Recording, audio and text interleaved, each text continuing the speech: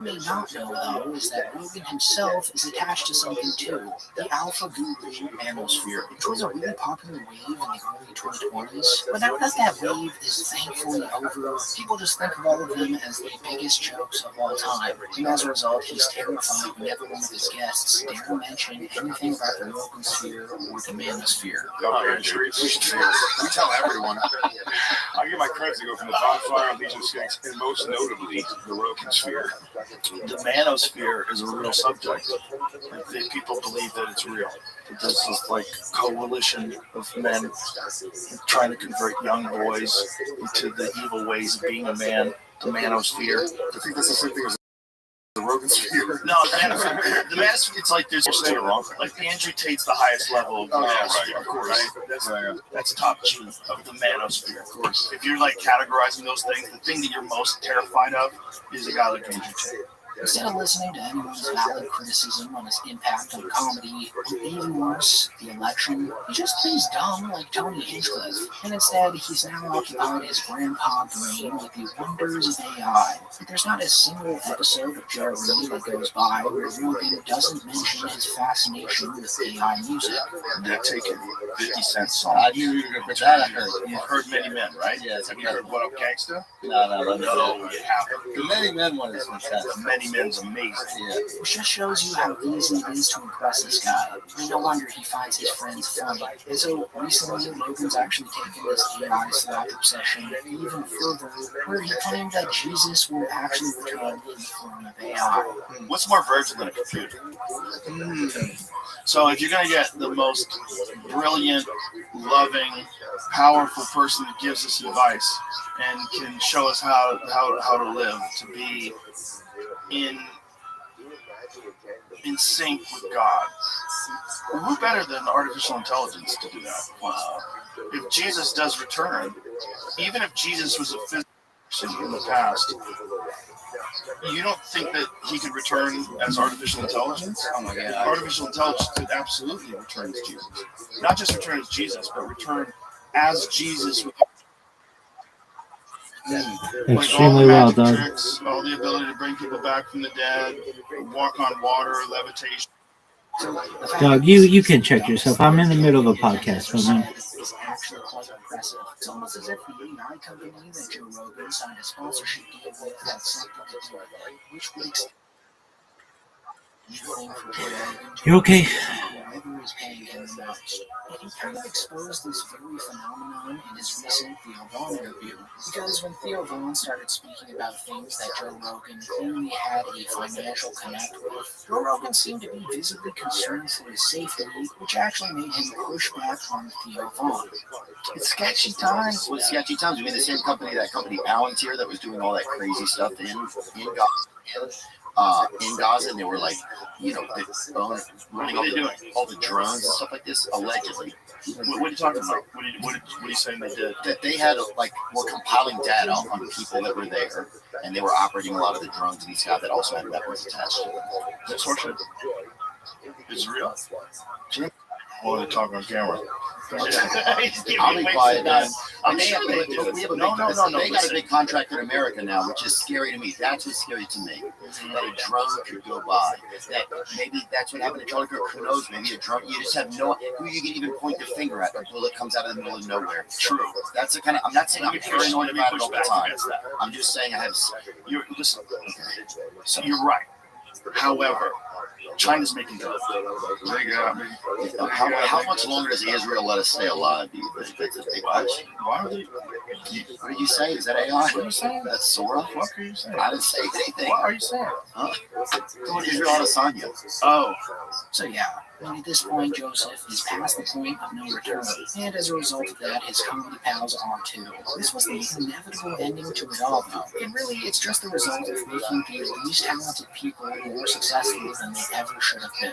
Like, there are other comics in the Rogan sphere that weren't mentioned in this video because they're actually skilled and aren't just living off the fleeting fumes of Joe Rogan's butt crack. Their reputations are just fine. You can't really say the same for the others, though. But with that being said, that is it for the video.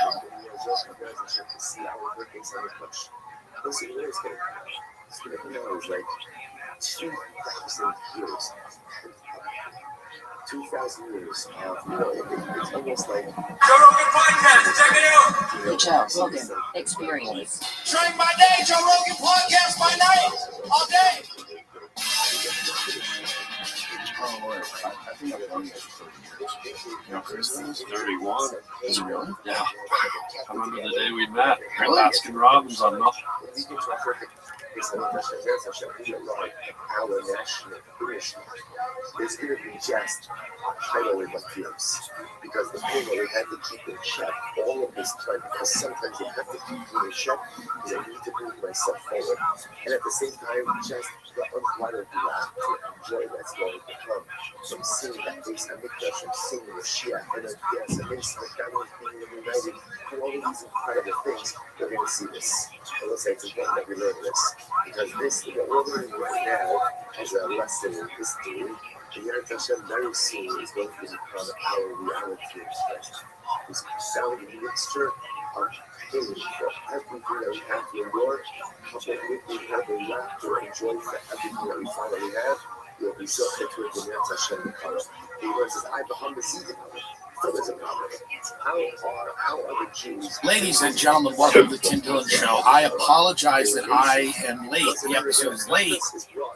I went to a show last night in LA. I went to the Snow Strippers concert. I don't know anything about the Snow Strippers. A friend of mine is a manager in the rap world, the underground rap world, like young people. And he was like, the Snow Strippers are a thing. Have you heard of the Snow Strippers? So you have. Okay. And it was, people were messaging me, you're at a Snow Strippers? First of all, yeah, I am. So what? But I didn't know who they were. And a lot of their fans seemed to be very lovely people. They were kind of furries and kind of goth, Mexican furries, trans, and great. Love it. Go to the concert. Stop with the shooting. But yeah, I mean, like, you know, that's the thing. Trans furries just go to the concert. You know what I mean? Like the shooting, if that's what happened, and that's a whole other thing. But we're getting sidelined. We're getting sidelined because, frankly, let's be honest, a lot of us don't, including me. I don't think it was that. Well, whatever. Moving on. But a lot of their fans, and I had trans furries coming up to me, which was nice, saying thank you for your work, literally. And there was a few trans furries that took photos with me and said thank you for what you do. And I think the trans furry kind of Mexican goth community, in small parts, in small numbers, it wasn't a million people, but in small numbers, I think, are starting to warm to me. You will come to me eventually, no matter what segment you're in. You will find the program eventually, no matter what segment you're in. I will start to make sense as you go through life. It doesn't matter that you have the fox head on or whatever that woman came over to me last night had. It could have been a cat. It doesn't matter. Again, we're off track. I will start making sense to you at a certain point in your life. You can't fight it. I know many people want to fight it, and they fought it for decades. I bump into people, and they make faces, and they're fighting it, and they're like, that guy, ugh. But eventually, I will wear you down with logic and charisma. There's nothing you can do. There's nothing you can do. And I realized that last night with the lovely Snow Strippers fans. I thought Fake Mink was going to be there. And I didn't know who that was until 4 days ago. And I started listening to Fake. Do you know who Fake Mink is? See, I got you. Well, he's from the UK. And I thought Fake Mink was going to be there. But Fake Mink wasn't there. And then one of the other people was like, yeah, Fake Mink's not on this. But it's every now and then I'll go to an underground rap show in LA, or not even underground, but like, I don't know, a weird thing. And people are shocked. Like, you'll see people look at me and do a double take. It's like crazy to see me in that environment because I'm dressed kind of like the way I'm dressed. But I dress insane anyway. So I kind of dress like I might be there. Because, like, these young people see me, and I think the word is unk. That's the parlance. And they see me like, what is that? Now, some of them don't know who I am. A lot of them, most of them. But then occasionally you will see someone there. And then there's people there that are like older than me who are clearly just trying to kidnap me. That's an interesting segment. I'm there because I was invited by some guy who's a manager that I'm friends with now. But I then look at people that are like older than me, like straight up dad energy, but that creepy dad, who are in a button-up shirt and glasses like a serial killer. And then it's just a bunch of Mexican transferees. And I'm like, well, he's trying to scoop one of them up and bring him to the car. No, but I guess that's the way it is. That's the way it is. There was a few people, and I was kidding around with my manager friend. He's a new friend, but I like him because he's like, oh, he's a fun. Like, I like if you get a good white black guy, it's great. Like that archetype of guy. But the white, by the way, I've been having a lot of issues with the white black guy recently, only because it's so over the top. I was in Vegas. I was having lunch at True Food Kitchen. This white guy approaches the table, and you know what it's going to be immediately. You know it's the white black guy, but not in a way that you can, like, he's like, what up, her? Like he's made player. Maybe it's Southern white black guy that's really bothering me. But whatever he was doing, it was so over the top, and he was very happy. And he was like, what up, her? What up, her? And I was like, oh, God, this is doing this. It was one of those things where it's like you would order the lunch, and then you're like, bro, I couldn't forget this one. I'm finna get you ketchup. But it's fully white guy. Finna get you ketchup. What up, her? It was just too much. It was awkward, and it was too much. But if it's tastefully done, and this guy tastefully done white black guy, I think it's an attractive quality if it's tastefully done. If the white black guy is done in a tasteful way, where it's not so over the top and silly, where it's like insane. With True Food Kitchen, by the way, worst restaurant in America, disgusting, tasteless crap, sue me. It's so good for you. It's not, and it's terrible. Have you been there? It's a restaurant dedicated to everything's in an air fryer, but it's not good. And they pretend it's like American restaurants should just not even attempt to be healthy. They don't even know how to do it. They should just try to kill you. If you're going to be healthy, buy the food, cook it. If you go out to eat in this country, you should go out knowing that the restaurants are actively trying to kill you. And any restaurant that goes, we're actually only trying to wound you, they're also trying to kill you. They're trying to. So there's True Food Kitchen that hired this sweet guy, probably 2 months out of prison, rehab, whatever. And it was just a white black guy energy I couldn't get with because it was so over the top. I'm finna get you ketchup, and I ain't trying to get you charged for this ketchup. I ain't trying to get you charged for this ketchup, her. And I was like, listen, can we just, I heard you from New York. I got people there. And I was like, he's like, I'll be around there sometimes. That's what he said. He goes, you from New York? I'll be around there sometimes. I go, hey, man, I just want the baked chicken thing here. But this white black guy that I'm now friends with it's classy. It's done well. I think it's important that it's just done well. Now, if it starts to go overboard, I'll have to detach. But I'm very excited because right now, this white black guy, who I didn't think I would like, because my another mutual friend brought him to my studio, I was like, this guy's cool, and I'm like, oh, because most people, I really, truly, this is what happens at 41. Most people, it's tedious to even talk to them or be near them or around them. And I don't want to sound like I'm the antisocial hermit. I'm not. I force myself to suffer through this. The people in my life, agents, managers, business managers, assistants, personal friends, family, it gets harder and harder. The yoke that binds you together, so it just isn't as much of a connective tissue as you get older. People in your life, some of them, and now maybe you don't have this experience, and bless you. I know I was accused the other day of being so negative on this show. Love and light to everyone who doesn't have this experience. God bless you. Love it, love it. But as you get older, it is harder to tolerate people, especially new people. At least with old people, you go, I know what I hate about you, and you know what you hate about me, and we overlook that. And we get to the things that we like about each other. Or there's certain friends you have that you just like talking to about certain things.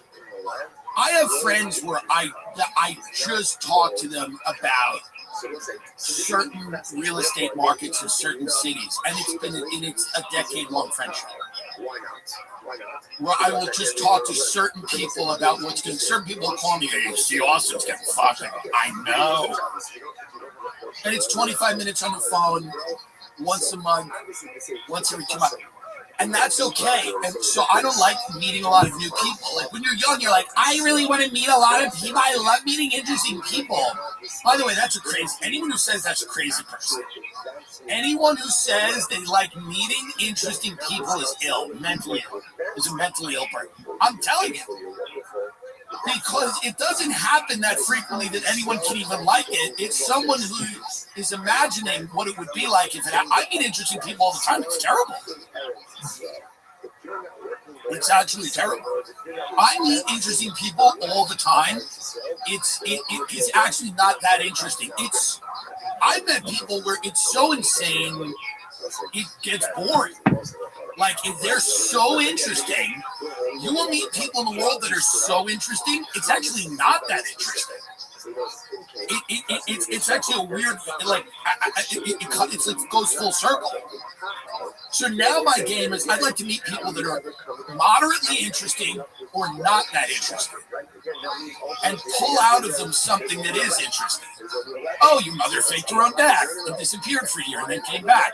That I like.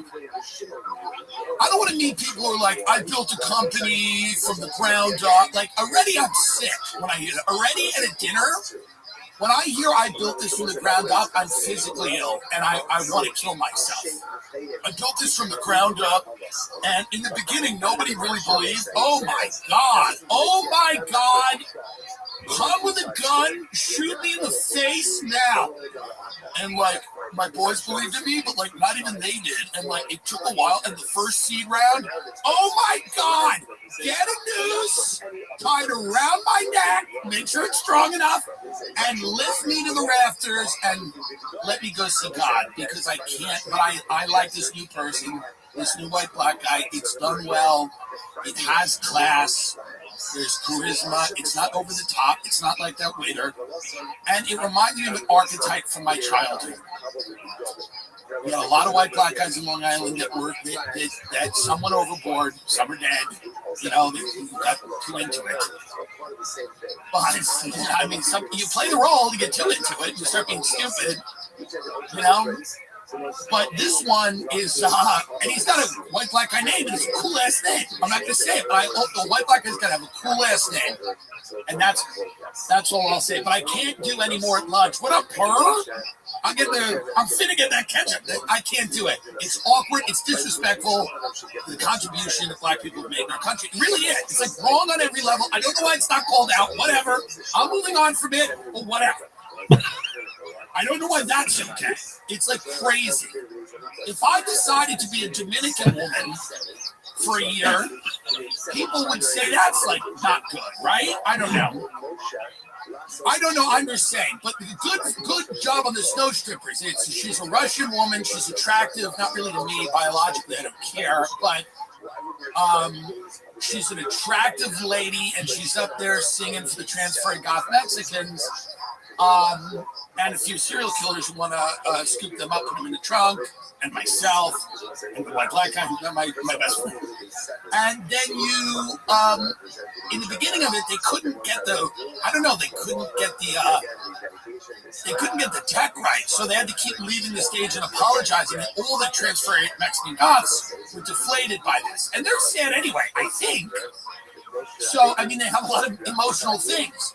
No one's happy ever, by the way, in our country. I was talking to Louis C.K. about that. No one's happy in America. I don't know why. But no one looks at, like, they're all at a concert. They all kind of have that glazed look. They're all raised in a phone and whatever. But so they only get happy when this Russian woman gets on the stage. And then immediately there's like a problem and they apologize. They go, we're so sorry that we had to do this to you. And then the transferring Mexican goth kids get sad. And then some of them came over to me and they were like, yo, can I get a picture? And I was like, of course you can. A little chupacabras. And then, so these chupacabras are sad. And these little trans chupacabras then go nuts when the Russian chick comes right on again.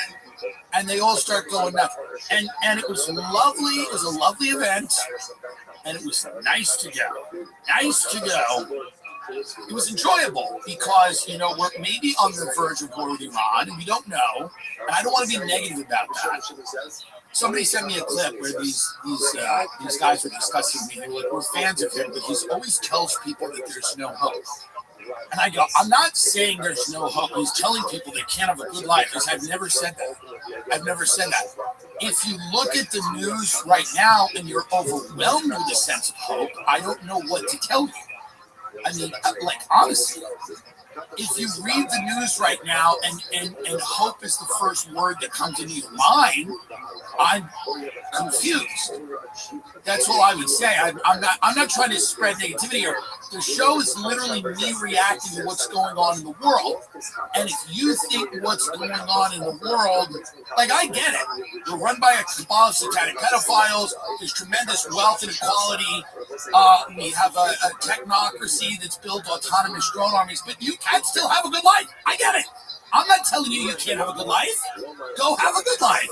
What I'm saying is, when you look at the trends happening, you have to sit with that for a minute and go, oh yeah, this might shape up to be bad. It might work out well. It might all work out well. The 7 people that all have all the money and have all the autonomous robotic drone armies, they might be benevolent rulers in our kingdom. So I'm not saying you can't go get a sticky bun or take a jog with the dog on Sunday morning. I'm saying the news is you get a little deflated if you read the news. And they're like, why is Tim Dillon mad? He has a nice car. Da, da, da, da. Hey man, I'm lucky I have a silly car that I wanted since a little kid that I can drive. But I don't know that invalidates the larger trends of what's happening. And the country's not doing great. I know that in some areas it feels like it's doing great, but it's not doing great. Like, we're in $40 trillion worth of debt. That's number one, a big problem. We're on the verge of potentially a major war with Iran. That's not good. The average age of a homeowner is 39 years old. People are less likely to go up and get married and have children. So society looks a lot differently than it did when I grew up, and I'm responding to all of that. It's not to depress anyone or tell anyone you can't have a good life. I have a good life. As people bring up, when you criticize anything, they go, you have a Rolls Royce, shut up. Why would you point something out that's glaringly obvious to literally anyone? There's a contingent of people that want you to say, things are great. Things are great. That Sean Hannity crew, Ben Shapiro's in there. but it's a big Murdoch kind of Fox News crew. And then also there's people on the left that are more the mainstream Democrats, and also their instinct is always to go, things are good if, people just were to listen to women. Like, we'd be better. That's our only real issue. Things would be good if we had a trans Spider-Man. The real issue is the lack of representation on the shows that nobody watches anyway. If minorities got more work in the shows that no one watched anyway, no one would need health care, everything would be fine. That's an impulse. I get it. It's an impulse to have to just tell everyone to shut up. Things are good. Well, Tim Dillon's not going to work in, and these were nice guys. I mean, they weren't like, they disagreed with you. They were like, one of them goes, Tim Dillon's, well, he's not going to do another movie because he trashed that director. Number one, how many movies was I in before that? Was I a movie star and I just didn't know it? Number two, did you see that movie? What was I supposed to say? What was I supposed to say? It was a cinematic achievement?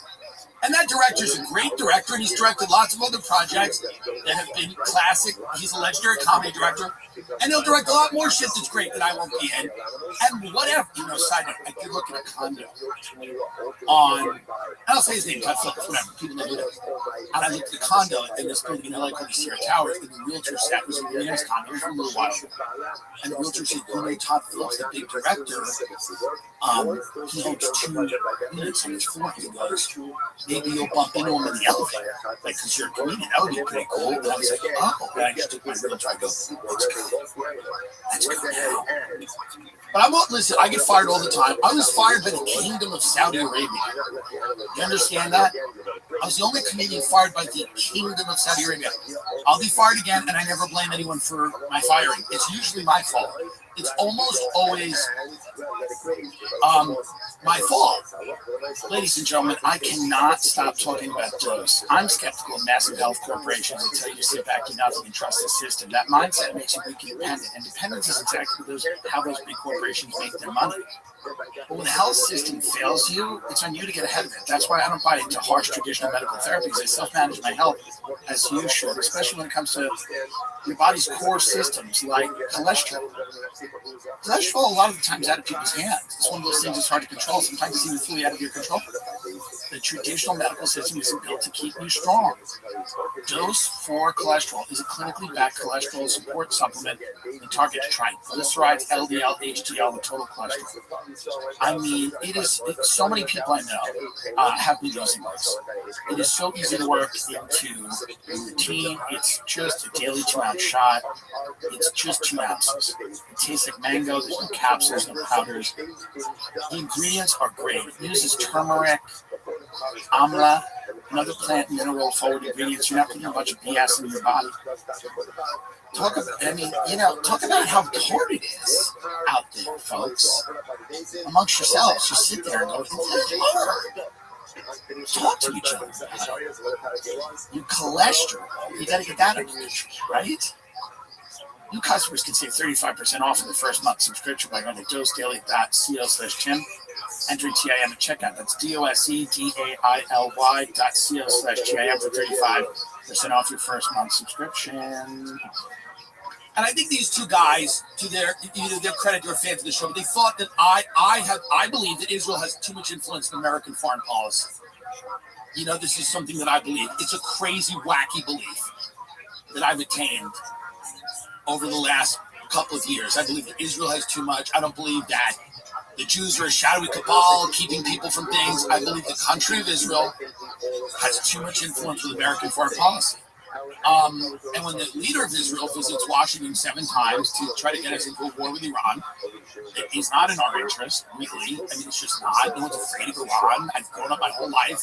All you've ever heard of it was Iran. Like, Iran's this, behemoth that's going to come kill everyone while you're out at the mall. Iran's just going to start firing nuclear missiles, intercontinental ballistic missiles. This is what these boomers fantasize. They're like, one day you're gonna wake up, you're gonna open your door, and it's just, I mean, chaos. I mean, people are driving their cars into each other. It's the scene from a disaster movie, right? And you go, what's happening? And your neighbor's gonna go, Bob, it's Iran. And you're gonna go, I knew it. One day you just open your door and the world is falling apart. There are explosions and people are running full speed, grabbing their kids, going, we got to get out of here. And you go, what's going on? And your wife's like, I bet it's Iran. So that's what they're selling. That's the sales pitch, is that our country is separated by water, and we have a massive military and a nuclear arsenal. And any attack on America, remember, would sign the death warrant of the Iranian regime. So they would have to be suicidal and crazy to attack America, but supposedly they are. And they've been planning this big attack on America, where then we would destroy their civilization like in a matter of minutes. But supposedly they're trying to do, like, that's their MO, and they want to do that. And I don't believe that's the case. I think it's more primarily with benefit Israel, because Iran is the biggest regional threat. Whatever. So there's people that disagree with that analysis. You're allowed to disagree with that analysis. I would say you're wrong. I would say that I'm right. Trump barely talked about Iran. Iran was not an issue. It was Obama. It was a big issue. I mean, I know he made that deal. People fault him for that deal and whatever. Is their nuclear, program really peaceful? Is it really peaceful? Or are they? I don't know. I'm sure Iran would like a nuke. I'm sure a lot of countries would like nukes. But supposedly Iran's like 5 minutes away from a nuclear weapon. And it's not enough to attack the missile sites, which we did. You have to go in and engage in regime change war, which is like a real war. Obviously, in the United States, we would have a big war, and people would die, and oil prices would spike, and the global economy would suffer, and Iran is going to get weaponry from China and Russia. They already have, and that's intensified over the last few weeks. And we're going to spend a lot of money to replace the Iranian regime with what? I mean, it's a country of 90 million people, and supposedly we're going to put somebody in there who they all love. I don't know who it is. I don't know what the plan is. The plan is to send the Shah's son, this guy who's been living in Bethesda, Maryland, in having brunch with the CIA every week for the last 30 years. We're going to stuff him in there, and he's going to show up there, and everything's going to work. Well, I hope it does, by the way. So these guys were criticizing me for kind of whatever losing the plot. That's okay. I don't think I've lost the plot, but it's completely understandable for people to say they think that I'm wrong about something. And that's okay. I don't think I'm wrong about it, but it might be fun. Here's the other thing.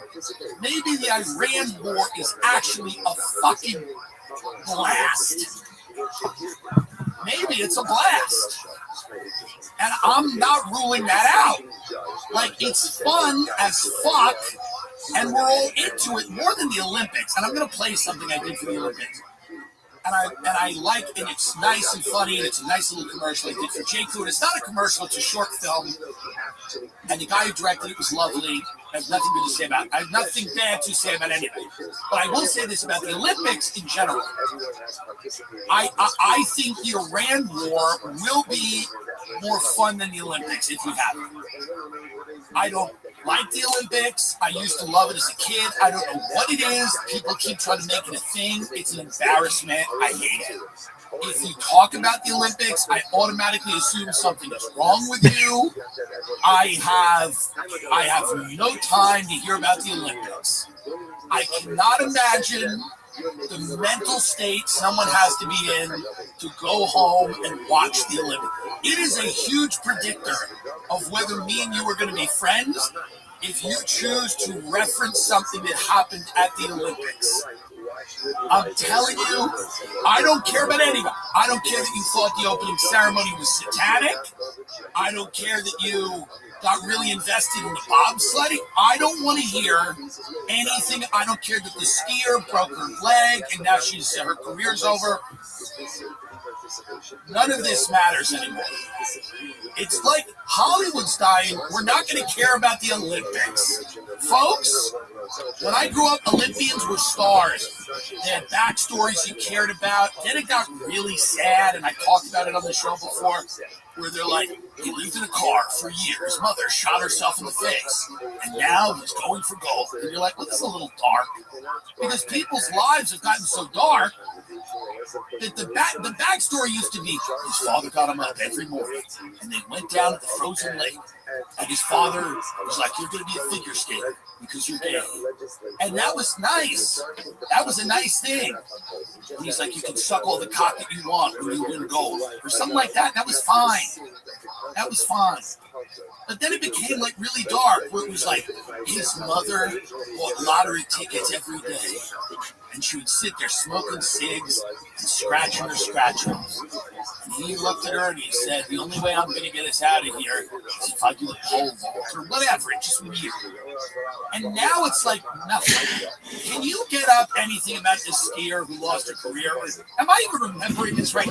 Didn't a woman have an injury and now she can't ski anymore? And who cares? No offense. Who's this for? Lindsey Vonn, a 41-year-old five-time Olympian, it's enough already then.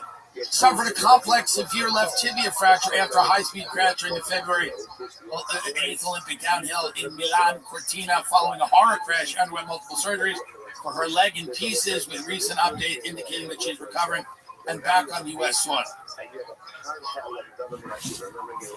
Now, listen. Let's watch this, because again, obviously, it's sad that she got hurt, but I just don't care about this. Well, she messed up. Hold on, show that again. That's not what you're supposed to do in that sport. She crashed just seconds into her downhill. Yeah, here's the thing. She goes airborne and then goes in a weird turn. Play that again. That's not what you're supposed to do. I don't even ski and I know that. Play this again. This is not right. She loses control. It's over. Here's the thing, folks. That doesn't make me feel anything. And it doesn't make you feel anything. And stop lying. All right, get her out of here. I don't want to see it. But it's not real anymore. If Hollywood celebrities aren't real, we're certainly not going to care. I hope her leg is better.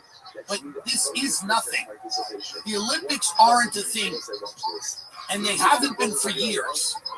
And no one's what generic what conversation starts with, did you see the Olympics? The people that are watching the Olympics, it's like these little cute influencers in New York, they're all getting paid, and they're all like, and they send them all to the Olympics, and they're all trying to distract you from all the stuff that's going on, which as they should be. But they're all like, whoa, I cannot believe I'm here at the Olympics. It's such an honor. Let me tell you right now, these people, the Jacob people, who I did this trip from, it was about Olympic skiing, like how skiing became a sport. And it was lovely, and the kids on set were very nice. One of them, we got in a fight with one of them. One of them, I called him Young Sheldon. He said, big back, I get it. It's the whole fat thing. He called me Tim Cheese. Then it became me and him. He was like a 9-year-old kid who just started fighting about whether countries should have borders, who has sovereignty, whatever, just degenerate. But, and they should. Whatever, it doesn't matter. The point is, it was a lovely experience. We'll play in a minute. But they invited me to go, you could actually come to the Olympics. And I go, yeah, but why? They go, but you'd be at the Olympics. It would be cool if you would be at the Olympics in Milan. I go, yeah, but if I was at the Olympics, I'm telling you, I would just walk around and go, why are we still doing this? Can you get a Jake Paul and J.D. Vance talking to them? Look at Vance, look at his wife, and look at Jake Paul. I mean, that was the Olympics. This is the Olympics. Get that photo. I mean, this is the Olympics. I mean, it's like, I like Jake Paul. I don't hate JD Vance. I think they're making a big mess of it up there. But I'm going to fly 10 hours for this because I would have been in that row. I'm in that row. It's Jake Paul, JD Vance, and then me, and I'm eating a pastry. I'm in that row. That's the row I'm in, most likely. Or I'm like, even more shamefully, I'm like behind them. You know what I mean? I'm like somewhere, like seated like behind them, but that's the crew. What do you think they're putting me with? Where do you think I'm going? Where do you think I'm going to go? You think I'm going with the young high influencers? I'm going right next to Vance, the wife, and Paul. And I'm sitting there eating a tiramisu, disinterested, watching this bitch break her leg. Can you? And I turn to Jamie Vance and go, ooh. And then I would have made him laugh. I would have went, kind of Cam Bondi, huh? That's the way Cam Bondi's handling everything. He would have went, well, the thing about that. But, you know, I mean, that's right there, being that row. Getting destroyed. So I didn't go to the other. Let's play a little bit of this. J. Crew, short film. I play a ski instructor talking to the children. What are you even learning here? I mean, what the hell kind of school even is this? Gravitas is honor and dignity. Honor and dignity are truth. Truth is God. God is the mountain. Okay? Are you getting that through your little heads? That was the kid. Some of your heads aren't that little. Some of you have abnormally large heads. Go back to that kid. A minute. Where was he? And some of your heads aren't that little. Some of you have abnormally large heads. Unnatural. And it's something you'll have to deal with. But not today. That little. The mountain. Where is he? Okay? Yeah, him. Truth is God. Try to freeze him. He started a chant, Tim Cheese, which is like some Honor and dignity. or something. Honor and dignity are truth. He started this. Truth is God. God. It's quick. Gravitas He is honor started and dignity. like Honor chant. and dignity are truth. Children started Truth doing is it. God. God is the And mountain. then I responded by calling him dumb shit to him. So he starts this chant. No, literally, he starts a chant, Tim Cheese. And then he goes big back here. And he makes his phones, he's going, and then I go, okay, shut up, young Sheldon. And then I burned him. I like cooked him. And then the kids responded to that, and he was genuinely deflated. And then he came back at me with more chance. And they were being very vicious. And then they were 6, 7 and stuff. They're sick. Yeah. And you're nihilists. But all right, let's watch Restream. Sorry, didn't mean to interrupt. Are you getting that through your little heads? And some of your heads aren't that little. Some of you have abnormally large heads. Unnatural. And it's something you'll have to deal with. But not today. So, have you ever heard of U.S. ski and snowboard? Those are the elite of the elite. Those are our eagles. But it didn't start out that way. It started out a long time ago when people were just trying to figure out how to get down that mountain.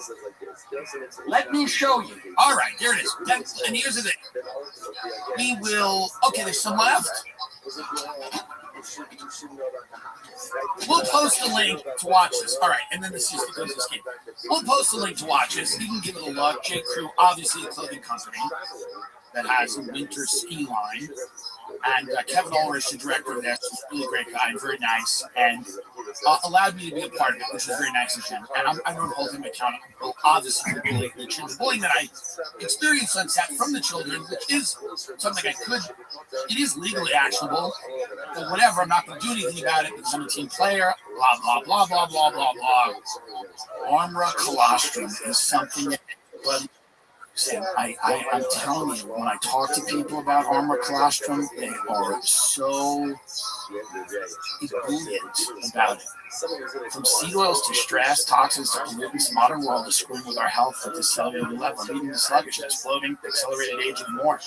Here's the thing, you don't have to settle for feeling like garbage 24/7. We worked out a special offer for my audience. Receive 30% off your first subscription. Go to armra.com/Chen. Armor Colostrum is nature's original health hack. Colostrum is packed with over 400 bioactive nutrients that fortify gut health, strengthen immune health, promote healthy metabolism, and fuel fitness performance to revitalize your health from inside out. Function like a human and alarm. I'm telling you right now.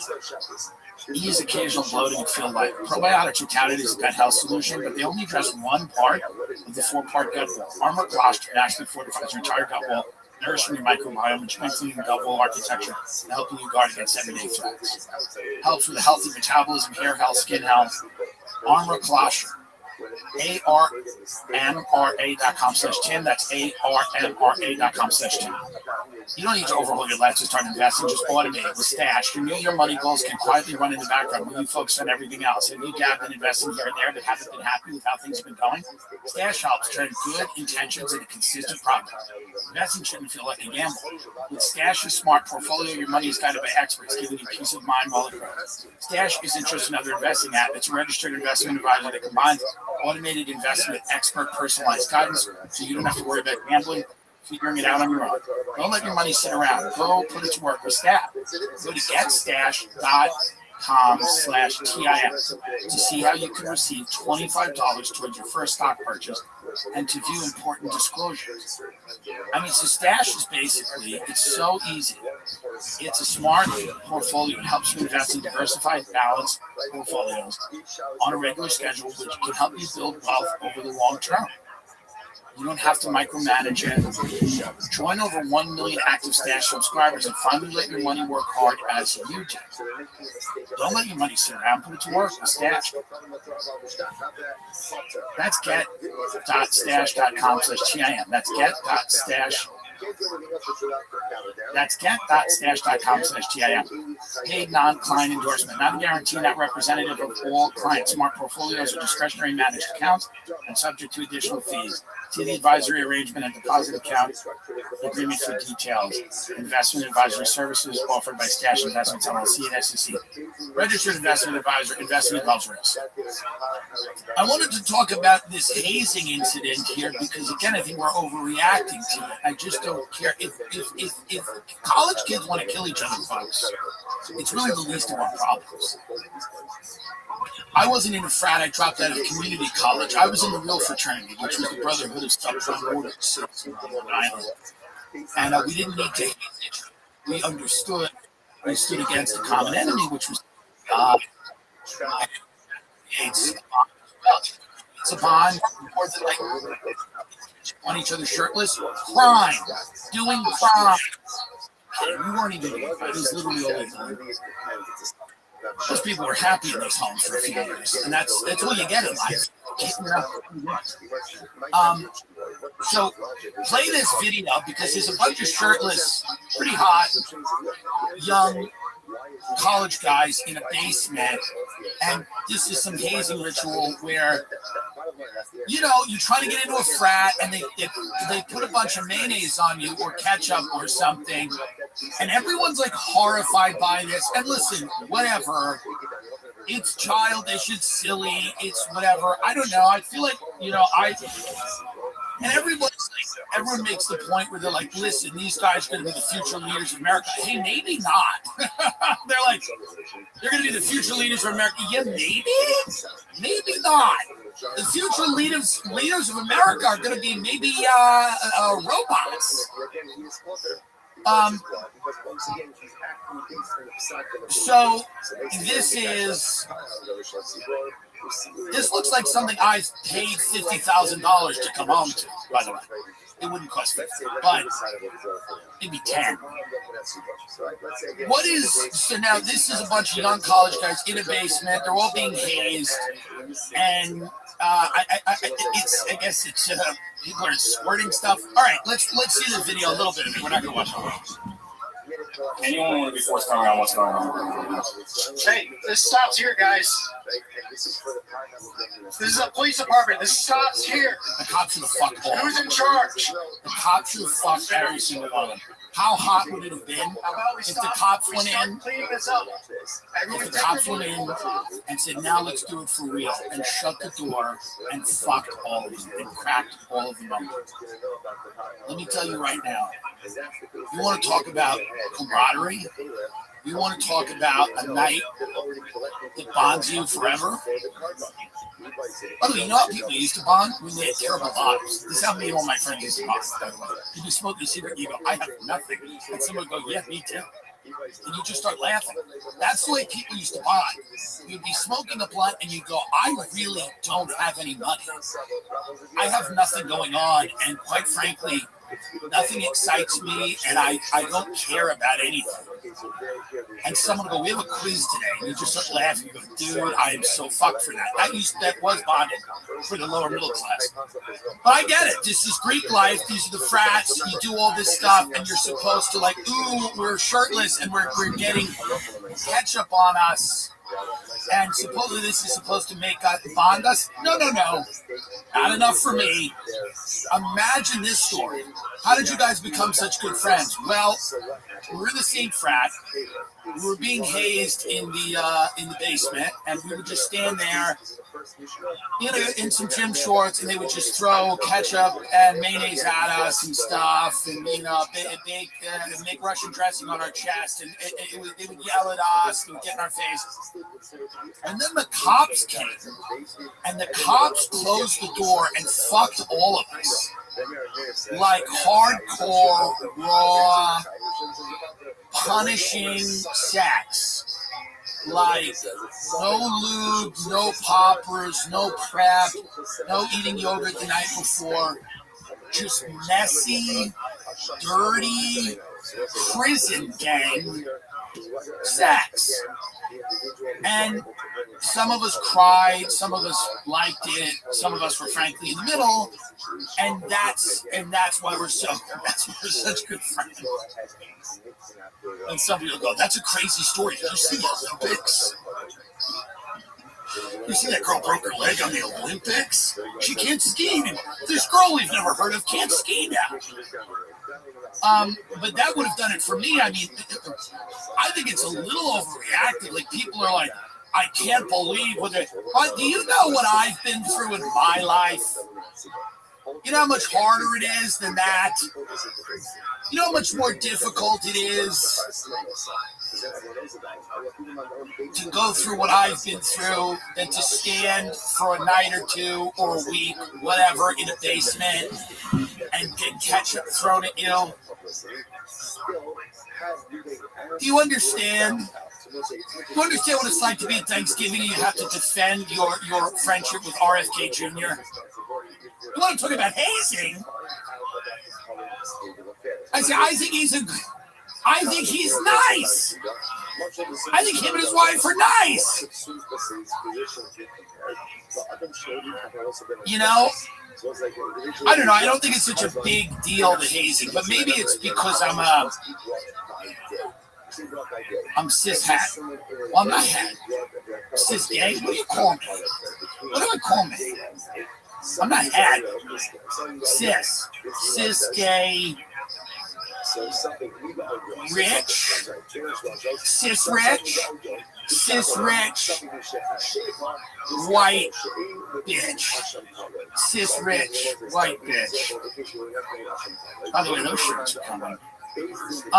Let's talk a little bit about Les Wexner, your friend of the show. Les Wexner is an entrepreneur. He's an American success story. He's a legend. He created Victoria's Secret, and he was swindled by Jeffrey Epstein. I don't know if you've heard of this guy. Jeffrey Epstein was a very dishonest man. And Les Wexner, a billionaire entrepreneur, was taken in and swindled by Jeffrey Epstein, because Jeffrey Epstein, Les Wexner, hired Jeffrey Epstein to manage all of his money, his billions of dollars of money. Also, he gave him the largest private residence in Manhattan. And Les Wexner, I believe at one point, gave Jeffrey Epstein power of attorney. But he was really swindled. Like, I imagine this is how it went down. Now, Les Wexner, again, legendary entrepreneur, billionaire. You'd think maybe a guy that wouldn't be able to be swindled, but this is how it went down. Because I know this. I know how easy it is to cold call if you're good. So Jeffrey Epstein probably, Les Wexner tells U.S. lawmakers he was naive and kind. So I want you to imagine Les Wexner, billionaire entrepreneur, limited brands, all of that. Les Wexner is sitting at home, and he gets a phone call, and he probably answers his phone in Ohio. He's on a lead sheet. So when you sit down to cold call, there's lead sheets. Okay? So Jeffrey Epstein's really nervous. He gets the lead sheet and goes, Les Wexner, this is the big whale. Let's call him. Hello? Hello? Now I'm going to use it. People are going to say to me, oh, you're doing a Jewish voice for this? And it's anti-Semitic. But here's reality. Epstein had this weird, creepy, childlike voice. It's not, I'm not trying to do anything. I have to go through the day without you telling me that it's real. Hello? Hello? It's Jeff Epstein. Is this Les Wexner? Yes. Well, Les, I just wanted to give you a call. Are you happy with the people that are managing your money? Well, yes, I am. Thank you very much. I think I'll be going. Well, hold on.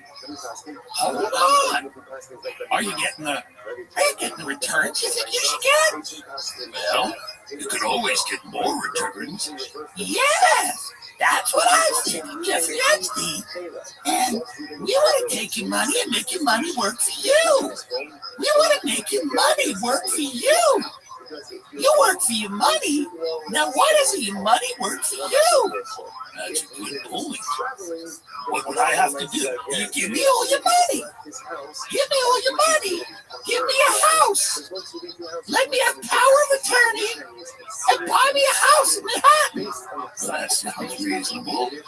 I'm a billionaire, but you seem like a nice gentleman. Now I'm doing a black voice for Les Wexner. I don't know what happens. I don't mean to. It's just hard. It's like I'm drifting into like a black voice. Here's what I'm trying to say. Imagine the insanity of believing that Jeffrey Epstein has somehow conned this billionaire entrepreneur into giving him all of his money. Does anyone believe that? Does anyone believe that Les Wexner, who has an army of lawyers and accountants, except the one that they shot, you can Google that, and it's true. Get out, Les Wexner, accountant shot. It's true. And I'm sure it was an accident. I'm sure it was an accident. Don't kill me. Yeah, there was someone put a bullet in Arthur Shapiro's head. He was the lawyer of Victoria's Secret billionaire Les Wexner. Now, I imagine that this is a coincidence. It happened many years ago, and people get shot in the head, and I'm sure this was a coincidence, and it was a mafia-style slaying. It's never been solved, and I'm sure they tried hard. And I think he was about to testify. Go and see if we can get a little bit more info on this, because I believe that this guy, right, here we go. Arthur Shapiro was in trouble. The shy, secretive lawyer, a partner in the Columbus, Ohio law firm of Schwartz, Shapiro, Kelman, Warren, is under investigation by the IRS for failing to file income tax returns for 7 years and for possible investments in shady tax shelters. In March 1985, Shapiro was due to testify before a grand jury over his dodging and whether anyone had helped him hide the money. What he might reveal, no one knew, but he and his firm and several high-profile clients had a long history in Columbus. But Arthur Shapiro never made it to the stand. A day before his scheduled testimony, somebody fired 2 bullets point blank in his head as he fled from a secretive breakfast meeting held in his red BMW at a Columbus cemetery. The mob-saw murder has never been solved.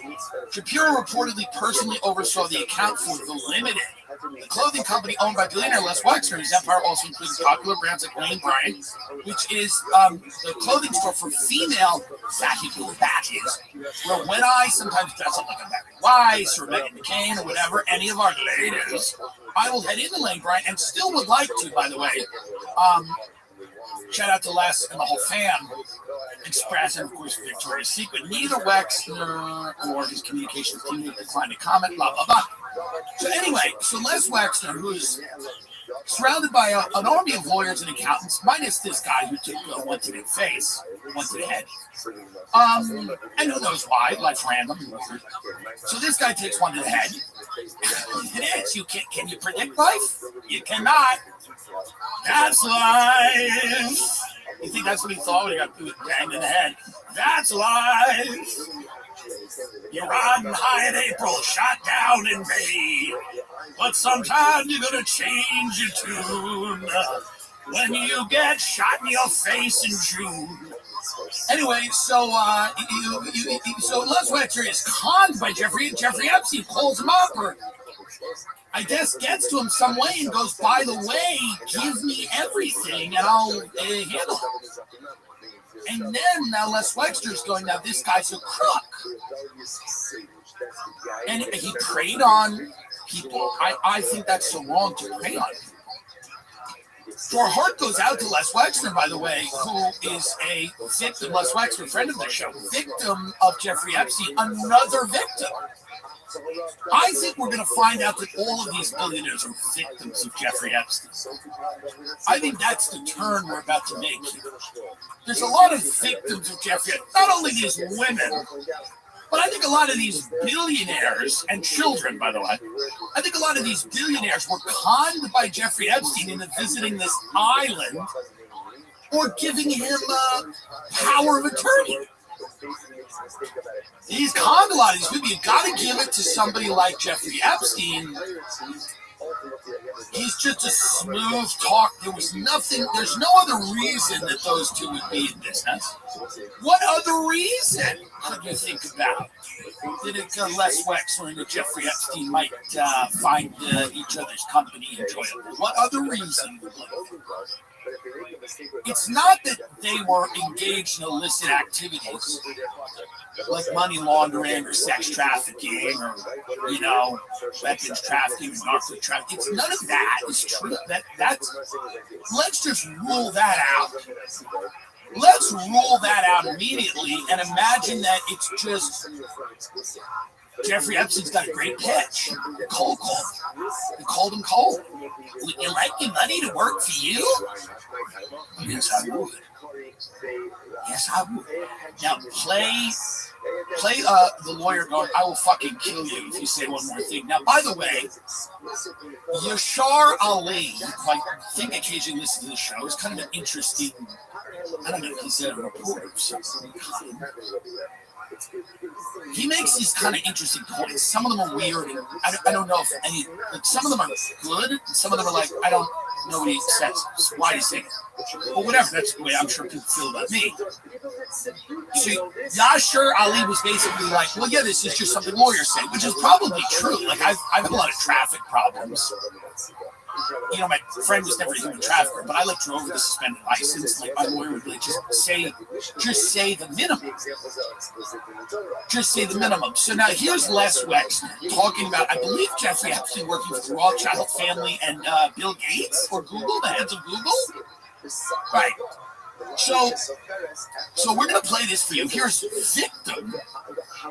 Leslie Wexner, victim, also a good friend of the show, but victim in Jeffrey Epstein's tangled web of lies. Here's Les Wexner, full victim in Jeffrey Epstein's tangled web of lies. And I feel for Les Wexner because he's now dealing with the fact that his friend wasn't who he thought. That's the real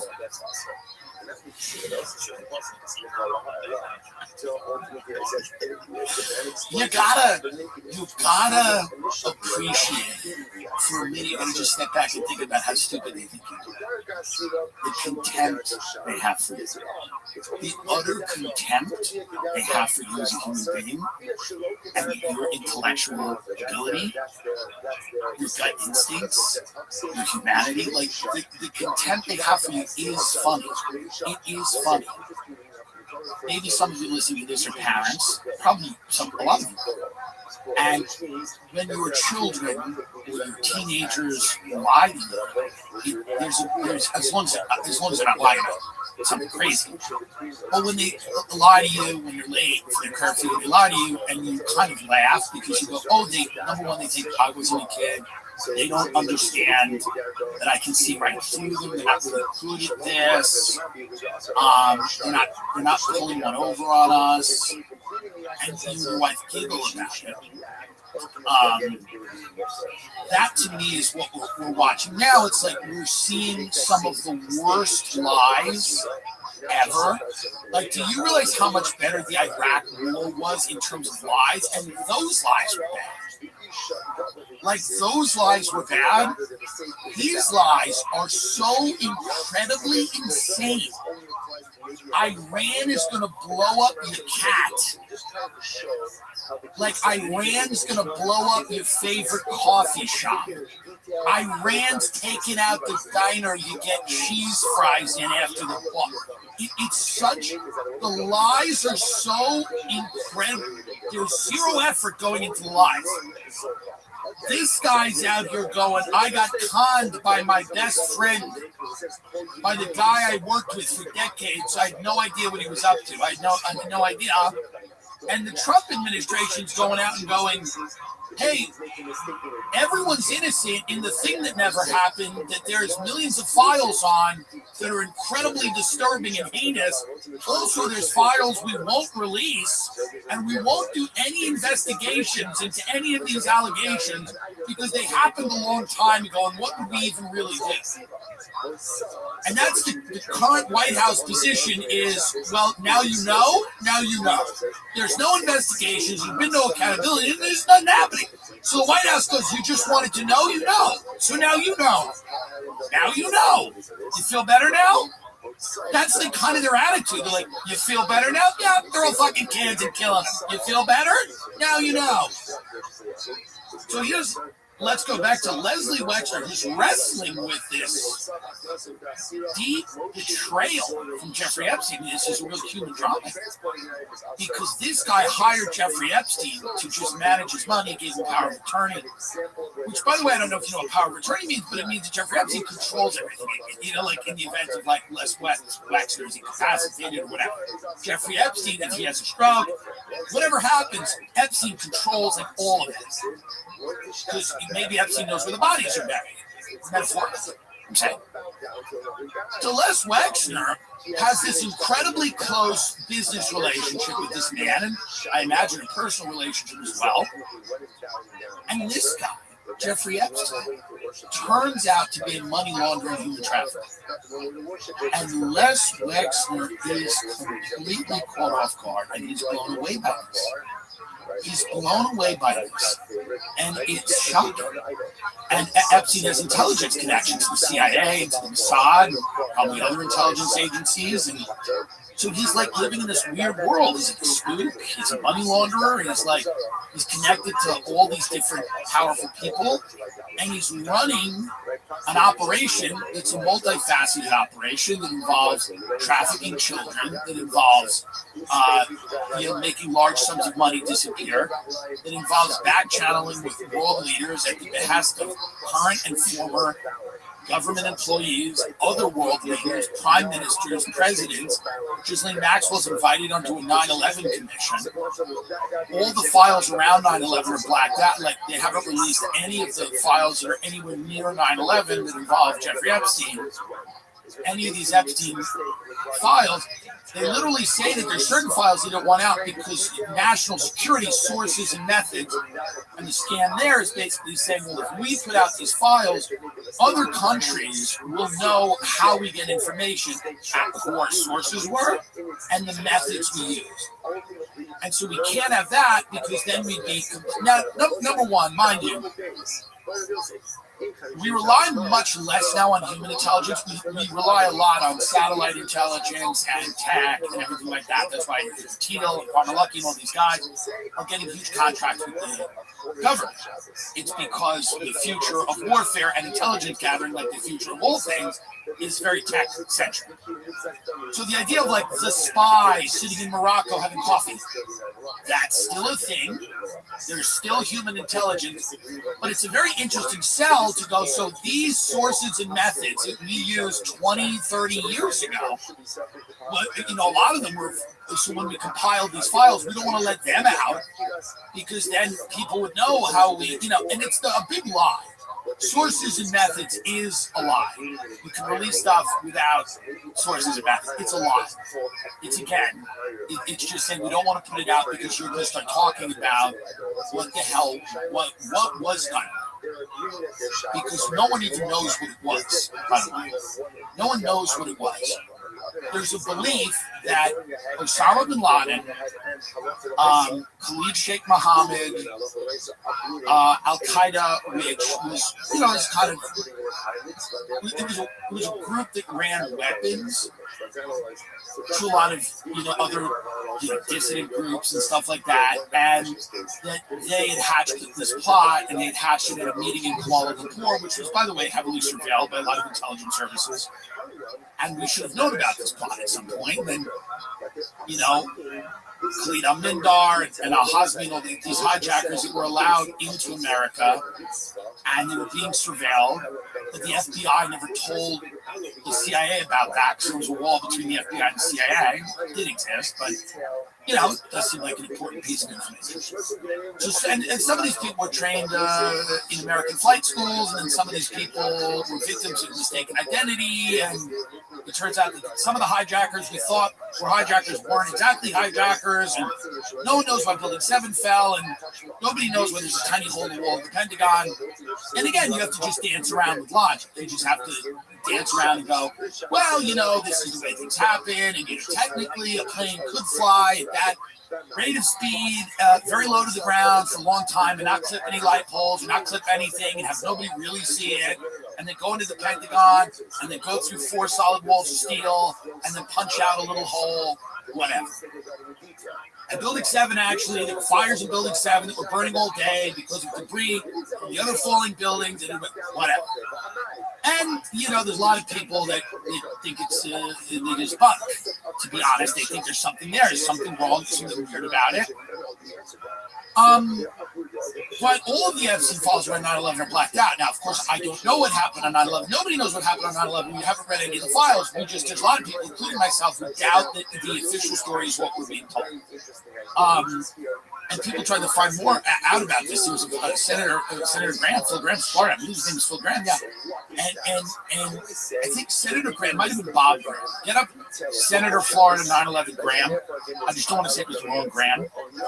And this guy was trying to find out, yes, Senator Bob Graham. So this guy was trying to find out more about 9/11, Saudi connection, whatever. He was trying to dig deeper into 9/11, and he kept getting shut down, and he kept getting threatened by the FBI. He was like, hey, buddy, hey, Bob. Bob. I love that name because that's exactly what how they call him. Bob. Because he didn't understand. He was like, I'm just trying to get information here. And they kept shutting him down. They harass his family, and stop at the airport. They did all this shit, right? Ethos Life Insurance is amazing. You can get insured today. It's so important. There's no physical exam. You just get on the internet. It's so important. You can protect your friends, your family, your household in case of something. Ethos makes getting life insurance fast and easy. It's 100% online. You can get a quote in seconds, apply in minutes, same day coverage. No medical exam to answer a few health questions. You can get up to $3 million in coverage.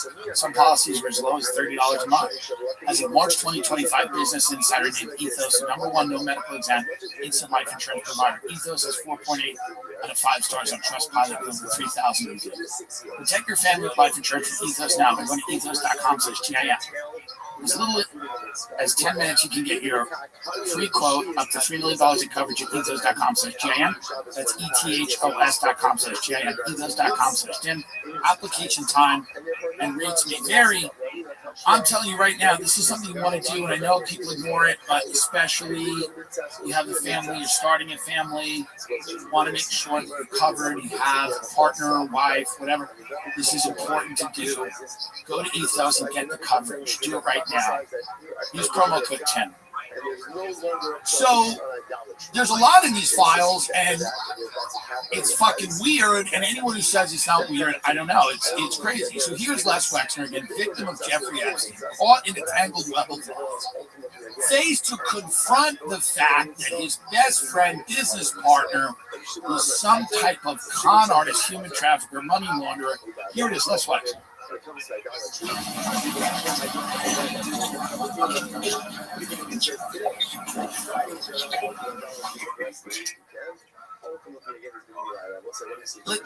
Let's see a little bit more of what he says. Give you a long answer, but to understand in the context. Because if I just say yes or no, you won't understand it. Right. I really want this whole group to understand it. And I never would have guessed they was being conned. Right. Never. Right. The deceit was so subtle. Yes. It's sad. It's sad. This is sad. All appreciate the stories. We're just trying to answer. Right. Don't tell too many stories. Very helpful. Thank you. Stop with the stories. And could I ask you, I think you said in the last hour, it was your understanding that Mr. Epstein, while he was working for you, also had other clients. Is that right? Yes. So would that mean that his work for you, you understood it to be part-time? Right. Think. Don't say he's full-time. Don't say he's full-time. Right. Don't describe it as part-time. Right. That's right. Good. That's right. It's not full-time use. That's right. Substance. Listener, it sounds like we all got conned. Demands that you described. We all got conned. Of course, our office in the country managing all of your personal affairs. What does that mean? I can't get conned? Pause that. Just because I'm one of the wealthiest people in the country, I can't have my friend let me down in a major way? My friend let me down in a major way. Like, wait, just because I'm rich, I am not allowed to have my friend let me down in a major way. I'm not allowed to be sad that my accountant got shot in the face randomly. I'm not allowed to be sad that my accountant got shot in the head. I'm not allowed to be sad that my best friend turned out to be a human trafficker and he was stealing money just because I'm rich. That, folks, is classism, and it's wrong. Rich people bleed. Rich people hurt. Truly, it's not right. I'm going to put my foot down here. I actually am.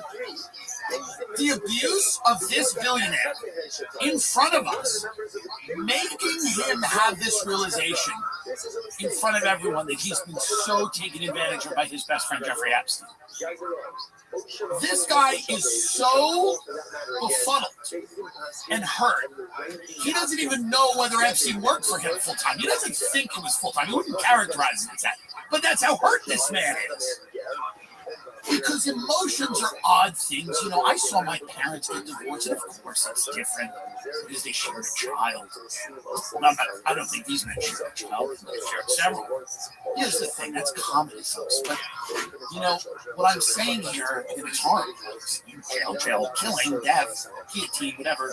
You know, when you find his stuff out, but not for him, because he strikes me as innocent. I couldn't get pulled judge of character, but just his face here, he's so, number one, he's very, I like how forthcoming he is, going, I want you to understand the answers, but my lawyer's telling me not to answer the question. So I have to answer them in like 5 words or less, or yes or no, because this is a legal thing. I want to tell you stories and kind of like get into the nitty gritty here, but my lawyer has advised me to just answer yes or no, and then really we're going to leave here and really think about what we're doing. But I desperately want to tell you more about this betrayal. Let's hear a little bit more here about this betrayal. And it sounds like that was an issue with the guy before Epstein. How was he able to do that job, but also do work for other clients at the same time? Like Peg does the work now. And you can supervise the work, overview it, which isn't the work that I can do. And say you could do really thorough work if you were doing it 3 or 4 days a month, certainly a week or a day a month, just focusing on these things because you're accountants and tax lawyers and other people. And then in setting up, as an example, I would, and the idea to inventory furniture. Or look at the lawyer, by the way. The lawyer got it from me. The lawyer is looking at it. And the lawyer is, I'm telling you right now. Stop. The lawyer's like, Les, you can't talk, because the more you talk, the more obvious it's going to be. You're incredibly good. So don't talk, because on its face, the idea that this guy who's just swindled a bunch of families has no idea what's going on is completely insane. And everyone with an IQ above 12 knows this. Okay? The dumbest people in the world know this. In fact, dumb people get this stuff actually sometimes better than smart people. It's very interesting. If you talk to someone who went to Yale about this case, and by the way, I'm not saying that like working class people are dumb, so I was going to use the example like if you go to a diner and talk to a diner waitress, and I'm not saying she's dumb, but like the people that we've decided are smart versus the people that we, and I'm sure that the people at Yale, obviously high IQ people, they're whatever, they're really good at test taking, and their whole lives, they've been bred for Yale. But if you went to a diner in Wisconsin and you told the diner waitress this story, she would be more correct than someone who went to Yale. Because someone who went to Yale would be focusing usually on a lot of the wrong things. And somebody who went to Yale would have a very tough time with any of the elements of this that seemed conspiratorial. They'd have a real hard time. They go, I just don't think things work that way. I just don't think that happens that way. I just don't think it works. I just think that that's a little convenient. I just think. And a diner waitress in Wisconsin would go, yeah, no, they're in cahoots. They're in cahoots. Obviously in cahoots. That's all she'd have to say, and she'd be correct. Because your gut instincts can be destroyed sometimes by a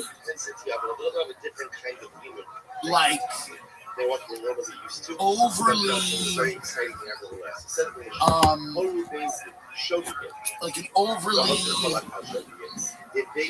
cerebral approach to things can sometimes destroy your gut instincts. You might feel a certain way, but you might have to, when you're analyzing it, you might be considering all of these different options and then giving weight in your head to options that in your gut are either less likely to be true or are not true. So when I talk about this stuff with people, the people on the upper echelon of society that have gone to these schools and have been in the circles of supposedly the smart set, the chattering class, the people that are intelligent, they're looking at this in a cerebral way, going, well, it's actually not the thing that's right in front of your face. It could be 10 things. They don't discount that it could be the thing that's right in front of your face, but they go, but it also could be those other 9 things. Could it? Maybe. Let's watch the rest of this. Let's watch.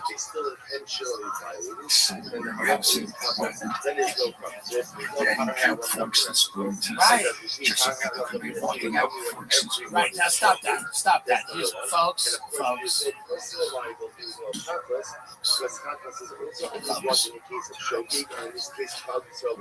The CEO of Victoria's Secret just said Les Wexner said that Jeffrey Epstein was telling him to inventory furniture and forks and spoons because people might be leaving Les Wexner's house with forks and spoons.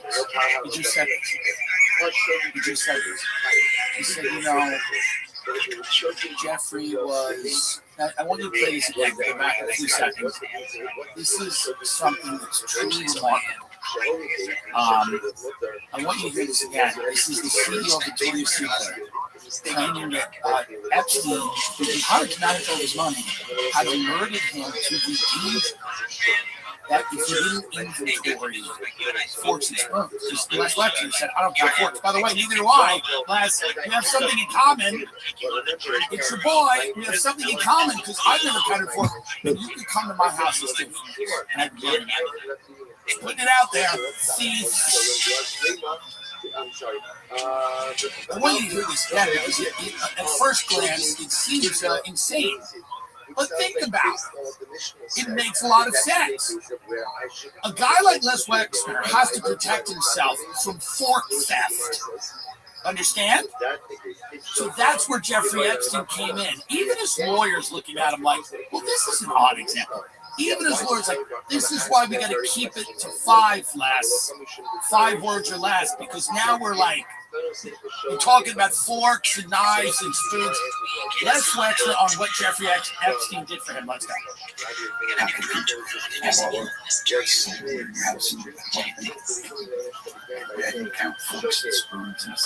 Just so people can be walking out forks and spoons. Gee, that's strange. But I do that every day. I hired a house manager at the U.S. Embassy in Rome. I've been part of this. Hold on a minute. I have a house manager.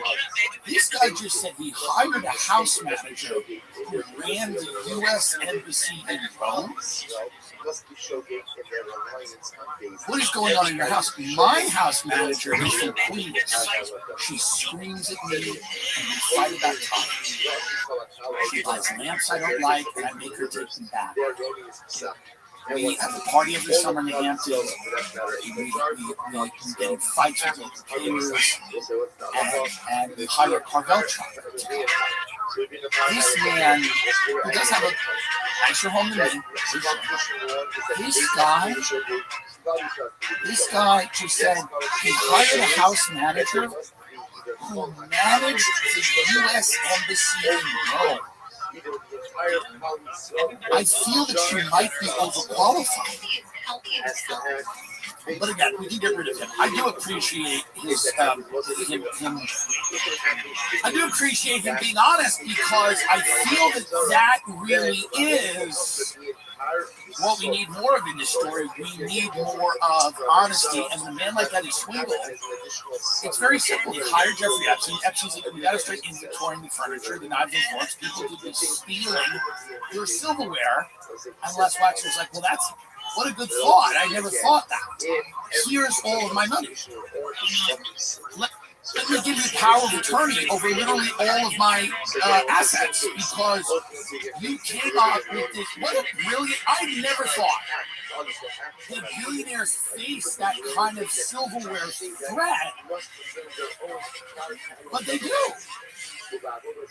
But you see why the lawyer's like, you can't even talk, you can't even say anything. It's 45 words. The lawyer knows how crazy the lies are. Les Lex has not had to lie in a long time. His lies are crazy. Well, Jeff said, how many spoons do you have? I don't know how many spoons I have. People are walking out with spoons. And these are silver spoons. They're heavy. And you put them on the teacup, you get a clink. This is real silver. And Jeff came to me and said, what about the forks? Les, what about the forks? And I went, right. And he said, why don't you hire the woman who ran the U.S. Embassy in Rome to manage the silverware? And I said, this is a great idea. For this tip, I'm going to give you all of my money now. And then he purchased Jeffrey Epstein, the largest private residence in Manhattan. And you know why? Because forks are a lot of fucking money. And Jeff saved him money in forks and spoons. Jeff saved him a lot of forks and spoons. Before we leave, this has been a very fun episode, and I'm sorry it's late, but before we leave, we have to get up. My other new best friend, not my new white black guy, but my other new best friend is my Indian friend, Cash Patel. And I love Cash Patel, number one, because of his character, but number two, because of his commitment to justice.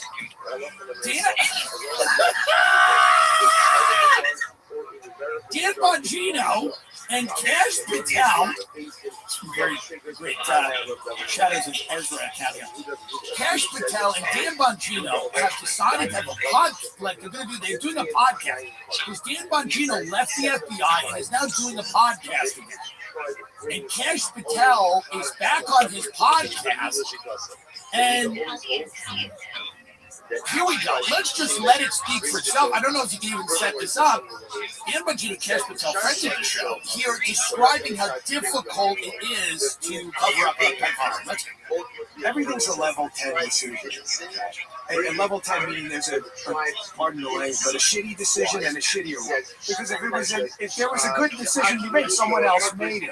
And then when those decisions, that's every day. I know you know this because I would knock on your door and you'd be like, what now? And I'd be like, here we go again. Like something else will come up.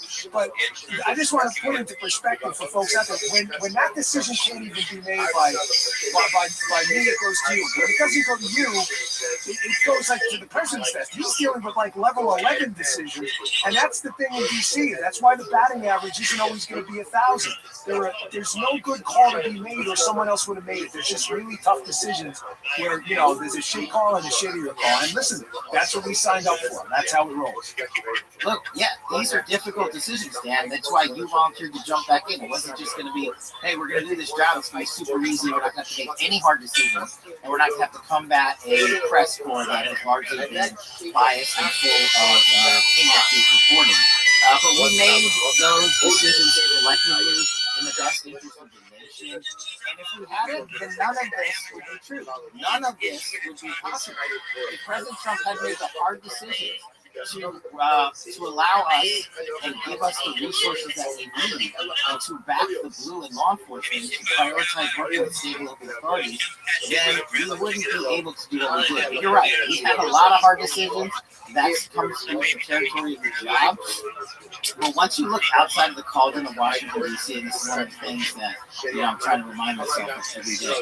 Outside of here, there's a different America than the one that lives in the national capital region. And I try to remind myself every day we're making those difficult decisions that you talked about, and we make on a daily basis. What the fuck is this people doing? What in God's name are these two people talking about? Can anyone even venture a guess At this point, they make Les Wexner look like an open book. What are these two fools talking about? What the fuck are they talking about? Resources, decisions outside of DC. There's people that live outside of DC. Yeah. That's what he learned. 2 years running, you're running the FBI. He learned that people live outside of the state of Virginia. This is what he learned? Did he learn that there's a population outside of the District of Columbia?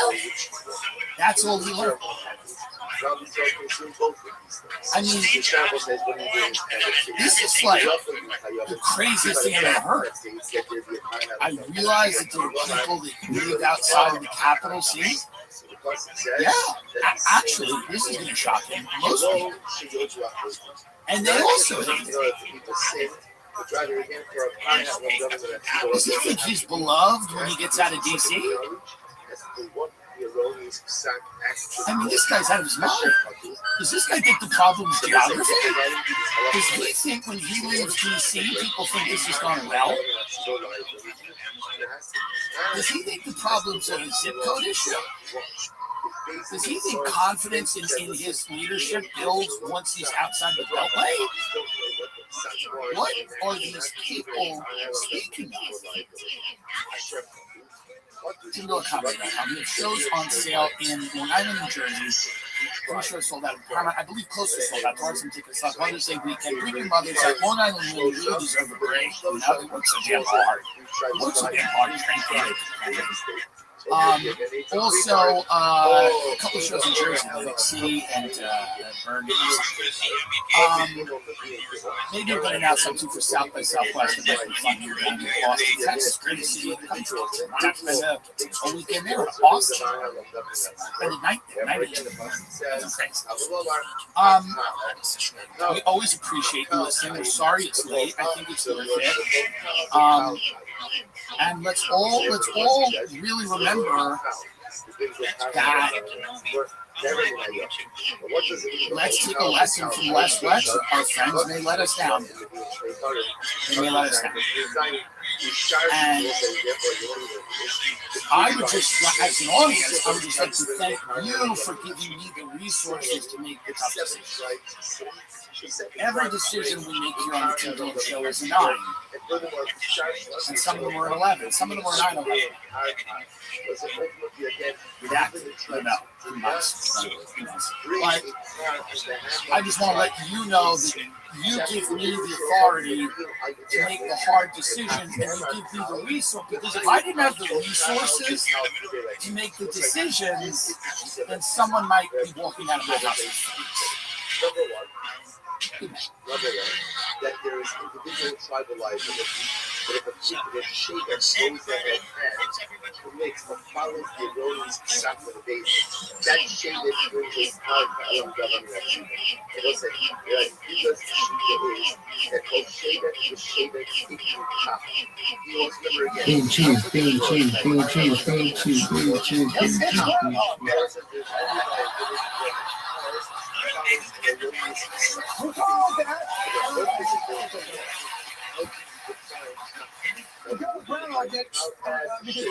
day when Donald Trump sees everything in shadow. And we get 6 more weeks of not knowing who any of the co-conspirators are in this multinational sex trafficking case. And also, because Pakistani film is all over the files.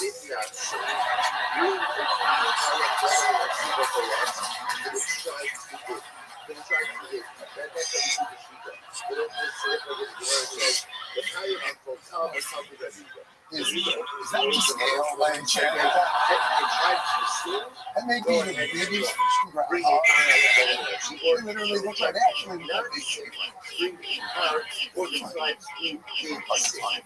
the point I'm trying to make is the Epstein files thing being through this.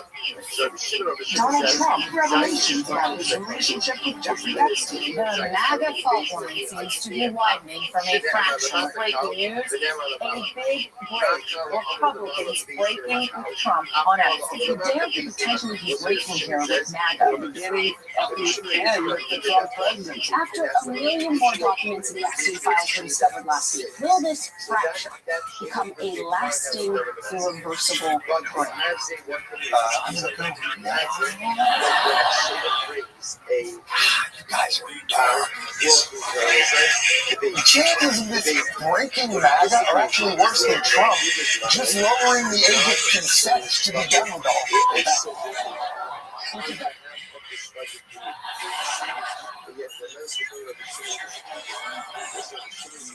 Which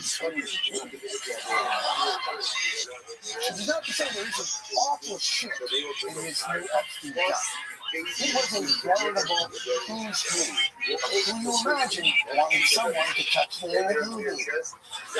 Allegedly. Lutnick, Bannon, Musk, Summers, Gates, Clinton, Tish, Melania, the guy who directed Melania, Prince Andrew, and Sir Richard Branson.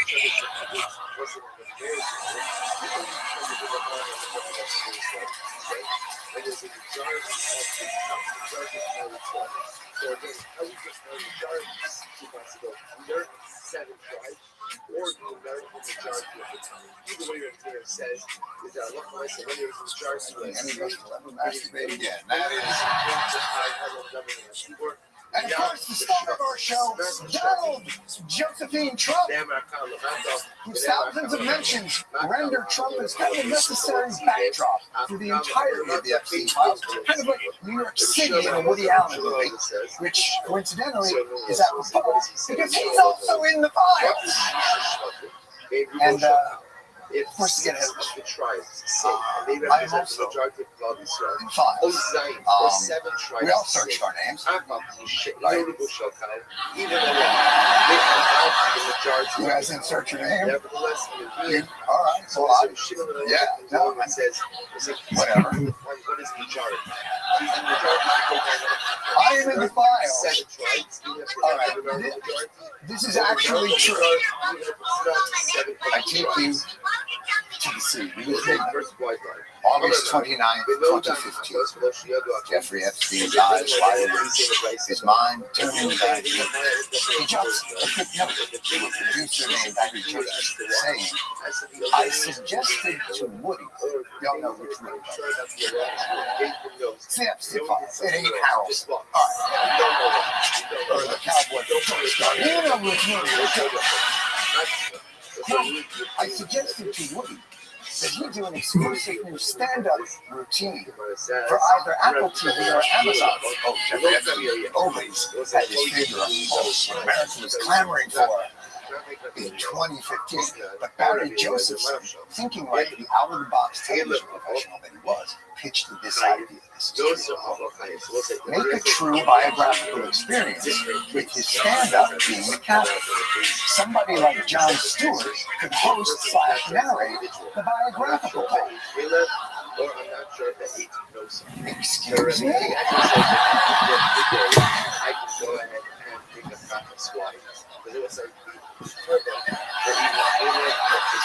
I am offended.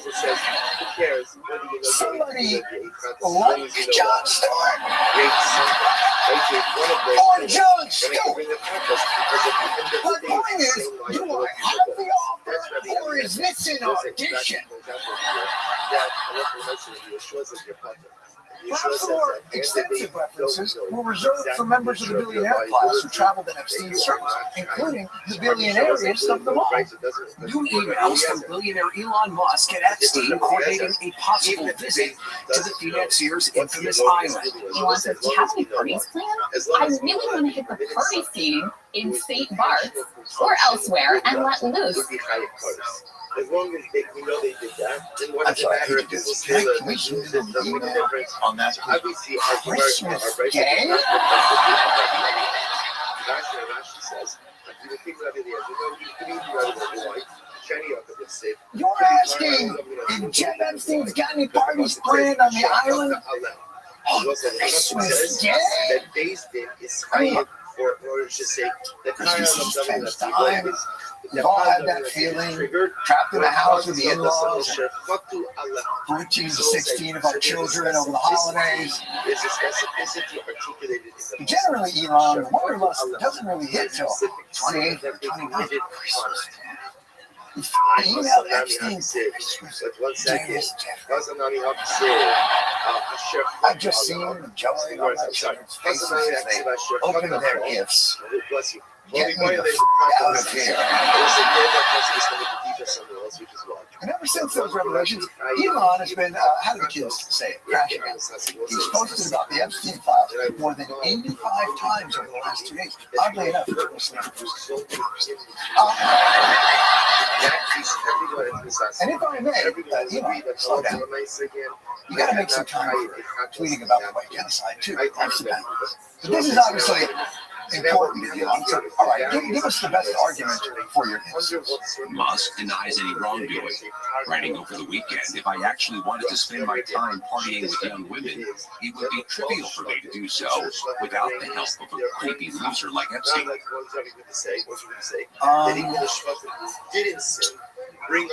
I can do what Epstein does on my own. There's not the moral clarity we were expecting here. Well, my favorite part of the Musk Epstein emails, you ever have a friend where you don't really share the same sense of humor, but you share the same interests, and they share the same interests? Epstein writes him and says, any plans for New York, the opening of the General Assembly of the UN, has many interesting people coming to the House. Many interesting people, Elon. Get it? Elon replies, I run and lead product design engineering for 2 complicated companies. Flying to New York to see UN diplomats do nothing would be an unwise use of time.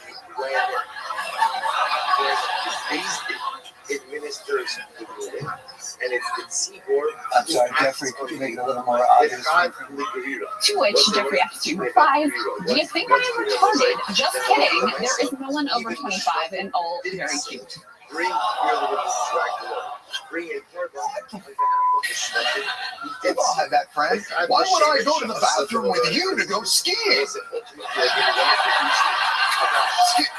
Skiing is an outdoor sport requiring a mountain, equipment, and I see. Now, another big name in the house is Commerce Secretary Alcohol, which in itself is not big news because he's admitted that he met Epstein in 2005 and then said he immediately cut off that relationship. You know what? Let me let him tell the story. I see massage you in your house. How often you have a massage? And he'd say, every week. And then he gets really close to me. And he says, and the mouth comes in his tongue. He said that when you take that line, because that's just an expression. He made the shot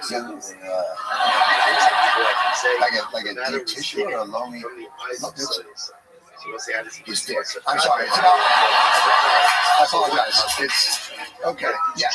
It's talking about dick massage. Go to the bathroom and go skiing. Go get a dick massage. Understood. Carry on with the story.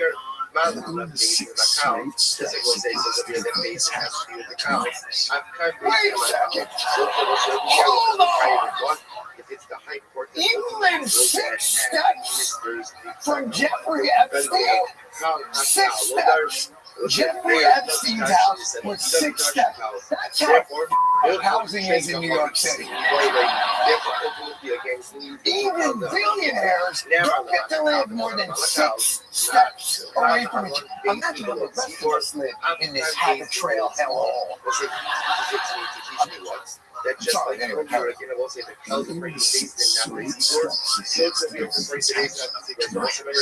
What's the premier sheet? The premier sheet, the whole point is that who brings the power hell and government? It's the base. It's the base. The base brings the power. Now,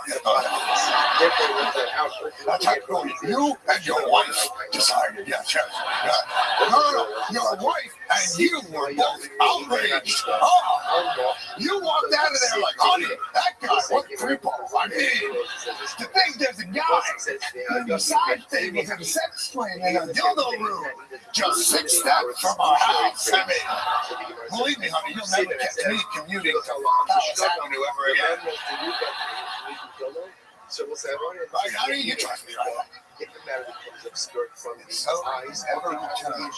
So it sounds like again, even if it's small minority. Files released today showed that Howard Lutnick tried to meet or call with Epstein several times after 2005.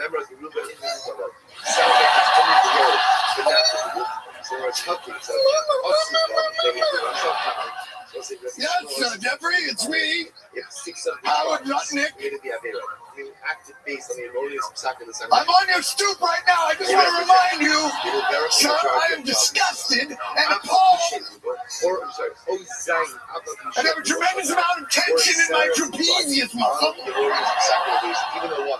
They are not the American majority. Nevertheless, again, they are powers. You would have me know the right kind of massage.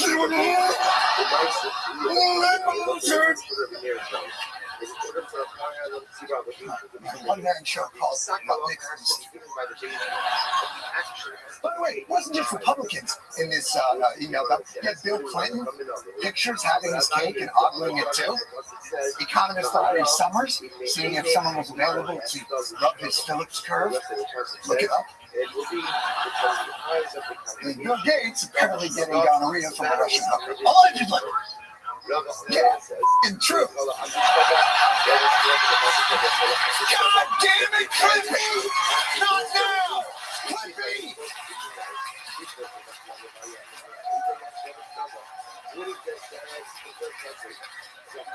You're not helping!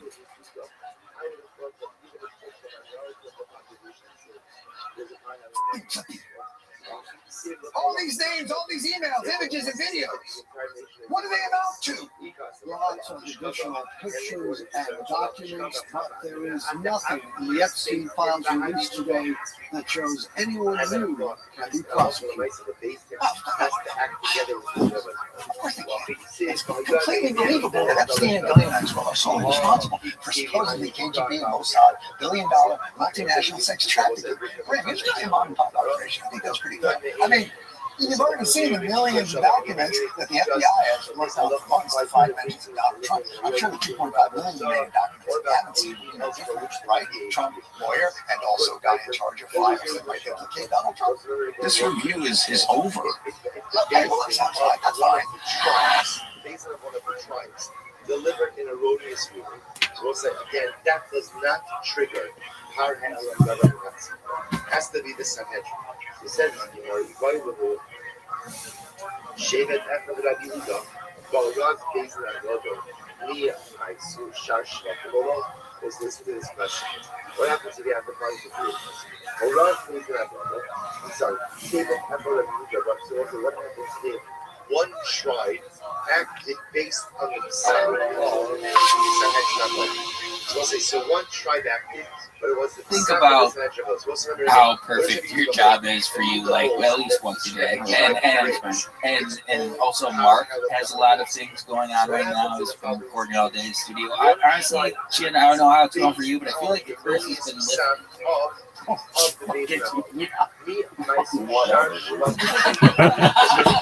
But it's Lunar New Year. So you're the horse. I mean, it's funny you bring that up. That last New Year was supposed to be my year. Me and my best friend Cam, we're both year of the snake, born 1977. And the months within it, all whatever, it all targeted that year for the year of the snake. It was supposed to be our year. Mother, father, this year or that year has been not good for both of us. Are you going to do the studio?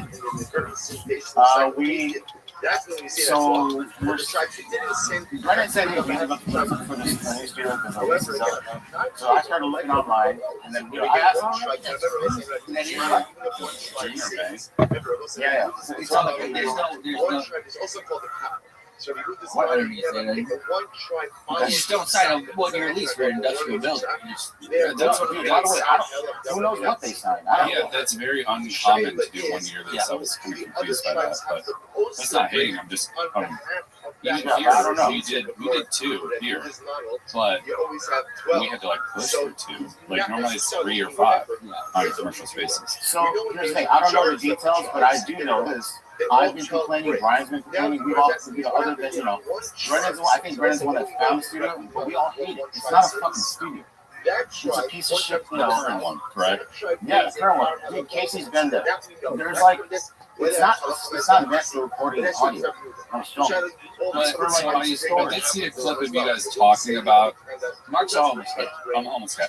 I saw a clip of you guys talking about potential spaces. It's from the Fire Kit. I'm not like space. What you guys were looking for or whatever, but it sounds like you found one that was big or something. Like, wouldn't big not necessarily be the right move? I think I was reading the comments because I also dabble in the fryers, and they were saying it's big, but it's multiple rooms. So maybe get a showroom, you get a little setup for golden hour. I don't know what Shin's thinking.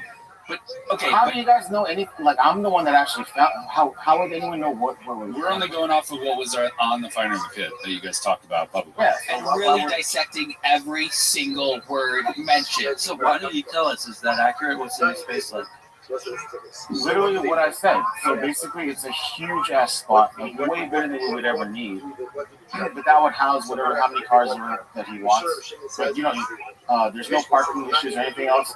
It's just like an older facility. But there are like 3 or 4 different rooms in that facility, and it's a fixer-upper. And to me, that's fine because it's a fixer-upper because we're gonna build this set regardless. So it's gonna have everything on camera will look nice because that's part of the set. Everything off camera, all right. If you don't have the cleanest, fucking newest fixtures for the bathroom or whatever, it's like, all right, we can get by. But we want on camera to look good, right? It's on theme with the whole Texas thing too. It's like a big, like a barn kind of crazy thing. I actually filmed some of it, so I'm gonna probably put it on our Fire and Kit Patreon so people can see what it looks like if we get it. Because apparently he's looking at other spots too that I don't know of, so he might take a different spot. But that's the one that I found. Chin, you gotta put your foot down and be like, let me see it before you sign anything. You got to. He already knows. He already knows I complain about the fucking sound and all that shit that goes on in this studio. So if he picks a studio that's like terrible, that's just what he wants to do, and I can't control him. Did you read it? My first instincts when I hear barn is don't make it a thing, Casey. When I hear barn, I think that's not a good choice because it's high ceilings and everything like that. Mark. That's not where the studio would be. That's just part of. That's like a storage area where he put his cars, trucks, and all that shit. And there's plenty of space. And dude, if we want to get boats and shit, dude. I was gonna say, are you gonna have like train tracks kind of running nearby, or nothing's there? Okay.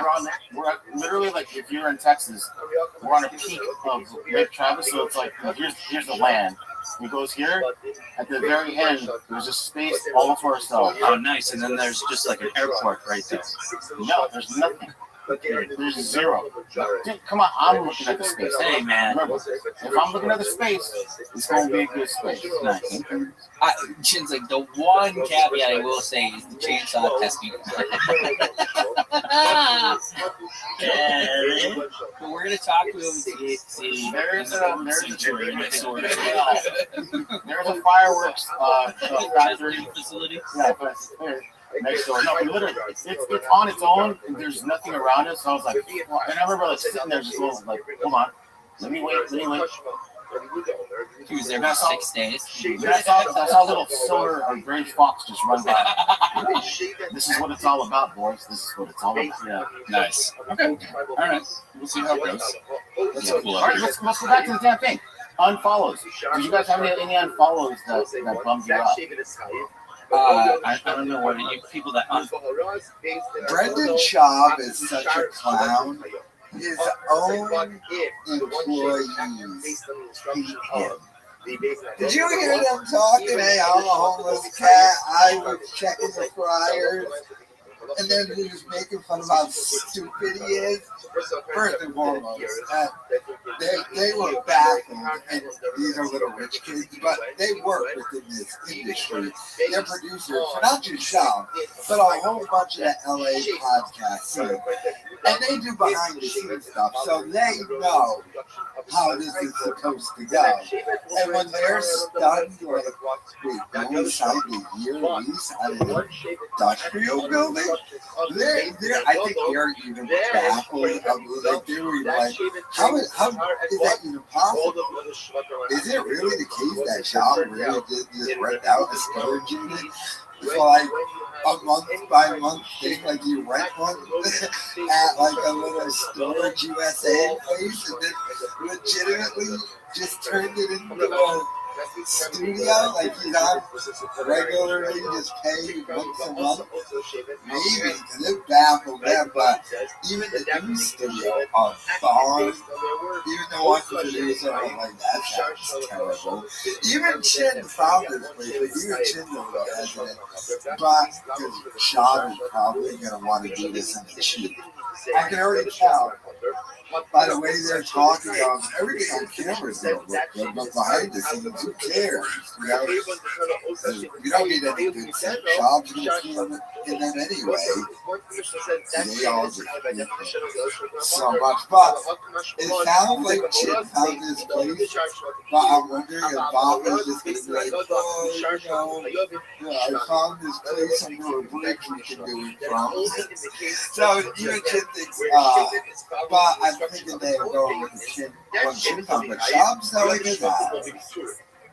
They're getting a new studio, but in Austin.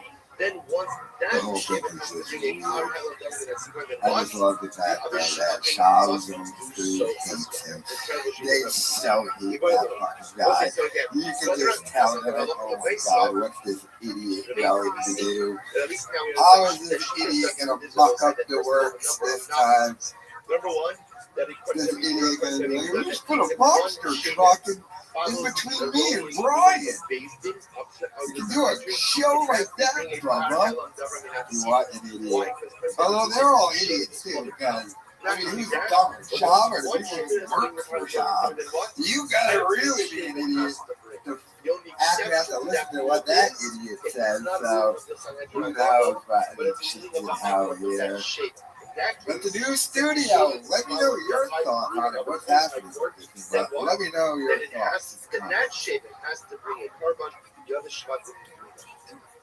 Very strong. That's a Shabbat collective responsibility. Absolutely. Harvest. Evaluate. Shevet after Shazam, as days in Adal. What's this first? What happens if you have a Shevet after one Shevet? This conversation, you know, we pretty good fun artists, am I going in the world? Yeah. I mean, things are going so well for you guys, I'm living vicariously. What the hell are you talking about? Things are always going well. CEO's pretty freaking golden hour. Chris, you guarantee Brenner, freaking funny. It's a fun show. I'm not saying things are going well for you. Editor on the after hour. You're going to be so busy this week. What are you talking about?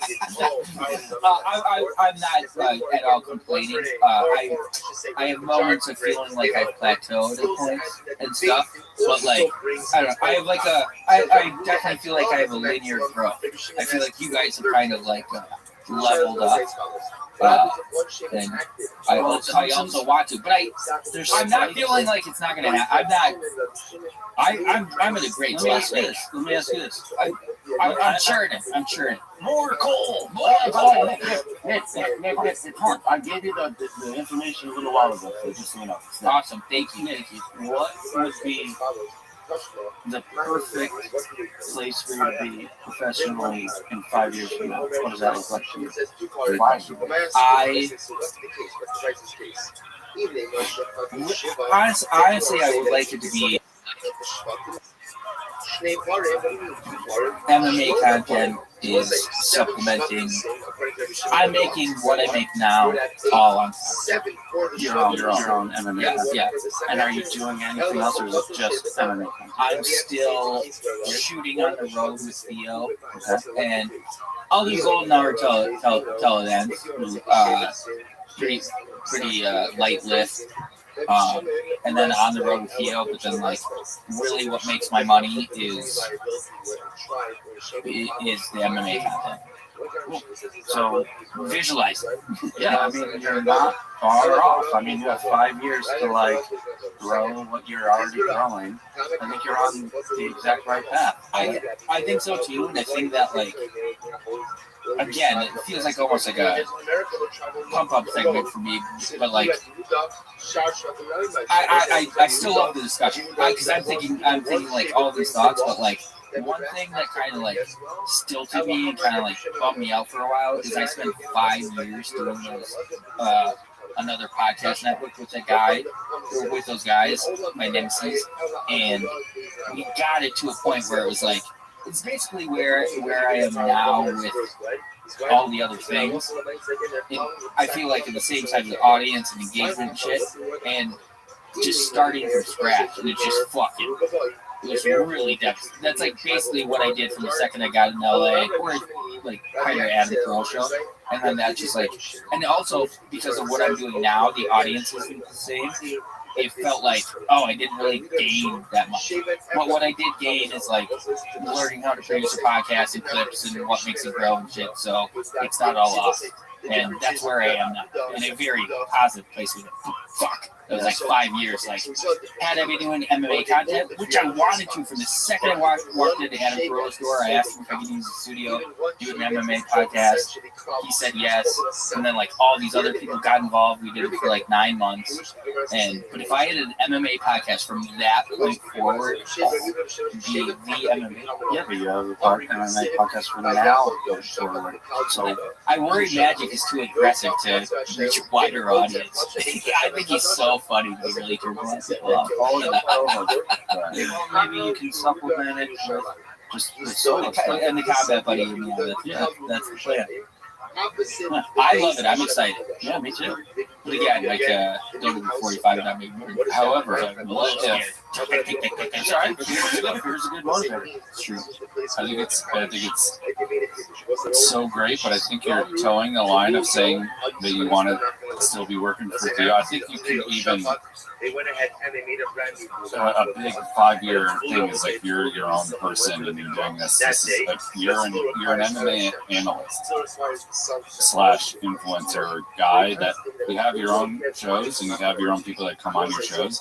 Then you can also go around to other shows and you're not a talking head. That's a weird way to say it, but I can't think of another way to describe it. Like a character, like a you have so much knowledge that like you're a self-sustaining business that can go on other people's podcasts and make their own content, and then in an ideal world you have like a producer of your own and stuff like that, where it's like that'd be awesome. Yeah, imagine you have your own little Nick, your own more cool, yeah, but a more detail-oriented little Nick. that's what I need. You definitely need a little detail-oriented little Nick. You do. Call the kettle black over there, Pop. How dare you? I saw a fighter in the kid. That's the new show, baby. I saw a fighter on the kid shirt that said, "This will blow you." Yeah. It was the title of an episode. It said, "This will blow you, colon. This will blow you away." So get off my ass. No. You know I don't do titles and descriptions. You know that, right? I know. I want you to air it out. Yeah, I don't handle that. So anyone that complains about that shit, somebody else is doing it. I asked that person if they would be cool with like letting that be known. They're like, nah, I don't want to deal with like the hate. And then all of a sudden, like that puts it on me then. But I'm like, whatever. Chin, what do you want to do? Here's what I'm thinking, Case. I want to be bigger in the golf industry than either you or me. Alright? Well, fuck that. I'd be bigger than me. No, I'm just kidding. By the way, I wanted to ask you about this. There's this guy, it just popped up in my feed. That Nick, producer Cheddar Bob, thinks that if he just started an MMA podcast sooner, he would have the number one MMA podcast. That's what he thinks. That's how delusional he really thinks that. Because he's an unhunted dummy. But I like how he did it. That he doesn't want to go to Mopper and he wants to quit. I mean, that guy, this guy, Schaub fired him like a month and a half. And he got another job, and then he just hung out with these guys. So, but producer Nick said that that guy leveled up. Once again, another guy who got away from a shop in his career did better. He's doing some like golf YouTube channel. But producer Nick, yeah, I think Chin's in it for the long haul. Chin's dreams and aspirations. Let's look at Chin. Someone made a comment, and I love it, in the last video I made about Chin. And I had noticed the same thing. I kind of like Chin's little haircut. He looks like a distinguished Asian fellow here. Like I'm bad. Yeah, look at this chin look. Yes, chin. He's 50-year-old Asian alcoholic. But, God. But, you guys are so, like, Asian, like, Chin. Cheddar Bob is just out of his mind. He doesn't know how locked up he is, that anyone would let him do anything. The man has the personality of Rocky Road Ice Cream. He's not funny. He's dumb. And he looks like Cheddar Bob without the cheddar. At least when Cheddar Bob was an idiot, it was kind of funny. This dude, wow. Really thought he was going to have himself the number one MMA podcast. And he just, first of all, I think he did start it too. Someone tell me this Rito had a podcast in like 1997 or something. I don't know, but let me know your thoughts. They want to normally used to. But something very exciting nevertheless. It says the Mishnah, Unique. What would you say to him, dog? Give him a good word? Really? And Klal Yisrael acted upon this rule. Yeah. I mean, just... But ultimately something was wrong. They had done something wrong. But being hard. It's just producing content. This is a special carbon that's brought when Klal Yisrael unintentionally follows an erroneous ruling of his basis. What happens if basis purposely gave an erroneous ruling? What Klal Yisrael again to show the erroneous. An interview with Ashley Cummings. Dog, that's baller. So we'll see this. What this essentially means is that he's supposed to be another way of saying a personal chatos. So in this case, almost like where the intention, the erroneous ruling of basis was intentional. Klal Yisrael was shogeg. So in that case, there's no power hatlam davim tzibur. It's just personal liability through a regular chatos. Shogeg in the also was if the basin was shogeg, but the people knew basin was wrong, but they still intentionally violated, then the halakha is potter. Then there's no problem. So there's no power hatlam davim tzibur, because as we've seen, power hatlam davim tzibur is only when. Dog, you've seen all that shit. That's number one. There's 1,000 times. Personal liability is no chatos, because chatos is also only brought in the case of shogeg, and in this case, Klal Yisrael were deceived. So the Gemara goes back to shogeg and va'asun is even part of it. So we can refer to the Mishnah as follows: that if Basin delivered their ruling for shogeg, the Klal Yisrael went ahead and acted the Basin, part of it. Ultimately, again, they are butter. They are butter. No power hatlam davim tzibur. Plus shogeg could be the Basin. We can infer from this that if it was shogeg. No, I don't want to subscribe to the channel.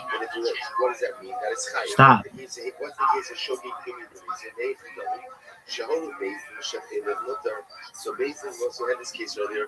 Basin asking mistakenly that he was his mutter. Then it's how they call the shulin. And then I will say what happens. I have a piece of chilin and a piece of shulin. My chilin and my shulin, which remember shulin is a little bad, chilin is very bad, gets mixed up. Also, and I end up eating chilin. But remember again, My intention wasn't to eat chilek. What was my intention to do? My intention was to eat shuman. But yet I ended up eating a chilek. So we'll say, what's that? So when you are lema, I'm sorry. So we'll say, that would be a case of shokei dumya demezid, which sounds like based on what the Mishnah said, that should be a case of where I should be covered ultimately again in my liability by the Pesach of the Beis Din, to which the Gemara says, that's the case. If Shota, if but yet again, if that's the case, then it could be inferred from the Mishnah. Yet why does Rabbi Rothschild ask that very question of yours? The toleration is he did the Asim Shogigin, so say for Shogigin the Asim. But what's which the Gemara answers, no, don't infer anything from this Mishnah. Rather, again, the Mishnah was just informed was Mishnah symmetry. You think you got it? By saying Shogig. Oh yeah. Since the beginning, therefore the same, but just what showed you give to us. What's the takeaway from this mission is that in order to be high in a hard hell of government at Seaboard, in order to be high in the showing on the part of based in. Alright, what's up? What's cracking? Based in must be mistaken, must be showing in your delivery of an erroneous ruling, and Klal Yisrael must be shogeg. Everybody is shogeg. Then ultimately, we give it the hard hell of government. Says the Mishnah, Horu Beis Din, we also call a kala or gubanapia. So let's say so Beis Din delivers their erroneous pesach. And what happens? All of Klal Yisrael, and for that matter, a majority of Klal Yisrael acts on the pesach. So we'll say what's that? So we bring the par hell of government. So we'll say here we're adding another qualification. That qualification number one is that the Beis Din has to be the shogeg. Klal Yisrael has to be the shogeg. Next qualification I will say is that there must be either kol hakal, which we'll discuss what that means, or rubban, either the entire Klal Yisrael or the majority of Klal Yisrael has to act based on the mistaken. Oh, what the fuck? If that happens, also they bring up power. If it happens to be that the mistaken ruling is regarding Avodah Zarah, then the Avodah Zarah the entire is so. So ultimately, again, they'll say for this Avodah Zarah is not just the pirate, there's an additional sorry as well. We're ready. Abiyud says, he says, good days for Shvat and the and good days for Do this athleticism. But ultimately, again, if we're talking about a situation where all the Shvat Not you little bitch. so every single Shevet brings their own power. So again, I want to say same case. Ultimately, again, based and delivered an erroneous ruling. Done. The tribes act, causes will act on that ruling. And the Yehuda comes along and says that each Shevet must bring their own hard hell of government at sea. Okay. There you go. Let's see this athleticism, son. All right, what's up? What's cracking? What up, baby? Oh, Jesus, shit. I just scared. Oh, shit. Now I'm in the motel room, Danny. Motel C. Oh, look, I don't know how to get this. I don't know how to be on the screen if you're going to be. I just switched to you. I will put myself on the screen. Oh, get off my screen, dude. Get out of my room. You're in my motel room. I paid for this. Oh, I know how to make it happen. I'm inviting over. Let me see here. I'm looking at backgrounds while you're doing that. I wish I had a fire in the case. Oh, yeah. So I'm just staying in my screen. I don't know what this is. I'm not sure. I'm happy to be on Raccoon Trees live. Hell yeah, dude. Sorry, I'm trying to fix the problem I'm having here. Talk to the audience here. I had the ability to look at the chat, right? Yes. I had my own computer and shit.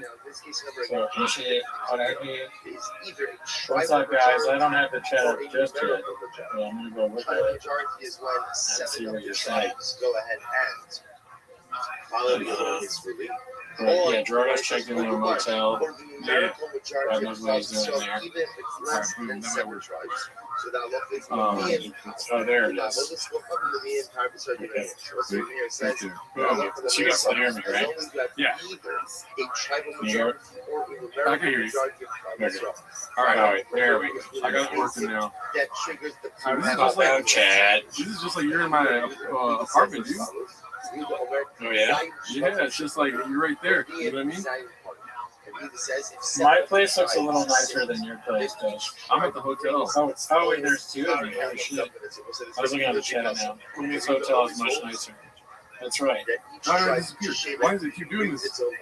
Aichi Mishmi. Victor said Joro had to sell out the condo. I had to sell the condo out of his hands. Gerardo homeless now. Gerardo's been homeless for a while. Look how It's crazy. You can chat and talk. Yeah, look how small the fridge is at the motel across the street. Dude, don't try and make it sound like you're just normal size, dude. No, I'm sorry. Nobody's here for that, dude. No one wants to hear your lies. Yeah, this is really hard to do, huh? Nobody figured it out. Podcasting is. I mean, it might be. Oh, you disappeared again? Yeah. Here's the thing. This is a lot for my ADHD. And I know people say that, but you got a thing that says no memory card cannot play. Chat's going on. You're in a motel. I can talk to the chat. Yeah. I can look at back. I could spend the whole episode looking at background. But I know you'd be mad, so I'm not gonna do it. Well, you know, Freeman. What's up, James Freeman? How you doing? And that shape it after on. But it looks cool. I mean, there's a guy, there's you and behind you. Yeah. That's interesting. Listen, I don't know how to do this, so don't start fucking. This is not my forte here. This is difficult. Oh my god, you know what I just realized? I'm looking at the fucking YouTube instead of the Zoom. I mean, Google Meet. Yeah. Whatever it is. Oh, Lord. Okay. So yeah, it's a little different. My shadow and me. What are they saying in the chat? Ghost Gerardo. Blame the team. Edit this out, please. Normally, I mean, this is somewhat like a post-NCF podcast, but normally we obviously record at Gerardo's place in Seattle, but I had to go back and handle Annie, so you can't see because of the filter, but she is behind me. I do have a dog. Yeah, I really focused on the background for this stream. I didn't really think about the actual like Google Meet or Zoom call part of it. But I did this earlier, so that's what I did this. I worked on this for like, I don't know, 3 hours earlier, just having a motel background. I ordered a room at the motel and took a picture. And then I came home and I was like, oh, I have to figure out how to do this online. He went on stage. That's it. I texted Gerardo about the show, and he was like, he was like, let me know when you're there. You know, being a good co-host and producer. And I texted him, like, go fuck yourself. No, I texted him back, and I said, I'm here, and I got my computer ready. He's like, okay, cool, I'm just leaving them all. And if you're watching the show, you know the motel, obviously, is one of the least safe places on earth. That place looks like a fucking wars. It's bad. So like Tim Kenny would shoot the people in that place. Yeah, Tim Kenny would let them loose. Sure. I got the Whitney shout out right there on the side. You see that or no? You can't see that. This is Whitney with the heart shout out on the YouTube. Oh my gosh, you left? What the hell? Dude, this is a shit show. Brandon Cooney left, dude. What the fuck? Oh my god. I thought I was bad at producing podcasts, dude, and then we had this episode. Oh my god. I signed out. I clicked the wrong button. I was looking for one click on something. Yeah. Or virus. I got It says if I can make sure that's it. Oh, okay, good. Team really dropping the ball, they're saying. I think it's completely. Zordan Cooney. This is the most David Lynch podcast yet. Are you after BGO's trophy?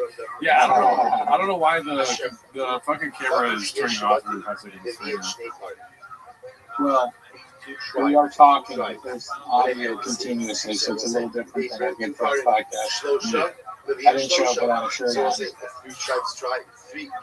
That was weird. When Mark came in with his shirt off, and she looked like she didn't know the podcast was starting. Yeah. And then he told her it wasn't going to start. He was like, I'm obviously kidding. And then he was still in the episode. Very strange stuff. Look at you guys. How's everybody doing? Now I can do it.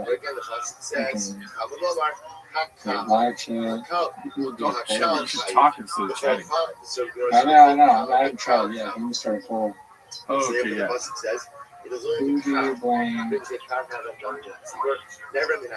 Who do you blame for camera issues? The team, the motel, I mean, this is terrible. Similarly, if 7 tribes sit let's see. So let's go with Trope. Where's the eyebrow? Oh my god. I'm just, this is way too much for me right now. I have a virus. I'm clipping that. Did I say it? Oh. I did say that. No, well, I mean, honestly, successfully, if it does well on the Reddit, I don't care what you do. This is the sheet of Rabbi is one of my favorite things. Number one. Rabbi just strokes out. What do we usually do when we're doing it from your place? I don't know. I don't even remember. Obviously, I don't have the answer. Oh, Like the platform we use? I don't think we normally use Google. Yeah, but if we have 3 people, I don't know how else to do it. That's a good question. We may see us, right? Yes, everything's fine. I got it worked out over here. Like, I took myself off the screen just to reduce the headache that's happening. Oh, I see. So like they see you. No, they can see me. Everyone sees each other right now. Everything's happening. I can't see anybody. I'm just kidding.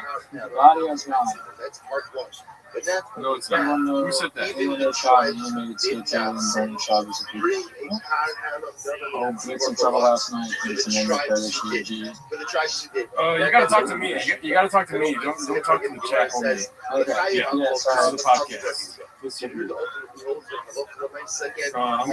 I'm getting a headache. Go ahead and walk.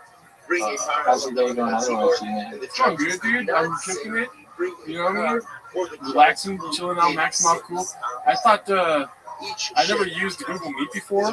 I thought it was a different kind of app. You know what I mean? Yeah, different. I guess it's not different about. I thought you were supposed to send a dick pic to Google Meet, and then like, AI fixes it up for you or something. You know? That was the joke. What were you saying? Your dog what? My dog was just this is the first time I've ever seen her do this. She barked at herself in the mirror. Usually she's smart enough to know that that's her. Or at least not think about it. So this time she just started growling and barking at herself in the mirror. I don't know if that goes well for the show or. Does that know that? Dogs don't know that they're in the mirror, right? They only see like black or something. I don't know what they see. I think they see something because I remember we had some other dogs over here. We had some other dog over here. And basically, at the end of our, like, we had 2 stories. So at the end of the story, there's a mirror where you can see yourself. And one of the dogs went up to it and started whining because, like, he was confused by either, like, he couldn't. I think he thought he could go through the mirror, but he couldn't. That's the sheet of Rabbi Shimon. Can dogs see bathing? That's something I haven't looked into yet. I don't even do dogs have a thyroid. I'll look that up. Yeah, Google that. Because I don't know what mammal or like animals have thyroids. But yes, dogs have 2 thyroid glands located on either side of the windpipe trachea in the neck. So let's see. And dogs get Graves' disease. Well, dogs can suffer from an overactive thyroid. Graves' disease specifically is for guys that have really huge brains. Interesting. Wow. No, actually, it says Graves is specifically autoimmune form common in humans is rarely if ever. Rarely if ever. Oh, and then there's a thing under it that says from the pediatrician, it says the ultimate guide to Graves' disease in pets. So, interesting. From South Dickens. Do you agree? Jeez, look that. If 6 of the tribes. Well, I don't think it's something that you can like self-diagnose, right? Graves, no, you gotta get tested, and they gotta check your teeth. I forget what it's called. Something levels like T3 or something like that. I'm not sure.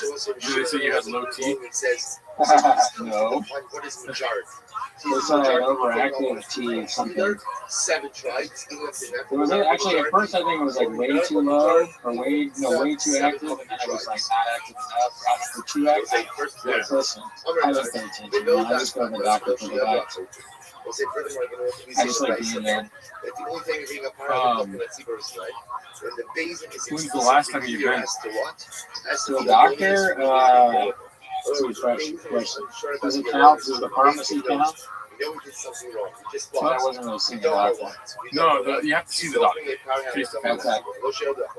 Face to face was probably, it's been a while because I had to go to my main doctor to get my hookup for my self-diagnosed ADHD. So I know that's when I got my checkup in like months at least. It's been a while. It's been a year because I haven't gotten a new checkup. How do you make this not? Let's see, I want to do the high definition and full definition. Why does it keep making me move? It moves. I don't like when you're on the camera, isn't that full definition? God, full. Oh. Man, let me see. How do you? Can we laugh at that? Oh, dude, I fucking love those things. Like when you're in meetings and then you do something and then someone does like a clap or something like that. What a great feeling. You never expect it. And then it happens and you're like, wow, they're clapping for me. Skin tone. You can change the skin tone, dude. I'm giving you a black clap.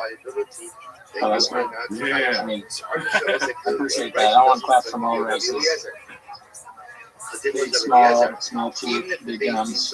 I don't even know how to get into this here, but let's see. Can I share a screen? And let's see if we go to the Reddit. Right, we should be able to, but whenever it's just a different sort of workflow right here. Let me see. So I got this open. Share screen. It's not showing this, right? Sorry, 1 second. I'm not getting blamed for the camera issues. I'm in second place, but far above me is the team. And Trump is at 12%, so there's at least some people that believe that's his fault. And nobody's really blaming the motel, which I think is strange because the motel's a tip. Oh my god, my computer's cracking out right now. Yeah, this is not good. This is not good. Oh god, dude, this is terrible. It's not going away. Let's see, you're there. Share. Is it sharing? Oh yeah, we got it, dude. Damn, dude, you're good at this shit. Alright, so you can see that, right? I can, yeah. I can see trends. Looks like it's the menudo. That menudo taco seems so bad. Yeah. Canned meat? I've never been a big fan of canned meat unless it's too much. This is something else. Sorry. Okay, everything's fine. Everything's working. Okay, I hope to God. I'm sorry. I'm just like trying to. Yeah, everything's working. All right, let's go to the Reddit until we get it. We're looking for Ashley Cummings to join us today, but we're waiting. Oh, yeah. We're waiting. She might be here around like in 30 minutes. Some ladies in the crowd tonight. Yeah. Good. Jelly Roll is the new Epstein, says this. Posted by Queen's Wet Blanket. I haven't watched this yet, even on my web blanket post. Let's see what this is.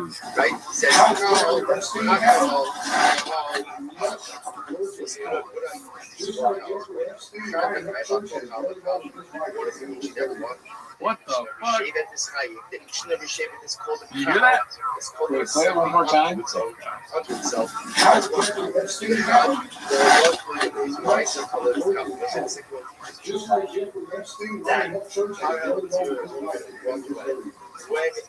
Who the hell is Ryan up to? I'll look that up right now. Yeah, no, that's that doesn't sound good, Jelly Roll. What's going on? What the hell, Jelly Roll? Dicey, dicey, dude. Why are you handling Ryan Upchurch's word? Ryan Upchurch, this guy does not look good. Maybe we judged Nicole Harbor too soon. Maybe there is smoke photos of Jelly. I could be wrong here, dude, but Ryan Upchurch looks like he's not even that big a deal. Hopefully, my computer has a fucking fit whenever I do this. Check this out.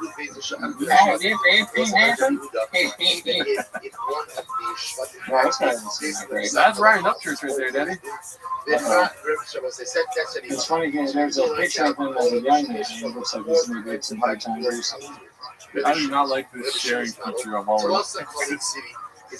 Oh yeah, you can reduce yourself easily. Yeah. I'll tell you what, he has more followers than you and you put together, dude. Yeah, he's a big deal. Damn, this guy's drunk. We got Jelly Roll on the page. Jelly says he's like his name Maxwell. I shit you not. This is cool. Okay. Let's see. Dude, I'm sitting there going through this clip, and it said, now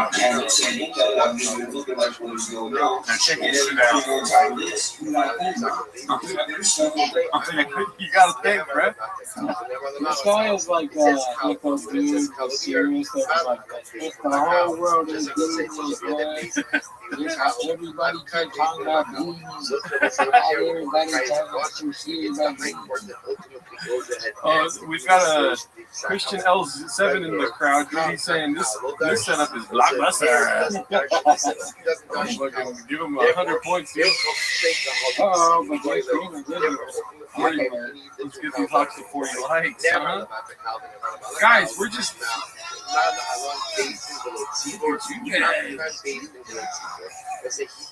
Twenty-bone votes. Expect these votes, 48. They sound like they call the whores. And I wish we had watched this Ryan Upchurch thing on the Fracking Trees episode because I have a feeling this is a very entertaining guy. Yeah. He's got everything I like. Crazy appearance, ridiculous accent. Seems a little unhinged. Big sorry about that. Yeah, you know what I'm saying? This seems like a content machine, this Ryan Upchurch. Let's see, I want to hear what he's talking about Ghislaine Maxwell here, dude. You flip it out, and I'm gonna put it on here. Guess what Jelly says? Jelly says, "Yeah, man, I'm like Ghislaine Maxwell." What in the fuck? I didn't realize he said that. He said, I'm like Ghislaine Maxwell. This guy has a rough face, dude. Yeah, this is interesting. Let me, I can't do it. God damn it, I'm handicapped here. I wanted to zoom his face. What does it say on his neck? He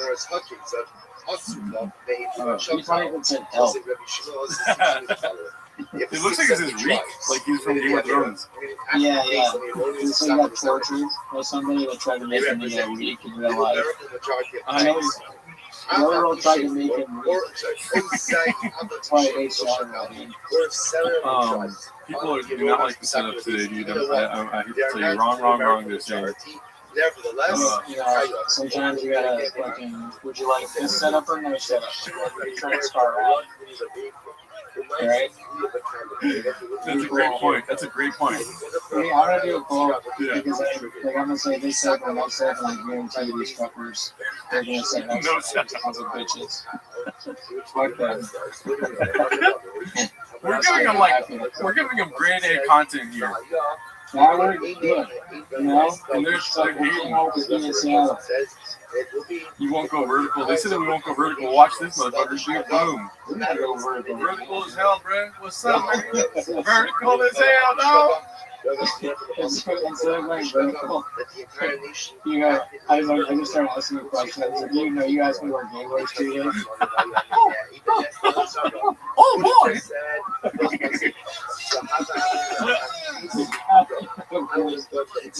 If only people cared about Stool Island. If only people cared about Stool Island. Watch out, Joe. Jim and Whitney. I don't think we checked that.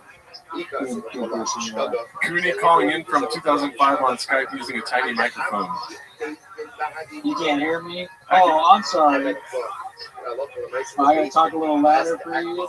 No, you're good. You're good. Your mic is good. They're just haters. Tommy, listen, you're on thin ice, Tommy Jarvis. They said get out of Google Meets.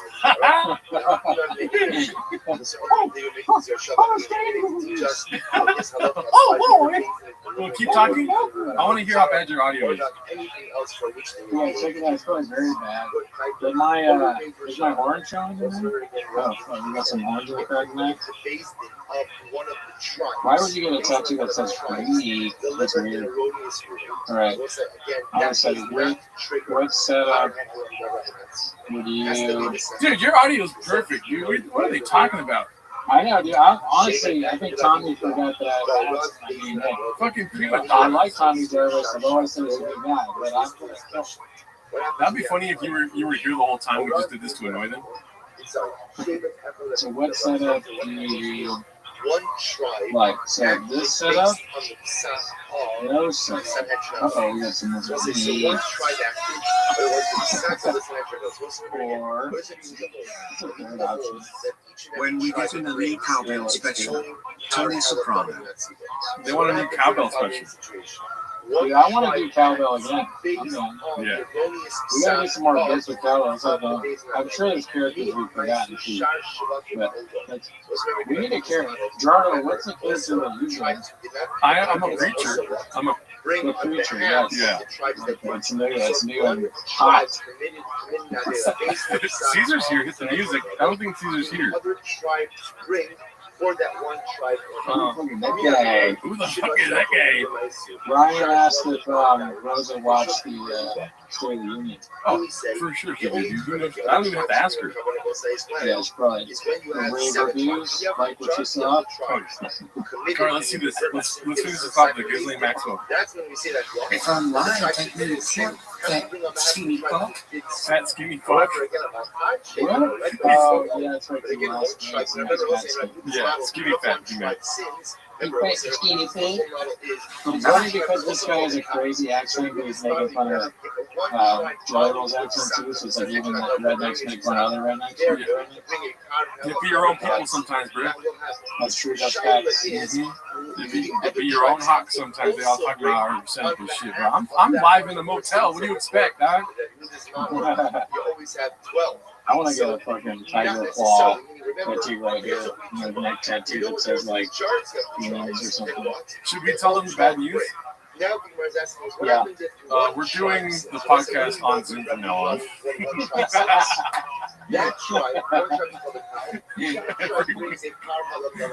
Get off of Google Meets. No more Sean. The podcast is on Zoom now, and what's it? And it's in vertical. Yeah. It'll be in vertical. Yeah. And what's another thing? Look, I can't think of a fourth thing that they has been criticized. I'm moving into a storage unit. They might like that. Yeah. All we're gonna do is verbatim and going forward. Maybe we decide we'll just be us reading off or memorizing the content. I'm not gonna lie, Google Meets fucking sucks, dude, because it's like framing my shit, and I want my Diet Coke to be in the shot. It won't let me do that. Yeah, I mean, Google Meets, I don't know. It's probably more for like business meetings and that kind of thing. Yeah. We're standing on business right now, dude. That is true. We are standing. So let's see this. Let's see the rest of it. I'm going to tomorrow. I'm hosting it, so everybody can see you say that you're like Ghislaine Maxwell, you fucking weird motherfucker. Dude, he doesn't show the part where he says that, does he? I don't know. I don't remember. I would say that the Ghislaine Maxwell thing, that is a weird thing for Jelly Roll to say. However, Jelly Roll constantly is saying how he likes stuff, right? Yeah. I'm like a cowboy with a pepper. I'm like a pepper with a pepper on or whatever. Maybe just was always comparing himself. Yeah. I'm like Gerardo in the motel. I'm like Ghislaine if she was real bad though. I'm like Mark Ramirez in a good movie. Might as well put that thing out. All right, let's see. I want to see what he says one more time.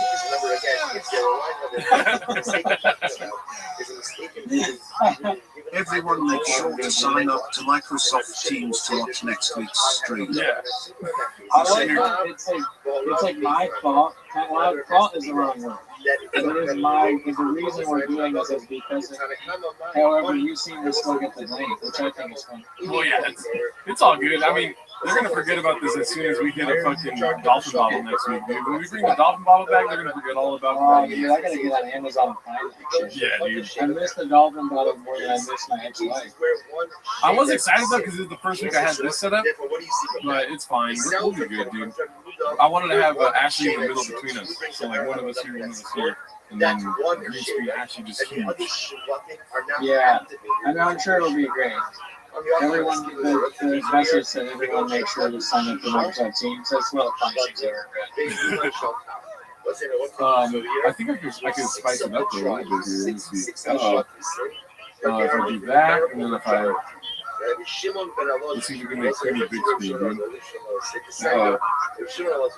Oh man, this is a lot harder. I don't know how people do this all the time, dude. People are they want to set up the date. Damn, I disappeared, but I was here for a minute. Yeah, you're there. No, really? Yeah. Okay. I trust you. This is what it feels like to be a person looking at Jordan's fridge. And the reason the fridge is small, the hotel is a mini fridge. If you have a fucking, it's not even a mini fridge, although it is. Oh fuck! Jesus Christ! Is he working? Tony has no ears on stream. I think the no ears thing is because I have a background. Ruben, no. Yeah, this is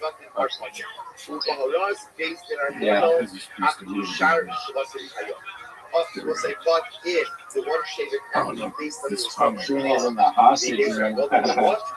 First thing you watch, wait, because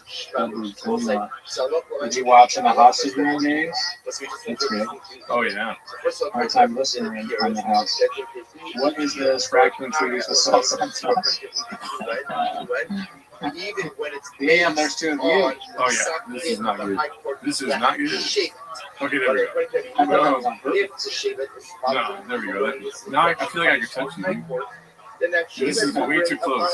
Way too close right here. Cooney's in the masturbatorium. Masturbatorium. Masturbatorium. Yeah, that's what I call. Oh yeah. Oh, okay. I'll vacation in the masturbatorium. You're going Baja mode in the masturbatorium. Nice. Triple up the funny pause. They're saying, please, Gerardo, please bring up Zordon. It is key right now. Who's Zordon? Yeah, what is Zordon? The Jerkalacro. I like that. It's smart. Sounds like Zordon. Yeah, no, it is you right now. I'm having trouble with the whole, like, let's put it on the screen thing right now. It's not anything to do with this. Can you see that? I know this is hard to do. Are you sharing something? There we go. Yeah, they can see it. They saw it. Okay. I don't think I'm gonna share, but I want to see. I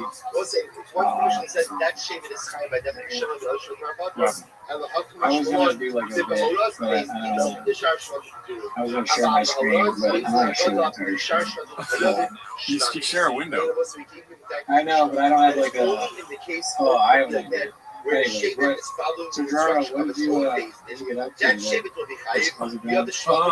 Up to 325 now. Is that what you're asking? Gerardo has been working out. No, I'm not sure I stopped working out. It's just good. What stopped you from working out? My buddy canceled on me yesterday, so I was like, who really works out anymore anyways, you know? Interesting. It's not like because if I had to guess, that should be a poll. Like, why did drugs stop working out? Because it's a whole put a poll in there. But I'm going to see the poll on Gaylord Street is what they're like the same thing. I'm going to do another poll. I literally just told you why I stopped working out. I know, but I don't believe it. Oh, okay. She said she would be here in 15 minutes. Oh, hell yeah, dude. So let me copy this and paste it here. I have a headache though. This is not me at my best. Oh, sorry, man. I hate that. Yeah, it's all good. Then stop working out. I'm gonna say you're the reason I lied that you said because you're fat. Didn't make it. What happens if you have a shaded F and don't shade it? And then the more likely scenario, you got into a fight with someone there. That's true. They said the setup, they like Gaylord Street setup better.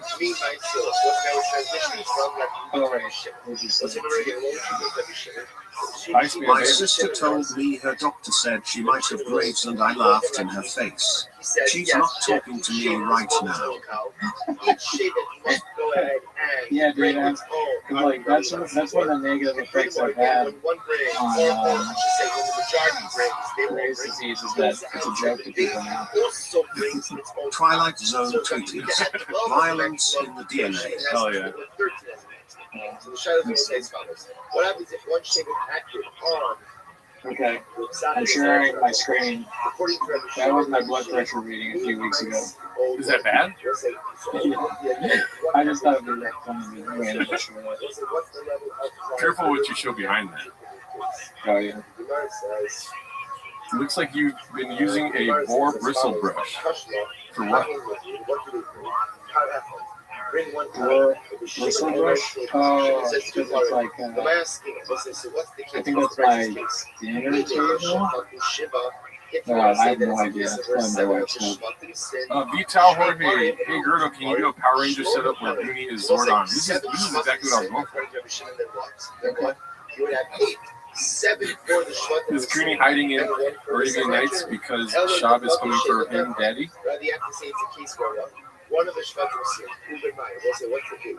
Is that what it looks like? I can't really see what it looks like. I sort of see my background, but it's so small. Yeah, it looks like Arabian Nights. I like that. Arabian Nights. All right. So, just kiss already, they're saying.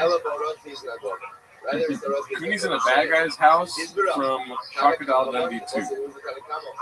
Yeah, that is an old pool. I don't remember what happens in Crocodile Dundee 2. There's definitely something that happens when people do Zoom podcasts where it just kills everything, right? Am I wrong? This is like the worst. I don't know, they seem to be liking it. They said they would, the setup is not bad, the scale would be better. So I think it's fine.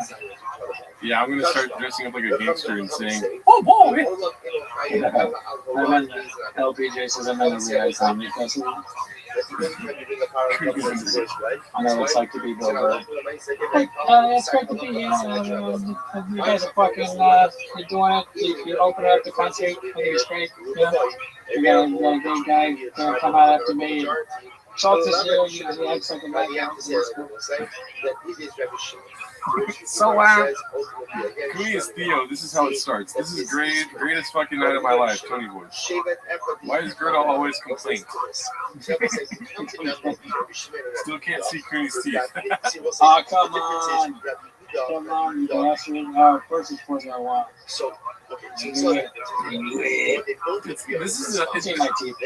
This just shows the power of the cheers, dude. The cheers hold the power of podcasting. I don't know. I mean, I feel bad because you can't pull stuff up there. It's super difficult. And then when I pulled stuff up, it was just a picture of my blood pressure. It's a random. I didn't even realize it was bad until I pulled it up. Yeah. That was a while ago. I think it'd be funny if we bring Ashley on and we just stare at each other the whole time. Well, I'm sure we have something to talk about with Ashley. I don't really know anything about her. She's about a successful yoga channel. Yeah. I've heard great things from Bad Easy. Yeah. And she's a YouTube person. Yeah. Has beef maybe with Whitney? I'm not sure. Right? Yeah, I'm not sure either. Like, at the end of the day, I really don't care, but I'm sure we'll get into it with her. I really don't have any clue or care for. I'm always just happy to meet other people from Los Angeles. Exactly, dude. And you're a West Side guy. That's what your kind of fucking vibe is, dude. So you and Ashley get together very well. On the West Side? Yeah. Interesting. Okay. A lot of great places out here. You know? A lot of great places to go. My motels will fuck your motels up, though, dude. Your motel is, yeah, I'm sure. That motel is fucked up, dude. Yeah. I wish there was, we should take a picture. Do a man on the street thing with the people in the motel. No, I literally live next door. It's not a good idea. They recognize you. They start coming over. Hey, you're on the YouTube thing. Like that? What board is that that's flickering in the foreground? Dude, Rycon, just go find a better podcast, dude. I'm sorry. West side, that side. There we go. This view is fire. Nice work, team. Thank you. It's funny that the motel has one of those like fridge microwave things that you see probably dormers. Yeah. It's I remember I was so excited to get that. The fridge microwave that like made Pop Tarts in.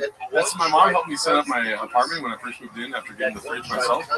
And I had put my microwave on top of the fridge, and she started yelling at me. She's like, "No, we're not doing that." My mom is perfect. It's the perfect place for her. She's like, "No." Started crying. That was a huge bro move. Yeah. Like single bro, cool by himself, microwave on top of the fridge. Yeah, I'm glad you put a foot down. Because also, it's like, it wouldn't be high enough up for a microwave. That's not true. Dude, I saw the smallest microwave, or smallest fucking, and the microwave is small too, so it all fit. I saw the smallest fridge yesterday on stream. We were watching videos of Daisy the Venice healer, and she has a tiny refrigerator. She has the bed down to get into. I was like, in college, I had the microwave in the fridge. I didn't have, it was kind of like a shotgun. I didn't throw my roommate up to the glass door, but we did have that like stupid argument about like, these are my cushions. I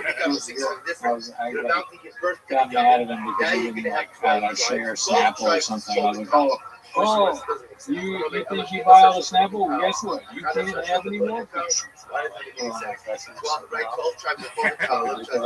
my version of shock. He was like, oh, drink your Snapple still.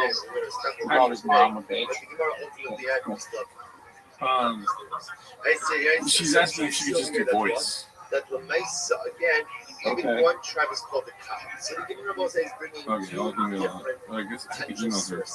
So you keep talking to you keep reading these calm. Yeah, dude. What's up with the chat? I mean, just voices. We'll take a week that audio is king too, man. Yeah. But it's on the glasses half full. Always happen who is living life as a bubble bow. Bubble bow? What's a bubble bow? I don't know. Granado brought his refrigerator, microwave, and stove into his apartment in one trip. Stove. I like the idea of a stove being small. That's called a miniature stove. My stove is pretty big. I have a small air fryer. Actually, can't do my face with a link on my phone. No, I just sent her the email. Okay. Yeah, I mean, should I change my background or do we like Arabian Nights? I think that's fine. Yeah, I think that's good. Well, I'm glad they say that Ashley's here. I'm excited to meet Ashley. Yeah. I'm going to purchase another Dolphin water bottle. I've just been very busy. I bought one and it wasn't the same. So I gotta go on Amazon and really research this shit. Because that was like every time I heard that sound, it made me happy. And then it stopped working. Yeah. What kind of God does this? That was weird how it fixed itself. or if you were embarrassing it or something. I wonder if I like got a defective model. Granted, I did lose the strut. Yeah. But it worked even without the strut. It still made the same ridiculous thing. Maybe the company fucking saw something. That makes no sense. What I'm saying.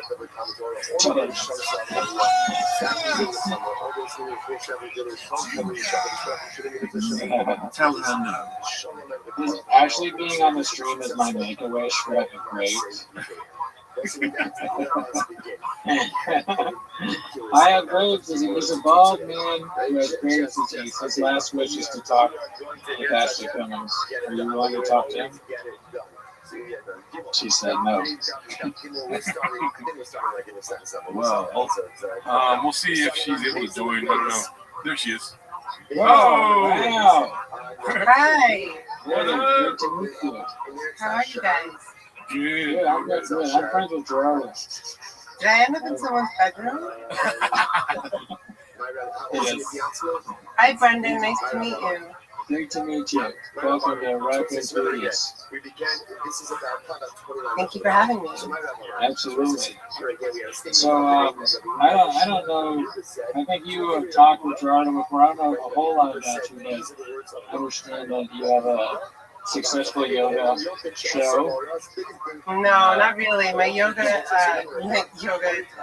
my channel is not successful. That's not what my channel is not successful for yoga at all. But I have had 2 yoga studios that were very successful, and I've been teaching for 20 years. Oh yeah. What about you? What do you do, Brendan? What do? I do this, mainly this podcast. Talking about Brendan Schaub. Me and Gerardo, you probably know or heard of this from Internet. We do a show weekly watching Brendan Schaub's reps, and we make fun of them, and then we just react to it. And then we also have our show, right? Yeah. He's not a good representation of what we do. He talks a lot. Thank you so much for joining us today, Ashley. I appreciate it. You were just doing another podcast, right? Do you want to plug that podcast for everyone? Yeah, thanks. Well, at Welp, WELP, we do music song reaction videos. Nice. Hell yeah, that's awesome. Sorry, I was laughing because my computer screen is so ridiculous right now. It's just, I have 13 windows open right now. I don't know what to do. Your background reminds me of like every cheap hotel that I walk into, and I'm like, no. I'm not time to change the hotel. I'm like, no. Yeah, I'm actually shooting from the motel across the street from my apartment. No, you're not. No, but that's the bit. I can't lie to you, Ashley. You're too beautiful.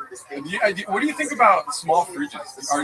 We already talked about this, I think, through like the comment section. I love small fridges, and depending on the space you're working with, small fridges are awesome. They also help you not have too much stuff. You know what I mean? Because things can go bad quickly. Sorry, we didn't I said thank you. No, thank you. I was gonna say I'm terrified of microwaves, though. I don't own one, and they do scare me for a litany of reasons. Yeah. Why are you scared of microwaves? Well, first it started Seems like a great person with a solid grasp on her identity. Girl power girl. Oh, how is us getting money? Sorry about that. I'm trying to turn that off. Yeah, I don't know how to turn it off. I need to do that. What you were saying? Well, my radar went off with microphones with Putin, Vladimir Putin, what do we call him? Is he the dictator of Russia or the president? Yes. He outlawed them, banned them from Russia, I think 15 years ago-ish. And so I was like, if Putin is getting rid of microwaves, there's a lot of scary things that they can do with microwaves. Also, just the way, if you think about it, the way it's cooking your food isn't super healthy. Well,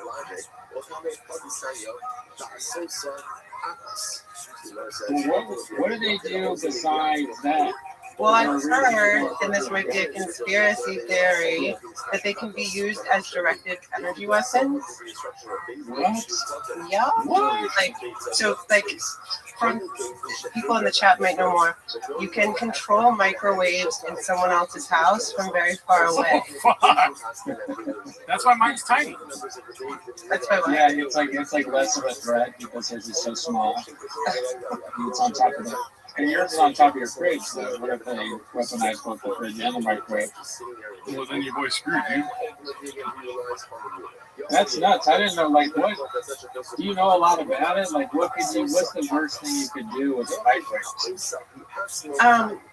Well, I'm not a microwave specialist. I just know that I follow my gut about everything. I think that they can be. First of all, I don't think the food comes out the way I think it takes away the nutritional value of the food. And then the next thing would be, if someone can control it from far away. And if you look up microwaves and what's used to cook the food, it's kind of terrifying. So not just that the food doesn't come out right, but that different kinds of it can be used for mind control, essentially, is what I have read. What? That is crazy. I know. I want to find out a way to control microwaves and small refrigerators. I don't like to do that. I'm sure he wants to do the same with me. I make sure.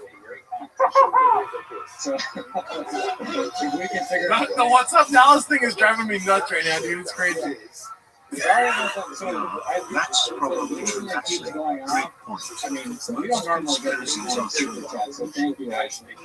But it's just every time it goes off, it does.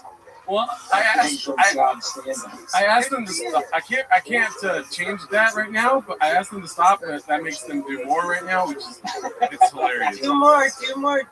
Give them more money. No, we don't endorse that message. But so Ashley, did you notice that or you can't see it on the screen? God darn it. I have your sister's name on the wall. I put a heart next to it. I wanted to ask you a question about your sister. Not a lot of questions, but one very specific question.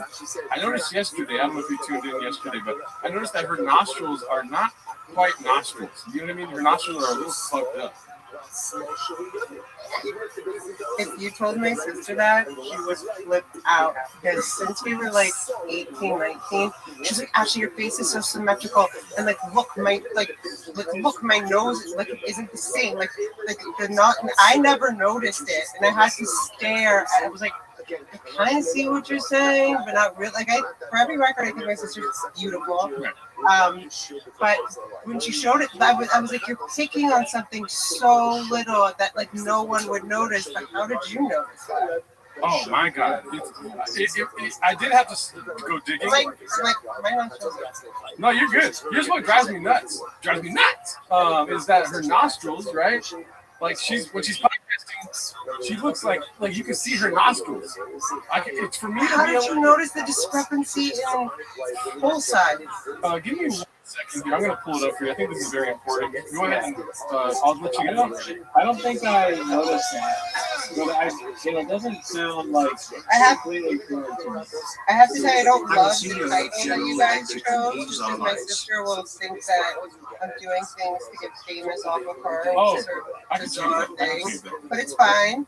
I just can't believe anyone in the world but her noticed her nostrils. That is what's kind of blowing me away right now. That is nuts that Rhoda picked up on that, and it's something that she used to bother you about. Not bother me about. She was complaining about it. These two men, nostrils are perfect. And I'm like, wait. And I looked, and maybe one is an inch bigger than the other. I don't even remember exactly what it was, Gerardo. Can you show us? Yeah, I got it pulling up right now. It'd be funny if that's the only thing that she had a problem with is the nostrils. Oh, there's other things too. I'm not gonna point them out. Oh yeah, no one would notice, I would think. Yeah. Oh, this is something. I don't follow my sister, I don't watch her, but I've already seen people have sent me a bunch of clips of this today. I don't know what's going on, guys. I don't know if her team is on vacation. I don't know how all this crazy footage is See, it's so hard to notice, but now that you say it, I can see where it's. That's nuts. I'm just saying. I'm not here to make fun of my sister. Okay, yeah. I'm bringing this up as a concern, not as a setup. You know what I mean? It looks bad. One looks like I figured you would have gotten it fixed by now. One looks like a beaver, and the other one looks like a duck. Like they're fighting each other. Well, no. Here's what it is. One is a little bit smaller than the other, but like, I don't know how anyone would notice that, Gerardo. I'm sorry. I will. I'm living out of a motel. I mean, Okay. I'm sorry, sir. What is your Brendan? Do you know, like, if you were just to look at that and he didn't say anything, I guess that's a weird question to ask at this point. No. Do you notice it? Like, do I notice that one is smaller than the other? I guess that's what you would call it, right? Yeah. Can I guess which one is smaller? Okay, so I'm gonna guess, and also like I have Graves' disease, so I'm not the best at figuring things out. But it's like a thyroid issue that makes your brain like not work that great. But let me see. So, so the right one is the one on the other. I'm gonna say that the left one is smaller than the right. Well, I guess if we're looking straight ahead, left or right, right? Yeah. Or like, yeah, exactly. Or this is so hard to do on Google Meet, but yeah, like literally the left one, so not the one that's on the left. Yeah. I think. Sometimes I just wish I could grab her and be like, "What are you doing?" Just that face. I'm just like, girl. But I'm sorry. I'm so sorry. Like I said, I did have one very specific question, and that was what it was. I'm just surprised she hasn't done, because she's had so many things done. I'm surprised maybe there's not a way to fix that. I do not. Yeah. What does the doctor say about trying to change your nostril size? Pretty sure doctors in LA can do pretty much anything, but I don't know. Maybe because I am telling you, there are things. I'm not going to say what they are. That's her business. There are things that have bothered her, and she has had them sorted with doctors, assistants, and that's something that's been bothering her for a while. But I'm like, no one would ever notice this. And I apologize. Yeah, I apologize. That's my fault. Well, what I'm saying is that I'm pretty sure she's consulted someone, and they're like, nothing we can do about that. That would be my bet, but I do not know. They said, cool story, bro, and then couldn't fix it. A while ago, somebody in the chat said Gerardo is a whole expert.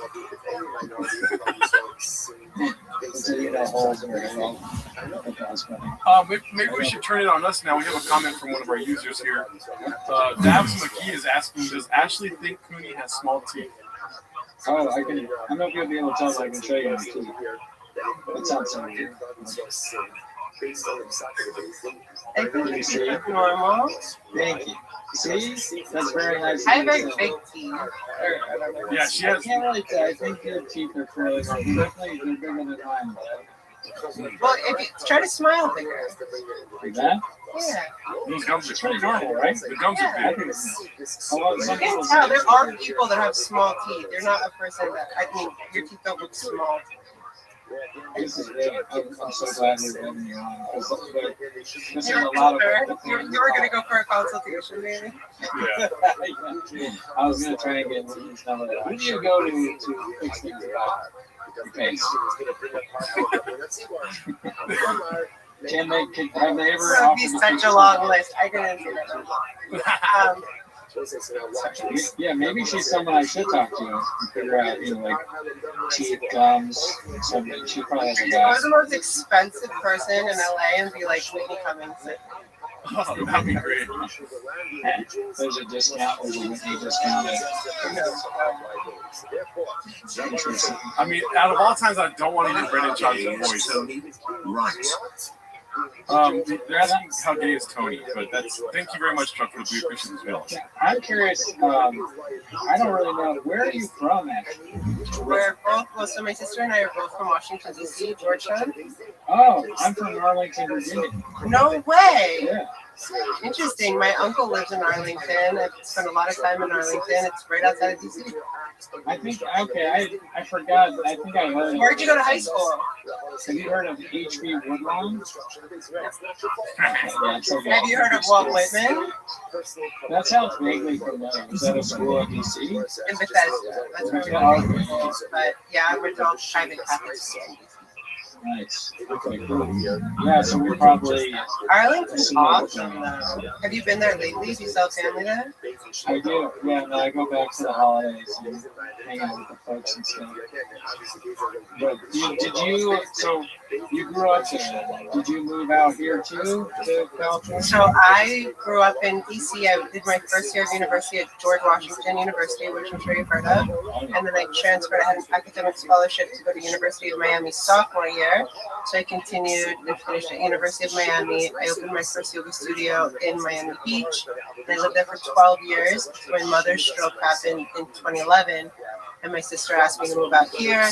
That was the year that she sold Two Broke Girls and The Whitney Show. And my mom obviously brought my mom out here. And so I've been here since 2000. Okay, I'm sorry to hear about that.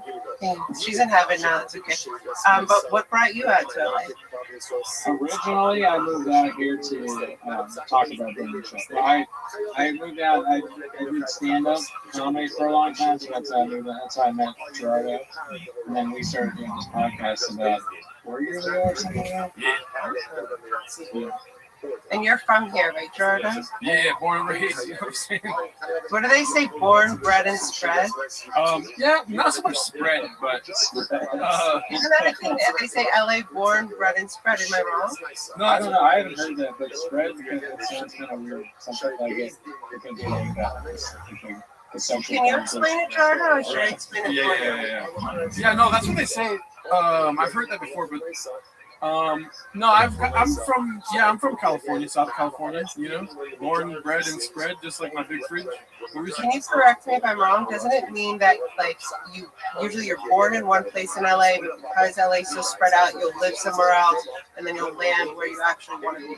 I honestly never heard this saying before, but that is exactly what it is. I've been all over. I've lived all over the place here. I never lived on the west side though. You guys are gross. Both of you west siders stink. Love the west side. I will never go back to the other side. Where in the west side do you live, Brendan? Did you go straight to the west side or? No. I've been all around Los Angeles, but I live in Mid-City. So which I feel like is equal everything. I thought about Calabasas, obviously, to be closer to. Why, obviously? When I think of Calabasas, I think of like Kim Kardashian and just like weird stuff. Yeah, I'm joking. That's a shop. You kind of like MKE, so you might have a chance with this lover. Winky face. Might touch it. Yeah, I've been around the East Side, Valley, Rio when I first moved here. That's where my second studio was, on Santa Monica, America.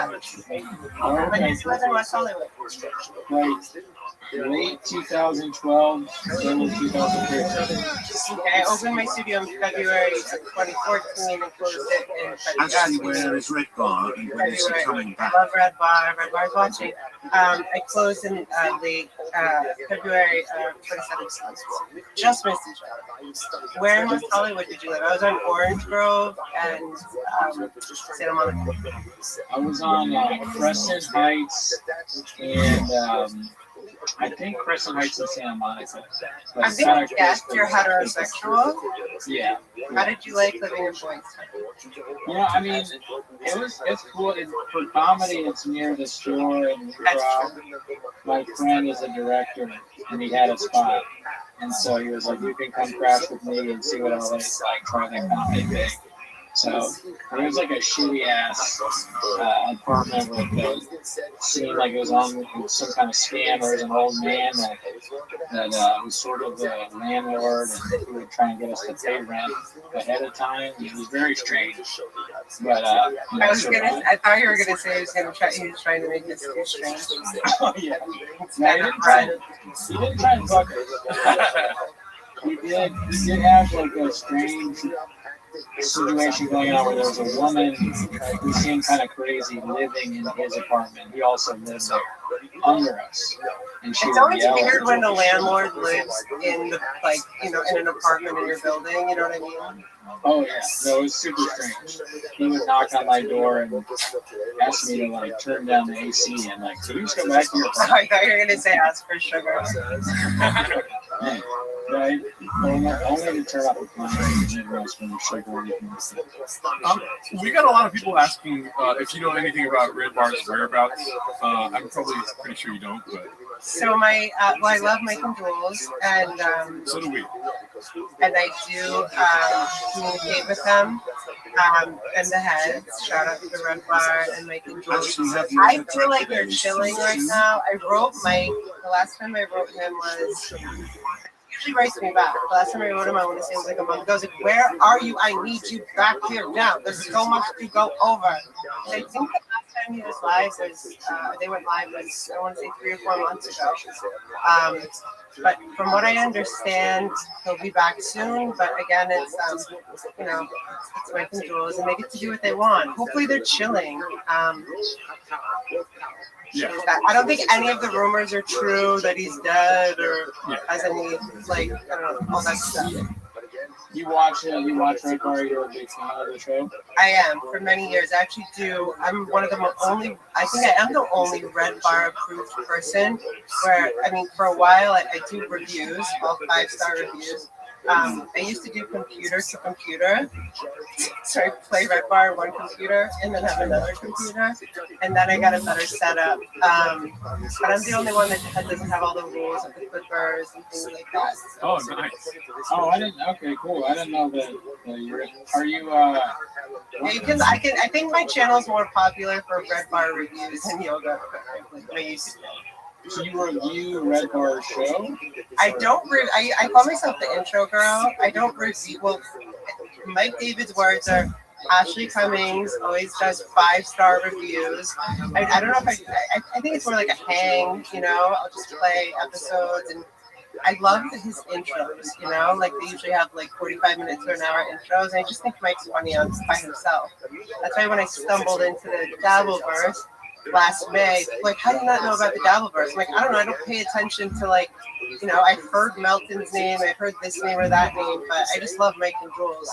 Yeah, I gotta say, really quick, you know, being from the Shoppaverse, and, you know, that's where me and Cooney do most of our work. The Dabbleverse, it's not worth it, guys. Everyone keeps saying, check out the Dabbleverse. It sucks ass. I've already did my whole deep dive, everything, off-camera deep dive. It sucks. But do you want to talk about your experience with the Dabbleverse? I feel like we were texting about this yesterday, if I'm not mistaken. Are you talking to Brendan or? Oh, to you. Oh, so Kevin Brennan has a little brother named Neil Brennan. Right. I have a little sister named Whitney Cummings. Yeah. Whitney Cummings and Neil Brennan are best friends. They made a movie together. I've had Thanksgivings with Neil Brennan. In 2020, Kevin Brennan, who is deep into the Dabbleverse, they found me, and I was talking about things that had to do with my father, who had passed away at the time. And so they reached out to me and they said, well, would you be on our podcast? I've never been on a podcast in my life. And I said, under one condition, it's called Justice for Eric Cummings, and that's my father's name. So I reread my father's will online. It was quite ridiculous. I asked him, and he very politely took it down.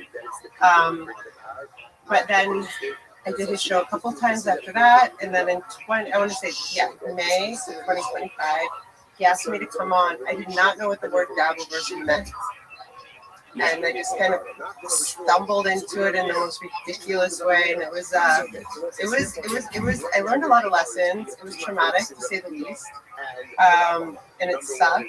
But I can say this now: I feel like 70 to 80% of the Dabbleverse doesn't hate me anymore, but I could be wrong, and things change on a daily basis. with the devil. Okay. It's an interesting ride. I don't know how people go there through their own volition, to be honest. I have no idea. But yeah, I think a lot of it has to do with my sister. I don't even know. I still don't really know what it is. The Dabblerverse. I've heard people talk about it. I think we had probably good one on. You mentioned it. I thought it had something to do with stuttering. Sorry, go ahead. I thought it had something to do with stuttering John. That will be what people will say. Like, but that made no sense to me. I was like, what is the Dabblerverse? Kevin's like, don't forget about it. So they say that it's because Stuttering John once was asked, do you do comedy? And he said, oh no, do you dabble in comedy? And he was offended and he said, do I dabble in comedy? I work for Howard, blah, blah, blah, blah, blah. If you don't know who Stuttering John is, he gets very irate about certain things. But it's a lot more than that. I saw your video, Gerard. I think that's why I came on your radar or you came on mine. Pest is a clipper for the Dabblerverse. And he was like, would you go on this guy's show? And I love Pest. I was asleep when he asked me. But you did a video called, I think, Intro to the Dabblerverse? Oh, yes. So what did you find out? It's just boring. It's just like way too much burn for no fucking return. You know what I mean? It's just I'm sitting watching videos. Yeah, it's just way too long. And by the way, my name is Gerardo. It's like you know, it's Gerard with the O. I like Gerard. No. It's fine. You can call me Gerdo if you want. Yeah, a running bit on the show is that he can get his names. So like every show, he comes on and he's like, dude, you'll never believe what they called me today at the coffee shop. It's a new, a saying of his name. Hernado. It's Hernado. Yeah. Someone called him Hernado. Hernado? Yeah. But Gerard, that sounds cool. That's British. That's like super British, dude. That's not South California, you know what I mean? What do you like to be called, Gerardo? Friends of mine call me the Gringo Poppy, but I like to be called. I like Papa Kiwi. I like Papa Kiwi. Papa Kiwi's nice. You know what I mean? Daddy, like Daddy too. Daddy. Oh no, that's Cooney. Cooney has a NSFW hentai chat in our Discord, and he likes me to call Daddy. What about G-Dog? Can I call you G-Dog? G-Dog works, but I usually that's only for black people. Which brings me to my next question: what's your least favorite race and why? I'm just kidding. No, you can call me Gerardo, Jerry, if you need to. You can call me whatever you want, actually. Why did and I'm assuming the Dabblerverse is kind of haters or whatever, but 80% of them hated you at one point? No, 100% of them hated me. And probably I'm upshooting the number of people that don't. Why do they hate me? Like, did they hate me? Well, first of all, I got very upset because the Dabblerverse culture, and I want to be careful what I say, it's very much about trolling, and I did not know about things like this. So I left work one day, and there were all these tweets that had like pictures of my kitchen and other things, and I just started texting people who were posting pictures of my freaking kitchen, like. I'm getting angry at so if you, this is an analogy I like to use. The Dabblerverse is kind of like a big playground, like a very toxic playground. There's a lot of bullies. Unbeknownst to me, I was like flexing, on Twitter, flexing at like the biggest bullies in the playground. So I got it really bad. There was like 2 months that a guy called Melton covered me almost on a daily basis. They'll dig into your past. They will just find like the worst pictures and the most embarrassing things that have ever happened, and then make shit up. That's so lame. I beg your pardon? That's so lame. I hate that. It's lame, and it was also very traumatizing. I have to tell you, I'm a sensitive person. I had no idea the waves of, like, people like, don't read comments, don't read negative things, but it was coming in through, like, my channel, my yoga channel, my Instagram, my, like, everything. I just felt, like, very uncomfortable. And then I fought back because I think that's my nature. And you can't fight the Dabblerverse. You have to just kind of succumb. It's like a wave. You have to just kind of going with the flow. And then I found some very good friends, actually, which is strange, men and women that are still friends. So even though I'm trying to extricate myself from the Dabbleverse, somehow I keep getting dragged back in. But it's nicer now. And I think people assumed I was Whitney's sister and I was probably a spoiled bitch, brat, whatever. And once I got the chance or took the opportunity to get to know me a little, it became a little nicer. So there's that part. There are very specific parts of the Dabbleverse. I'm sorry, Brendan, what? You leave the bad parts of the Dabbleverse in the past and take the good parts of the Dabbleverse with you in the future. The good people, the good gentlemen and women of the Dabbleverse. There are good ones. I will say that. I don't know if you can actually get out of it. I've been trying. Yeah, it's like a physical place. You can't leave. That's how I feel about the show. Sorry? It's kind of how I feel about show, but it's not so much people. Like on MKE and you don't watch all the content. Well, what it is, it's a soap opera kind of situation. So people get, like, for example, this week's kind of like sting is a fight between this one guy and this other guy. Last week was a fight or like a whole conspiracy about this one guy and this woman is hiding the woman. It's very silly, but it's also once you're not the target of the Dabbleverse, it's more interesting and can be very addictive. Like Jules at one point, as in Mike and Jules, was like, I'm getting so addicted to the Dabbleverse, I can't stop watching. I can ask you a random question. Do you know who Jeff Dye is? It's so funny you mention that. So my sister has been kind of what's the word I will use? My sister's been very interesting for a few months now. And I heard something about her collaborating with Jeff Dye, and this guy called me named Jonathan Dye. And I'm like, are you the guy that did something with my sister recently? He goes, and this guy's like, knows nothing, like he's not a comedian, nothing. And he's like, no, I think you're talking about Jeff Dye, though. I have no idea who he is, but I think that he's done something with my sister. That's so funny that a guy knows. Another guy named Jonathan, or another guy with the last name Dye knows Jeff Dye. And he's like, right. I think you mean Jeff Dye who sucks. Jeff Dye is like it's a stand-up. It kind of, when you're talking about the Dabbleverse, it kind of reminded me of Jeff Dye because he's getting hated on a lot right now for being kind of a troll idiot who everybody hates. So there's almost like a mini Dabbleverse, it sounds like, going after him. But you never met him, Whitney's never brought him around. I've never met him. I've never heard my sister mention him. If you like any part of it, I mean, I've never seen the Dabbleverse, but if you like that kind of thing, just watching it from afar, I highly recommend looking at Jeff Dye videos online because he's pretty ridiculous. Didn't he do a show with my sister recently? Someone messaged me the worst thing I've seen lately. Like, I don't know if it was the Comedy Store. This isn't the last 6 months, I'll say, or 4 months. Someone went, because I guess my sister was opening for Jeff Dye, or they were doing something together, and they said my sister just went on and on complaining, and she seemed really out of it. And I was like, I don't know what to, when you guys write me that stuff, I mean, it's fine, but like strangers will write me, and I'm like, what do you want me to do about it? My sister's been spiraling out, like, we're not, so I can't really, you know. That's hilarious. People are writing you, like, you gotta. It's been happening for like 4 or 5 years. Sorry, what? You gotta save your sister. She's with Jeff Dye. It was more like my sister was doing something with Jeff Dye, I think at the Comedy Store, and my sister just seemed very like out of it and just spent a lot of time like complaining. That's what they said.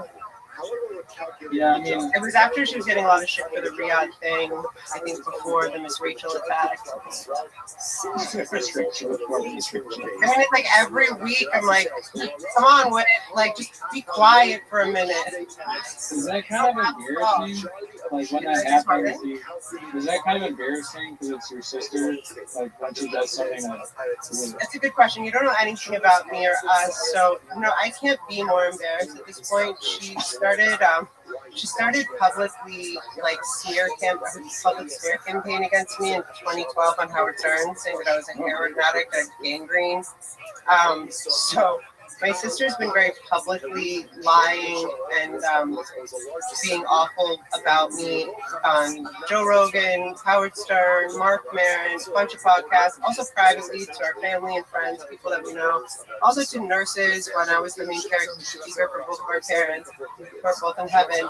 So I can't, like, I'm at a point, that's why if you guys see me, like, spurg out or whatever you want to call it on Twitter, like, I can't be more embarrassed because of everything she's done so far. So me just telling the truth and factual, not defamation, and getting justice for my parents because she stole both inheritances is not, there's nothing really that I can be further embarrassed from, but certainly my sister's behavior doesn't embarrass me. That's just embarrassing for her. And I don't know what's more embarrassing than throwing your innocent sister under the bus who just came out here to help you and help our parents. It's not, yeah, that sounds right. I mean, maybe her special is a little more embarrassing than that. I haven't seen all of them. Like, when we got back together, she was like, don't you watch me? Haven't you seen my specials? I'm like, no, dude. Why would I watch you and your specials when you're, like, publicly? You live in West Hollywood. I worked for a bit at the Mondrian at, what's it called, Sky Bar, which is right across from Comedy Store. I was like, why would I watch your specials? Watch you at all? Like, it's painful. It's sad. Yeah, I know. I mean, me and Gerardo, to be honest, we just You felt call like him Gerardo, so that's his name, right? Gerardo, yeah, Gerardo's his name. I think for a long time we kind of just questioned why is Whitney Cummings, why is anyone watching? And then she's just gotten kind of worse with her show. It's very bad, and she's kind of hacky. And then she was trying to do the whole like right-wing turn thing, which I thought was pretty lame. And then she went on the Daily Show like a month and a half ago, like, I'm a liberal. Yeah, did she say that we needed to, was it Gavin Newsom or was it somebody else? Was it the Pennsylvania guy? Oh my God, this is the worst conversation I've ever been a part of, dude. I swear to God, you guys, if I leave you guys in the room together, the fucking bugs are gonna kill themselves, dude. So, no, sorry, but yeah, Gerardo's how you say my name. Well, I don't know what I was gonna say, but What was I saying before? yeah, Whitney's a liberal. Whitney's a liberal. So Gavin Newsom, he started talking about Gavin Newsom. That's when I was like, all right, throw it in Gavin the towel. Newsom sucks. Yeah, he sucks ass. Yeah, he sucks ass. She was saying we should vote for him. It was either him or the Pennsylvania guy. I can't remember now. I think. I didn't The watch it. Pennsylvania guy that had a stroke. That guy, the mayor. No, that would be hilarious if she said, what is that guy's name? I can't remember, like, the big guy with the sweatshirt. No, she didn't say him, Shapiro. The governor. No idea. I don't get into politics. Yeah, I do not politic.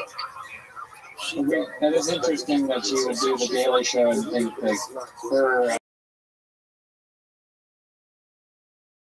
Show to me, I thought it was interesting they would even, she did that CNN thing that was like a huge deal, the New Year's Eve CNN thing where she's like goes kind of right wing. That was like last year, right? Yeah, I think so. Like 2024 New Year's? It was like, yeah, it was New Year's, and she was like, and the vaccine's like not real, or the COVID's not real, and when they're eating cats and dogs or whatever, they were supposed to think it's hilarious. And then like Kamala Harris sucks. Kamala Harris can't read. She's just going off. And now she's like doing, well, so that was a confusing move for the show. I mean, I don't watch a lot of that kind of stuff. But when people sent it to me, it was confusing that the show made that choice, and that, I don't know, like, was it does the network think that people don't remember a year and a half ago when she pivoted right, and now she's, I mean, I don't know. Can I ask you another question? This is a random thing about, sometimes Whitney says, go birds. And she was like a big Eagles fan. So she's engaged to Chris Cole, who is used to be a skateboarder, and he's from Philadelphia, and I believe that's where the whole Eagles thing comes from. Okay, so that's another thing I find annoying. I hate it when people say "Go Birds," but like there's something just annoying to me about it. So it feels fake. Are you into sports? Are you like not an Eagles fan?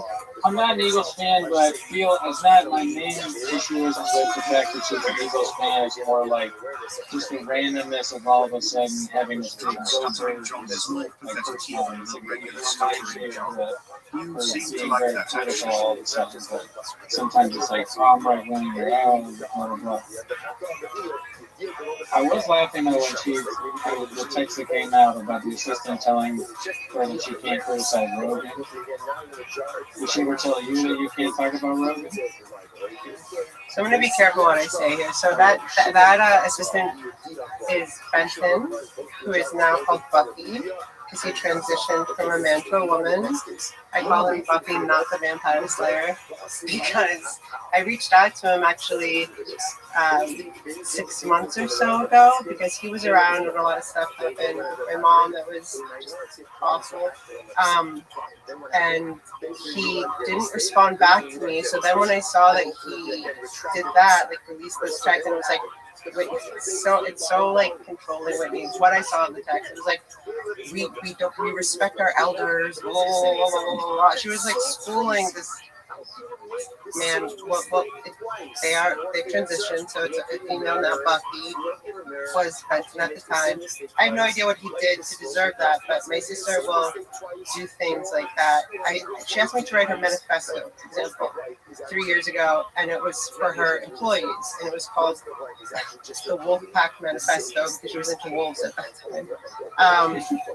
And it was very interesting because as I was doing it, the way I've had 2 businesses, and I think everyone, like I was the sole owner of both of them, but I treat employees like family, and I won't have employees do things that I don't do, like arrive 15 minutes before your class, and so I kept asking her questions when I was writing the manifesto, like she had specific things, especially it's for them, not us.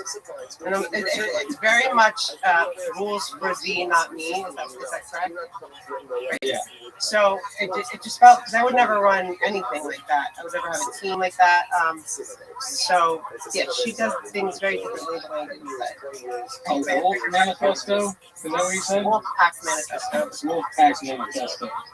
That was a manual for yeah, and that's what that was the name of it. So they literally say Wolfpack on it. Right.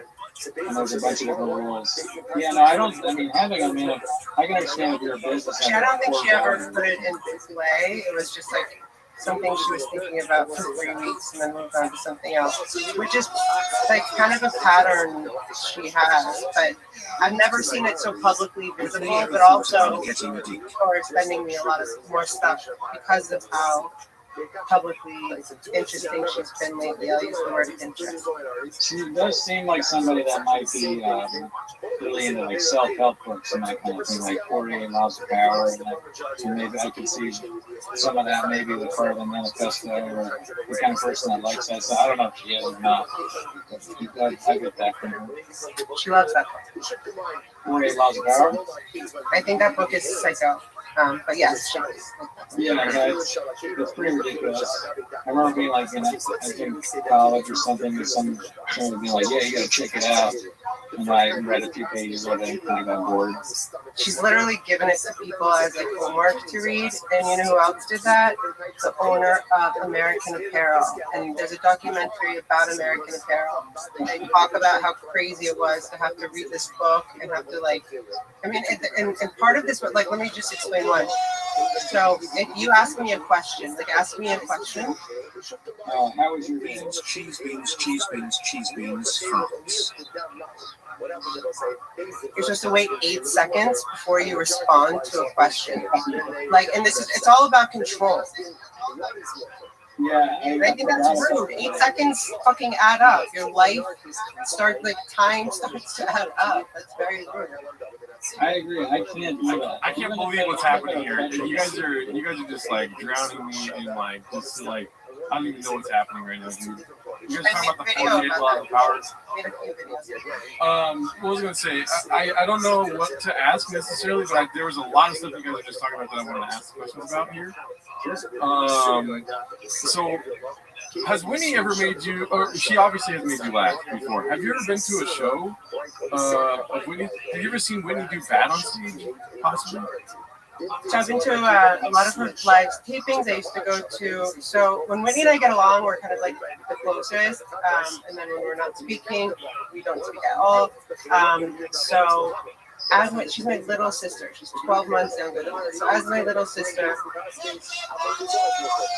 I mean, like, you know, yeah, like she said to me, like, Ashley, don't laugh at my phone. I'm like, but I can't help it. I'll just laugh harder because I'm funny. Other people, it makes other people laugh, right? So yeah, I mean, the loyalty that I used to have for my sister that I kind of have put aside for now because of what we're dealing with, like our little Cold War that we have. So I'll say that. I mean, yeah, I mean, my sister's not. What was the original question? Just that if you ever seen her bomb, do bad. Like, not even bomb necessarily, just like do bad. Like, and then he's like something she can't sleep at night. She's like, why wouldn't they laugh when I fucking did my squirting joke or something like that, you know? I don't know if she doesn't. I mean, I don't know if she thinks about it later, but to answer your question, I think the answer is obvious. But like as an older sister, I've always felt protective and. But I will tell you one time we went to the improv and so my sister goes intense. Like so when I would go do spots with her, she'll do Comedy Store and then improv and then Laugh Factory and then sometimes we'll go to Flappers. So all in the same night, right? And this one night it was like I don't know. It's like it wasn't like anything like the last few years, but you know, this one night she was doing the weirdest crowd work, and I was like, it felt awkward. I felt awkward for her because people were really responding to it. But mostly she's very confident up there. But yeah, I think your question answers it. Yeah. Another question. So, you know, one of the most prominent names as far as comedians go in the Epstein files was kind of Whitney Cummings because Jeffrey Epstein found her funny, which I think is funny. How many people have asked you about that? Has anyone like, yeah? Many. But to her credit, I don't think that there was anything. I think it was kind of innocuous. You just said like you liked her squirter jokes. Yeah. Yeah, it was about an article in Cosmo or something, right? Like that she wrote, maybe. I thought it was when she did that thing where she like put a hose underneath her. I don't even think I saw that. What did she do? She like spread her legs and like put a hose. So she put a hose. She was like in a bikini and spread her legs and put a hose between her legs. So, yeah, no, that makes sense. It says call ends in 15 minutes. Yeah.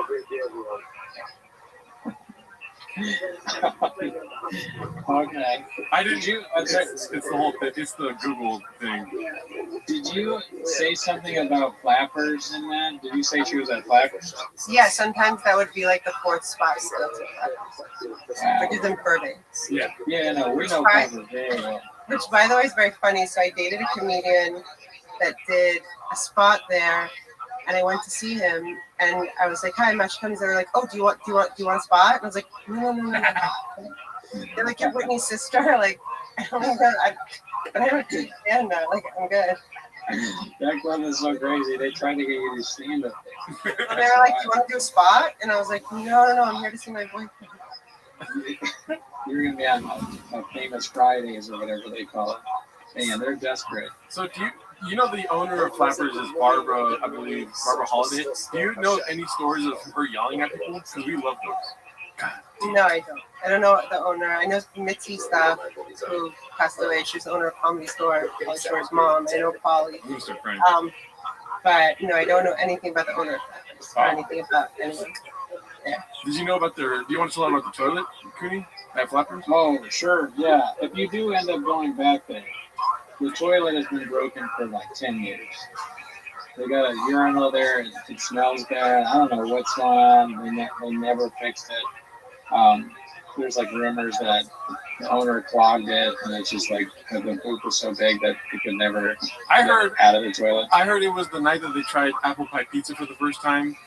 They accidentally threw some away in the toilet, and then they couldn't go down. But this is gross. That's gross. But have you ever tried the apple pie pizza at Flappers? No, but I feel like that's a reason not to go to Flappers. And who doesn't fix a toilet? I'm so confused about that. Exactly. It's been years. And what it like? Don't they have two though? Like one for men, one for women? Yeah, I think they do. They at least have that. That would be so funny if they did. If they didn't have separation of I was bathrooms. gonna say, but also it must make the lines longer. And also, how much can it cost to fix a toilet or get a new one, really? Yeah. I've told this story so many times, and no one believes that it's real, I'm sure, but I swear to God this happened. When I moved to LA from WeHo, I moved to Burbank. And I lived in this house, and this guy came over to fix our toilet or something, some plumbing issue. And I made the mistake of being like, yeah, I do comedy, when he asked me, and he was like, oh yeah, you do comedy? Oh, I do the plumbing at that Flappers place over there. And I go, oh yeah, and I swear to God, he said, he insinuated that they were going through hard times, and that was the plumbing. And then I found out that they're bad. It's a tough spot. Yeah. But apple pie pizza, I'm glad that you realized that's gross. Well, it's funny that you mentioned that. Somebody's talking about Applebee's lately, which I know from as a restaurant that I used to drive when I lived in Miami, back and forth from DC. And I remember being off the 95 and stuff. People were like, "Did I have apples or apple pie at Applebee's?" I was like, "I don't know, they better." And apple pie pizza sounds like something that Applebee's should definitely have on the menu. But it also sounds like a bad idea. Like pineapple pizza, I get. Apple pie pizza, I don't get. Have you guys ever tried it? No, I haven't, but I feel like that's something we should eventually try. Yeah. What does it look like, though? Just the crust of the apple, or is it just like apple pie with cinnamon on top of cheese? And I'm not sure, but I'm willing to try it, and I heard that they deliver now. I'm pretty sure Flappers delivers food, so we'll have it delivered to my apartment. Before we only have 10 minutes left, so I need to do a speed round here. The chat, obviously, everyone that watches their show is in love with Brendan Schaub. So they want to know if any, that's the question. Brendan Schaub question mark. Have you ever talked to him, met him, anything that happened? I've met him and at Comedy Store. I know that him and my sister were close. He's not the father of my nephew. People think that. I will not say who the father is. But it's not him, and I don't know him very well. I've just met him in passing. Oh, okay. He never asked you check out his truck or anything like that? Oh, okay. He asked me a couple times when I seen him at the Comedy Store. Do you know about Brian Callen? I don't like Brian Callen because he makes shoes out of elephants, and I think that's terrible. But there's other reasons I like him as well. He killed elephants and made shoes out of them and was charging $800. Oh my god. He's such a bad guy. God, he hurt elephants, a monster. Yeah. And he's very little. He's a very little man. In every way. I mean that in every way. Yeah, every way. Okay. I love elephants. Why would you do that? Because he's an asshole and he's a little man. Yeah, he sucks. Okay, I have a question. $800. Elephant. They were so ugly too. They were sandals made out of elephant skin. I mean, it just broke my heart first of all, but it also made me angry. And also, what an idiot loser. Yeah. Yeah, I don't like that at all. I've never killed an elephant. Okay. I gotta be honest with you. I really don't like the way he. I don't know if you're familiar with his cadence, the way he says jokes. A lot of what he does is he'll say I got a size. He does this weird thing with his voice where he's I'm looking. Yeah. And I think I hate that more than what he did with the elephants, but I'm not sure now because I'm just hearing it now. Question, really quick. How do you know that he killed? Was he bragging that he killed elephants? He was bragging about the fact that he killed them on a safari that is. The way he explained it made zero sense to me. It's a safari that you can look it up. Red Bar covered it. I think this was, I want to say circa 2021. He talked about them on Rogan. So he showed them and stuff. And he was saying there was an animal sanctuary or something like that. And how he somehow tried to, a fucking idiot, excuse my language, justify shooting an elephant and making shoes out of them like was helping the elephant. It made zero sense. I didn't know that's what toe holds was. I know about toe holds. I didn't know that he Look it up, Brian Callen, Yeah. elephant shoes. It's super easy to find. I wonder if that is what toe holds is. We used to I talk was about. I was shooting an elephant and making. I gotta be honest with you. I really don't like the way he. I don't know if you're familiar with his cadence, the way he says jokes. A lot of what he does, if you go, he'll say like, "I grab his thighs." Like he does this weird thing with his voice where he's like, "I'm looking." Yeah. And I think I hate that more than what he did with the elephants, but I'm not sure now because I'm just hearing it now. Question, really quick. How do you know that he killed? Was he bragging that he Yeah, killed he was elephants? bragging about the fact that he killed them on a safari that is. The way he explained it made zero sense to me. It's a safari that you can look it up. Red Bar covered it. I think this was, I want to say circa 2021. He talked about them on Rogan. So he showed them and stuff, and he was saying it was an animal sanctuary or something like that, and like how he somehow tried to, like a fucking idiot, excuse my language, justify shooting an elephant and making shoes out of them, like was helping the elephant. It makes zero sense. I didn't know that's what toe holds was. I know about toe holds. I didn't know that he Look it up, Brian Callen, Yeah. elephant shoes. It's super easy to find. That's great. I wonder if that is what toe holds is. We used to I would talk about. smack him. I would deck him if I ever saw him just for that. They're saying we love you, Ashley. And I've been studying martial arts since I was 21 years old. We love you, Ashley. I think fights, I'm not sure. Yeah, he always does like kicking and punching in his.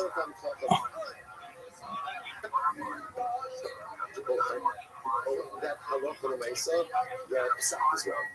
The psak is wrong. Now, once you know what happens, the asa al-piyah. But nevertheless, this member of the basin or this Chacham still followed the psak. It wasn't actually very. He's like, hey, why not? Right? This is my one shot at favorite.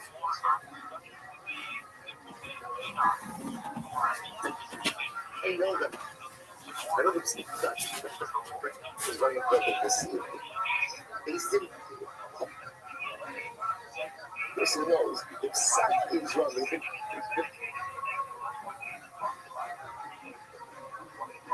I said,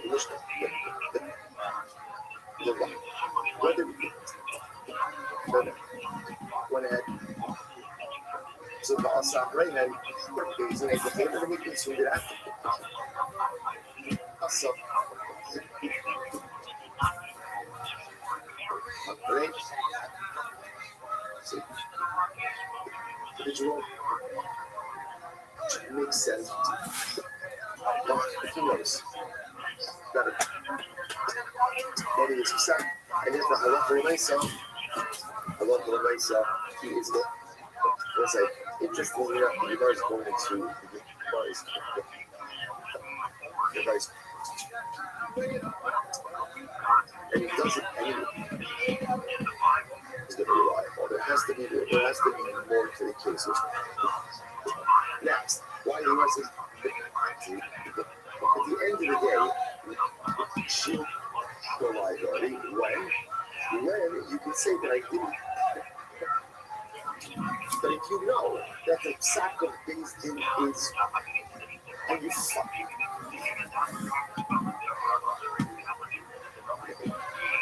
we'll say this is and smoke.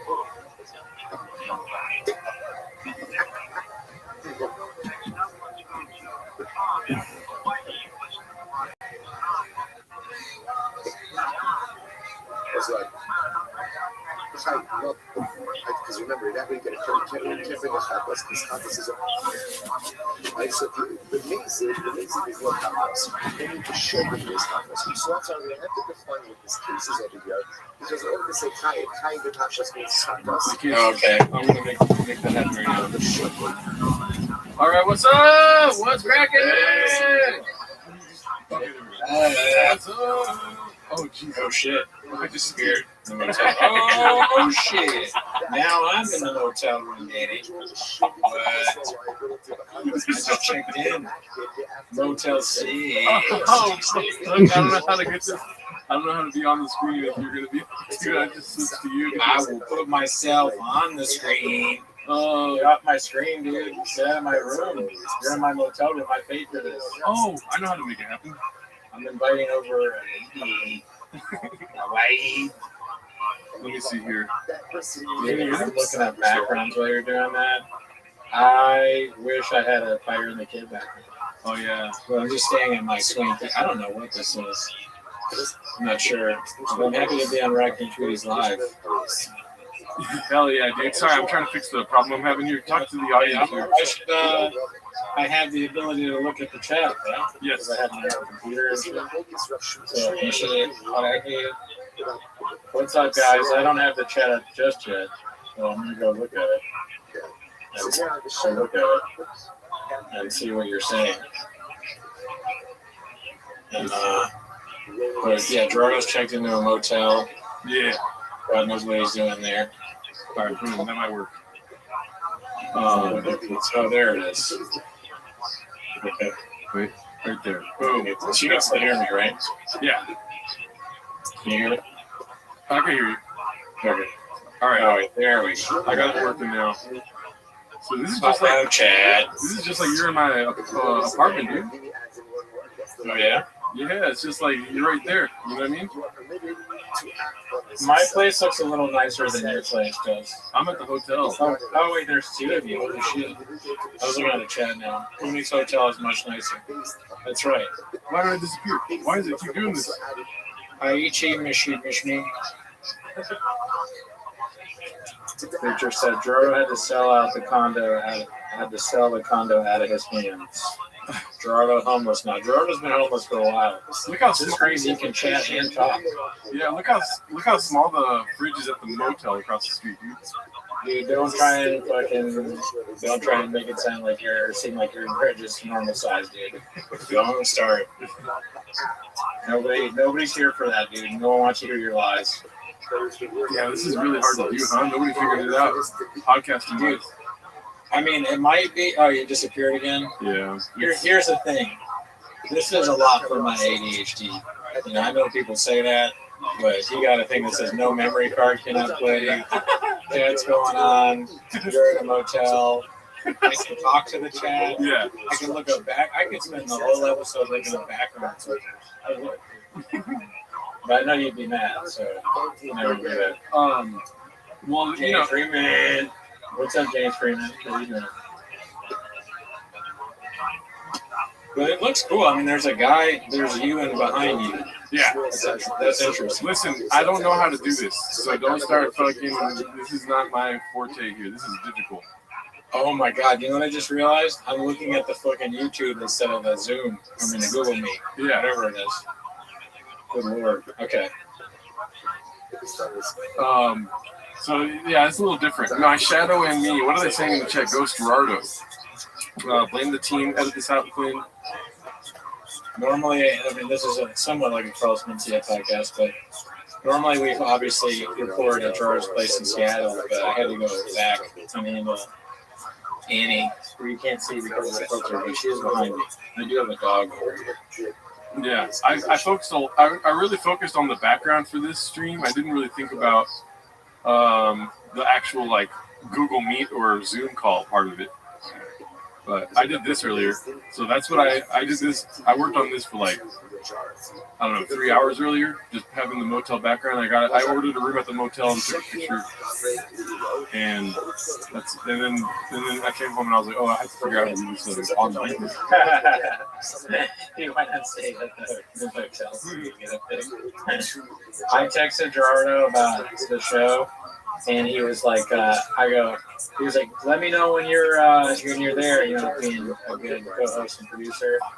And I texted him, like, go fuck yourself. No, I texted him back, and I said, I'm here, I got my computer ready. He's like, okay, cool, I'm just leaving the motel. And if you're watching the show, you know the motel is obviously a joke. It's one of the least safe places on earth. That place looks like a fucking war zone. Yeah. It's bad. Like Tim Kennedy would shoot the people in that place. Yeah, Tim Kennedy would let them move. I'm sure. Oh, I got the Whitney shout out right there on the side. You see that or no? You can't see that. It says Whitney with the heart on the YouTube. Oh my gosh. What, you left? What the hell? Dude, this is a shit show. Brandon Cooney left, dude. What the fuck? Oh my god.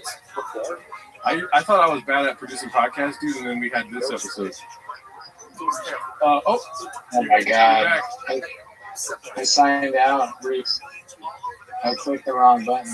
I was looking for a link to click on something. Yeah. That was virus. I got it says if I give information here, I said that. Oh, okay, good. What's up? Team really dropping the ball, they're saying. I don't know. I think it's a good name. Jordan Cooney. This is the most David Lynch podcast yet. Are you after BGL's trophy?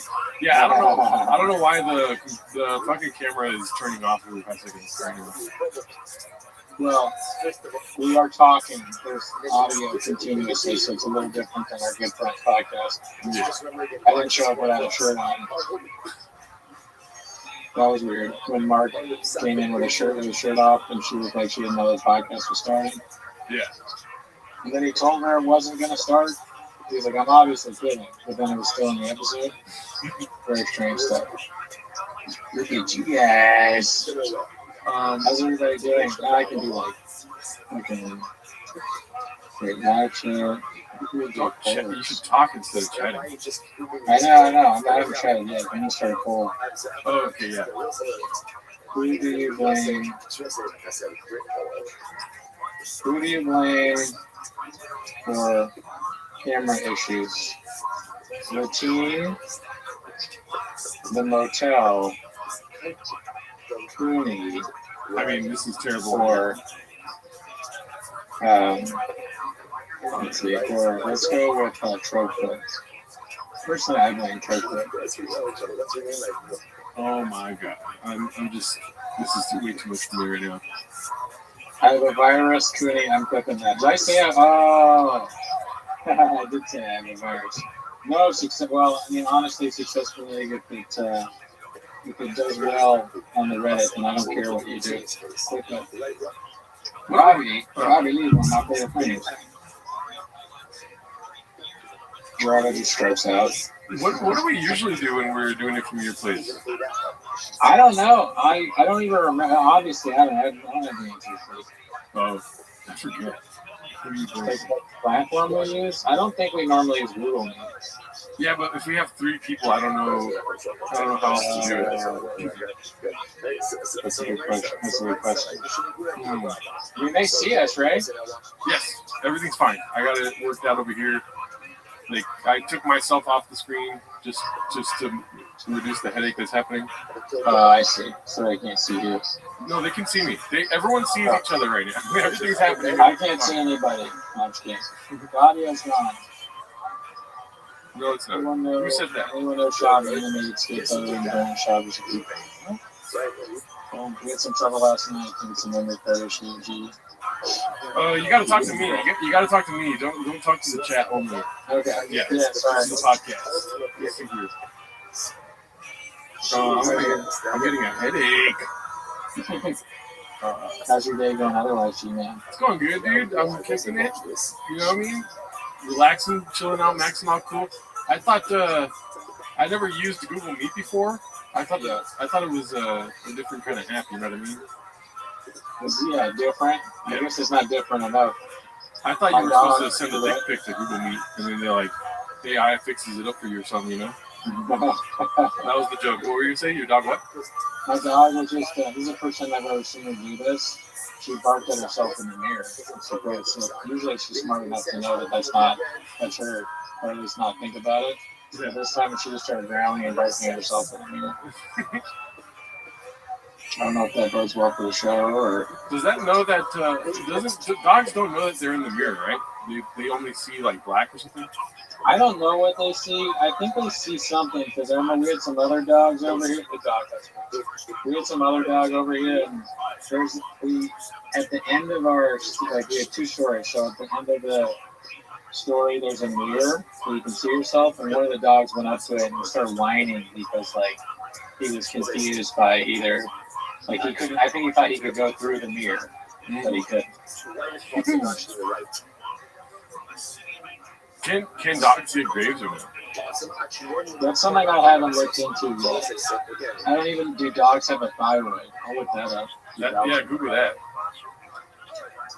Because I don't know what animals have thyroids. But yes, dogs have two thyroid glands located on either side of the windpipe trachea in the neck. So let's see. Can dogs get Graves' disease?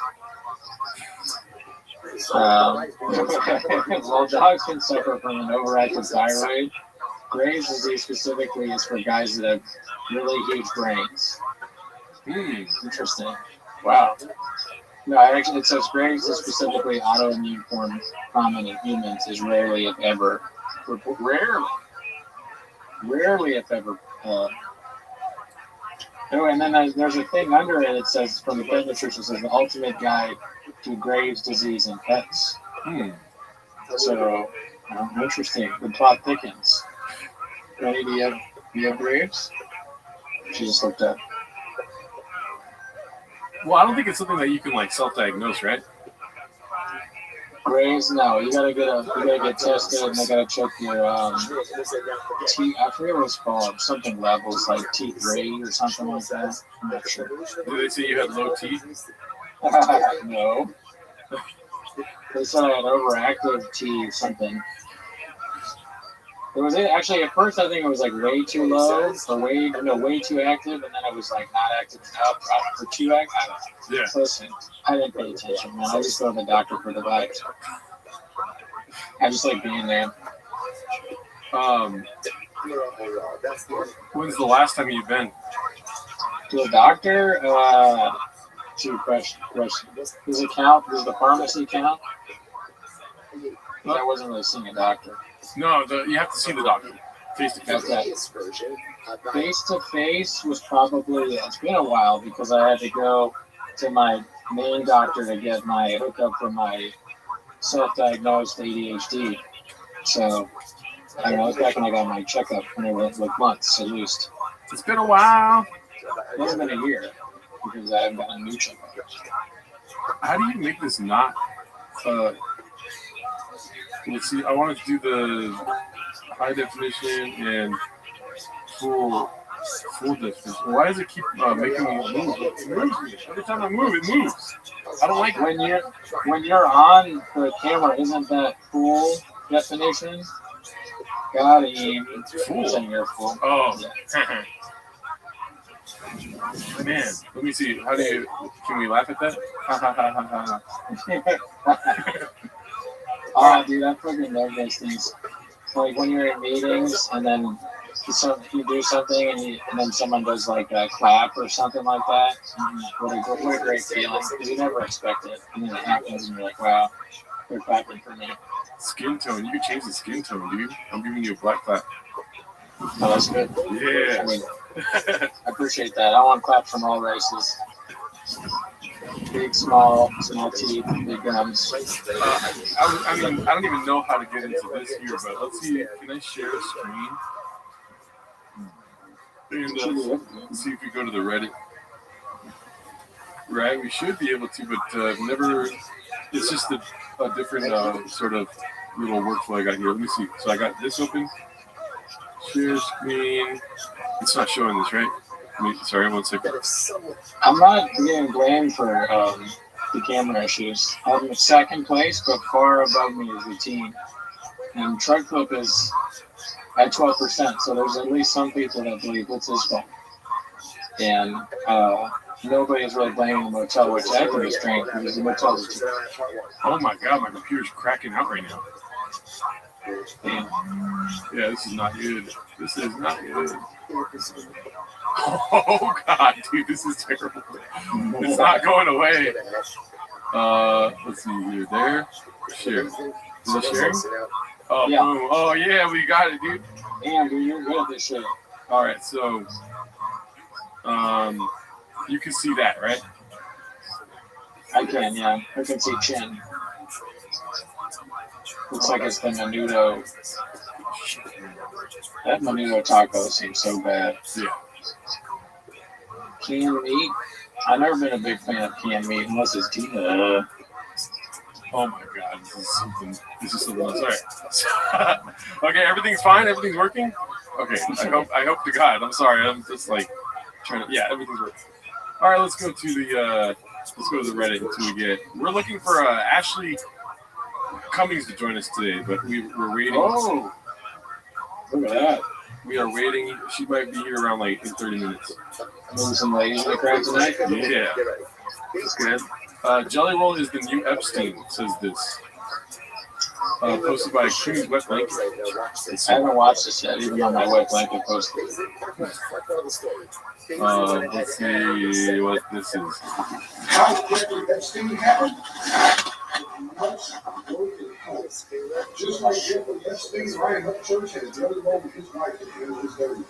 What the fuck?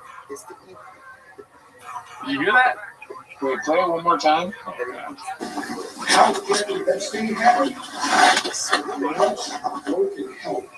Just like Jeffrey Epstein, Ryan Upchurch had Jelly Roll with his wife in his baby. Who the hell is Ryan Upchurch? I'll look that up right now. But yeah, no, that doesn't sound good, Jelly Roll. What's going on? What the hell, Jelly Roll? Dicey, dude.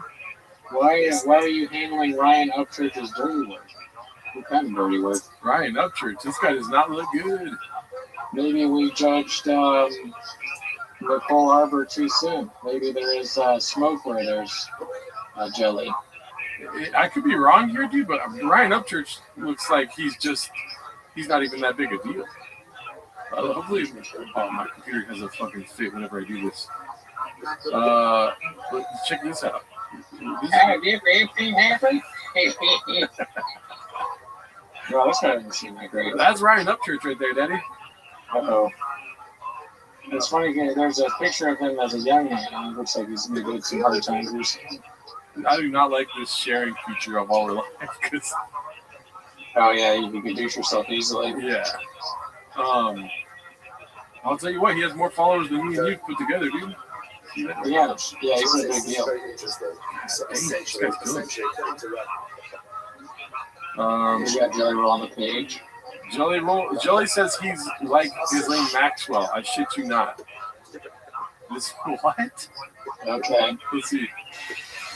Dude, I'm sitting here going through this this clip, and it's saying, okay, I'm just looking like what is going on. Now check this shit out. You gotta think, bruh. Yeah. This guy is like if a dude was serious, that was like if the whole world is beating me, bruh. Everybody keep talking about beating me. Not everybody telling us to hear about beating me. We've got a Christian L7 in the crowd, dude. He's saying this setup is blockbuster. Oh, fucking give him 100 points, dude. Oh, but James Freeman's in here. 40. Let's get these Hawks to 40 likes, huh? Guys, we're just... Look at you guys. 40 bold votes. It's get these horse 48s. Oh, it sounds like they call us whores. Man, I wish we had watched this Ryan Upchurch thing on the Raccoon Tweeties episode, because I have a feeling this is a very entertaining guy. Yeah. He's got everything I like. Crazy appearance, ridiculous accent, seems a little unhinged. Big dick, sorry about that. Yeah, you know what I'm saying? This seems like a content machine, this Ryan Upchurch. Let's see. I want to hear what we talk about Ghislaine Maxwell here, dude. You clip it out, and I'm going to put it on here. Guess what Jelly says? Jelly says, yeah, man, I'm like Ghislaine Maxwell. Excuse me. What? What in the fuck? I didn't even realize he said that. He said, I'm like Ghislaine Maxwell. This guy has a rough face, dude. Yeah, dude, it's interesting. Let me, I can't do it. God, I'm handicapped here. I wanted to zoom into his face. What does it say on his neck? It'd be funny if it said help. It looks like it's his reek, like he's from Game of Thrones. Yeah. So he got tortured by somebody that tried to make him into a reek in real life. Jelly Roll tried to make him reek. That's why I hate Jelly Roll, dude. People do not like the setup today, dude. I hate to tell you, wrong. They're saying. Sometimes you gotta fucking. Would you like this setup or no setup? Okay, we could try to spar around. All right. That's a great point. Yeah, I'm gonna do a poll because I'm gonna say this setup or no setup, and I guarantee you these fuckers they're gonna say no setup. Those of bitches. Fuck them. We're giving them grade A content here. Now look, and they're hating. Always be in Seattle. You won't go vertical. They said that we won't go vertical. Watch this motherfucker, dude. Boom. We're gonna go vertical. Vertical as hell, bro. What's up, man? Vertical as hell, dog. Instead of going vertical, you go. I just started asking you questions. If you asked me where Gaylord Street is. Oh boy.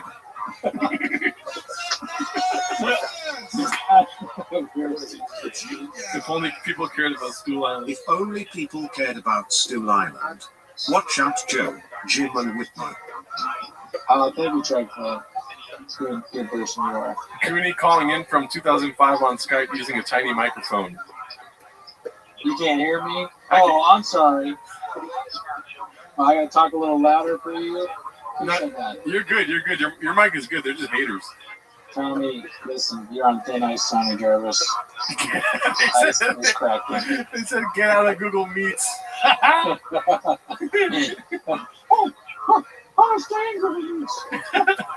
boy. Well, keep talking. I want to hear how bad your audio is. Yeah, check it out. It's probably very bad. But is my horn showing tonight? Oh, you got some horns in the crowd tonight? Why would you get a tattoo that says Creek? That's weird. Alright. I'm gonna say, what setup would you... Dude, your audio is perfect, dude. What are they talking about? I know, dude. Honestly, I think Tommy forgot that I have violence in my DNA. Fucking I like Tommy Jarvis. I've always said he's a good guy, but I'm gonna kill him. That'd be funny if you were here the whole time. We just did this to annoy them. So what setup do you like? So this setup, no setup. We got some money. Or it's a third option. When we get in a new cowbell special, Tony Soprano. They want a new cowbell special. Dude, I want to do cowbell again. I'm down. Yeah. We gotta do some more bits with cowbell. It's like I'm sure there's characters we've forgotten too. But we need a character. Gerardo, what's the character that you've done? I'm a preacher. The preacher, yes. Yeah. That's new and hot. Caesar's here. Hit the music. I don't think Caesar's here. That guy. Who the fuck is that guy? Ryan asked if Rosa watched the State of the Union. Oh, for sure she did, dude. I don't even have to ask her. Yeah, she probably. The rave reviews, like what you saw. Oh yeah. All right, let's see this. Let's finish this off with the Ghislaine Maxwell. It's online. Take you to court, fat skinny fuck. Fat skinny. What? Oh yeah, that's right. Because he lost weight. It's a nice fat skin. Yeah, skinny fat, you mean? You fat skinny pig. Because this guy has a crazy accent, but he's making fun of Jelly Roll's accent too. So it's like even rednecks make fun of other rednecks. Yeah. You be your own people sometimes, bro. That's true. That's facts. Mm-hmm. You be your own hawk sometimes. They all talking about our setup and shit, bro. I'm live in a motel. What do you expect, dog? I want to get a fucking tiger claw tattoo right here, neck tattoo that says like beans or something. Should we tell them the bad news? Yeah. We're doing the podcast on Zoom from now on. Every week. Get off of Google Meets. No more Shab. The podcast is on Zoom now, and what's another? And it's in vertical. Yeah. The episode will be in vertical. Yeah. And what's another thing? Fuck, I couldn't think of a fourth thing that they has been criticized. I'm moving into a storage unit. They might like that. Yeah. All we're gonna do is verbatim the net. going forward. Every episode will just be us reading up or memorizing it content. I'm not gonna lie, Google Meets fucking sucks, dude, because it's like framing my shit, and I want my Diet Coke to be in the shot. It won't let me do that. Yeah, I mean, Google Meets, I don't know. It's probably more for like business meetings and that kind of thing. Yeah. We're standing on business right now, dude. That is true. We are standing. So let's see. Let's see the rest of this. I'm gonna wait till tomorrow. I'm posting it. So everybody can see you say that you're like Ghislaine Maxwell. You fucking weird motherfucker. Dude, he doesn't show the part where he says that, does he? I don't know. I don't remember. But I have grade. I would say that the Ghislaine Maxwell thing. That is a weird thing for Jelly Roll to say. However, Jelly Roll constantly is saying how he's like stuff, right? Yeah. I'm like a cowboy with a clipper. I'm like a finger with a clipper on it, or whatever. Yeah. Maybe just is always comparing himself to people. Yeah. I'm like Gerardo in a motel. I'm like Ghislaine if she was real bad, though. I'm like Mark Ramirez in a good movie. Might as well put that thing on. All right, let's see. I want to see what he says one more time.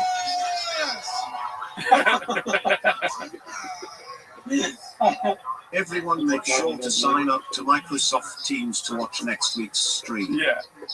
I like it. It's like my thought. Well, thought is the wrong word.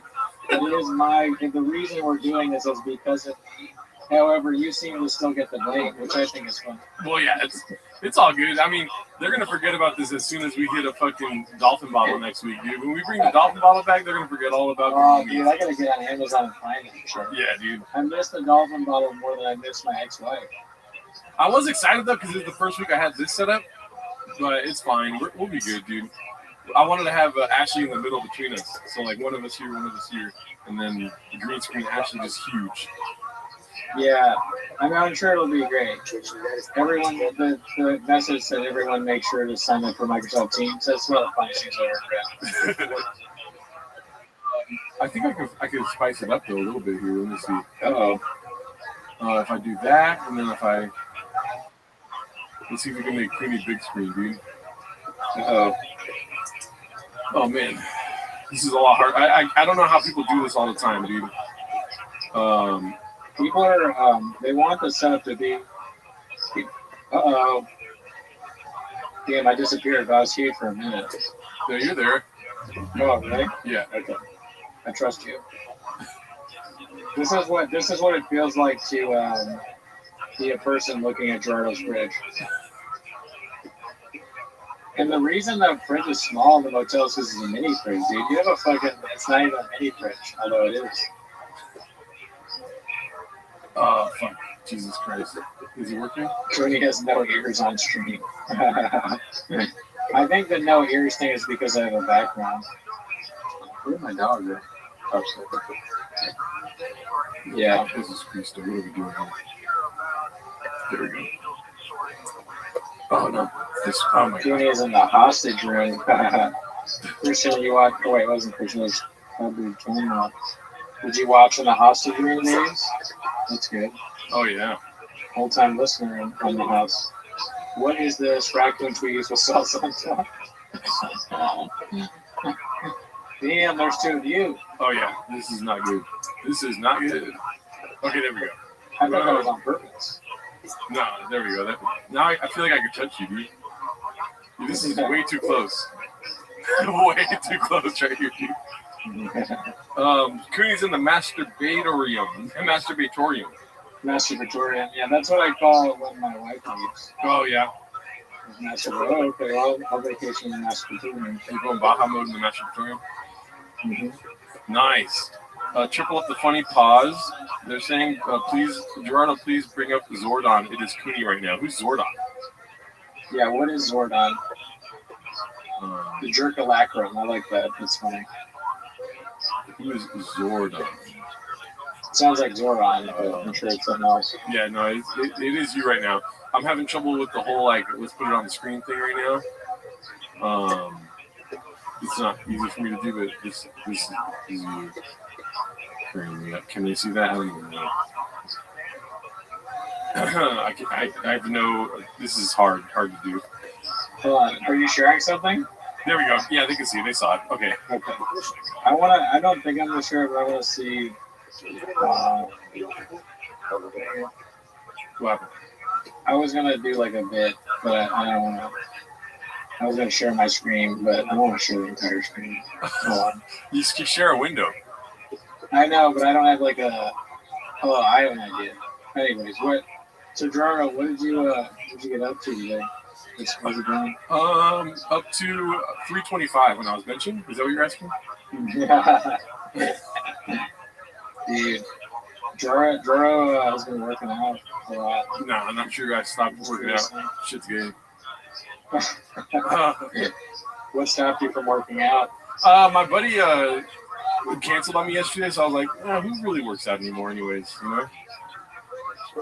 Interesting. It's not because it was. If I had to guess, that should be a poll. Like, why did Joe stop working out? You put a poll in there. But let me see. The poll, Gaylord Street is what they would like to set up. I'm gonna do another poll. I literally just told you why I stopped working out, though. I know, but I don't believe you. Oh, okay. She said she'll be here in 15 minutes. Oh, hell yeah, dude. So let me copy this and paste it here. I have a headache though. This is not me at my best. Oh, sorry, man. I hate headaches. Yeah, it's all good. Why did Gerardo stop working out? I'm gonna say you're the lie that you said, which was your friend couldn't make it. And then the more likely scenario, you got into a fight with someone there. That's not true. They said the setup, they like Gaylord Street setup better. Oh wait, what's this thing? My sister told me her doctor said she might have Graves, and I laughed in her face. She's not talking to me right now. Yeah, dude. It's like that's one of the negative effects I've had on Graves' disease is that it's a joke to people now. Twilight Zone tweeties. Violence in the DNA. Oh yeah. Let me see. Okay, I'm sharing my screen. That was my blood pressure reading a few weeks ago. Is that bad? Yeah. I just thought it'd be funny to share that. Careful what you show behind that. Oh, yeah. It looks like you've been using a boar bristle brush. For what? Boar bristle brush? Oh, it's because it's like, I think that's my dinner table. I have no idea. It's probably my wife's stuff. Vital Jorge, hey Gerdo, can you do a Power Ranger setup where Goonie is Zordon? This is exactly what I was going for. Okay. Is Goonie hiding in Arabian Nights because Shab is coming for him, Daddy?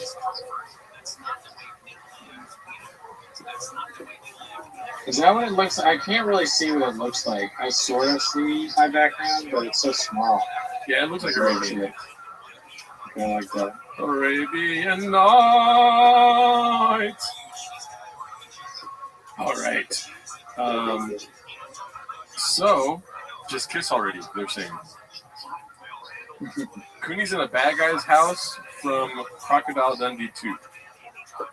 Damn, that is an old pool. I don't remember what happened to Crocodile Dundee 2. There's definitely something that happens when people do Zoom podcasts where it just kills everything, right? Am I wrong? This is like the worst. I don't know. They seem to be liking it. They said they would. The setup is not bad. Just Gaylord would be better. So I think that's fine. Yeah, I'm gonna start dressing up like a gangster and saying, "Oh boy."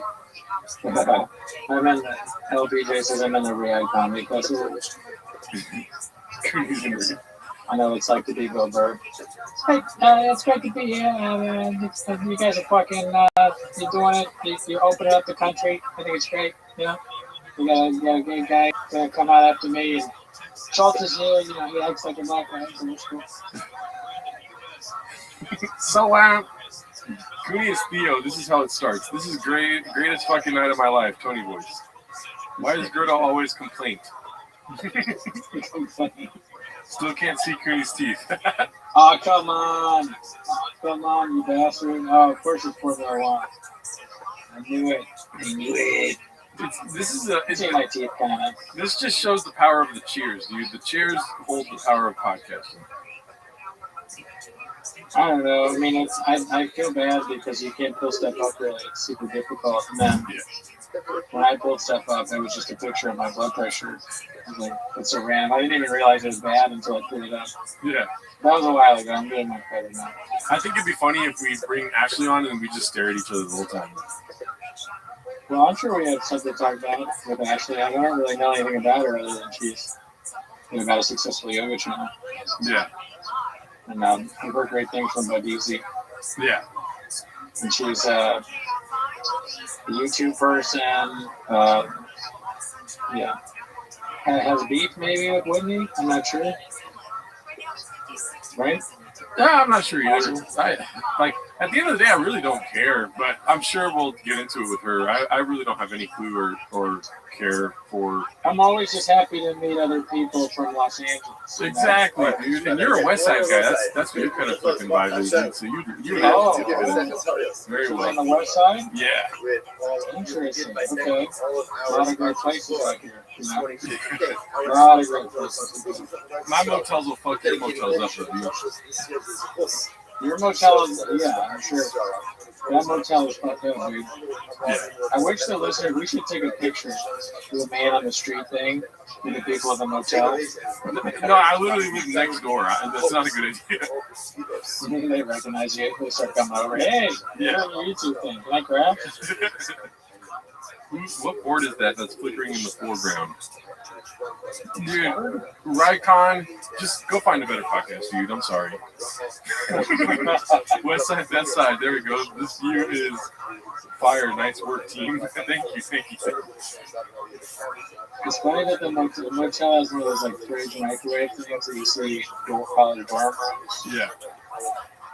It's I remember I was so excited to get that. It's a fridge microwave that I made Pop-Tarts in. That's my mom helped me set up my apartment when I first moved in after getting the fridge myself. And I had put my microwave on top of the fridge and she started yelling at me. She's like, "No, we're not doing that." I was like, "Mom, it's perfect. It's the perfect place for it." She's like, "No." Started crying. That is a huge bro move. Yeah. Like single bro, sit by himself, microwave on top of the fridge. Yeah, I'm glad she put her foot down. Because also, like, it wouldn't be high enough up, for a microwave. That's not true. Dude, so small. I saw the smallest microwave, or smallest fucking, and the microwave's small too, so it all fits. I saw the smallest fridge yesterday on stream. We were watching videos of Daisy the Venice healer, and she has a tiny refrigerator. She has to bend down in order to get into it. I was like, in college, when I had the microwave in the fridge, I didn't have, it was kind of like a shot moment. I didn't throw my roommate at the glass door, but we did have that, like, stupid argument about, like, these are my gushers. I got mad at him because he didn't, like, I don't know, share Snapple or something. I was like, you think you buy all the Snapple? Well, guess what? You can't have any more gushers. Oh my gushers. That's so ridiculous. That's my version of shop. He was like, drink your Snapple still. She called his mom a bitch. She's asking if she could just do voice. Okay. Okay, I'll email. I guess I can email her. So keep reading these column. Yeah. What's up with the chat? Just voices. The thing we get. Audio is king. That's right, man. You're right. Focus on glasses half full. Guys, happens to is living life as a bubble boat. Bubble boat? What's a bubble boat? I don't know. Renato brought a refrigerator, microwave, and stove into his apartment in one trip. Stove. I like the idea of a stove being small. That's like a miniature stove. My stove is pretty big. I have a small air fryer. Actually, you can't do that face with a link on my phone. No, I just sent you. Yeah, I mean, should I change my background or do we like Arabian Nights? I think that's fine. Yeah, I think it's pretty good. But I'm glad to see that Ashley's here. I'm excited to meet Ashley. Yeah. I'm going to purchase another dolphin water bottle. I've just been very busy. I bought one and it wasn't the same. Yeah. So I gotta go on Amazon and really research this shit. Because that was every time I heard that sound, it made me happy. And then it stopped working. Yeah. What kind of God does that? That was weird how it fixed itself. Or if you were embarrassing it or something. I wonder if I got a defective model. Granted, I did lose the struck. Yeah. But it worked even without the struck. It still made the same ridiculous thing. Maybe the company fucking saw us on stream. That makes no sense. I was upset.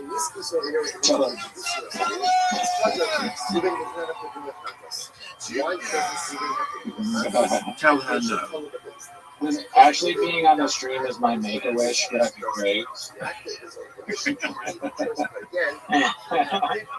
I have Graves' disease. He's a bald man who has Graves' disease. His last wish is to talk with Ashley Cummings. Are you willing to talk to him? She said no. Well, we'll see if she's able to join. I don't know. There she is. Whoa! Oh, wow! Hi. What up? How are you guys? Good. I'm friends with Gerardo. Did I end up in someone's bedroom? Yes. Hi, Brendan. Nice to meet you. Great to meet you. Welcome to Record Cities. Thank you for having me. Absolutely. So I don't know.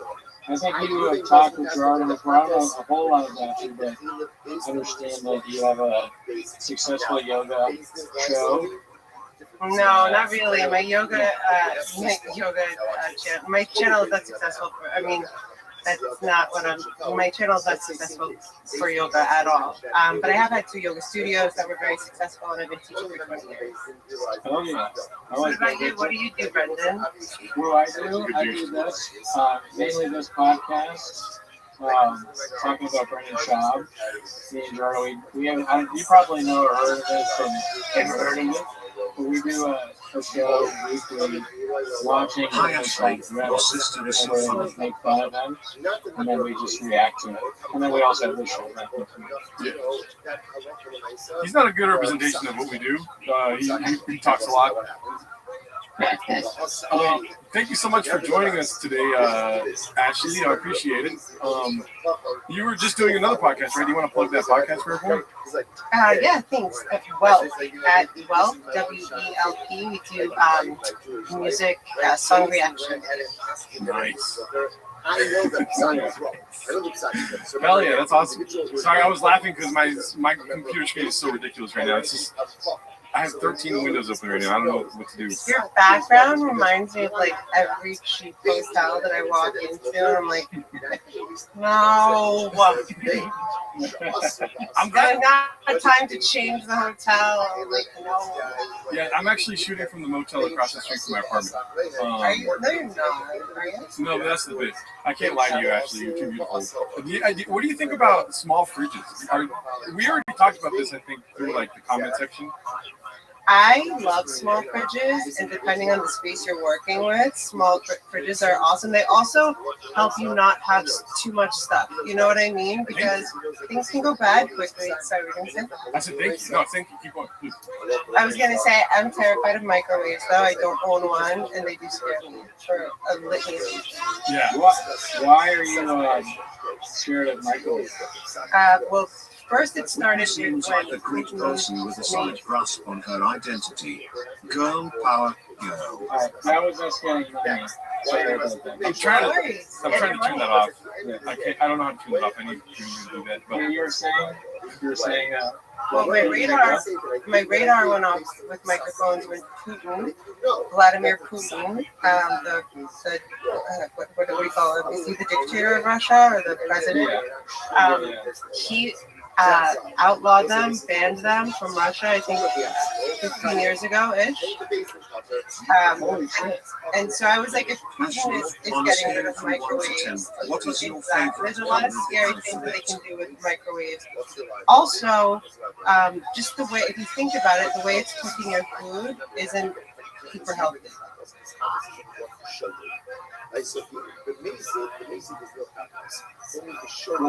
What do they do besides that? Well, I've heard, and this might be a conspiracy theory, that they can be used as directed energy weapons. Yeah.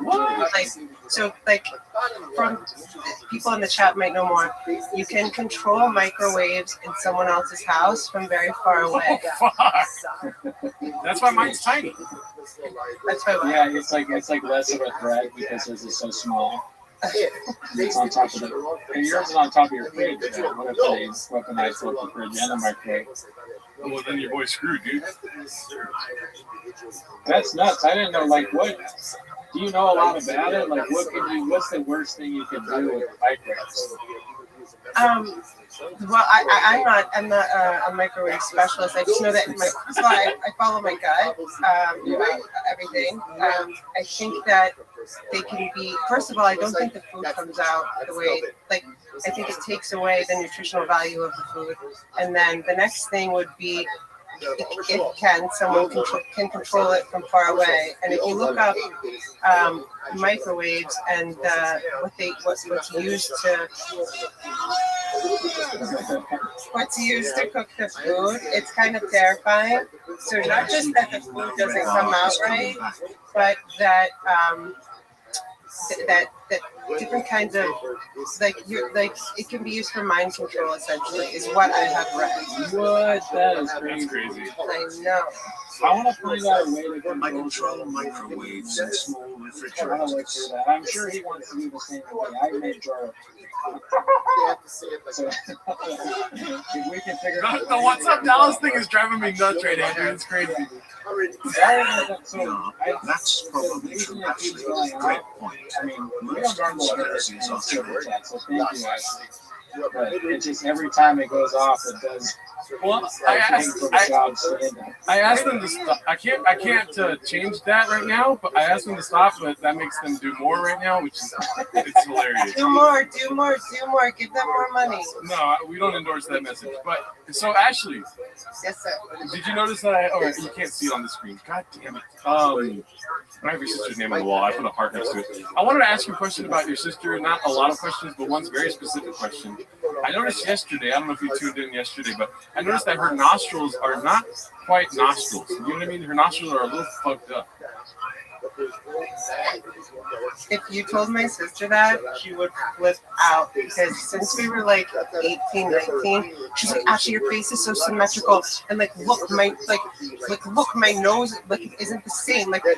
They're not. I never noticed it, and I had to stare. I was like, I kind of see what you're saying, but not really. For every record, I think my sister's beautiful. But when she showed it, I was like, you're picking on something so little that no one would notice. But how did you notice that? Oh my God! I did have to go digging. My nostrils are.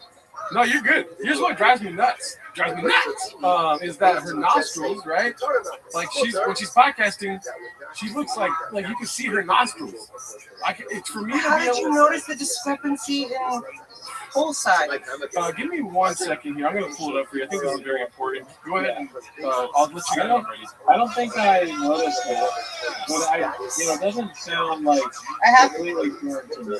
I have to say, I don't love the title that you guys chose, just because my sister will think that I'm doing things to get famous off of her. I can change that. But it's fine. I just can't believe anyone in the world but her noticed her nostrils. That is what's kind of blowing me away right now. That is nuts that Jeremy picked up on that, and it's something that she used to bother you about. Not bother me about, she would complain about it. These two men, her nostrils are perfect. And I'm like, wait, and I looked, and like maybe one is like an inch bigger than the other. I don't even remember exactly what it was, Gerardo. Can you Okay. show us? Yeah, I got it pulling up right now. It'd be funny if that's the only thing that you had a problem with is the nostril. Oh, there's other things too. I'm not gonna point them out. Oh yeah, No one would notice, I would think. Yeah. Oh, this is something. I don't follow my sister. I don't watch her, but I've already seen people send me a bunch of clips of this today. I don't know what's going on, guys. I don't know if her team is on vacation. I don't know how all this crazy footage. See, it's so hard to notice, but now that you say it, I can see where. That's nuts. I'm just saying. I'm not here to make fun of my sister. To be very clear. Okay, yeah. I'm bringing this up as a concern, not as a setup. You know what I mean? It looks bad. One looks like I figured you would have gotten it fixed by now. One looks like a beaver, and the other one looks like a duck. Like they're fighting each other. Well, no. Here's what it is. One is a little bit smaller than the other, but like. I don't know how anyone would notice that, Gerardo. I'm sorry. I will. I'm living out of a motel. I mean, Okay. I'm sorry, sir. What is your name, Brendan? Do you know, like, if you were just to look at that and he didn't say anything, I guess that's a weird question to ask at this point. No. Do you notice it? Like, Yeah, I noticed that one is smaller than it. I guess that's what you would call it, right? Yeah. Can I guess which one is smaller? Sure. Okay. So how many? And also, like, I have Graves' disease, so I'm not the best at figuring What is Graves'? It's like a thyroid issue, and like your brain, like not work that great. But let me see. So, okay, so the right one is the one. I'm gonna say that the left one is smaller than the right. Well, I guess it'd be for the one, if we're looking straight ahead, the left, or right? Yeah. Or like, yeah, exactly. Or this is so hard to do on Google Meet, but yeah, like literally the left one, so not the right side. Yeah. I think. I just wish, sometimes I just wish I could grab her and be like, what are you doing? Just that face. Just like, girl. But I'm sorry. I'm so sorry. Like I said, I did have one very specific question, and that was what it was. I'm just surprised she hasn't stuck, because she's had so many things done. I'm surprised. Maybe there's not a way to fix that. Yeah. What does the doctor say when people trying to change your nostril size? Pretty sure doctors in LA can do pretty much anything, but I don't know, maybe because I am telling you, there are things, I'm not going to say what they are, that's her business, there are things that have bothered her, and she has had them sorted with doctors' assistants, and that's something that's been bothering her for a while, but I'm like, no one would ever notice this. And I apologize. Yeah, I apologize. That's my fault. Well, what I'm saying is that I'm pretty sure she's consulted someone, and they're like, nothing we can do about that. That would be my bet, but I do not know. They said cool story, bro, and then couldn't fix it. A while ago, somebody in the chat said Gerardo is a whole expert. So you know holes very well. Maybe we should turn it on us now. We have a comment from one of our users here. Dabs McGee is asking, does Ashley think Cooney has small teeth? Oh, I don't know if you'll be able to tell, but I can show you my teeth. That sounds so weird. I think you see normal. Thank you. See? That's very nice. I have very big teeth. Yeah, she has. I can't really tell. I think those teeth are fairly long. They're definitely bigger than mine. Well, if you try to smile bigger. See that? Yeah. Those gums are pretty normal, right? The gums are I big. think it's normal. You can tell there are people that have small teeth. You're not a person that, I mean, your teeth don't look small. This is great. I'm so glad we're having you on because this is You're a lot of. you were gonna go for a consultation, maybe. I was gonna try and get this number. Who do you go to fix things about your face? Have they ever That would be such a long list. I didn't see that. Yeah, maybe she's someone I should talk to figure out, like teeth, gums, something. She probably has a guy. Go to the most expensive person in LA and be like Whitney Cummings. Oh, that'd be great. There's a discount. There's a Whitney discount. I mean, out of all times, I don't want to hear Brendan Child's voice. Right. They're asking how gay is Tony, but that's. Thank you very much, Chuck. We appreciate this bill. I'm curious. I don't really know. Where are you from? We're both, so my sister and I are both from Washington, D.C., Georgetown. Oh, I'm from Arlington, Virginia. No way. Yeah. Interesting. My uncle lives in Arlington. I spent a lot of time in Arlington. It's right outside of D.C. I think, okay, I forgot. I think I heard of Where did you go to high school? Have you heard of H.B. Woodlawn? Have you heard of Walt Whitman? That sounds vaguely familiar. Was that a school in D.C.? In Bethesda. That's what Okay, But yeah, we're all kind of Catholic schools. Nice. Okay, cool.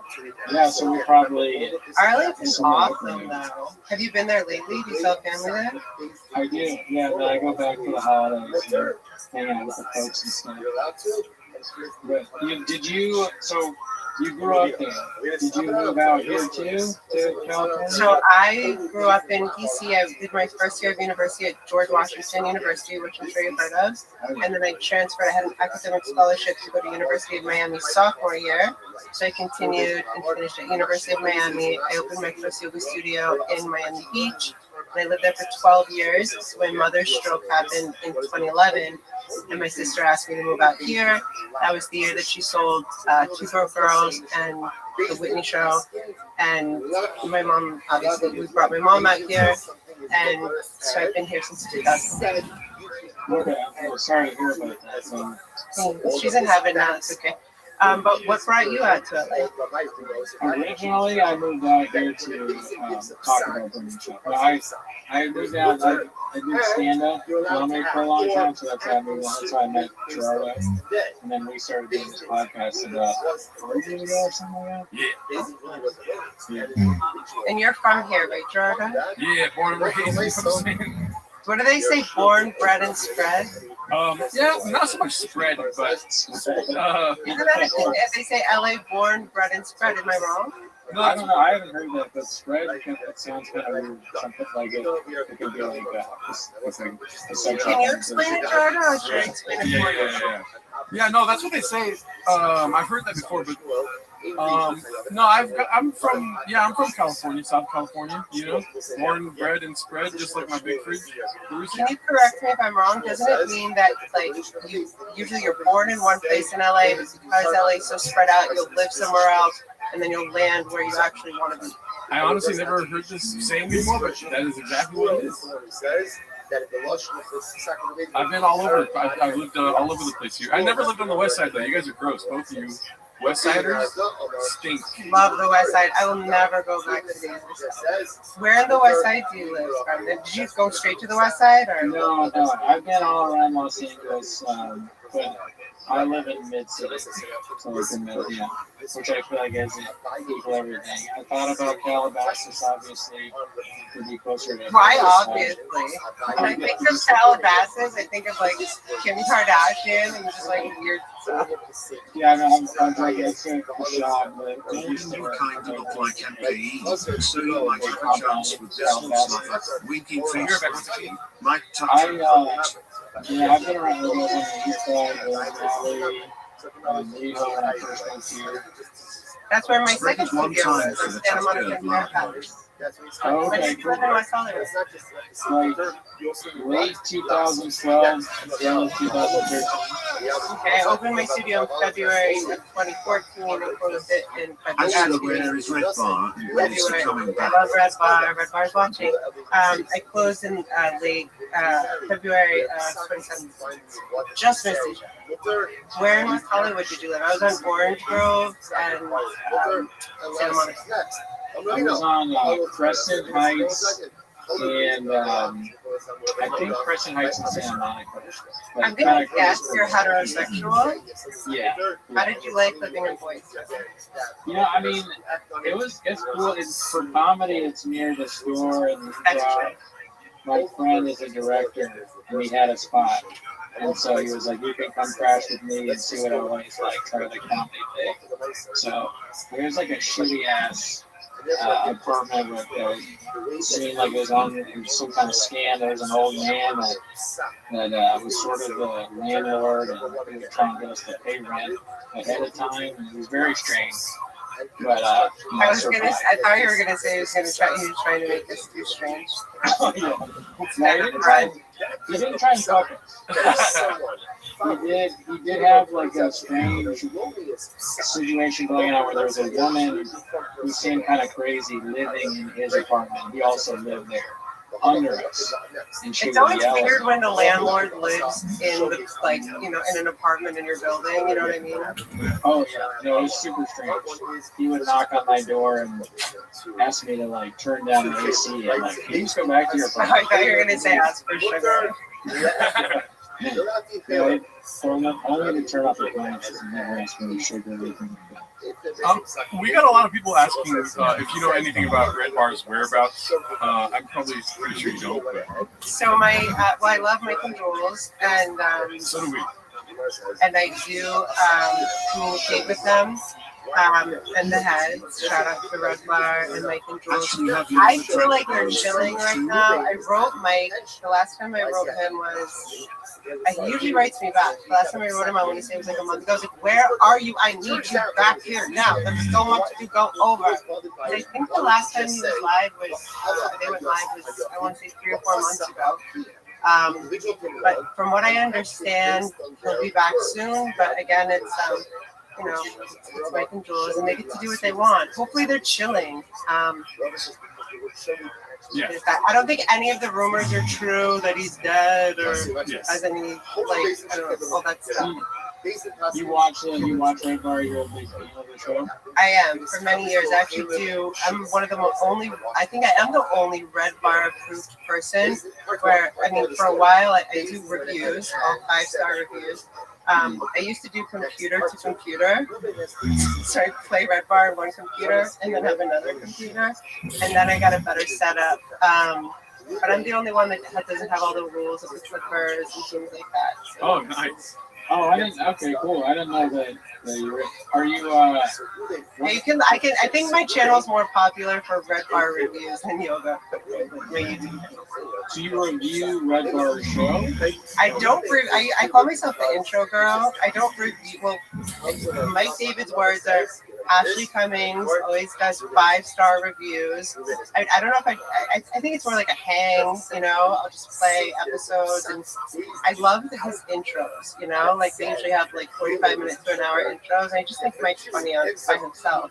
That's why when I stumbled into the Dabbleverse last May, like, how do you not know about the Dabbleverse? I'm like, I don't know, I don't pay attention to I've heard Melton's name, I've heard this name or that name, but I just love Mike and Jules. Yeah, I gotta say really quick, being from the Shabbaverse, and that's where me and Cooney do most of our work. The Dabbleverse, it's not worth it, guys. Everyone keeps saying check out the Dabbleverse.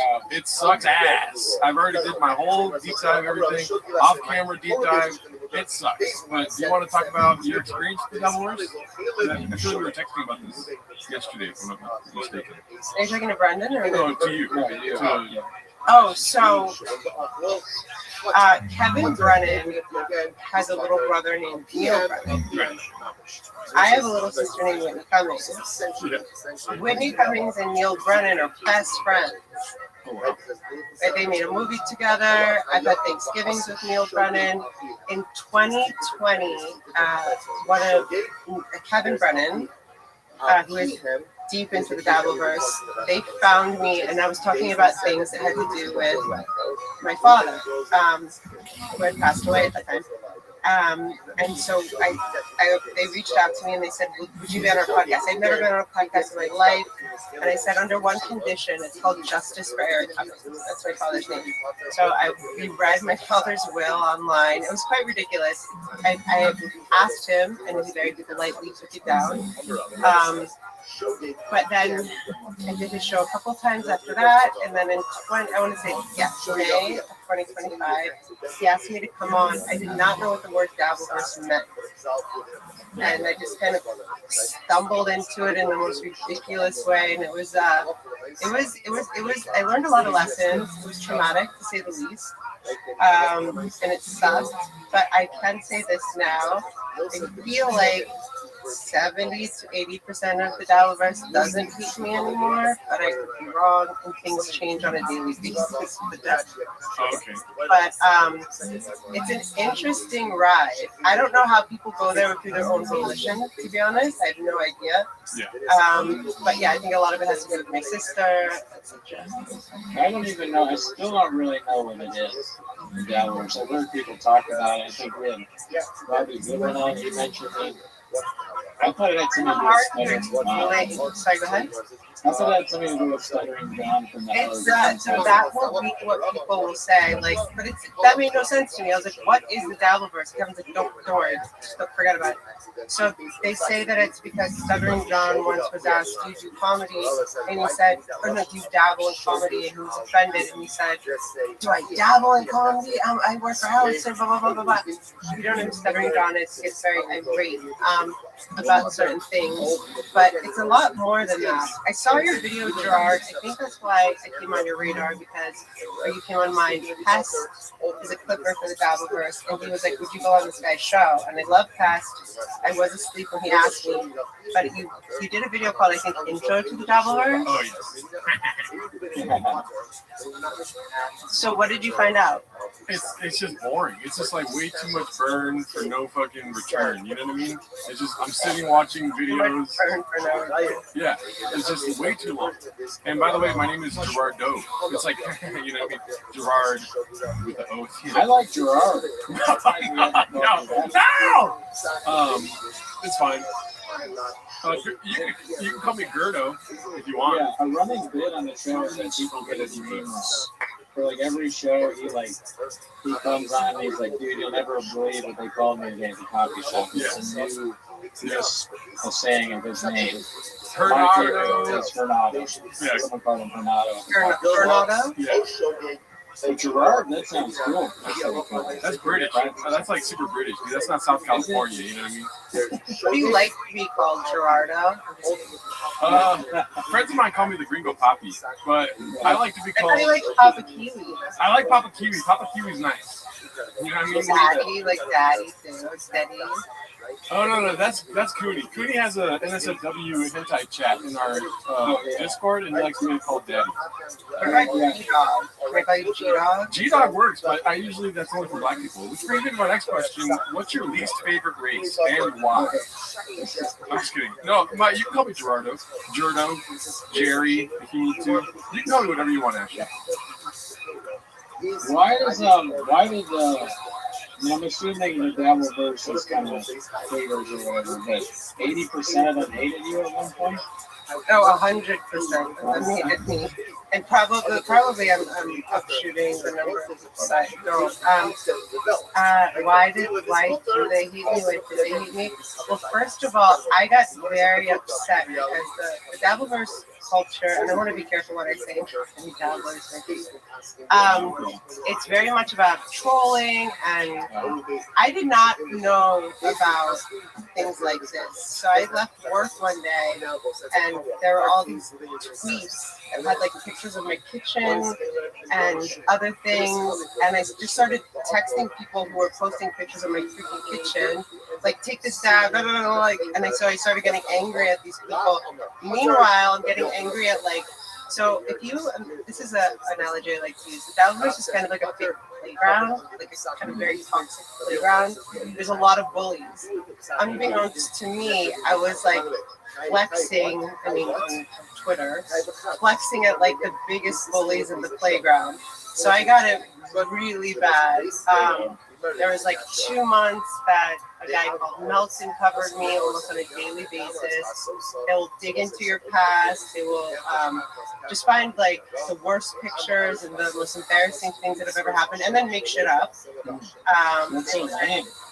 I beg your pardon? That's so lame. I hate that. It's lame, and it was also very traumatizing. I have to tell you, I'm a sensitive person. I had no idea the waves of, like, people like, don't read comments, don't read negative things, but it was coming in through like my channel, my yoga channel, my Instagram, my like everything. I just felt like very uncomfortable. And then I fought back because I think that's my nature. And you can't fight the Dabbleverse. You have to just kind of succumb. It's like a wave. You have to just kind of go with the flow. And then I found some very good friends, actually, with Restream, men and women, that are still friends. So even though I'm trying to extricate myself from the Dabbleverse, somehow I keep getting dragged back in. But it's nicer now. And I think people assumed I was with my sister and I was probably a spoiled bitch, brat, whatever. And once they got the chance or took the opportunity to get to know me a little, they became a little nicer. So there's that part too. There are very good parts of the Dabbleverse. I'm sorry, Brendan, what? They're just you leave the bad parts of the Dabbleverse in the past. Take the good parts of the Dabbleverse with you in the future. The good people, the good gentlemen and women of the Dabbleverse. There are good ones. I will say that. I don't know if you can actually get out of it. I've been trying. Yeah, it's like a physical place. You can't leave. That's how I feel about the shop. Sorry? It's kind of how I feel about shop. It's not so much You might on MKE and you obsessed with watching content. So what it is it's a soap opera kind of situation. So people get, like, for example, this week's kind of like thing is a fight between this one guy and this other guy. Last week was a fight or like a whole conspiracy about this one guy and this woman who's hiding the woman. It's very silly, but it's also once you're not the target of the Dabbleverse, it's more interesting and can be very addictive. Like Jules at one point, as in Mike and Jules, was like, I'm getting so addicted to the Dabbleverse, like, I can't stop watching. Yeah, I got you a random question. Do you know who Jeff Dye is? It's so funny you mention that. So my sister's been kind of my sister's been very interesting for a few months now. And I heard something about her collaborating with Jeff Dye, and this guy called me named Jonathan Dye, and I'm like, are you the guy that did something with my sister recently? Because this guy's like, knows nothing, like he's not a comedian, nothing. And he's like, no, I think you're talking about Jeff Dye, though. I have no idea who he is, but I think that he's done something with my sister. That's so funny that a guy knows another guy named Jonathan, or another guy with the last name Dye knows Jeff Dye. He's like, right. I think you mean Jeff Dye. He's like, now Jeff Dye's like he's a stand-up. He kind of, when you're talking about Dabbleverse, kind of reminded me of Jeff Dye, because he's getting hated on a lot right now for being kind of a show idiot who everybody hates. So there's almost like a mini Dabbleverse, it sounds like, going after him. But you've never met him, when he's never brought him around. I've never met him. I've never heard my sister. If you like any part of it, I mean, I've never seen the Dabbleverse, but if you like that kind of thing, just watching it from afar, I highly recommend looking at Jeff Dye videos online. It's ridiculous. Didn't he do a show with my sister recently? Someone messaged me the worst thing I've seen lately. Like, I don't know if it was the Comedy Store. This is in the last 6 months, I'll say, or 4 months. Someone went to, I guess my sister was opening for Jeff Dye, or they were doing something together. And they said my sister just went on and on complaining, and she seemed really out of it. And I was like, I don't know what to, when you guys write me that stuff, I mean, it's fine, but like strangers will write me, and I'm like, what do you want me to do about it? My sister's been spiraling out, like, we're not speaking, so I can't really, you know. That's hilarious. People are writing and you're like, you gotta. It's been happening for like 4 or 5 years. Sorry, what? You're like, you gotta save your sister. She's with Jeff Dye. It was more like my sister was doing something with Jeff Dye, I think at the Comedy Store, and my sister just seemed very like out of it, and just spent a lot of time like complaining. That's what they said. Yeah, I mean, it was after she was getting a lot of shit for the Riyadh thing. I think before the Miss Rachel attack. I mean, it's like every week I'm like, come on, what? Like, just be quiet for a minute. Is that kind of embarrassing? Like when that happens, is that kind of embarrassing for your sister? Like when she does something that... It's a good question. You don't know anything about me or us, so I can't be more embarrassed at this point. She started She started publicly public smear campaign against me in 2012 on Howard Stern, saying that I was a heroin addict, I'd be gangrene. So my sister's been very publicly lying and being awful about me on Joe Rogan, Howard Stern, Mark Maron, a bunch of podcasts, also privately to our family and friends, people that we know, also to nurses when I was the main character for both of our parents. We're both in heaven. So I can't I'm at a point, that's why if you guys see me like spurg out or whatever you want to call it on Twitter, like I can't be more embarrassed because of everything she's done so far. So me just telling the truth and facts are not defamation, justice for my parents because she stole both inheritances, is not, there's nothing really that I can be further embarrassed from, but certainly my sister's behavior doesn't embarrass me. That's just embarrassing for her. And I don't know what's more embarrassing than throwing your innocent sister under the bus who just came out here to help you and help our parents. That sounds right. I mean, maybe her special was a little more embarrassing than that. I haven't seen all of them. Like when we got back together, she's like, "Don't you watch me? Haven't you seen my specials?" I'm like, "No, dude. Why would I watch you and your specials when you're like public? You lived in West Hollywood. I used to work. I worked for a bit at the Mondrian at Sky Bar, just right across from Comedy Store. I was like, why would I watch your specials? Watch you at all? Like it's painful. It's sad. Yeah, I know. I mean, me and Gerardo, to be honest, you call him Gerardo, so that's his name, right? Gerardo's very. I think for a long time we kind of just questioned why is Whitney Cummings, why is anyone watching? And then she's just gotten kind of worse with her show. It's very bad, and she's kind of hacky. And then she was trying to do the whole right wing turn thing, which I thought was pretty lame. And then she went on the Daily Show like a month and a half ago, like I'm a liberal. Yeah, did she say that we needed to, was it Gavin Newsom or was it somebody else? Was it the Pennsylvania guy? Oh my God, this is the worst conversation I've ever been a part of, dude. I swear to God, you guys, if I leave you guys in a room together, the fucking bugs are gonna kill themselves, dude. But yeah, Gerardo's how you say my name. I don't know what I was gonna say, but what were they saying before? That Whitney's liberal. Whitney's a liberal. Gavin Newsom. He started talking about Gavin Newsom. That's when I was like, all right, throw Gavin it Newsom out. sucks. Yeah, he sucks ass. Yeah, he sucks ass. She was saying we should vote for him. It was either him or the Pennsylvania guy. I can't remember now. Pennsylvania guy that had a stroke. That's still that guy, the mayor. No, that would be hilarious if she said, what is that guy's name? I can't remember the big guy with the sweatshirt. No, she didn't say him. Shapiro, the governor. No idea. I don't get into politics. I do not politics. That is interesting that she would do the Daily Show and think like her endorsement is something that we need. Well, it's interesting the Daily Show to me. I thought it was interesting they would even. She did that CNN thing that was like a huge deal, the New Year's Eve CNN thing where she's like was kind of right wing. That was like last year, right? Yeah, I think so. That was like the beginning. It was like it was New Year's, and she was like, and the vaccine's like not real, or COVID's not real, and then they're eating cats and dogs or whatever. They're supposed to think it's hilarious. And then like Kamala Harris sucks. Kamala Harris can't read. She's just going off. And now she's like doing well. So that was a confusing move for the show. I mean, I don't watch a lot of that kind of stuff. But when people sent it to me, it was confusing that the show made that choice, and that I don't know, like.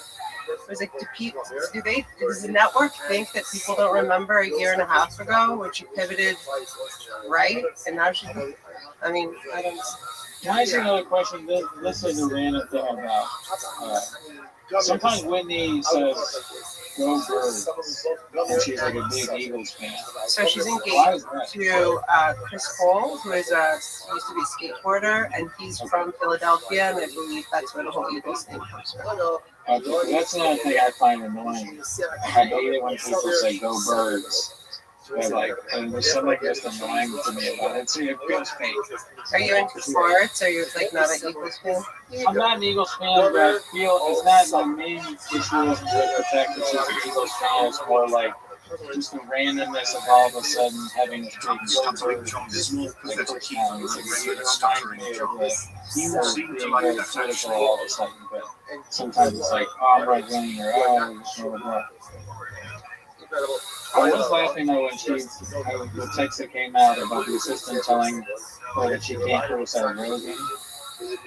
Did she ever tell you that you can't talk about Rogan? So I'm going to be careful what I say here. So that assistant is Benton, who is now called Buffy, because he transitioned from a man to a woman. I call him Buffy, not the Vampire Slayer, because I reached out to him actually 6 months or so ago, because he was around and a lot of stuff happened with my mom that was just awful.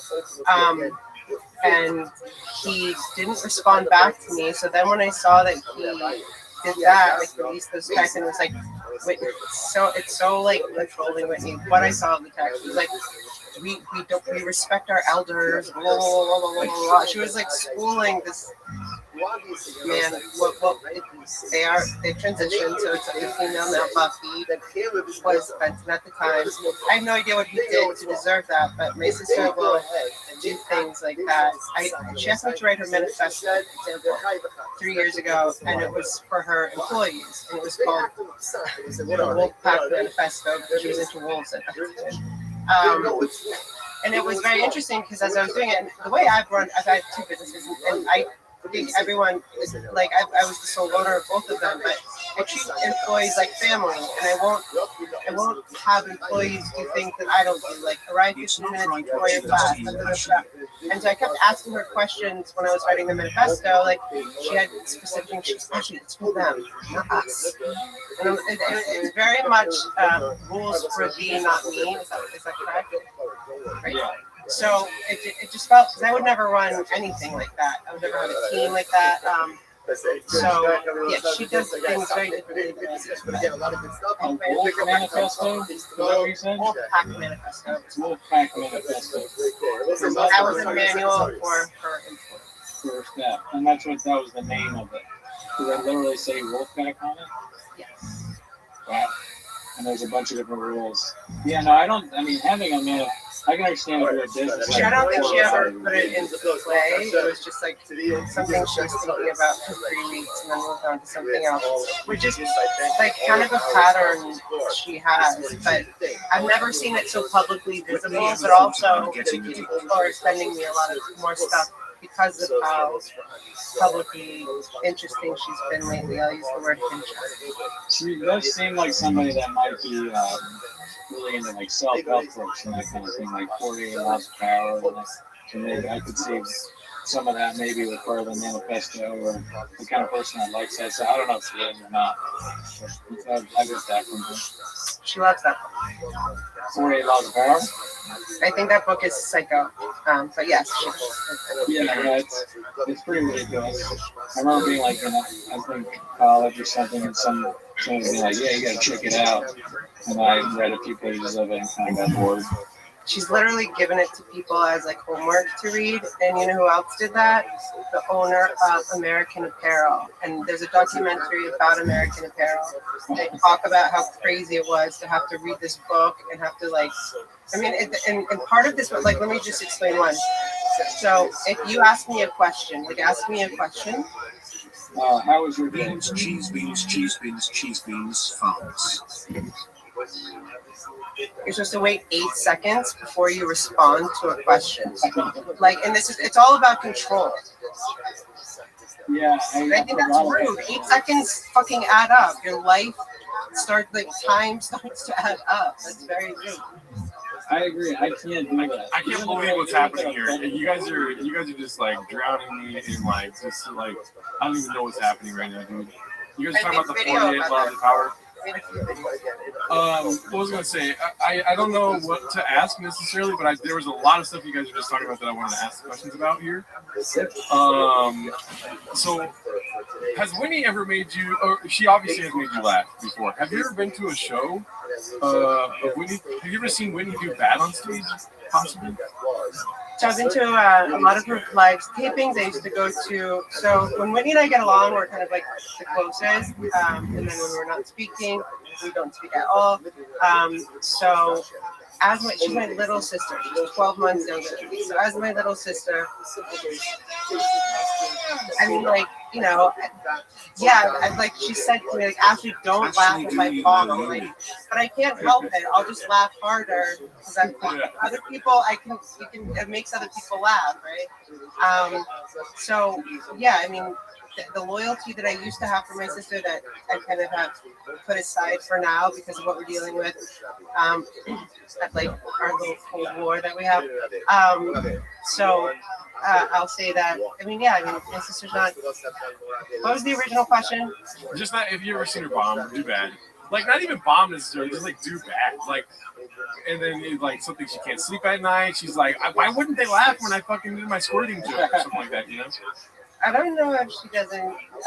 I mean, I don't know if she thinks about it later. But to answer your question, I think the answer is obvious. But like as an older sister, I've always felt protected. And but I will tell you, one time we went to the improv, and so my sister goes intense. Like so, when I would go do spots with her, she'll do Comedy Store, and then improv, and then Laugh Factory, and then sometimes like all in the same night, right? And this one night, it was like, I don't know, it's like, it wasn't like anything like the last few years, but, you know, this one night she was doing the weirdest crowd work, and I was like, it felt awkward. I felt awkward for her, because people weren't really responding to it. But mostly she's very confident up there. But yeah, I think your question answers. Yeah. Another question. So, you know, there's one of the most prominent names as far as comedians go in the Epstein files was kind of Whitney Cummings, because Jeffrey Epstein found her funny, which I think is funny. How many people have asked you about that? Has anyone? Yeah. Many. But to her credit, I don't think that there was anything. I think it was kind of innocuous. You just said like you liked her squirter jokes. Yeah. Yeah, it was about an article in Cosmo or something, right? Like that she wrote, maybe. I thought it was when she did that thing where she like put a hose underneath her.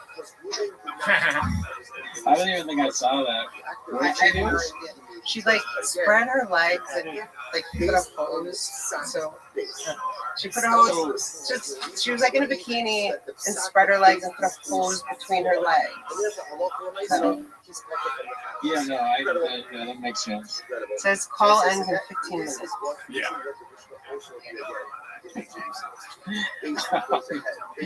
Okay. It's the whole thing. It's the Google thing. Did you say something about Flappers in that? Did you say she was at Flappers? Yeah, sometimes that would be like the fourth spot we go to Flappers. Wow. Which is in Burbank.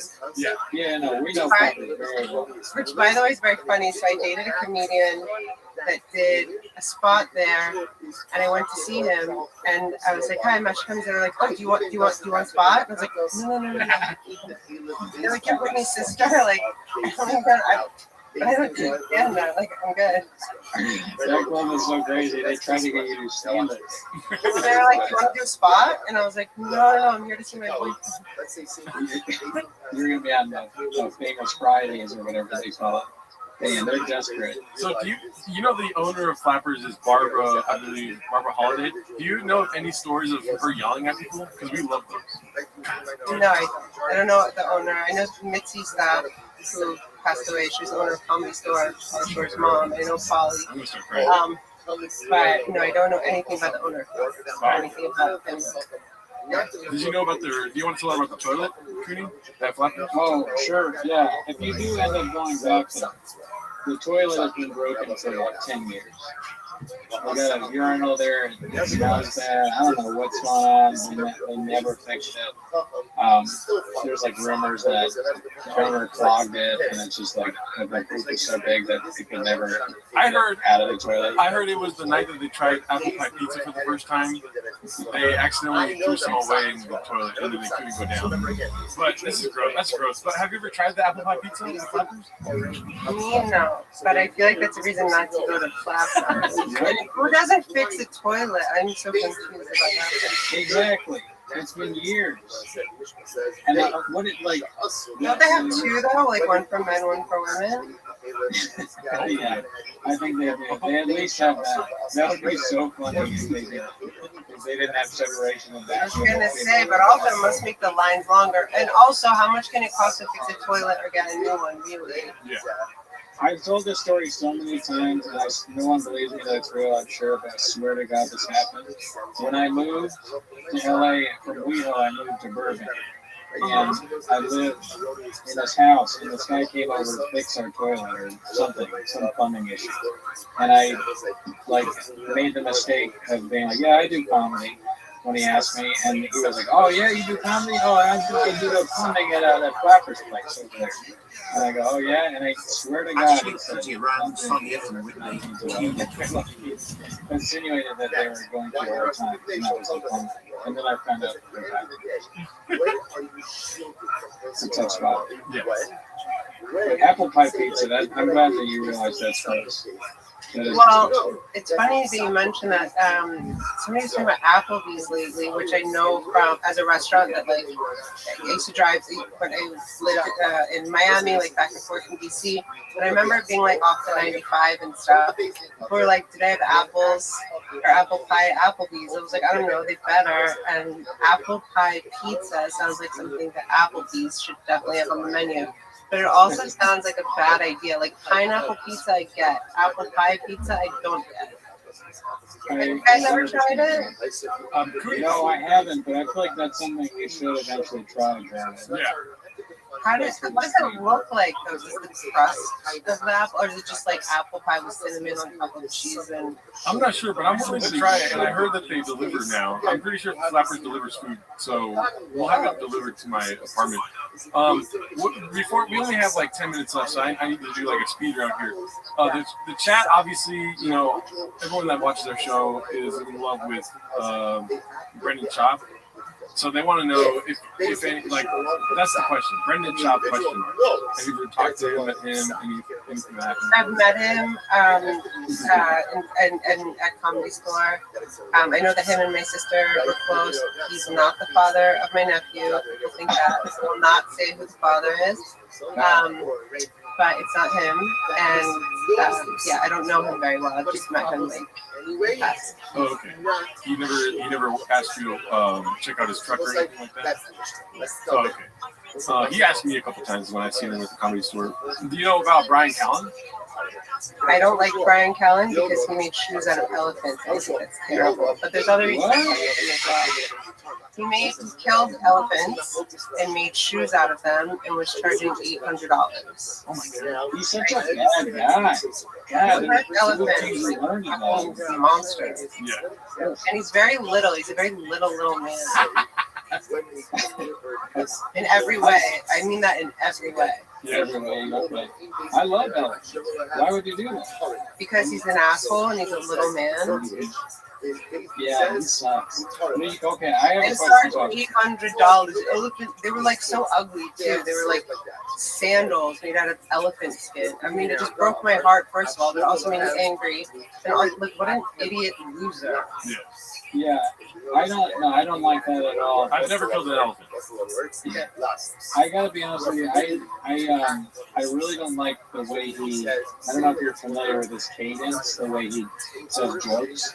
A lot of what he does is he'll say I grabbed his thighs. He does this weird thing with his voice where he's yeah. And I think I hate that more than what do you do with the elephants? But I'm not sure now because I'm just hearing it now. Question, really quick. How do you know that he killed? Was he bragging that he Yes, killed he was elephants? bragging about the fact that he killed them on a safari that is, the way he explained it made zero sense to me. It's a safari that, you can look it up, Red Bar covered it, I think this was, I want to say circa 2021, he talked about them on Rogan, so he showed them and stuff, and he's like, he was saying it was an animal sanctuary or something like that, and like how he somehow tried to, like a fucking idiot, excuse my language, justify shooting an elephant and making shoes out of them, like was helping the elephant. It made zero sense. I didn't know that's what toe holds was. I know about toe holds. I didn't know that. Look it up, Brian Callen, Yeah. elephant shoes. It's super easy to find. I wonder if that is what toe hold is. We used to I would talk smack about. him. I would deck him if I ever saw him. Just for that. They're saying we love you, Ashley. And I've been studying martial arts since I was 21 years old. Third way. I think he fights. I'm not sure. Yeah, he always does like kicking and punching in his act, so I think he does something like that. But I would dare him to fight me. I would kill him for that. I mean, not literally kill him. You can kill him for yeah, I mean, this stand-up that kills me, like not that, but like it hurts my soul. I get depressed and crazy. Well, another question. So same thing for Brendan Schaub. What about Chris D'Elia? Anything you tell the audience? I've spent a lot more time with Chris D'Elia. He was the boyfriend on the show Whitney that I think was 3 seasons on NBC. So I used to go there to do the to watch the live tapings, and also he was at my sister's house all the time, like at parties and stuff. Chris was always very quiet, and I just want to say something very clearly. If anyone remembers this weird thing that happened when my sister and Amy Schumer publicly went against him in the Reporter, like circa 2021, something like this, I wrote, there's a picture of Chris and Whitney, and I said, I know one of these people to be a liar. I do not know the other person to be a liar. And everyone's like, Ashley's like into Chris and it condones his behavior. No. All I said is I know one person to be a liar. I don't know the other person to be a liar. I've heard lately that he got into things that start with a P that is completely unacceptable and gross. He was always really quiet. He doesn't drink or do drugs, to my knowledge. Yeah, he was always very quiet and sort of, I don't know, I always felt like, especially at her parties, he just wanted to go there, like, because it was sort of like he had to, and then he would leave as fast as he could, sort of thing. Yeah, he probably didn't like the catering. I don't think he liked like people, like who knows? Maybe he was doing his gross thing, you know. That's a bit.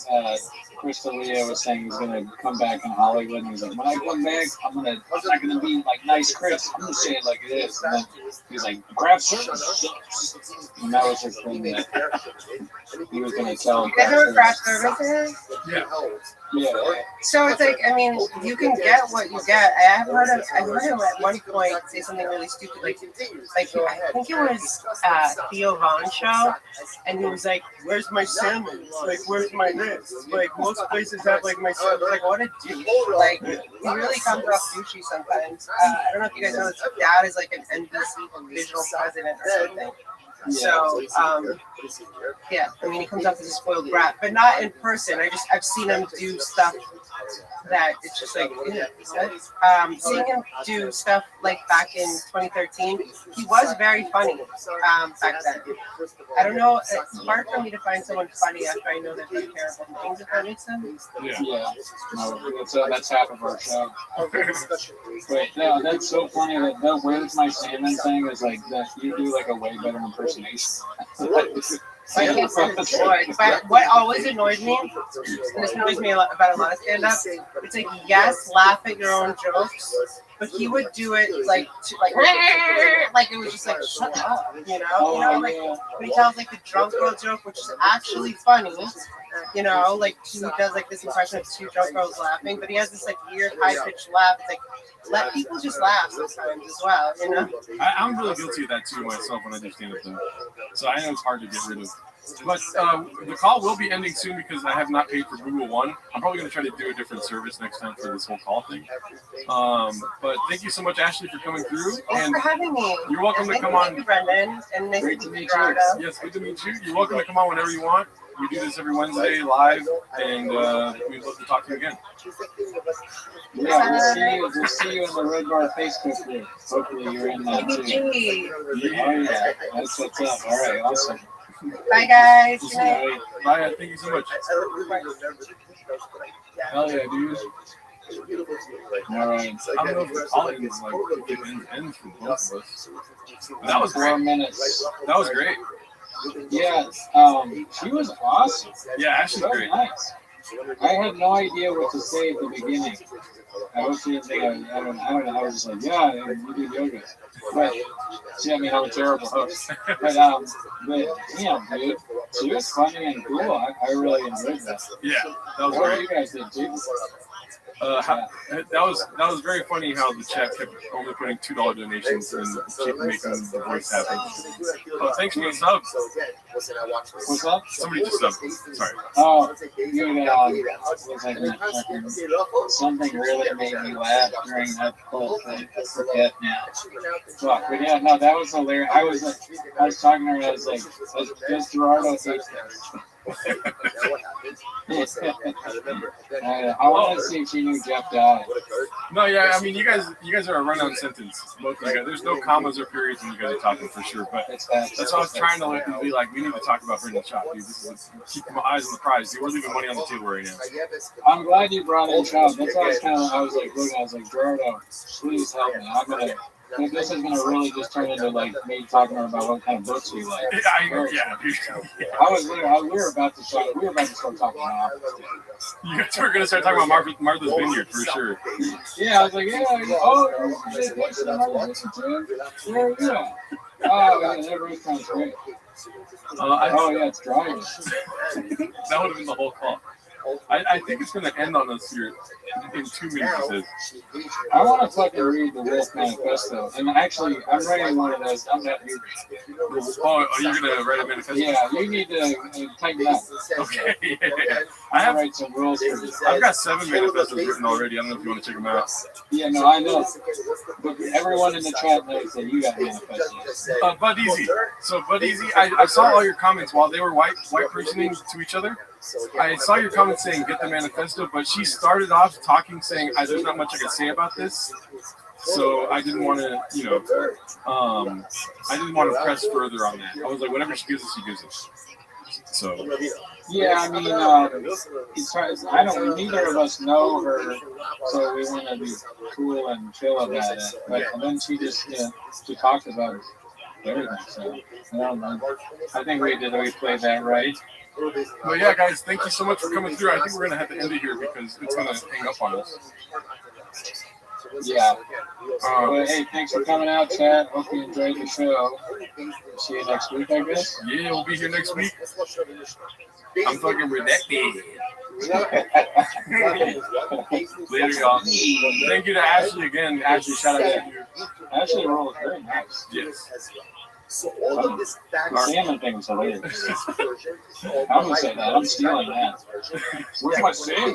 That was the best part of that fucking whole thing. Yeah. It didn't. Well, there we go. I need to probably end the stream now. Cooney probably says goodbye, how he always says goodbye. See you next week. This is what Cooney would say right now. So we're gonna end there. Thank you guys for coming through. Check out. I'm gonna go back to sleep in the motel here. And we'll talk to you guys next week. Later, y'all. He didn't steal my bitch, dude. Don't call her a bitch. That's so fucked up. Do another 3 hours. I'm not going to do another 3 hours. But you guys know how to get to me. Have a great rest of your evenings. I'm going to try to turn all this off now. I have so many windows open. Alrighty, y'all. Love you guys. We only got 55 likes. That's unacceptable. Everyone like the stream before we end it. Later.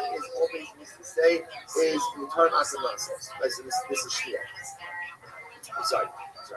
I reverse attribution. In this version, Shmuel is the one who says, that the logic of the second division is Mikarab Atem Las. Shmuel has the one who has the mandate to put in the Lasos. But Dimin Arda Omar, Afidin Mikarim Atem. No, even if the Ism just says, it's Mutter,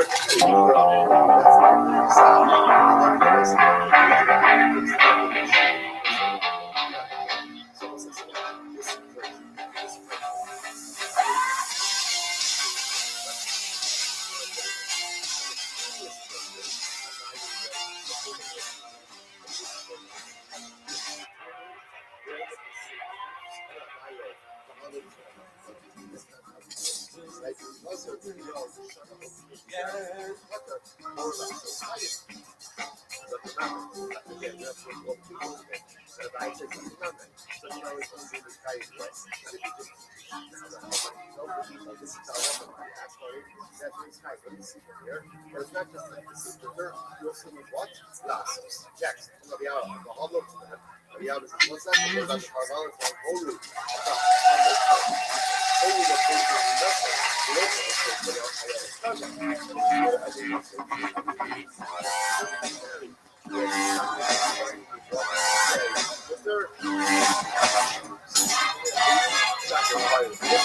Hey, this is Redman coming to you live from the Comedy Mothership here in Austin, Texas, for a brand new episode of Kill Tony. Give it up for Tony Hinchcliffe!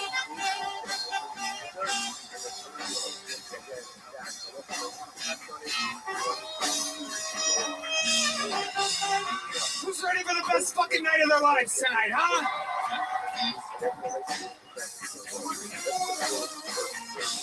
Yippee!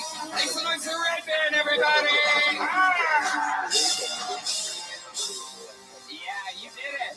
You made it. You're the #1 live podcast in the world right now. How we feeling tonight? Yeah, baby. This is indeed Kill Tony, brought to you by Squarespace, Shopify, Red Rose, Yellow Rose, and Gel Blaster. How about one more time for the best stand band in the land, huh? Joining us tonight, special guest Terrell Shahid over there on the saxophone, Austin local legend. Of course, on the drums, the great and powerful Michael Gonzalez. Matt Mueling is out touring tonight. We are here with the band leader, the legend, every show in Austin, Texas. The one and only John Dees on the keys. And fan favorite, and one of my own personal favorites, the great Deep Madness on the bass guitar. A lot of fun stuff planned for tonight's episode. Before we started, here's a little bit more from the amazing sponsors that made it all possible.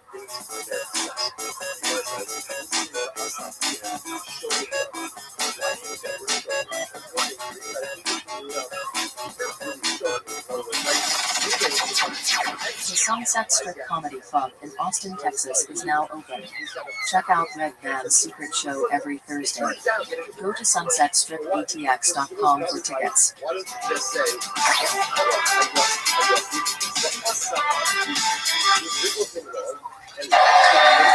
Are you guys ready to start tonight's fucking show? Well. You know, thank God I might be one of the best fucking comedy bookers on planet Earth, because when I smell talent, I attack. It's always been that way. Ladies and gentlemen, I'd like to present to you two of the best goddamn comedians on planet Earth and two of our favorite guests in the history of the show. Two of my funniest friends. Make some noise for Dan Soder and Mark Norman. Let's fucking go. High-ranking elite guests of the show. Two of our favorites. Two of the funniest. New York's finest. New York's finest. Not just at comedy, but at life. On 9/11, they were saving people, pulling them from the buildings. Oh, how about a hand for the lovely Heidi, everybody? I mean, holy shit.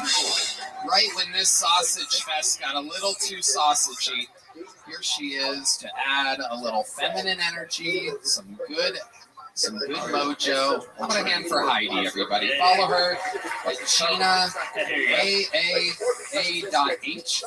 It's the worst Instagram handle of all time. It's completely hot. The worst marketing of all time for a hot chick. Literally. Gina is not even her name. Her name is Heidi, and her Instagram is Gina with .hg. Yeah, it makes no sense. I've been calling her Gina all night. Well, It's also that's weird that her Instagram handle's like a tough Wi-Fi password. yeah. No, it really is. It's absolutely ridiculous. Anyway, we're happy to have you guys. Welcome. We have one more special treat, ladies and gentlemen. One of the greatest band members in the history of the show is here joining us. Ladies and gentlemen, you know her, you love her. This is the great Jet Ski Johnson, everybody. Oh, shit. Only the old school fans know about that shit. Jet Ski's hilarious. And she also plays the horn, but she has a live mic and is absolutely phenomenally hilarious. And when she says something funny afterwards, everybody goes, rum, rum, rum, rum, rum. You guys get it? Yeah. Do it. Rum. You have to do louder than that. Try again. Okay, there you go. You guys get it. I like that. Hell yeah. It's fun. You'll see when it happens in action. She's a fucking little sniper. Hi, Jet Ski. Hey, I'm no Heidi. I'm all personalities. That's my God. There you go, motherfuckers. Absolutely. Other than that, you guys know how it works. Over 200 innocent souls signed up for the opportunity to perhaps get 60 seconds on this stage. We'll let this little hanger fucking go up first. And while we wrangle the first comedian, and as you know, they get 60 seconds, you know their time is up and you hear the sound of a kitten. That means they have to wrap it up, and then they bring out the Angry Best Hollywood Bear. And then we interview them, we talk to them about anything that could be happening in their lives or what makes them interesting or what might be funnier for them to talk about. The whole thing's improvised, anything can happen. Are you guys ready to start tonight's fucking show? While we grab the lucky human that will be going first out of our bucket pools, we have a regular on this show. He has been starting every episode for the last few weeks. He's an absolute fucking sensation, a local icon, a comics comic, and also a fans comic. An absolute freak of nature, a bundle of energy, a power source. He literally is like a solar panel. Ladies and gentlemen, I present to you the great and powerful 60 seconds uninterrupted from Casey Rocket.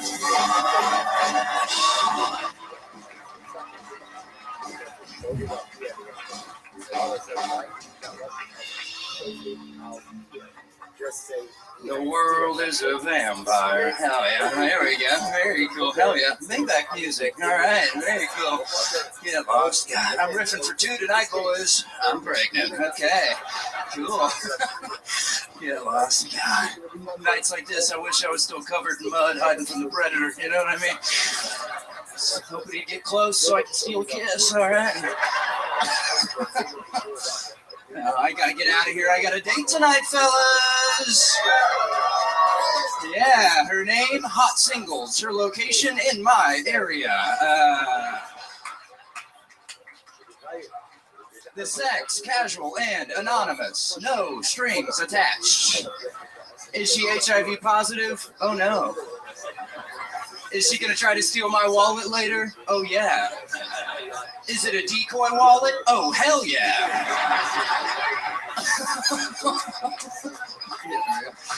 I'll take it. I'll end it on that. Oh my God.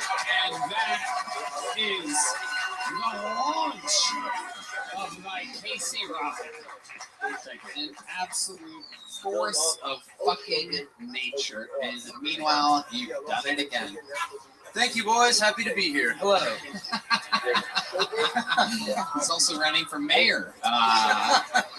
Pleasure's all mine, Tony. Happy to be here in the 21st District of Austin today. Absolutely. 0 laughs. Okay. Sorry about that. It was going good. It was going good before. Oh, shit. In the moment, wild, the great Jack the Riffer, some people call him. You have a lot of these nicknames, right? Cal Rifkin Jr., yeah, Riffy Longstockings, the boy who riffed. The Hack Brown Band? I didn't know that's not one of them actually. Ken Riffy Jr. perhaps? Ken Riffy Jr. Yep. Yeah. Who? Riff Raff? Riff Raff. Yeah. Choosy moms choose riff. Yes. Yeah, riffs. It's what's for dinner. Yeah. Riffrent strokes for riffrent folks. That's right. Yeah. Yeah. Stuff like that. Red Man got excited on that one. I love it. So what's been going on, Casey Rocket? Everything good? Been good. Yeah, I was in Chicago Thursday, Wisconsin Friday, rally. Yesterday, been going around. It's been going good. So been doing that. Philly tomorrow. Big laughs. Yeah. Wow. You're just flying around. Flying around. You said rally yesterday. What kind of rally was it?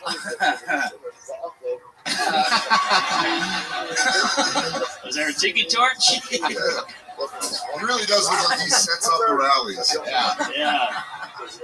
You look like the first half of the show intervention.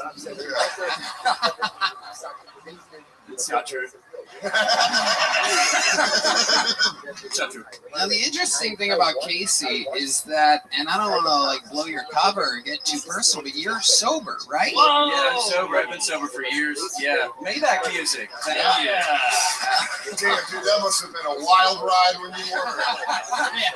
Yeah, tell us some stories. Yeah, there's some residual stuff going on for sure upstairs. AIDS?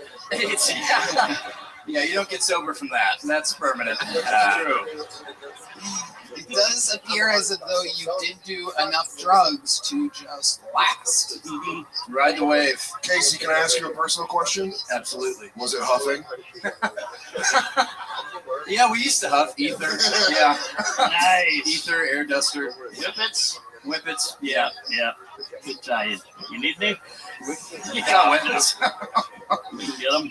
Yeah, I used to huff. Yeah, Hillary Duff huff. Yeah, I used to huff. Yeah. That's all about it. Yeah, there's a demographic for huffing. Are you a religious guy? Where do you get your energy? Wait, do you think that's what religious people are? Yeah. Do you think they just get their energy from God? Yes. He's got the Lord in him. God, it was from God. He really does. He does. You got crap to some Pentecostal shit. You get fucking nuts. You got born again Christian vibes. It is true.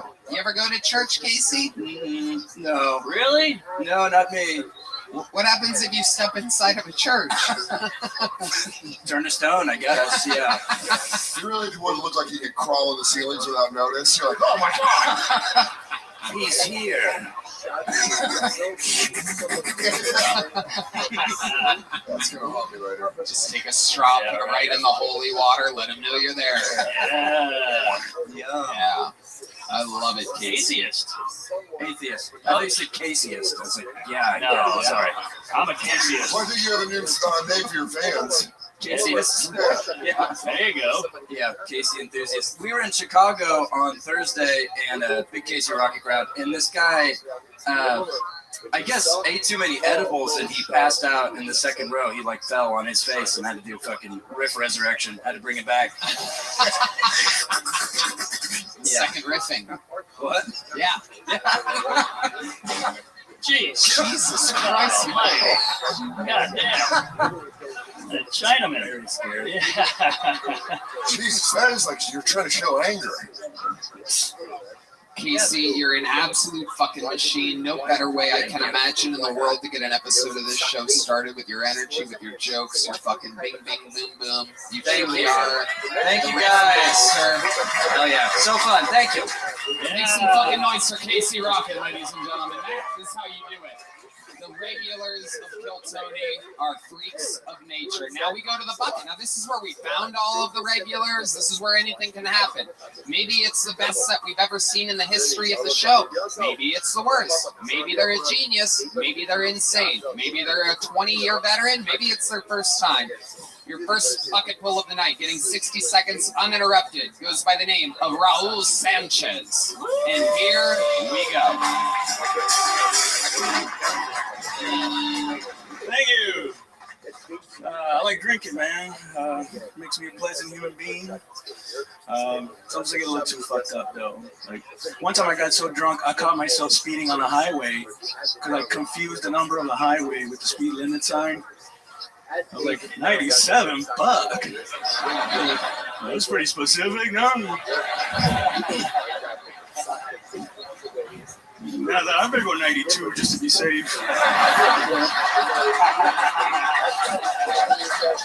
You know how the cops are around here, man. You guys never got that fucked up? One time I was at a bar, I got hammered, right? I started talking to this chick, and we hit it off, right? So I decided to buy one of those condoms from the machines in the bathroom. Yeah, and then later that night, we were about to get it on. I opened it up, and it was 2 Advil.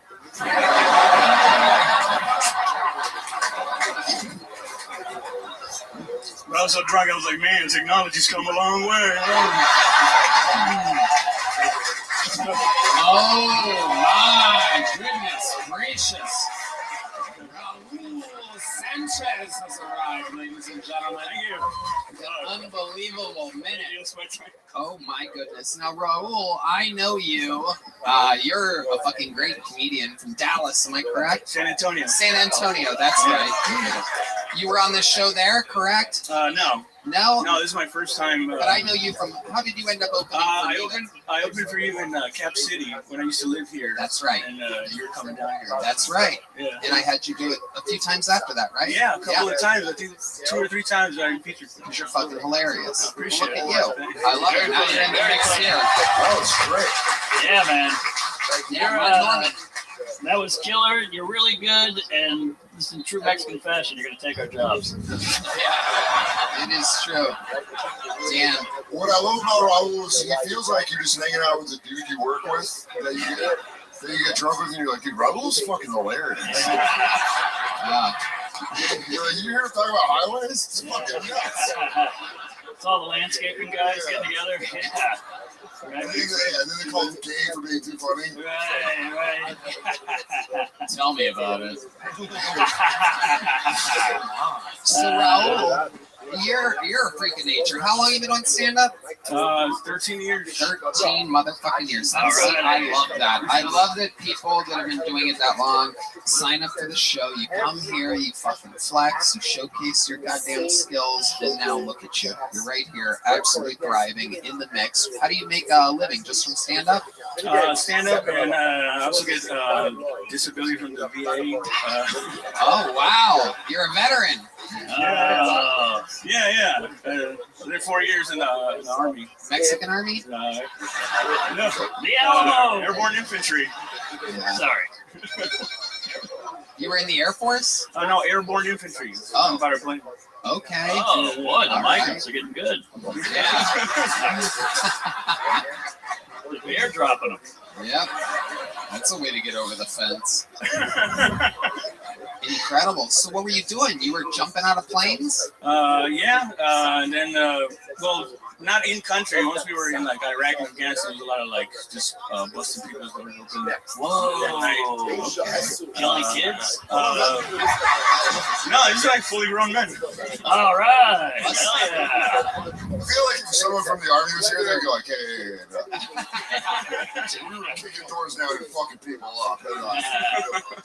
I love it. So, but sometimes you would jump out of an airplane. Yeah, I mean, it was like you have to practice it, like for when you, I guess, if we ever get into a war with like people that got like real stuff. Right. Yeah. Well, luckily, that's never happened in our lifetime. Instead, we just like to fucking practice a lot, I guess.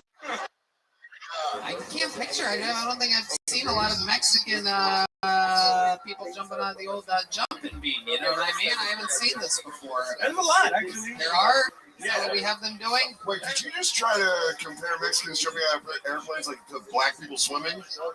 It feels like you made the jump. I mean, you're like, you don't see a lot of Mexican skydivers. Yeah, I know. They like the land. Yeah, they like to be right on ground level. Yeah. Landscaping, land, people. They are people of the land. It's hilarious. You come from a big family, Raul? No, it's just me and my sister. Wow, another story. Completely broken by Raul Sanchez. Well, we did come over here legally back in '91. Raul, you were out. You didn't have to say anything. Dude, you were defining a new generation of Latinos. Yeah. You know, but '91 was straight up stuck. Yeah, right. You talk about the army, you're an open pamphlet. Thank God you didn't get captured. I know. That's a good one, though. I mean, you're one of the good ones. You come over. Comedians. Wait a second. How is that a bad thing? How is that the Mexicans are laughing? Yeah, but if you follow the trail. I just got a fucking thumbs up, a brown thumb. I just got Hey, that joke was over the line, and so is he. Yeah. I don't want to cross anybody's borders here, but that is incredible. So you came here illegally and just joined the army. See, that's fair. That's how it should be. You want to come here illegally? Join the army. I like Serve it. your time. The Asian Mexican's not having this. He's just fucking pissed right now. Asian Mexican? You don't see him, he's wearing a Hawaiian shirt and he looks shaped Samoan. It's got everything. We call him Don Mo. I love it, bro. I wasn't even joking. It's a genuine. I'm regathering myself. I love it. Raul, what else would we be surprised to know about you in your life? This is a very interesting set and interview. You're absolutely killing it. I used to be a drug addict. Hey! Okay. What are we talking? What kind of drug? Mostly cocaine, like free. Okay, a lot of people going 97 and a 75 back there. Hell yeah. Where would you do the cocaine? What was like your routine? Where would it get you? My homie was a dealer, and we used to just kick it in his like back room behind his parents' house. Yep. He was set up there, and then we just like stay up all night until he coached me through it. Yeah. I don't mean to judge your friend, but he sounds like a really shitty coke dealer. He's like, we'll go to my parents and just do all my stash. Yeah, it was a pretty bad idea. What would you guys do for fun after you do the cocaine? What would you guys do? It's around the time that I started doing stand-up. So it was, and after a while, like stand-up started getting in the way of the coke. Yeah, it got out of hand pretty quick, and I ran out of money, and I just stopped. There you go. A natural end to an addiction. Yeah.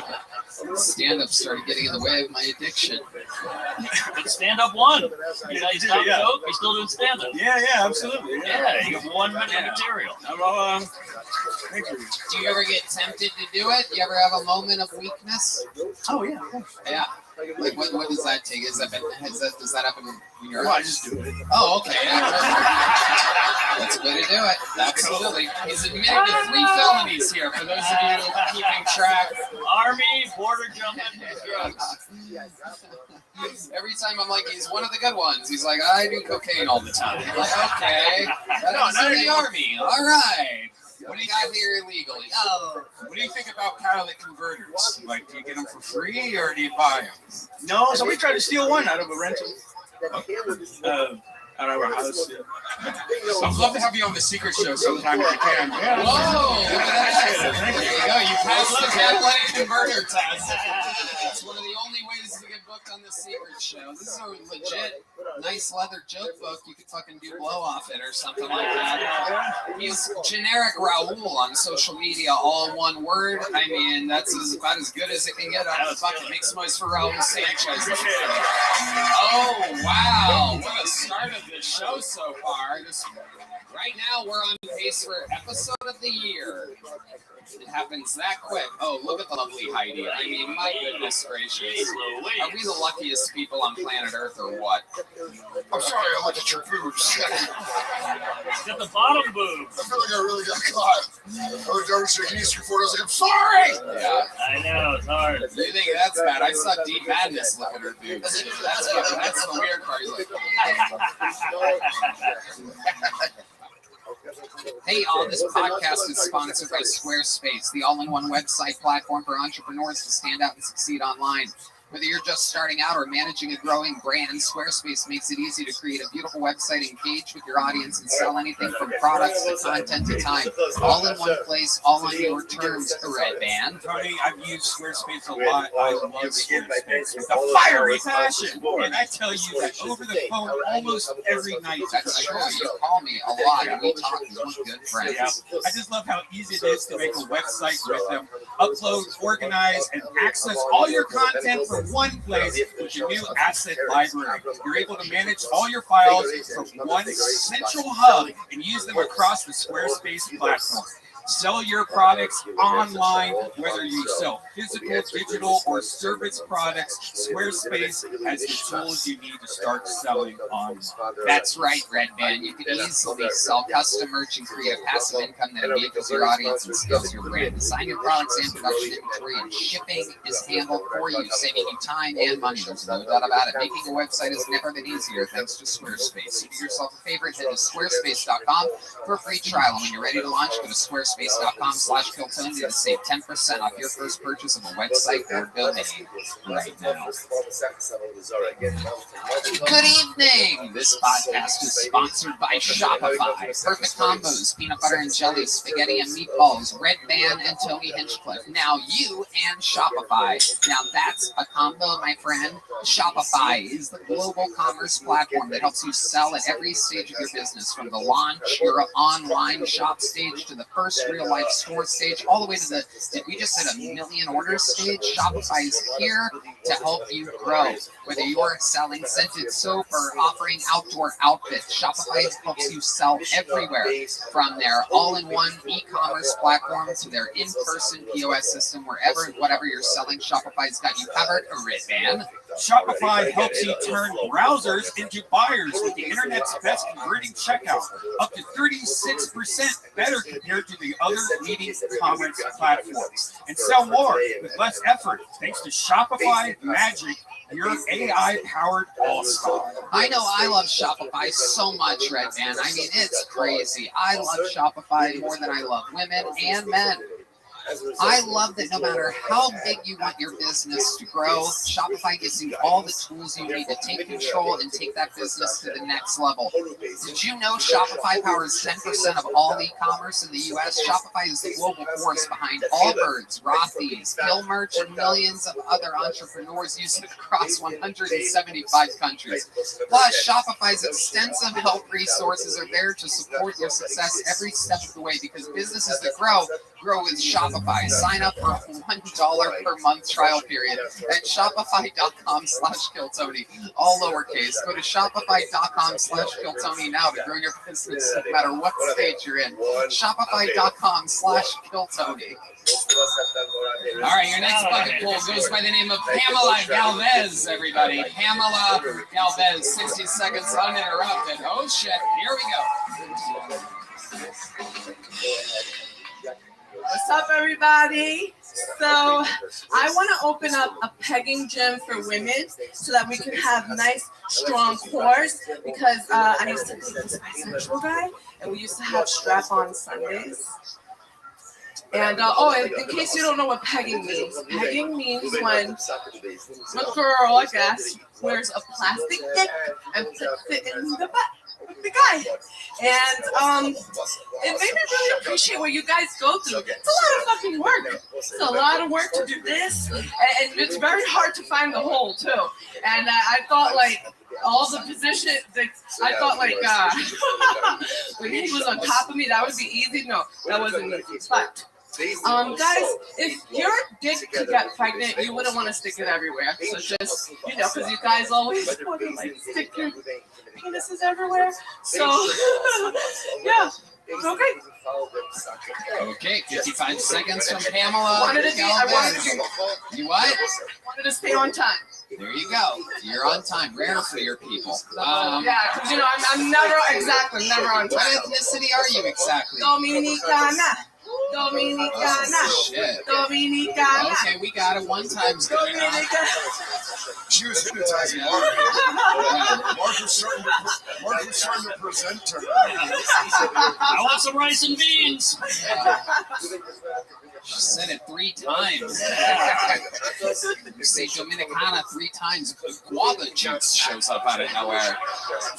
This is an incredible dance. Peg Bundy, how many times have you done it? I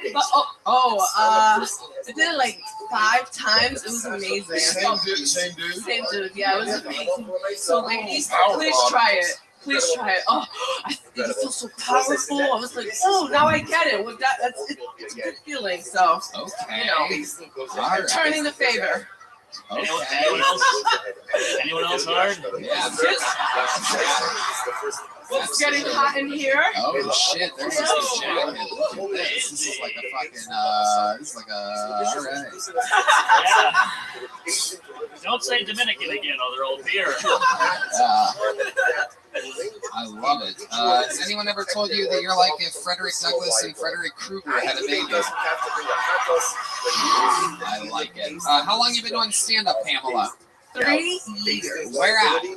New York City and LA and Miami, and you gotta spread around, right? Gotta spread yourself around, right? Yeah, spread those cheeks. Yes, exactly, and lube it up too. Oh yeah. Shit. I'm scared shitless of this lady. I told you I want to open up a pegging gym for women. Sure. Bad idea. Good court. 24-hour shitness. Yeah, that does happen. Okay, so Pamela, what do you do for a living? How do you make money? I am a registered nurse. Oh no! Oh no! No! I thought she was gonna be sex offender. School nurse. There's the jet skis. The jet skis have arrived. D-Madness. All right, we get it. You're going for D-Madness. There he goes. 15 minutes into the show, his first pee break, everybody. There you go. True professional D-Madness. I think you're going hard with that thermometer in there, huh? And then the butthole. Lube it up, baby. Lube it up. Tony, so I know you wanted to be a heart doctor. See, I had open heart surgery. Okay. ASD. ASD. Atrial septic defect. So heart people. So Okay. that's all. So what was the defect? Supraventricular tachycardia? Yes. Wow, look at that. There you go. No big deal. Yeah. What? Tony, you have no heart. Exactly. I know. That's like it's like the ultimate tale. A man with no heart wanted to be a heart doctor. No way. Shocking. So when did you have the surgery? When I was 7 years old. Wow. Incredible. I wear my scar very proudly. So I love it. I love it. Absolutely. we all wear our scars and everything. Okay, over here. Sorry. Really long answers to yes or no questions. What do you do for fun, Pamela? I like to go to the beach and swim and do comedy. Okay. You like to swim? I love to swim. What kind of swimming do you do? Makes me feel free. Like there's no gravity. You're just you and your thoughts. Yeah. That's kind of how water works. Yeah. That's also how people from the Dominican Republic get here. It's incredible following your ancestors' footsteps there. Pamela, what else? Tell me something interesting about you. Swimming isn't really cutting it. Yeah, I know. Where are you at on Dominican saying the N-word? Is that allowed? That's a touchy one. So Please, you're Dominican. no, I don't like. You would pass the test on the police. Yeah. Yeah, I'd pull you over. You definitely register with an HOA. So I also do comedy for disabled comedians. I'm disabled too. You just can't see it, obviously. And it's very passionate. Yeah. Whoa.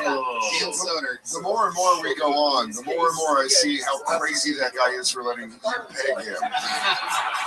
You know I feel what? like you didn't have a safe word at all. No, we didn't. He broke up with me on Valentine's Day. Of this So year? I'm very, yeah, just now. He just broke up with me on Valentine's What was Day. his reasoning? My acid rating. He couldn't handle my craziness. He broke your heart, you broke his Broke back. mine. Absolutely. On Valentine's Day. How did he break it to you? Was it a text, call? Text. 3.5 years. 3.5 years of it. Good for fucking his butt, Larry. Yeah. Yes, thank you. Exactly. Yeah. Fucking end up that. Wow. Damn. Work it. I like that one. Pegasaurus. Unbelievable. So he left you on Valentine's. You guys didn't get to hang out on Valentine's Day. No. Wow. Did you get him anything? Did you have something prepared for Valentine's Day? Perhaps some melted bedroom chocolates or something like that to blend in with the sheets? Yeah, that's why you always have to have tissue on the side to clean it up. Gosh, wow, we're so, oh my gosh, we're talking about poop stuff and butt. That's what you did. You brought that up. Congratulations. That was your 55 seconds. You created this for yourself. Emily, give us a little joke, buddy. There you go. All right, we're having fun here. You guys having fun? All right, another bucket full. Here we go. Anything can happen. Make some noise for Jay Hinsdale, everybody. Jay Hinsdale. Here he is. Jay Hinsdale.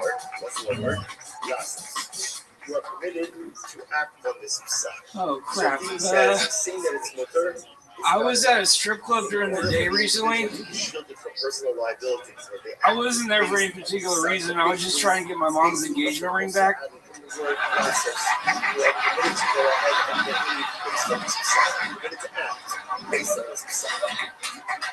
Going to a strip club during the day is weird though. Going to a strip club during the day is kind of like going to a haunted house at night. It's dark. You feel like you're not supposed to be there. Walls are covered in ectoplasm. Seeing a stripper during the day is weird too. Seeing a stripper during the day is kind of like seeing Batman during the day. They both got cool costumes, but you can see the scars.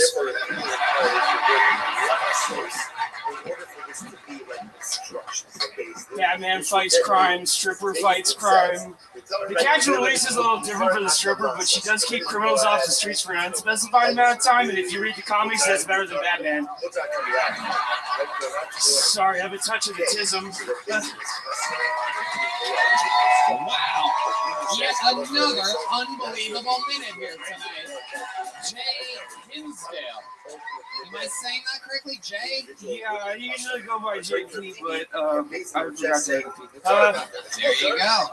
Absolutely. Well, welcome. Have you been on the show before? Yeah, I was actually on the show, the first episode you did with an audience after COVID.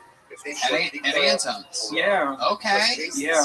Our first episode in Austin. Yeah, you ruined my life. I did? How did I do that? You gave me dreams and hope, and look where it got you. I know, man. That's incredible. This is amazing. So what have you been doing? How long have you been doing stand-up? 4 years now. You didn't start on the show. You were doing it for a year or so before? I was doing it for 3 months, and I got pulled. It changed my life, man. Yeah, amazing. Tell us more about that. I'm interested for the people at home to hear what happens when you make an impression on Phil Tony. How did it change your life? I was 3 months in, man, and I was like, you know, you're at the point when you start where you think you're kidding yourself, and like you, like, were so fucking nice to me. Like, that was crazy. No, like, for real. Like, you were, like, you're the reason that I kept going. Yeah.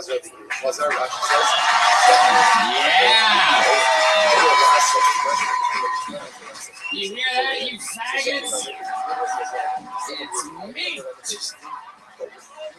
I love it. Absolutely. That would have been the perfect sentence before he shot you.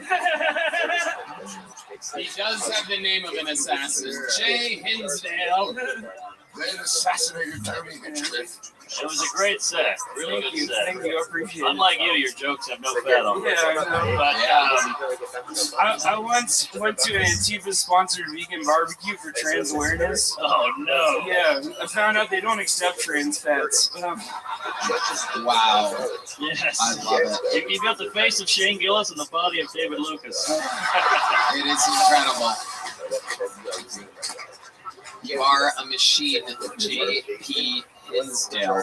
I'm just going to write in the P and call you JP. Is that okay? That's great. Thank you. All right. You're welcome. So now you've been doing it, what did you say, 4 years? 4 years. And do you make a living doing it? No. Right. How do you provide for yourself? I had to wait for the relative to die. Oh, good. Shows patience. Yeah. Like she held on a good long while. Yeah. You're next, baby. Yeah. I love it. Who was it? Grandma? Yeah. Or how did she die? Oh, she was just, it was good at that time. I was like, honestly, it just happened this year. It was pretty messed up, man. Like, was there a, okay, Red Band, relax. Jesus Christ. Mostly because my mom didn't die. And that's just, right. Sorry. Well, now we know your pecking order. Yeah, exactly. She had a pegging order. Yeah. So, hindsight's 20/20 with a dildo. Okay. Okay, JP. Touche. There you go. All right. So, what do you live in Austin? Yes, sir. What do you do for fun? This. Right. Have you been signing up a lot? We haven't seen you in. Yeah, I've been signing up since I moved here, and even before I was coming out every Monday.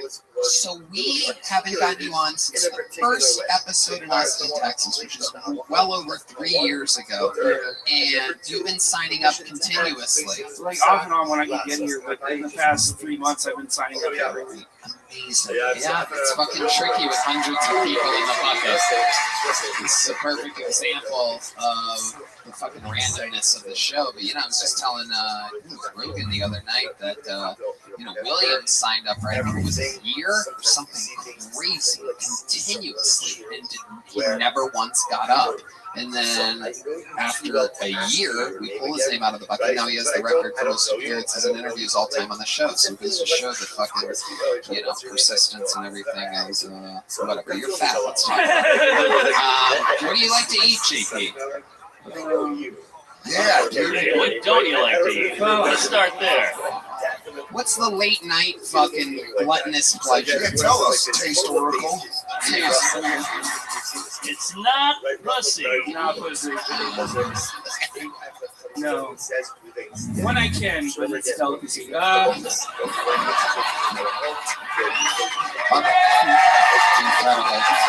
Absolutely incredible. You eat it all up, too. Like German chocolate cake. Incredible that you're the bucket full that doesn't have the heart surgery scar in between your breasts. No, it's only because I can't afford it. Right. Well, you be careful. We might start heart surgery. Incredible, JP. Do you ever exercise? What's the most motion that you do in a week? I get out of bed. That's pretty difficult. I do have a bad leg, so that makes things. What's wrong with your leg? I broke it, and I didn't have health insurance, so it just kind of healed wrong. Oh. Is it visible? Yeah, you want to see it? Yeah, we would love to see it. Oh. Oh, shit, you got a homeless leg. Yeah. Yeah, you do. Oh, man, the ankle goes, for those of you that are just listening to the podcast, the ankle stays the same size all the way up to the knee. Yeah. There's no definition there. You can smack the shit out of a soccer ball. Bring Raul back up, let's see. Okay. JP, anything else that we should know about you before letting you go back? I did just go out this year as bisexual. Oh my God! I did it at 40 just in time for it to be gross. Holy shit! Absolutely. Now you're gonna be turned down by two genders. I know. Yeah. Twice the rejection. I don't know if my heart can take it. Incredible. I don't think your heart can take much. So, what made you come out as bi? How does this happen exactly? You might understand this, Tony. Yes, of course. You son of a bitch. This is what happens.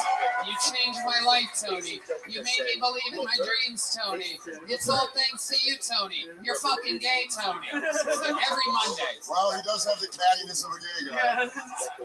Like, I don't know. Have you ever been in a relationship so toxic that you consider taking dick again? What's like, I didn't like it so much when I was 11, but I've matured a lot since then. Hold on, this is all moving too fast for me. This is all moving too fast for me. Were you in a relationship with a girl and she broke your heart? Yeah. How did that happen? Did she break up with you on Valentine's Day? No, it's like our psychological problems were too connected. It just got bad. She got no. Not She's for, on the pecking order. yeah, for sure. yeah. Not for lack of trying. He goes, Mom, Rebecca. Yeah. And then my stupid dead grandma. Hell yeah. So how's the bisexuality been working? Are you on an app or something like that? Guys are fucking savage. Yeah. Like savage. Yeah.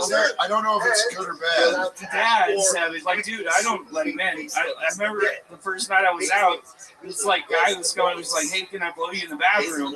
And I was like, I'm just new to this. I'm not quite ready for this shit yet. Oh my god, what a gay bitch you are. Dude, get that dick sucked, bro. Yeah. You want to suck my dick? I'm new at this. But literally, like 5 minutes later, he's like, at first he's like, I understand. And then 5 minutes later, he's like, hey, you want me to suck your dick in the bathroom? I was like, dude, we just talked about this. I was like, take it easy. Let somebody see your dick. I know. Because you're not seeing it. No. Jesus. I had somebody describe it to me once. Apparently, it's majestic. Well, if it's anything like your leg, it's huge. What kind of... It's a sight to behold, either way. Yeah. What are the apps you're on? Uber Eats? Yeah. Rub sub. I love it. So what gay shit have you done? Well, I was driving Lyft for a while. Wait, what? What? Yeah, I was driving. Like my first night, I was driving Lyft. Like I picked up this dude at a bar, and like he was just sitting in the back. He was like making out with this dude when I picked him up. And then making out with a woman when you picked him up? No, he was making out with a dude. Oh, and then he gets in the car and he's like, I hate this shit. And I'm like, what? I'm like, he's like, I hate hooking up with straight guys.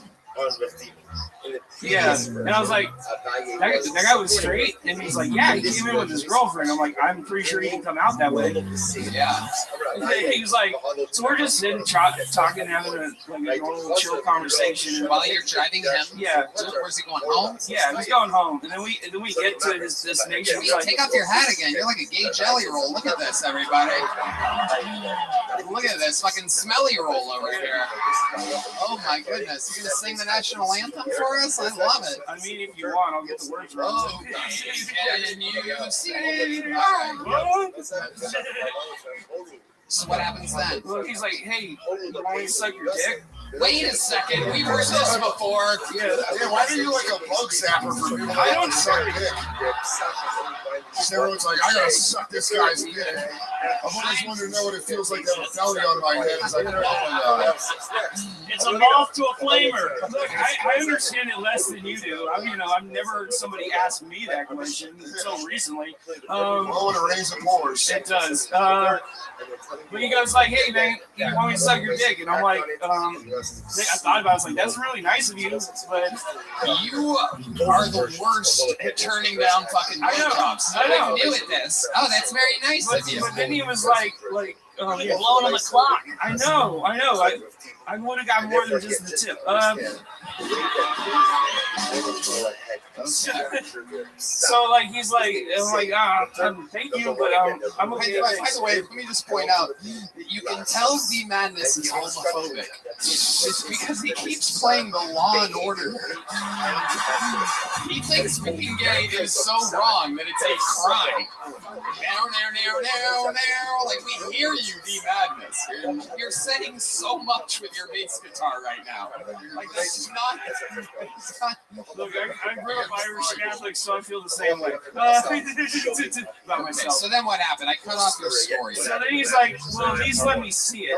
And I was like, I was an older boy. I'm not. It's like I know that trick. It's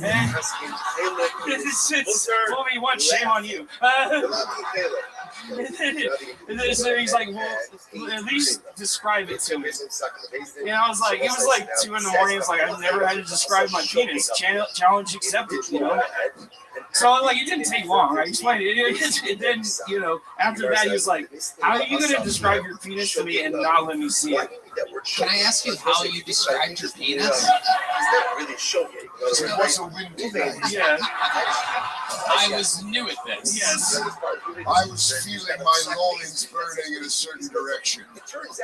I mean, it's distinguished, but it leans well to the left. Just like your leg. Exactly. I love It's a it. structural issue. Okay. But anyways, he's like, his logic was sound, so I was like, I guess I have to do it. I don't know. Did you say this guy argued you into being gay? Yeah. And did he pay you for the ride? Yeah. Oh, man, that's got to be a violation of Lyft. Yeah, probably. It's a good thing I don't do that anymore. You're a hooker. I know. Hey! What kind of dudes are you into? Do you have a specific type? Because you're what you would be described as a bear, is that I correct? guess. That's what everyone keeps telling me. No, I'm like, technically I'm pansexual, but I don't like talking Like like frying pan? Yeah. More of a skillet. Yeah. Okay. So what do you mean by pansexual? Explain that to us Republicans. I really hate explaining this, but it's basically, it's not the package, it's what's inside. You're like holes. Yes. Yes. You do? Yes. But not the mouths of innocent humans. No. I am new at this. Very, very. So who have you hooked up with? I don't know, because I'm not like getting names and shit. I'm not. I don't want their names. Okay. The amount of gay eye rolls at you have probably been so many. We're like, oh, Yeah. find your nails. I love it, JP. I find you to be extremely interesting. How long of a set do you think you've acquired in your 4 years of being a stand-up comedian? Longest set I've done is 45 minutes. 45 minutes. Where are you originally from? I'm from LA. LA. Yeah. That's where your family's from? Yeah. I would not have guessed that. But no, I've been here for I've been here for about 18 years, so I've been here long. Wow, incredible. You're from LA. Interesting. You know what, JP? I find your story to be so incredibly compelling. What part of LA are you originally from? Glendale. I live all over Glendale, Long Beach, Burbank. You lived all over Los Angeles, and meanwhile, on May 10th, we will be at the Kia Forum. The Forum. Have you heard of this arena, the world's famous arena? How would you like to do a minute at the Forum in LA? Yes, you would. Thank you. Well, there you go. You got it. J.P. Hinsdale will be performing. Do you have family there? No, they're all dead. They're all dead? Yeah. What about your pecking order? Is mom still alive? Yeah, but she's here. She's in Austin? She's just around. That would have been great if he was like, I'm new. I can't accept it. I can't. I was gonna have you invite her out to the show, but I guess only grandma's gonna be watching your performance at the Forum. Redman, I would also love to have you on the Secret Show Thursday, Big Cat. Hell yeah. There you go. Thank you. He started here and it will end here. JP Hinsdale at Hinsdale 5000 on social media. You probably never got one of these. Bones I wasn't with us back then. There he goes. He made it happen. He just became an arena act, ladies and gentlemen. JP Hinsdale, everyone. And like that, magic happens. He goes from signing up every single week to going back to where he started his life in Los Angeles, performing in an arena, only under the condition that he lets me suck his dick, of course. So keep an eye on that. It could be taken away at any point. He likes to play hard to get. Yeah, right. And soft to get at the same time. It's very bizarre. Ladies and gentlemen, as you see, dreams can come true on this show, and none bigger than the one that you're about to see. An absolute force of nature. One of our regulars writes and performs a new minute every single week. I present to you a freak. Ladies and gentlemen, it's the one and only Cam Patterson.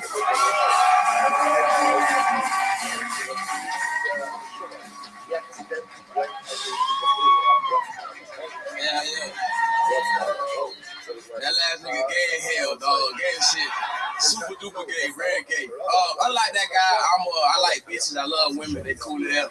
I had a threesome for the first time a couple weeks ago, and I made 2 women come to the sad conclusion that I'm pretty bad at sex. I'm mad because I told them that joke, and they laughed harder than y'all did. I hate them hoes. I hate them with my whole heart. That shit really pissed me the fuck off. It was weird because like at one point one of the girls got mad at the other girl because I was fucking the other one too much because her pussy was better. I'm a genius, you know what I'm saying? And so she got mad and went to a different room. So I had to fuck them in different rooms. Just imagine me butt ass naked, 14-inch dick. Don't think about it too hard. 14-inch dick, super flaccid. I'm soft, not even hard yet. You just dragging the floor, and I'm running butt ass naked with my socks and slides still on because. You fuck without your socks and slides on, you gay. That's gay as hell, dog. You fuck butt ass naked, that's gay as shit, right? So I'm running back and forth like a Scooby-Doo chase scene, right? Just hitting that shit, right? And I really enjoyed it. I thought it was a good time. I called my homeboy. I was like, hey man, I had a threesome last night. That shit was dope. And I explained I was going back and forth, back and forth. People were like, you didn't have a threesome. They ran a train on you. That's it. I can't play that. Fuck yeah, Cam Patterson. I love it. That's a new minute. Yes. Originally heard about it in an interview, and there it is. The actual bit. Unbelievable. Takes from interview to fucking all turns into material. Yo, them niggas already gonna hate me for that one, but oh yeah. Yeah, that's how I don't fuck their mamas on. Yeah. That's right. Absolutely. Get their moms pregnant. Yeah, that's a good idea. That's a good idea. The fun thing about fucking a hater's mother is that you can come inside of her all you want. Yeah. Let her deal with the repercussions. I could be your stepfather and shit like that. Yeah, exactly. Yeah. God damn, what a cool threat. I'm gonna fuck the shit out of your mom. I'll be like, I'll listen to those stories. I love it. Cam, you're absolutely killing. What else was going on in the world? You really did that, huh? Yeah, I had 2 different rooms? Yeah, they were upset with each other. One of them was just bad. I was fucking the other one way too much. And then you went in there, and what you say to her? You're like, hey, I'm stop being mad, bitch. Yeah. Okay, that's a direct approach. Yeah. Stop being upset, dumbass bitch. Oh, hell yeah. You threw dumb in there. Absolutely. Super insulting. I'm writing it down. All right, keep going. All right. Settle down, you dumbass bitch. Because some women like to be talked to aggressively, you know what I'm saying? She like to, you know what I'm saying? That sounds like a fucked up bitch. How do you know who to talk to aggressively and who to not talk to? Talk to the aggressive ones aggressive, you know what I'm saying? She really like overly aggressive, like the aggressive back. Like I don't hit women, but I shake the shit out of bitch. You know what I'm saying? How did you know that the one girl's vagina was better than the other girl's vagina if you fucked the one girl first? I tried both of them. You tried both of them. Oh, the old Pepsi challenge. Yeah, I tried both of them. I was like, oh, this is way better. What do you mean? It was like, the other one, nah, just like, more like, you know what I'm saying? You ever had like a stuffy nose? One of your nose just like one side of your nose. Yeah. And the other side is just dry shit. Yeah. That was the other bitch. She was just. Cam, have you ever laid on your side and let the snot fall into the other one and then it opens back up? How cool is that? What I'm saying is, shoot, switch rooms. Maybe the pussy would have been better than the other way. It's too bad there's no nose spray for pussy. Bring that shit up, you know? They needed that shit. I would say my favorite part about the threesome is I went outside with my phone, homeboy about some shit. And then I came back in and one of the girls was eating the other girl pussy. And I was like, man, life is great, man. So I decided I had like 2 issues I could truly go through at the point. Like, before I said, I could either like just shove my dick in her mouth or like fuck the other one. And I shoved my dick in her mouth. I think that was pretty good. You see? Yeah. Choose your own adventure. Yeah. What a post-game conference. Yeah, all right. I could have gone post sweat mouth. Don't regret it. Don't regret it. Great idea. I like it a lot. Let's also take note that during all of this talk about fucking women and women eating each other out, not once have we heard homophobic kiss player be mad. Played it 18 times during all the game talk. Literally thinks gay things are criminal. Unbelievable. And you fuck with the slides on. Oh, I got to. Yeah, you got to. Yeah, because you go socks on the carpet. Yeah, you gotta have, you know what I'm saying, good traction. Yes. You definitely have I'm running to the liquor store outfit on. Traction. Yeah. Like you don't like, you know what I'm saying, like. I don't really carpet, but if you like more like hardwood or some shit, if you slipping and shit. So you stay at the edge of the bed and you bring them kind of towards you. Yeah, I like to hold the slides. It would be hard to keep them on in the missionary position. I keep the bitches on, dog. You keep them on. Gotta grip the hole with your toes a little bit. Oh my God, that is incredible. You don't come off at all, bro. For those of you just listening to the podcast, he got up on his toes like Michael Jackson. Gotta grip the hole. Look at me. Look, grip them bitches. Grip it. Wow. Man, gotta grip the hole. It is incredible. This guy just agrees with whatever you say. Yes, Mr. Black Man. Okay. Yes. Yes, I'd like candy for your uniforms.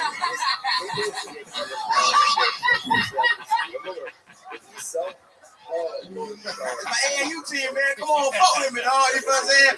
I'm trying to go to Florida and play in the AAU tournament, man. I'm trying to get there, bro. I did that before. Oh, yeah? I was like 19, not playing basketball like a year. Did that before. I can see it. I think I bought those skills. All right, Cam. I mean, you did it again. An absolute unbelievable performance yet again. Just choke. Nobody does it quite like him. Make some noise for Cam Patterson, everybody. Come on, you can do better than that. Make some noise for Cam, everyone. God damn it. Out there daydreaming. Hello, this podcast is sponsored by Bespoke Post. Make this year your most awesome yet with a box of awesome from Bespoke Post. Every month, the box of awesome is filled with carefully chosen gear from the best small brands around the world. This month, I got a fake knife from the Slash Box. It's made by Fair Belgium, based in Salt Lake City. Whether you want to drink and eat more awesome, dress and travel more awesome, or explore more awesome, Box of Awesome has you covered this year. Red Band. To get started, take the quiz at boxofawesome.com. Your answers will help them pick the right box of awesome for you. It's free to join, and they release new items every month across a ton of different categories. Tony, I love getting my box of awesome in the mail each month. It's like Christmas. I wait to buy the order like a dog. Yeah, like a dog what? Waiting for my owner to come back. There you go. When you become a member, you'll have access to stellar discounts across a plethora of products. We're talking 30% off or more sometimes. Plus, with each box of awesome, you're supporting small businesses. 90% of everything that comes in your box of awesome is from a small up-and-coming brand. It's free to sign up, and you can skip a month or cancel anytime. Get a free mystery gift with your first monthly shipment when you sign up at boxofawesome.com and enter the code KILLTONY at checkout. That's boxofawesome.com. Code Tony for a free mystery gift with your first monthly shipment. Boxofawesome.com, code KILLTONY.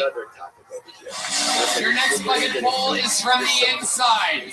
He is one of you. Make some noise for Tanner Amiglio. Tanner Amiglio. From the inside, I do. Well, no. Is that him? Tanner, you here? Here he comes. All right. How many of you like it when people do good on this show? How many of you like it when people do bad on this show? Oh, there you go. A bunch of ruthless people in this room tonight. Absolute monsters. Make some noise for Tanner Amiglio, everybody. From the inside, one of your very own. One more time for Tanner Amiglio.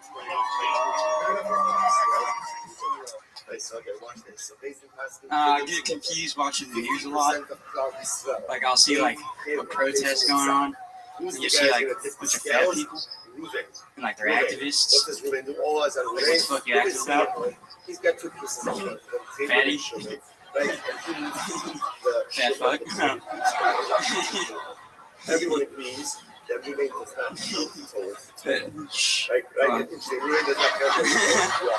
No, dude, like I like listening to my parents have sex. I don't care what you think, dude. My parents, bro. Fuck you. It's fun to think about, you know, like my dad's shorter than my mom, my dad's Asian. It's cool. You just teeter-totters on it. I know he's doing a good job too. Like I hear my mom go, "Oh yeah, yeah." My dad's like, "Oh my god, fuck yeah, get the pussy." I'm Asian. Don't get mad at me, bro.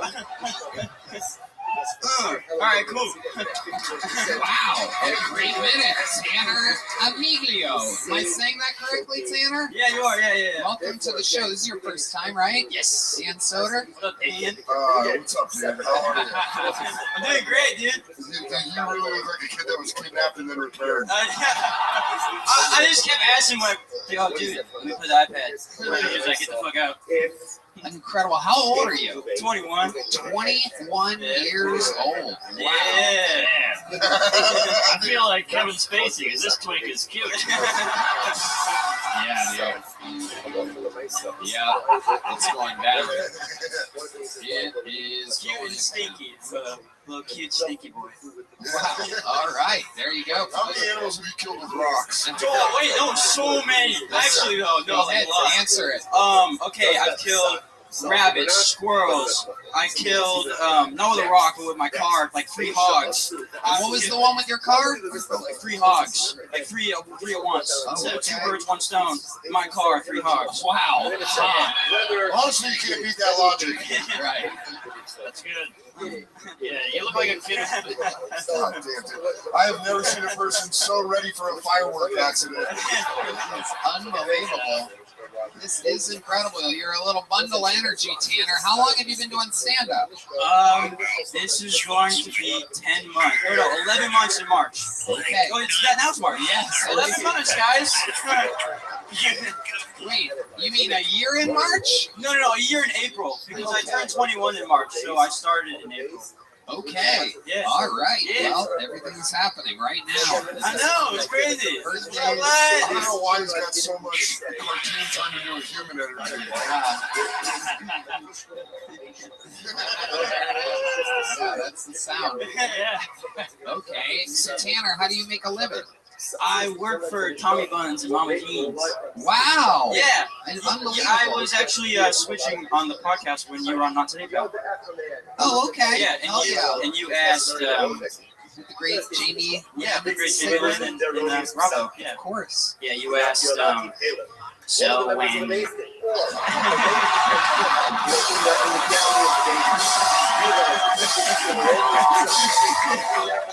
I didn't even get to the fucking, I didn't know, you guys don't even know what he asked. Hold on. Because when I'm mad, my nose shakes. Tony really likes The Sopranos, which is dope. And he was wondering about this Pink Floyd song that kept popping up when someone was killed.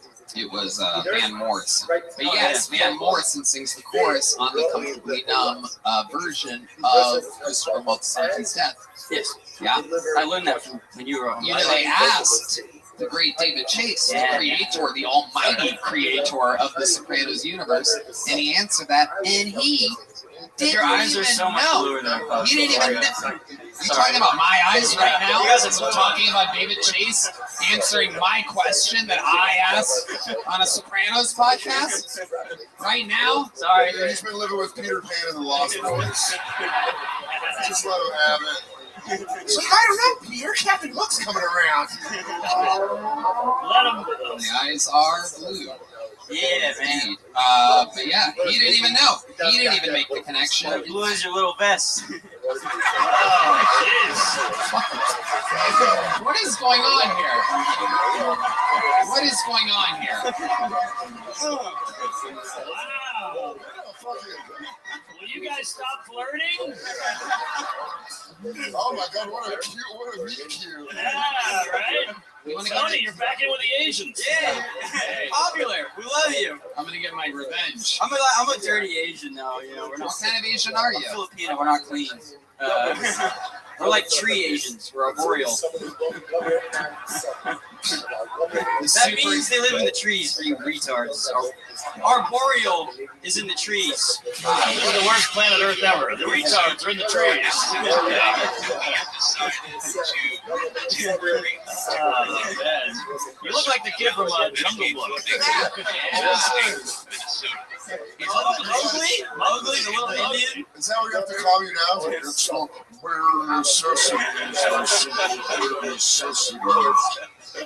There it is. The actual Your forehead, Dan. Your forehead's as white as my ass, dude. Wow, Tanner. I'm just kidding. Sweet thing. Yeah. Fucking boxcar child. Singh is his dad's name. Oh my God. Tanner, you're a freak of nature. You've been funny your whole life. You're 21 years old. Were you a little rabble rouser in school? Such a rabble rouser. Okay. Son of a I swear to God. This kid just Spank it, Tony. Disrespect it. Wow. You guys are gonna fuck.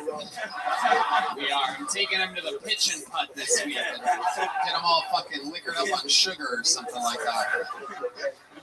Oh, you originally from Austin, Tanner? No. Where are you from? I'm from San Clemente, California. Oh, it's a shame. It's so close to the Forum if you weren't an asshole. Sorry. I'm sorry. Ow. I have a question. How did I fuck this up for myself? You fucking pussy. Ow, your eyes are cooler than I thought. I love it. Tanner, what do you do for fun? What else are you into other than comedy? I love fishing. I grew up working on fishing boats. That's like my favorite thing to do. Really? Yeah. Wow. Yeah. Okay. If you did more of a bait for Red Chris Band. Hansen show or whatever that was called. Oh yeah, You invite people in, they tell them that there's cookies and lemonade and shit. If they bring the pizza, fuck yeah. Okay. Chris Hansen's like, you're not supposed to actually fuck them. That's the fact that I was I getting. It's like, open the door, I'm already naked. I'm like, all right, we're doing this. Can I ask you a question? Did you fuck that kid? No, I offered to suck his dick, and he told me he was new at this. Tanner, I would love to have you on the Secret Show Thursday if you can. and there's a big joke book. There you go, buddy. The Kill Tony debut of Tanner Amiglio. And ladies and gentlemen, on this, what appears to be a fucking home run derby episode. Oh, shit. I mean, ladies and gentlemen, Kill Tony Hall of Famer David Lucas has stepped out. For those of you just listening to the show, what a pleasant surprise. Absolutely. And I didn't bullshit. I just wanted to tell Tony he looked like a gay puffer fish. Oh my God. Oh my. I bet if I tickle your booty, you'll blow up right now, nigga. That's how it works. Look at Dan So. That nigga look like he got on a hockey helmet. Big head ass bitch. You and your fucking wobbly fish eyes need to shut the fuck up. You deflated Patrice O'Neal. You look like an intelligent Tom Green, nigga. I'll take that. Damn, I feel like I'm between a black guy and a cop. Take it easy. That nigga look like he coached at a private school. Get your motherfucker. God willing. Basketball. All right, you fucking candy apple. Look at your Adam's apple, nigga. God damn, boy. Oh, yeah, you've never eaten an apple. Oh, shit. Oh, shit. You have a harder time breathing than George Floyd. I ain't no saying that. I just got canceled for that joke. Sorry. That's what I'm. All right. But if they would have kneeled on your neck, they would have had to curve their knee, nigga. Now look at that Adam's apple. It's a doozy. That's a mesothelioma, whatever that shit called. That's a diabetic. That's my nigga, bro. That's why we. Oh my God, Kill Tony, Hall of Famer, one of only three, one of only two living. David Lucas is. Yeah, I'm out here, bro. I just wanted to come out here, man, and let y'all know my special drop March 6th. You know what I'm saying? And they tried to cancel me over that George Floyd joke, but it don't work. That nigga was a crackhead. Fuck that shit. I really, in real life, would have shot that nigga. It wasn't a joke. He was 6'6". Fuck that. Yeah. Incredible. That was quite the situation. You were put under. I thought you were talking about George Floyd.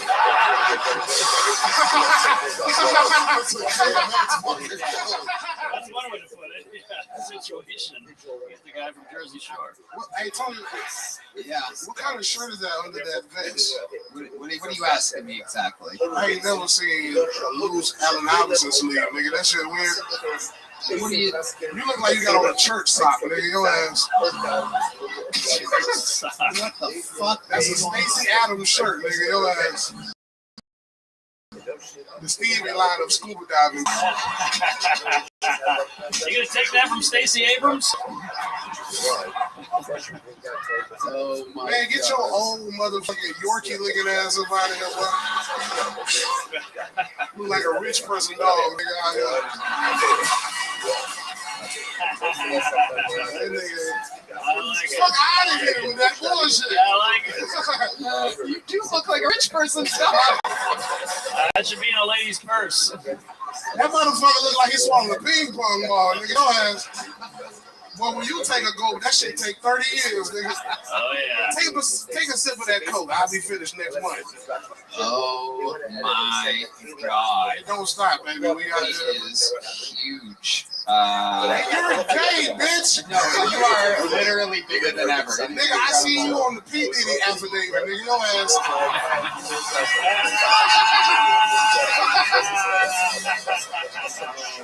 God. You was in the swimming pool with me, Bill.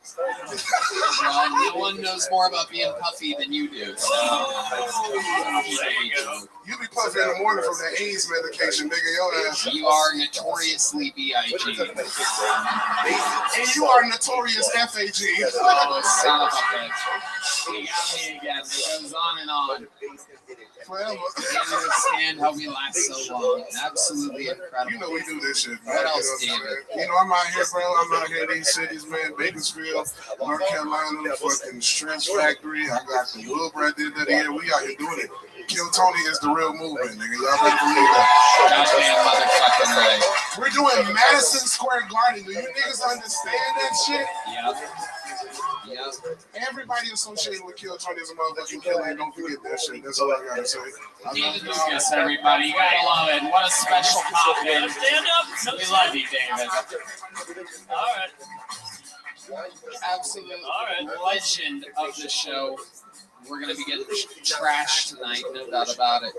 And I was saying, before he even came out, I was saying on what appears to be an all-home run derby episode of Kill Tony, I have pulled one of the most amazing names I could have possibly pulled out of the bucket. Genuinely, somehow, out of the hundreds of signups I have pulled, Kill Tony legend. Make some noise for David Jolly, everybody. Oh, yeah. Gang violence has arrived. How y'all doing tonight, white people in Puerto Rico? Y'all heard the news that the aliens was real? Y'all heard that? It's fucking crazy. The real question is, when we gonna be able to fuck these aliens? I see Avatar. I've been waiting on this shit a long time. I ain't never had no turquoise pussy before. I'm gonna be the first nigga in a polyamorous relationship with two Martian hoes. I'm gonna be like, hey, ooga. Yo, hey, y'all come in here and suck my dick. Because I already know if they're keeping them aliens at Area 51, it's a nigga on that midnight shift. You just wait for Roger to go eat his cheese. All right, thank y'all, man. Thank you. Only 42 seconds. Oh, my bad. All right. Fuck y'all ugly, bitch. Okay. All right, 48 seconds from David Jolly. What up, Tony?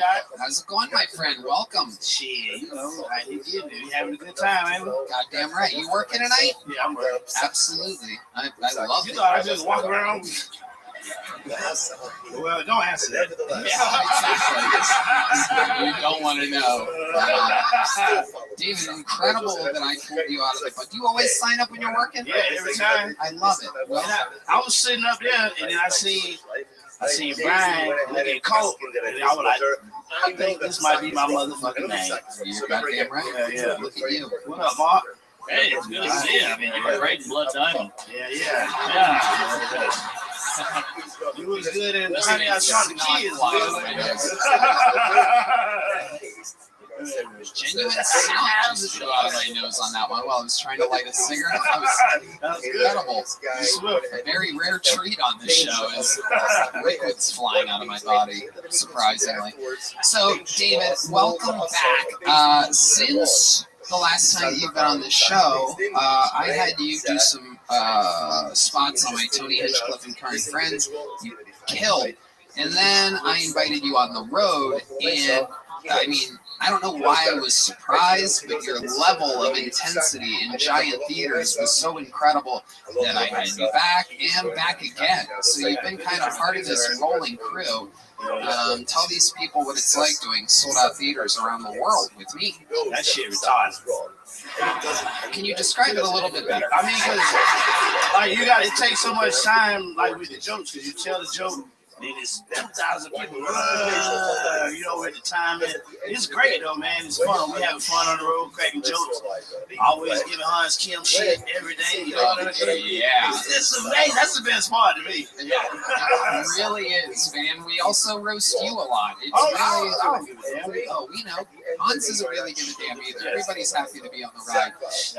I took you we went to Cleveland and Pittsburgh this past weekend, and we stopped off in Youngstown, Ohio, which is the midway point, and you went to my mom's house. Yeah, we hung out good over there. A little fun fact, though, I told my mom that, who else was with us? It was Yoni, Christy, Hans, Cam, Daddy, and Cam's dad. But I told David to wait in the car 5 minutes, and after she let everybody in, I didn't tell her that David was coming, and then I had him just bang on the door really, really hard to freak her out. She was a good spirit. Yeah, but she put the gun down. Yeah, it was unbelievably hilarious. You got to have Youngstown pizza, Galleria, Uptown pizza. That ice cream was fire though. That's Handel's ice cream. It tasted famous. You've had it. Yeah. Very good. Very good. I thought it was going to taste like purple drink, but it tastes like grape. So that was good ice cream. We did. We got great flavor. You had purple drink? Oh, yeah. It's good, right? Very good. You had it, Dan. You like you from the hood, man. I love purple drink. Yeah. It's delicious. I'm telling you, it is. No, I know. It is. This is What the hell is that? I need a hot tub. Oh, were you friends with them dorks? David Lucas and David Jolly back to back. It's a shame because I was trying to get Cat Williams on this episode last week, but he obviously had other things to do. But I wonder what Cat Williams was upset about your performance here tonight. Makes me wonder. Can't even do a full minute.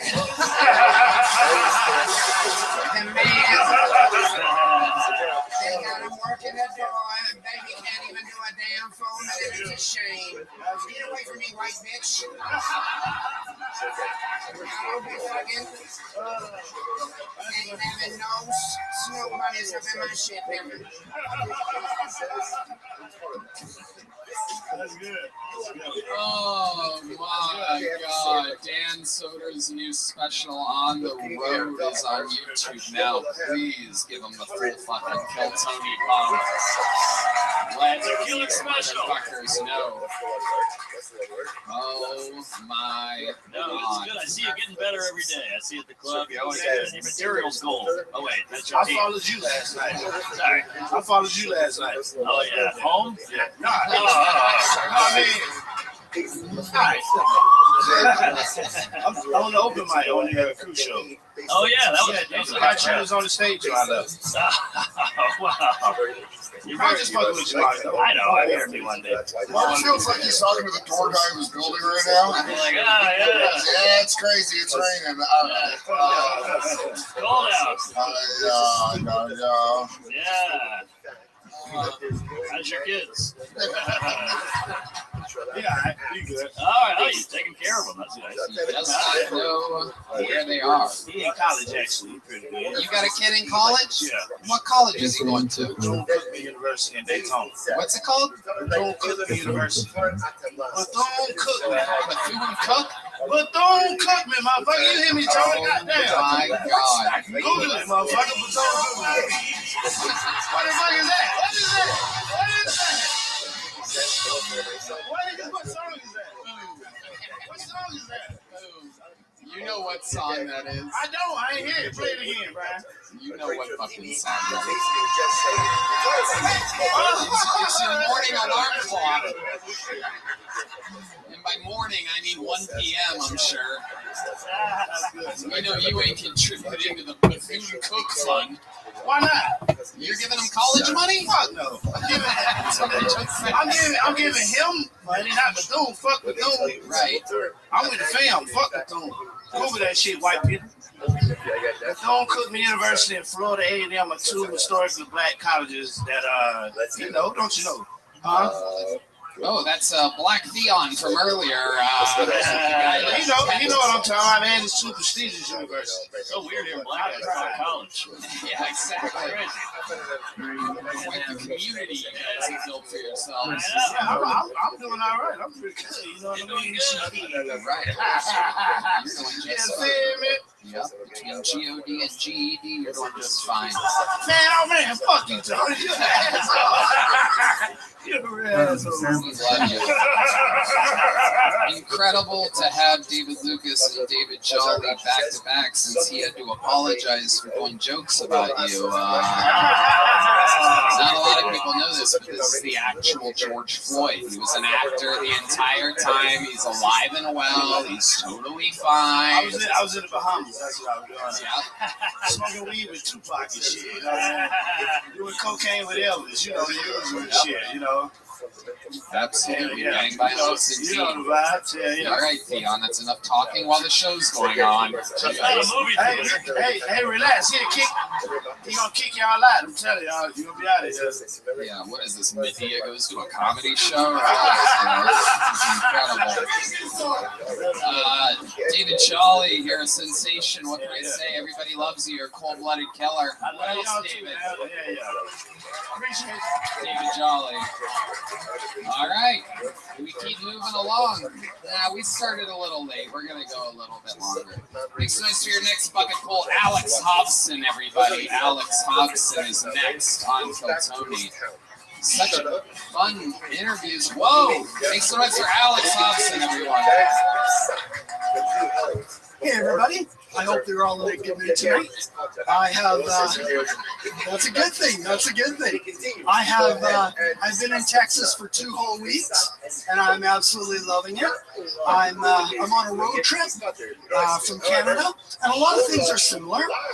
For example, the proud patriotic animal of Canada is the beaver. So that's one thing that we have in common with Texas, which is nice, because the proud animal symbol of Texas is also a beaver.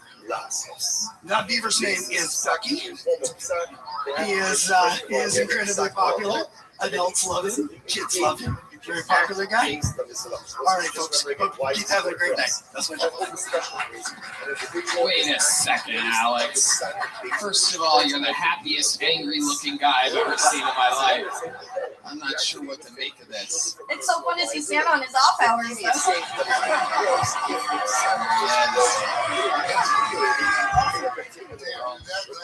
CZ Stop. Yeah, you're like a gay wizard. Yeah, Alex, what is going on here exactly? What are you? That's your first time doing stand-up, correct?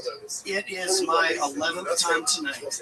Whoa! What does that mean to you exactly? What does tonight mean? Or what does 11th time mean? It means I've done open mics up in Canada, but only a few. Oh, you're 11th time tonight.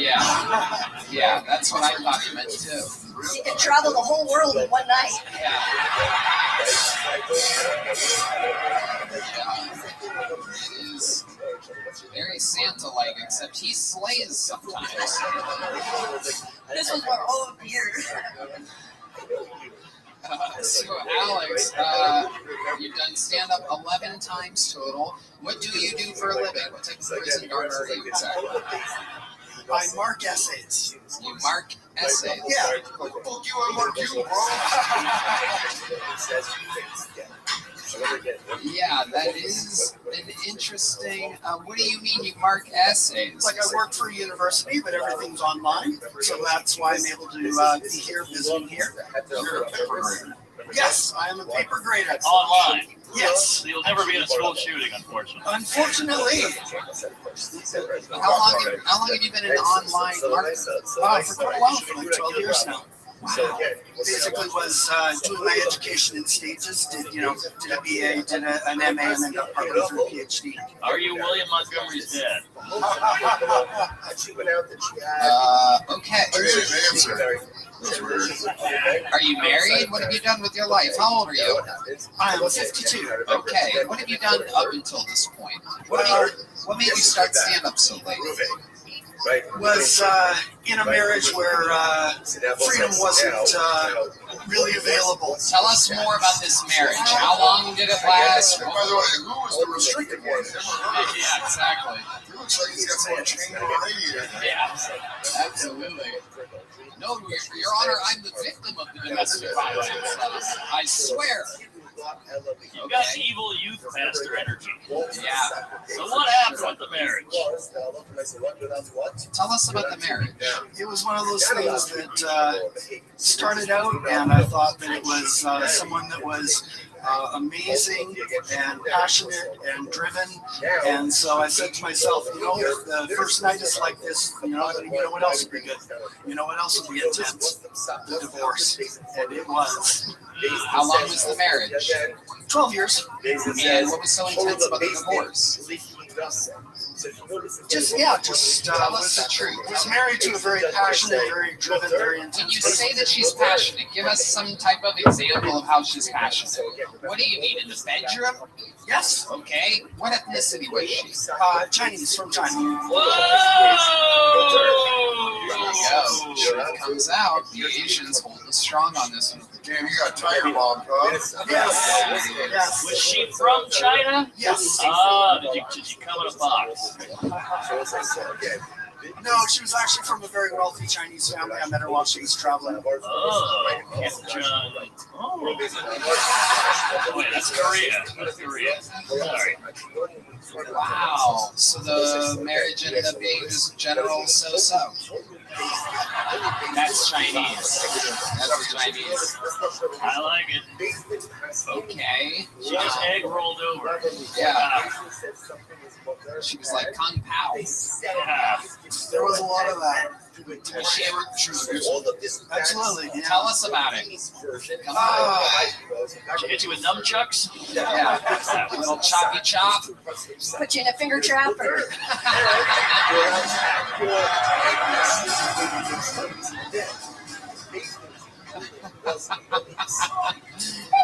What did she do to you?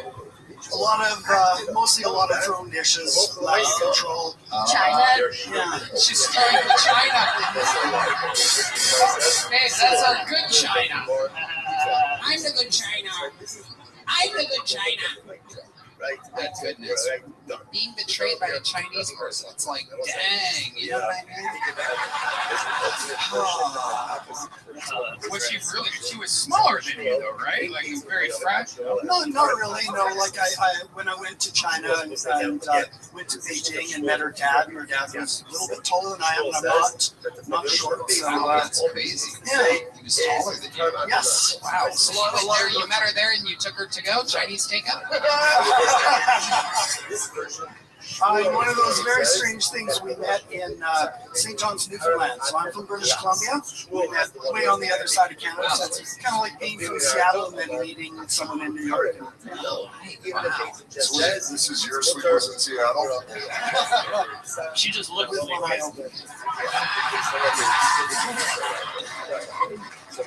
So tell us more about this fucking spicy dish. What else would she do to you? What else? What was like where did you draw the line exactly? Where did you build your great wall? What were the pepper steaks in the sand? Yeah.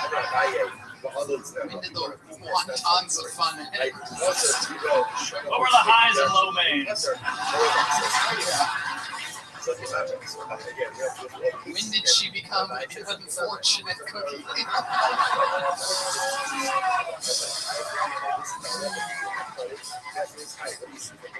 Was she spy ballooning on you?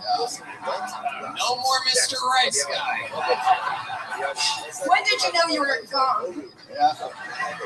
Did you jump on the old Panda Express and get out of there? You know what I mean? Did she start COVID? Sorry. If she could have, she would have. Got it. Wow. Look at that.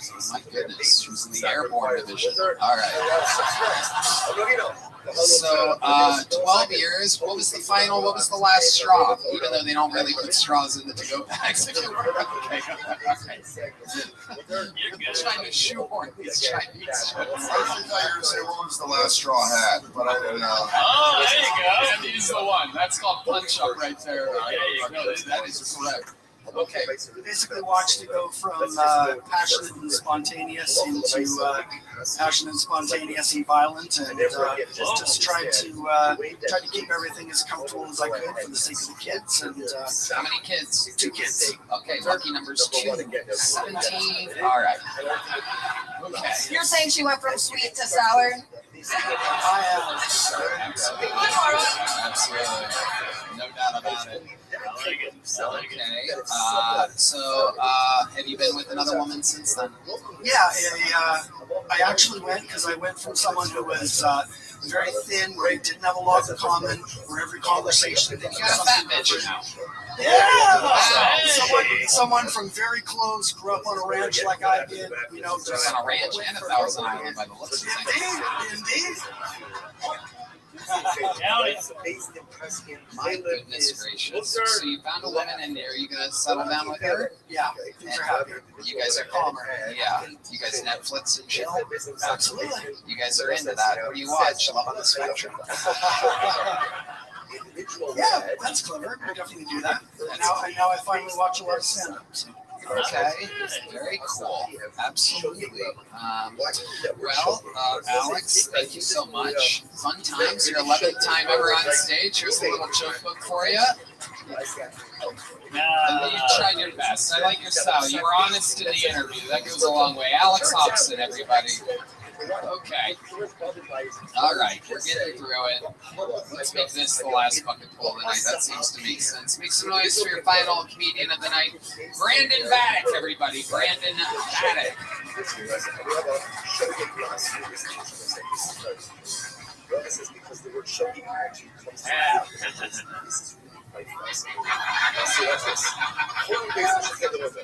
I just turned 25, which sucks, because I feel like I look like I killed a guy in the 70s.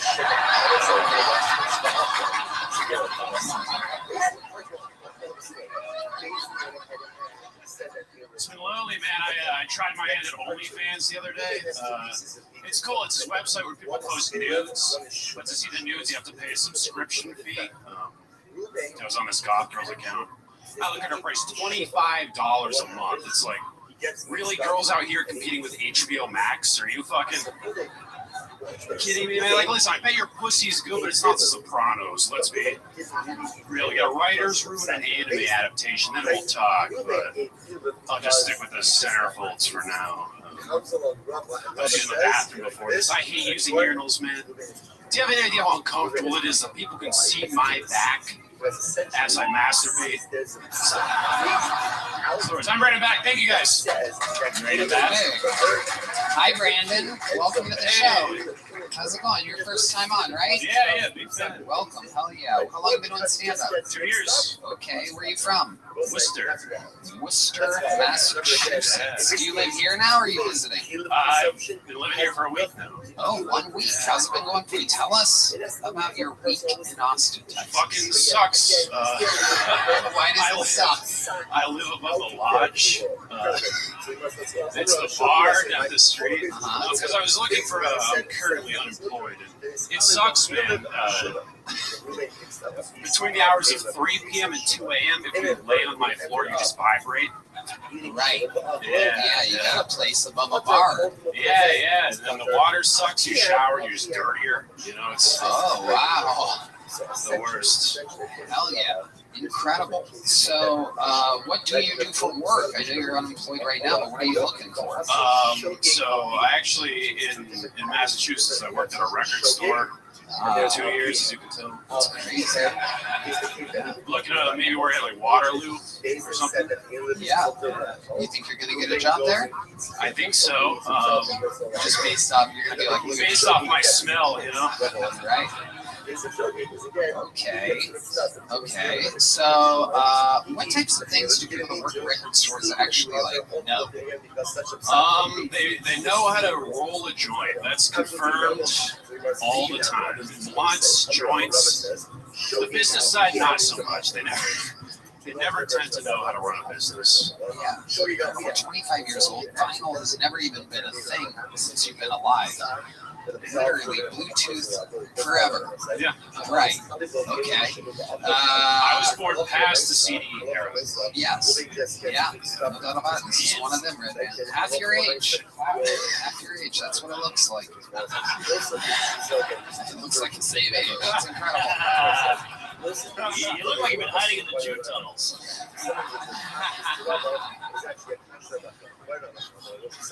Yeah. So, Are you Jewish? No. What are you? I'm Albanian.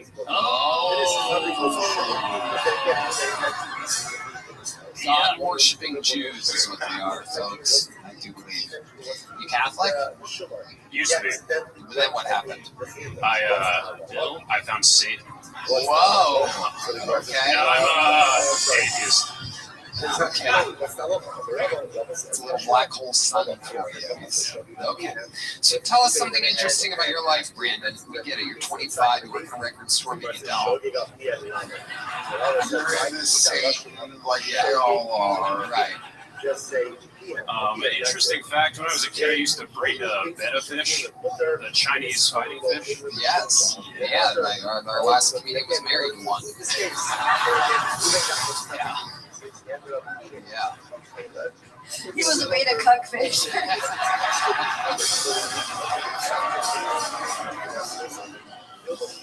Killing it on the jet ski. So, other than raising beta fish as a child, is there anything else that we might be surprised to know about you, Brandon? I did fencing for 10 years. Whoa. Put up that border wall? Actual fencing. Okay, I'm starting to figure this out. It's starting to make sense. Rich parents. Middle class. That's what rich parents, people with rich parents. The fact that his father was Rob Zombie. Yeah. Josh Zombie. His son. He's covered in his zombie. He's like Marilyn Hanson. I love it. What does your father do for a living? He sold car insurance. Actually, he digs through the ditches and burns through the bridges.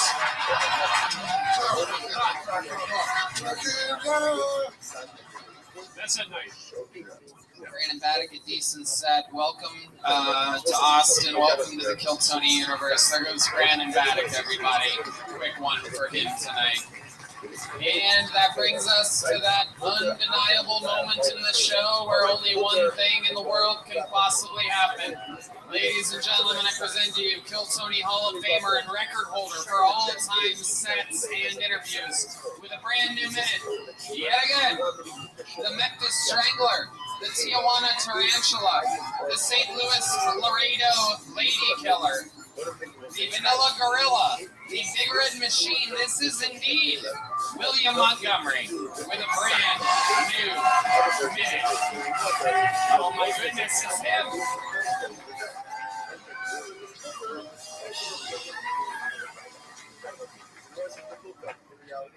Everybody says dogs are racist, but mine's actually homophobic. I tried to take my dog to San Francisco, and she said, and I quote, either board me or euthanize me.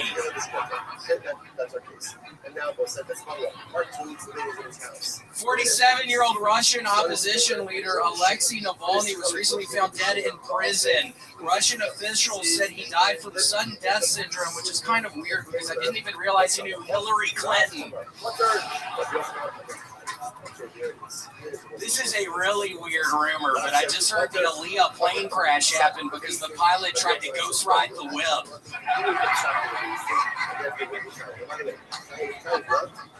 Okay, that's my time. Thank you. Wow. Doing it like only he can do it, ladies and gentlemen. William Lights Out Montgomery with another super topical set mixed in with an Aaliyah plane crash. Unbelievable. I love it. You cover the death of the, what was it, the journalist. Yeah, Alexei Navalny. I mean, it's really crazy how Hillary Clinton really has reached her tentacles even to the far reaches of our planet Earth. I mean, I'm almost a little worried to even talk about her fucking old ogre-looking fucking ass right now because I'm worried, Tony. I'm worried about myself. Today, I was at my purge, and I was watching this homeless man go through the garbage can for a couple hours, and I finally got up the nerve to get a bag of trash that I just made, and I went out there, and I started talking to him in this really aggressive Southern accent, just trying to scare his ass, and are you just looking in a mirror?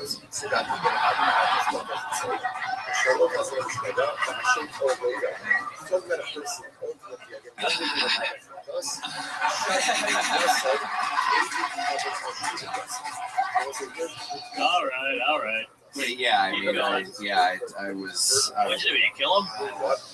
No, but I did go back out there. I got my pocket knife and I went back out there because he was still out there. And I said, you can go through the shed, just clean it all up. And when I get back, I had to leave somewhere. When I get back, all the shit's still on the ground. So I go up to him and I'm like, hey, are you going to clean all this shit up? Are you leaving it there? And I was like, have fun on the streets. And my freaking, I got in trouble. My girlfriend heard me say that, and she was like, you seemed okay, but then when you said have fun on the streets, she took offense to that. So maybe I should have said that. But he started coming at me, Tony, and I ran up the stairs to my apartment like a little bitch because I didn't want to have a confrontation, but he came at me. For those of you, let me just, I just want to let you know why Red Band and I are holding back laughter right now. Deeply, because all the stuff that William talks about tends to be, I don't want to get away the kayfabe and the beauty of the show, but, it's not always real with William. The sponsorship, some of the things that he says and does. But when it comes to the living neighbor of his neighborhood, William Montgomery, everything that you hear is real. So when he's saying that he's going to build an escalator in his apartment, not true, right?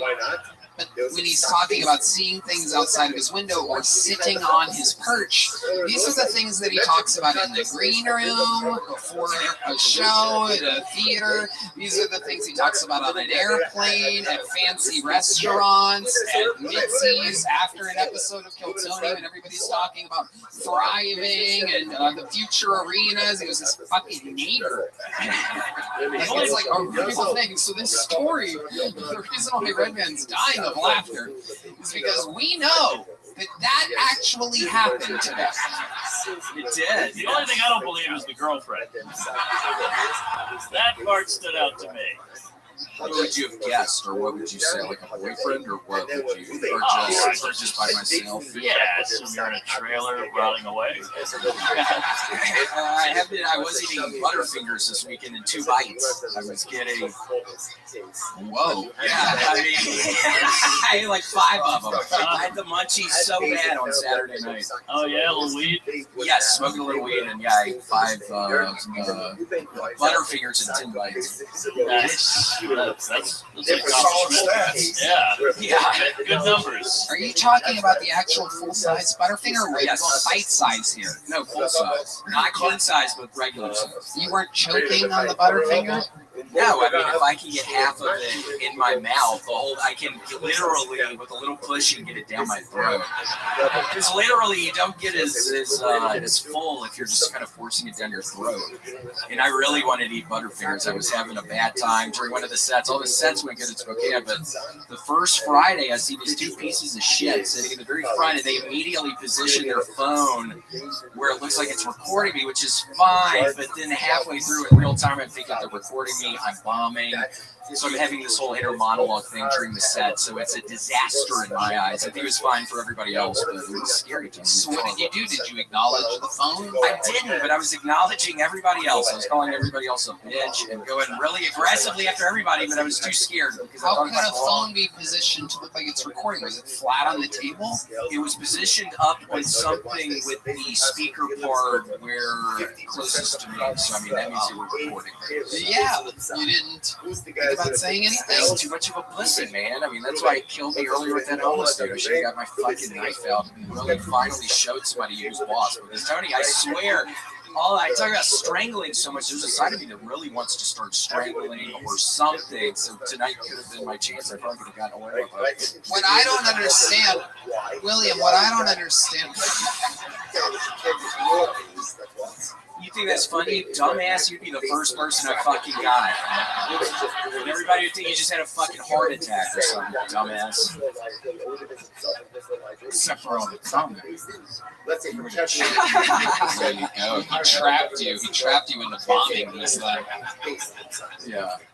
Okay. So what I don't understand is, I see you here all the time. I take you on the road all the time. You're always crushing. How is it possible that at your own show, where people are specifically buying tickets to William Montgomery, why do you feel like you were bombing? How does that happen? No, I don't think I actually was. Just in my head, I'm thinking that's happening. So it's I don't know. I don't think it was actually happening. I think it was actually going okay.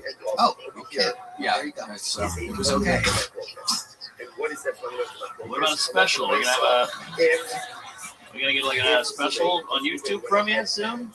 Yeah, we'll see. I mean, it's taken me the freaking Coon's age to come up with 45 minutes. I don't believe you're allowed to be able to.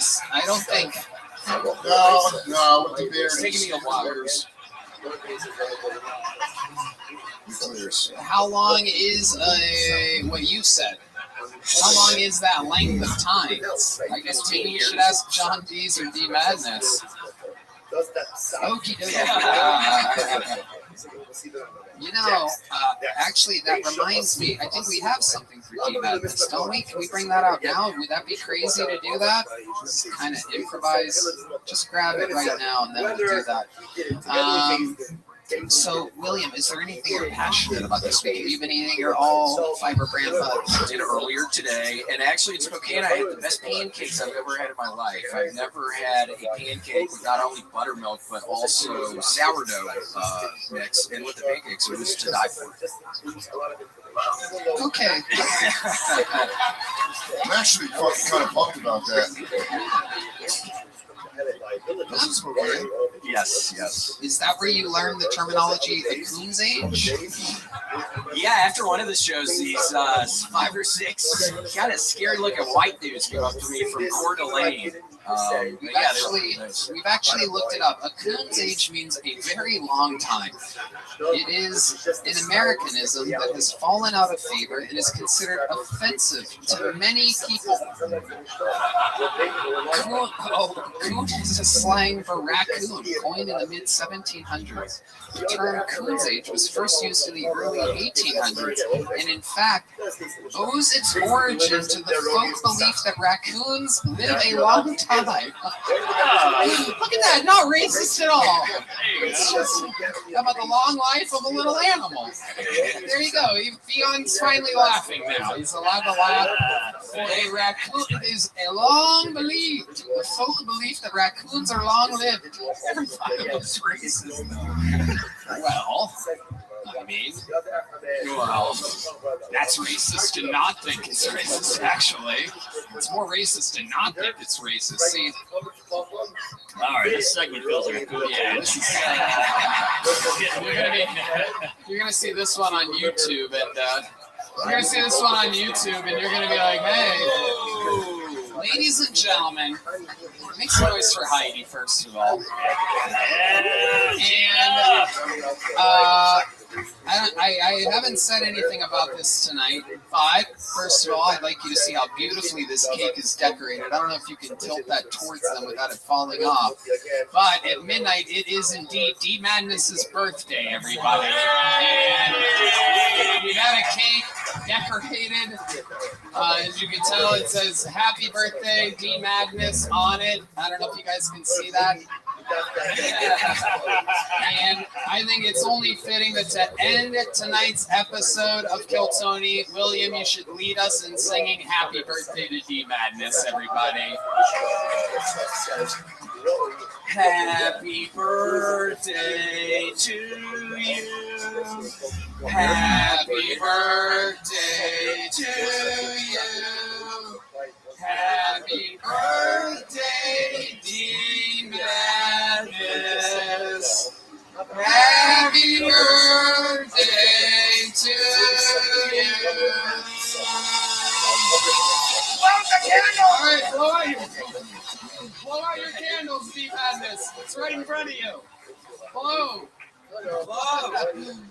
Yeah!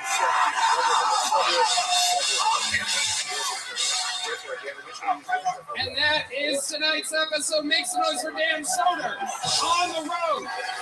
Literally, right now, go to Dan Soder on YouTube and watch his special. I want him to get the full effects of the Kill Tony bump.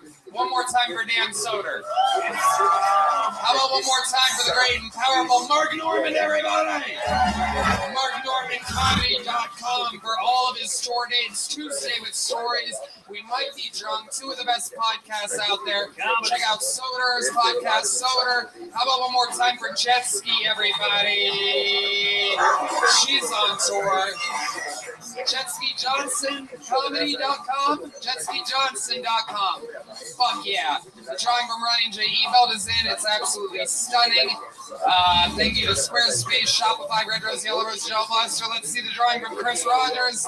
Whoa, Cam and David Jolly. Unbelievable. How about one more time for the band? Terrell Shahid, Michael Gonzalez, Jetski Johnson, John Bees. One more time for the birthday boy, D Madness. Check out the Sunset Strip, ATX.com. Love you guys. Congratulations to JP Hinsdale joining us at the Kia Forum. Still some tickets left from Madison Square Garden.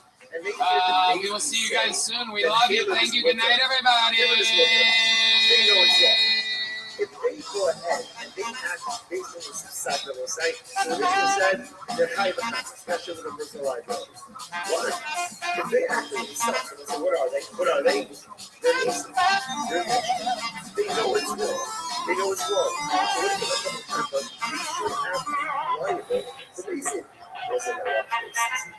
With that man, what the son of the safe set up us? You'll see that was in the client or less case in progress. Yeah, also what he says, if an individual does actual information, Sky ultimately they was in this other case of only reason she came to the case in the state that the The Sunset Strip Comedy Club in Austin, Texas is now open. Check out Red Man's Secret Show every Thursday. Go to sunsetstripatx.com for tickets.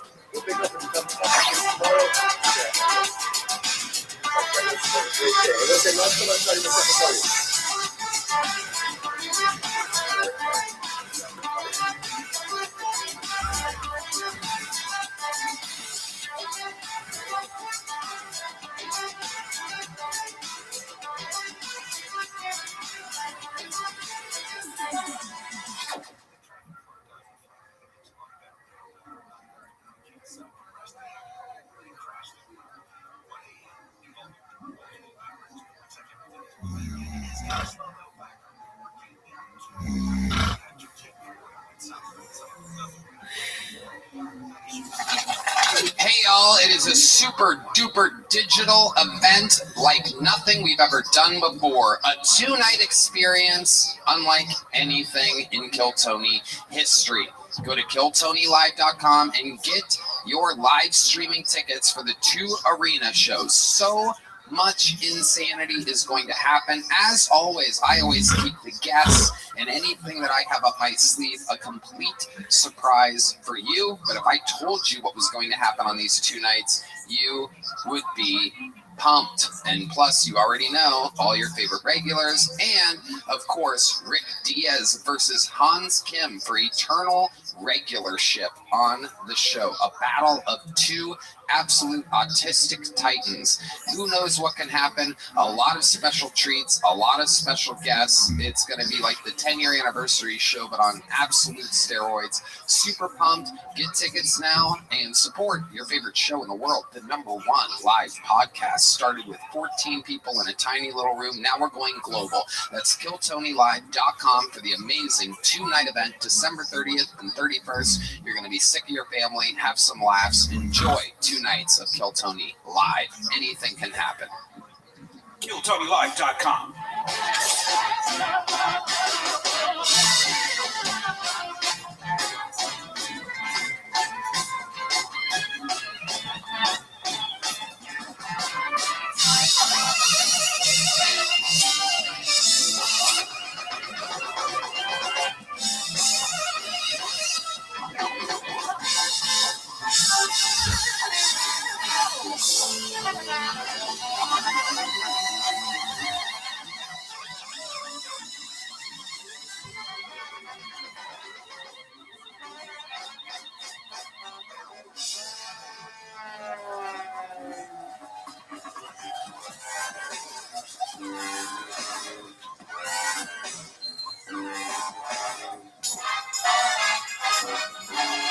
Hey, this is Redman coming to you live from the Comedy Mothership here in Austin, Texas, for a brand new episode of Kill Tony. Give it up for Tony Hinchcliffe!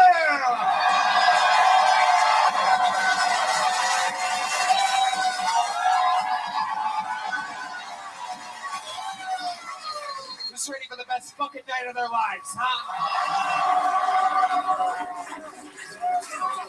Oh, make some noise for Redman, everybody. You did it. You all win. You're at the #1 live podcast in the world, Kill Tony, brought to you by Gel Blaster, the Red Rose, Yellow Rose, Hall Law Firm, NinjaPartyBus.com, where you can now get shuttles for the December 30th and 31st shows at the HEB Center, sold out arenas that we're doing. No big deal. Austin Security Guard Service, killmerch.com, and connectmobilehealth.com, which you can get IV drips. Look at that freshie right there. We all had the Mothership Christmas party this week, and full recovery thanks to connectmobilehealth.com. Get an IV drip, use the promo code KILL15, save 15%. What a hand for the band, everybody. Michael Gonzalez on the drums, Paul Beamer on the horns, Matt Muelling on the electric guitar, John Bees on the keys, and this is our good friend D Magnus on the bass guitar, everybody. Fun show ahead. Before we get started, here's a little bit more from the amazing sponsors that made tonight's episode available for you here right now.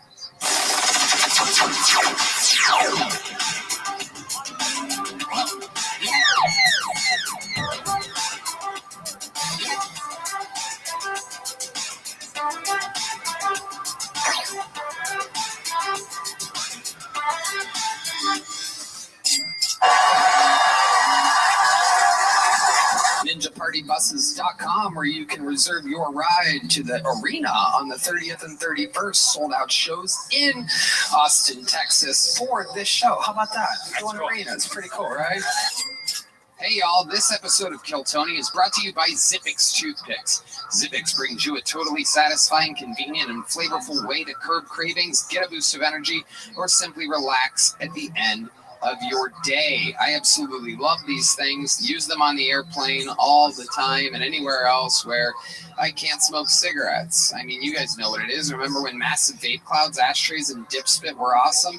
Now there's an easier, cheaper, less messy, and more subtle way to curb your cravings with Zippix toothpicks. The best part about Zippix is that you really can use them anywhere with 2 milligrams per pick and some 3 milligram options. Zippix toothpicks are long-lasting, extremely affordable, and available in 6 delicious flavor choices. Red Band, You know, I've been subscribed to Zippix for over a year, like 2 years. Before they became a sponsor, I've been using Zippix. They are amazing because I love, I suck my thumb still. I love boobs. And it's a part of the oral gratification that my mom somehow transferred to my brain. And it's amazing sucking on these toothpicks with flavors that keep me coming back to Zippix. Also, if you need a boost of energy, try their Zip Energy B12 and caffeine toothpicks. No doubt about it. You guys have seen us use Zippix on the podcast. Now it's time to find out for yourself. Go to zippixtoothpicks.com today and use code KILLTONY10 to get 10% off your order.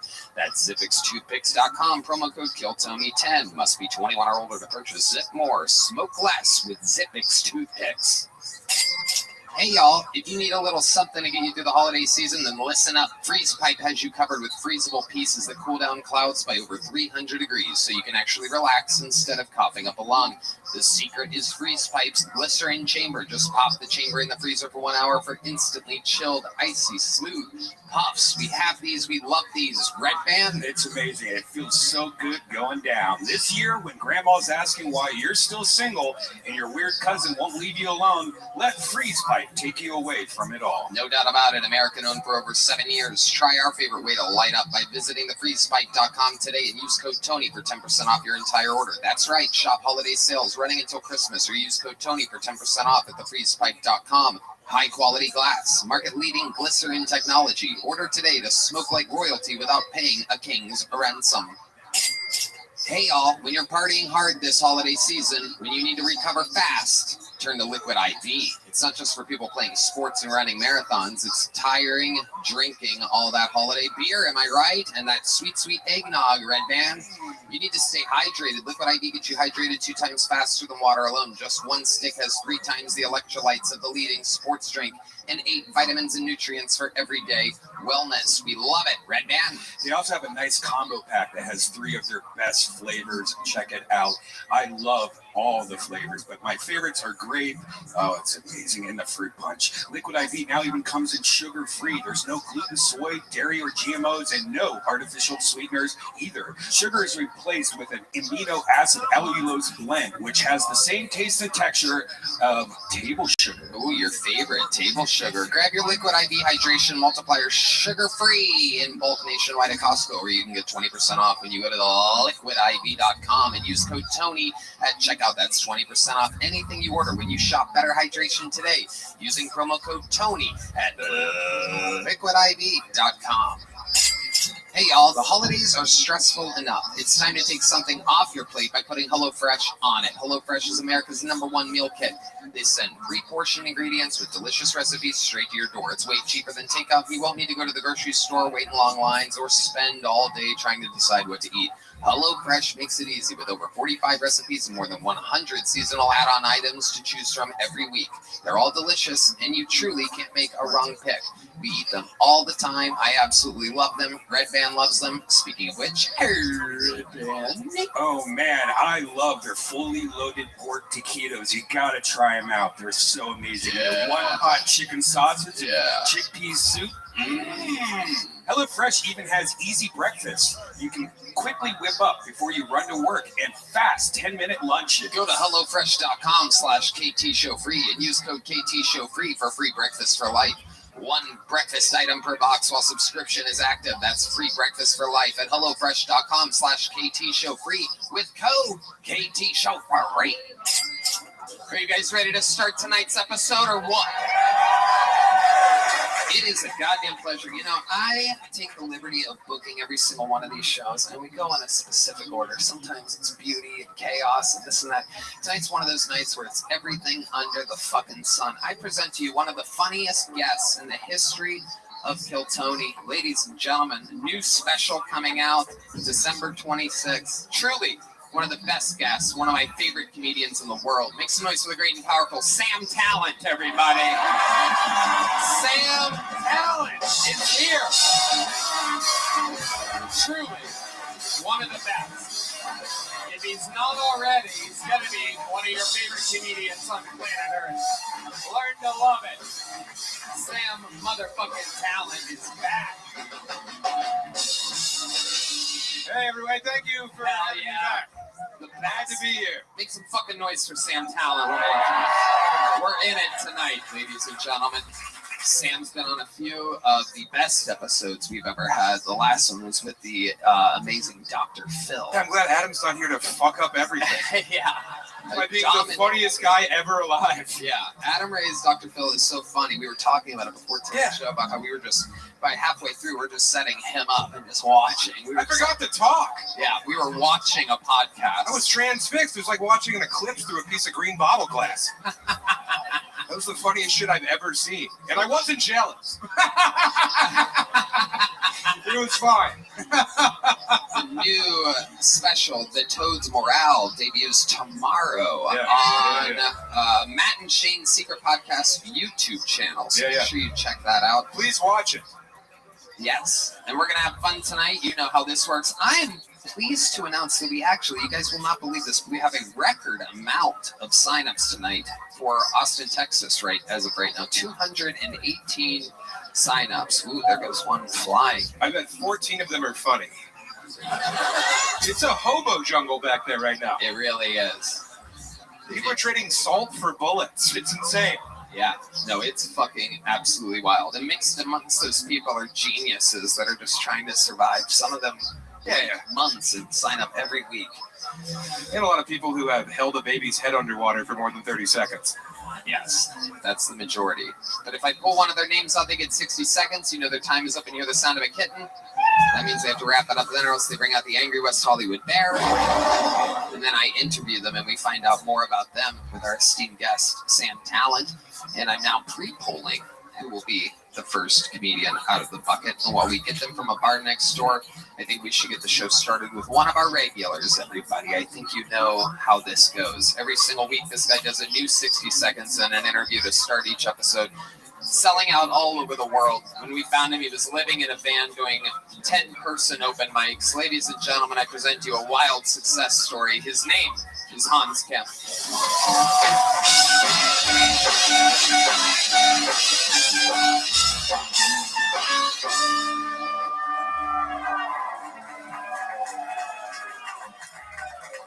Thank you. The ceilings in Brian Redband's club are so high that that's where I go to fly my drone.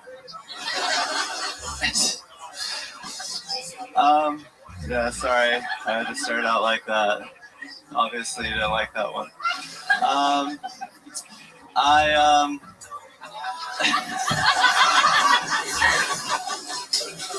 I don't think everyone who's patriotic is a loser, but I do think everyone who's a loser is going to be a little bit patriotic. Because if you got nothing good going on in your life, you're going to be like, well, at least I'm here.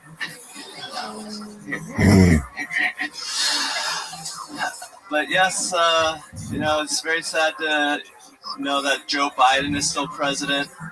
I hate Joe Biden so much that I'm racist against old people.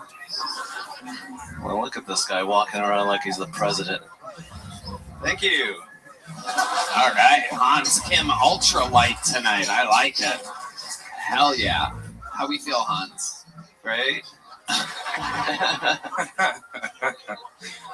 Hell yeah, Sam. What'd you think about this sweet performance by Hans Kim? I'm a big fan of Hans off stage. Last night I saw him after the Christmas party here, getting choked out by one of the door staff, while 8 other members of the security team were throwing $1 bills. It looked like the rape of Nan King. It was. I got raped yesterday. By a door guy. Yes. Actually funny. I totally forgot about that. You just reminded me that I was watching Hans. How did that start? You told the security guard that you could beat him in what? Was it jiu-jitsu or wrestling? Well, I saw these 2 animals just going at it.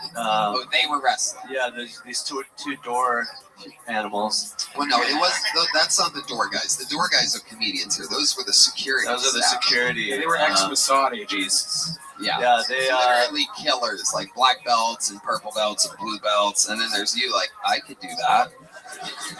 Yeah. How did you jump in though? Well, they were just going at it, really upping the aggression level in the room, and I was like, this is just so primitive, and we're comedians, we should be higher than this. So I go into the stop them, and you went to break it up. Yeah. Okay. And then one of the guys, Riley, was kind of lipping up to me, and I was like, Riley, don't make me. What did he say that was lipping up? Well, Riley, the way that he is. He's just sort of like... I literally don't know Riley. Nobody here knows Riley. You're talking about Riley like he's on like a sitcom. Okay, honestly, he really didn't do anything wrong. I was looking for a fight. I saw them there. It looked like fun. I wanted to join in, so I just grabbed the body and started going at it. It did not work out, believe it or not, everybody. I'm trying to figure out what really happened, and it just keeps getting weirder. What else is going on in life, Hans? My girlfriend is stupid, I found out. How stupid is she? She recently asked me if Japan was a country. Ooh. And I said yes, and she looked it up. She's like, no, it's a nation state. That's a country, dumb bitch. It's an ethno state. They only let Japanese people in. Way it should be. Yeah, that's right.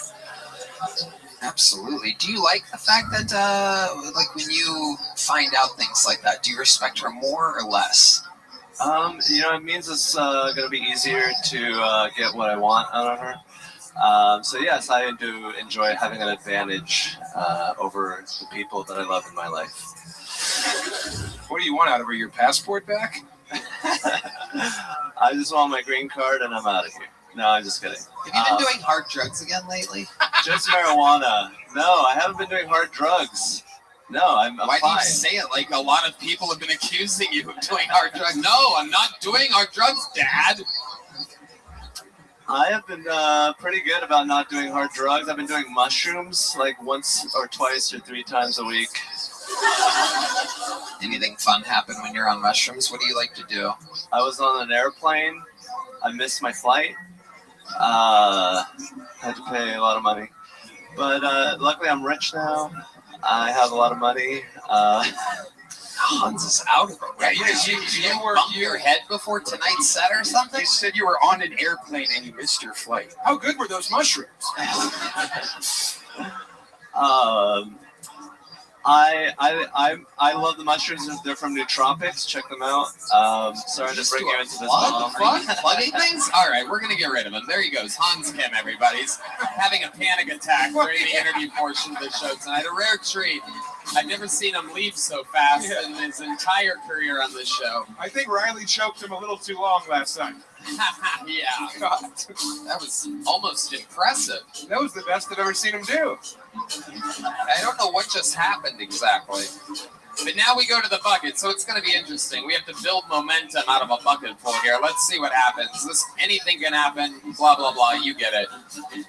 Anybody can sign up. Let's see what happens here. Tony Cruz, everybody. 60 seconds uninterrupted from Tony Cruz.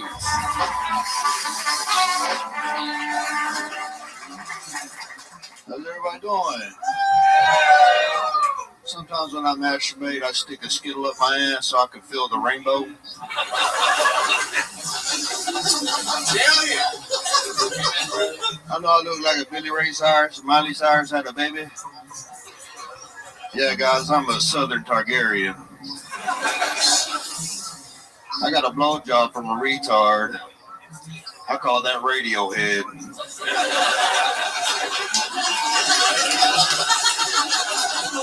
She sucked it so good I fell asleep afterwards.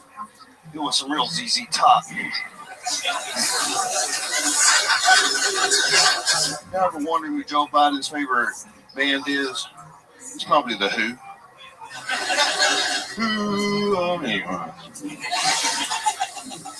You guys like Pokemon? Yeah, I was eating some pussy every night and the pussy squirted in my face. Remind me of that Pokemon character Squirtle. You know, Squirtle just squirting all over the place.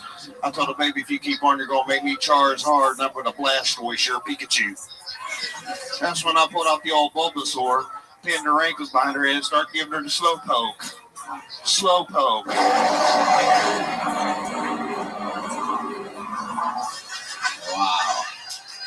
There he is, Tony Cruz, everybody. Unbelievable, because I mean, he's got the look, the cadence, the delivery, and he's got nothing behind it. Like, you should be so much more funnier than you are. Yeah. Usually the material has to catch up to the stage presence. But not tonight. Absolutely. Yeah. When it does, I mean, it is fucking rock stardom for you, sir. Thank you, sir. I mean, listen to you. You're I'm a huge fan, dude. I'm a huge fan. I'm actually a huge fan of you. What? I'm giving you a pretty big compliment here. I think you've got it all figured out except for material. Yeah.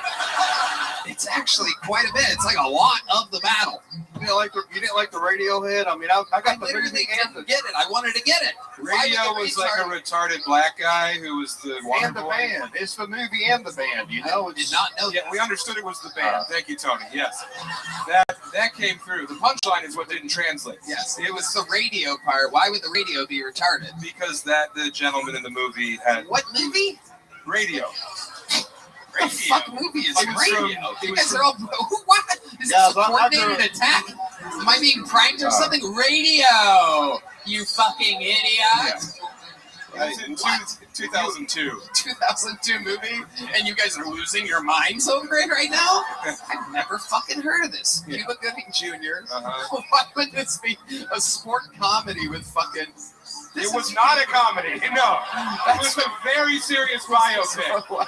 It was a true story. It says sport comedy. I think it doesn't hold up, so it's funny now to see. Yeah, it was mentally disabled, so they know what it is. It was about the only black guy to not make a football team. That's what it was about. Really?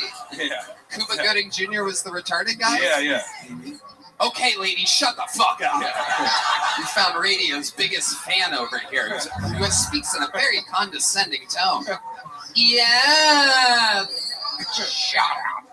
I liked a lot when he got to like 45 seconds and he was like, looked at us like, oh God, I have to do another joke.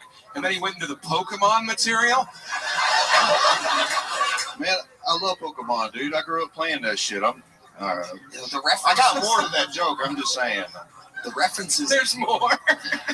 Oh my God. Do you do all 151?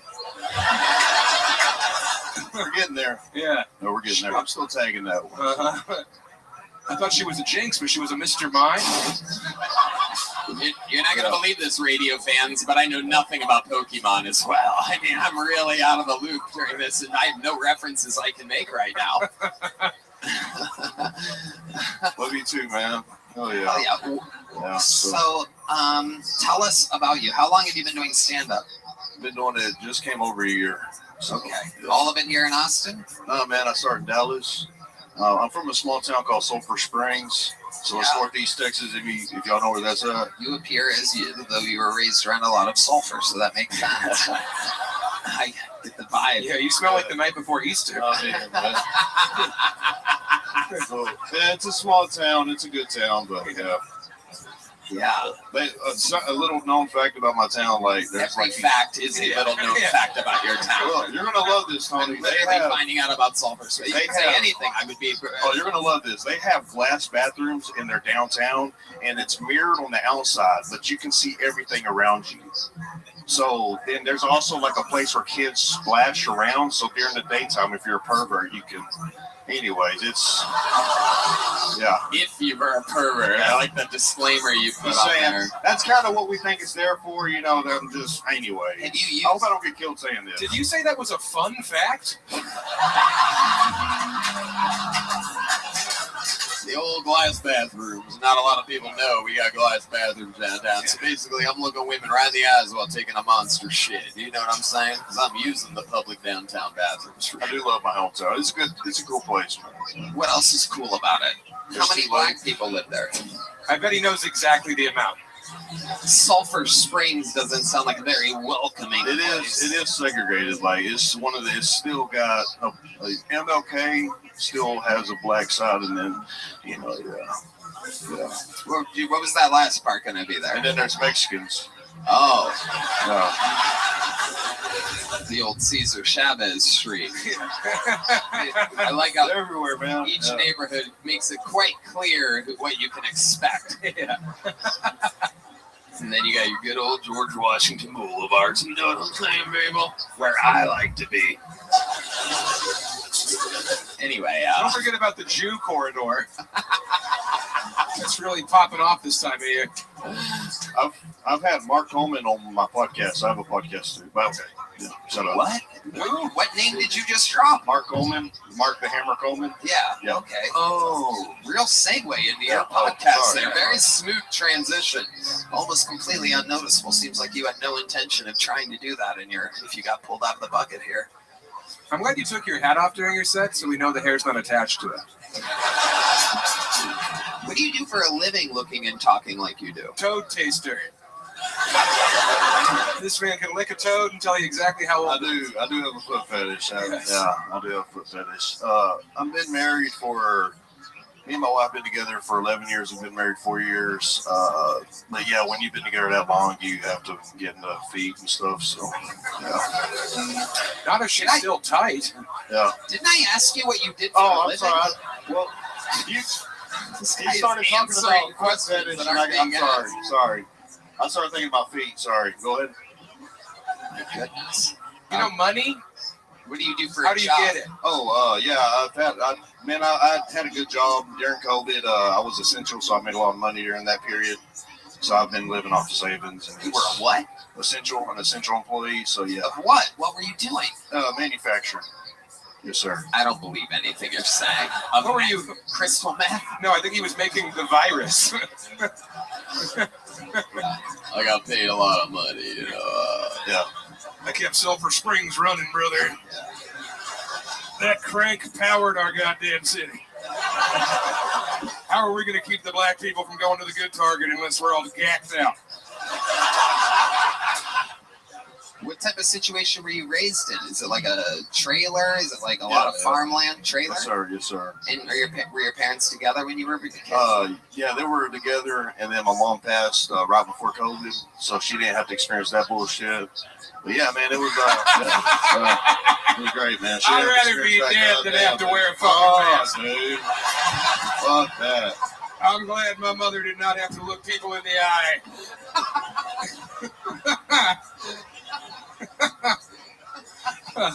That's why I moved to the city after COVID, because man, in my small town, we didn't give a fuck, and nothing changed. Nothing at all.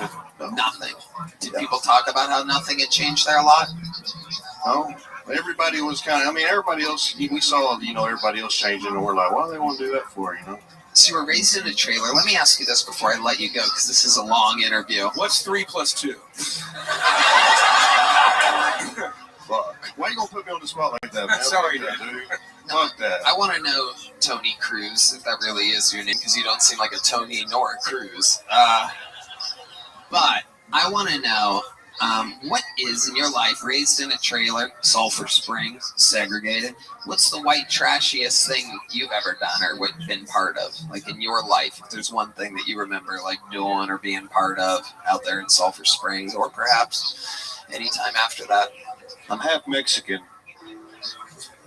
That was earlier. Then there was another question. The question was, that's anyways. What do you think the trashiest thing you ever did? I can't brown great, trash. Dude. Forget white trash. What's the brown trash? What I'm trash? trying to say is like being half Mexican is great, man. It's cool. Have you ever answered a question before?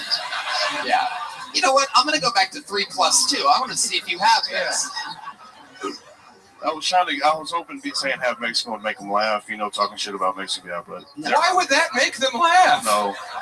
My bad jokes, I guess. I don't know. You're very likable, Tony. Yeah. Let me rephrase the question. You answered honestly. What's the trailer trashiest thing about your childhood or your upbringing? And then you get to go after this. Just answer honestly. I used to, when I was young, me and my friends would break out of the trailer house, and then at 3 o'clock in the morning, we would go down neighborhoods and see if anybody left their doors unlocked. Yeah. And then we would grab their guns and their rent money and all that shit, and then take it with us. You answered that one perfectly, my friend. There we go. Yeah. There we go. Very good. People are amazed at your ability to answer an honest question. That was also alleged. No, but yeah, that's what I mean, dude, I grew up poor, you know. So you would rob the other trailers. You're like a rip. No. We would go to the nice neighborhood. Okay.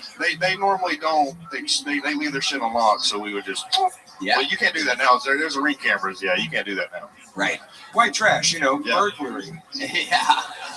Yeah. That's actually pretty open-minded of you. Right. Well, Tony, congratulations. Fun stuff. Here's a little joke book, my friend. Make some noise for Tony Cruz, everybody. Is that an awe for a little joke book? Did I hear an awe out there? Is someone with emotions that likes expressing them? Aw. Yeah, let's keep it moving. You guys having fun yet? All right, I have good news for you guys. This next bucket pool has an I in parentheses next to it, which means they are inside of the room. They are one of you. So that's usually like a first timer or something like that. Make some noise for your next bucket pool. Ashley Seta, everybody. Ashley Seta. Ashley! There she comes, I do believe. Right from the middle of the room. Taking a very long time. You're going the absolute wrong direction. There you go. Hey, don't throw her while she's walking through the crowd. Literally almost walked into a wall and backwards. She went away from the stage and that way.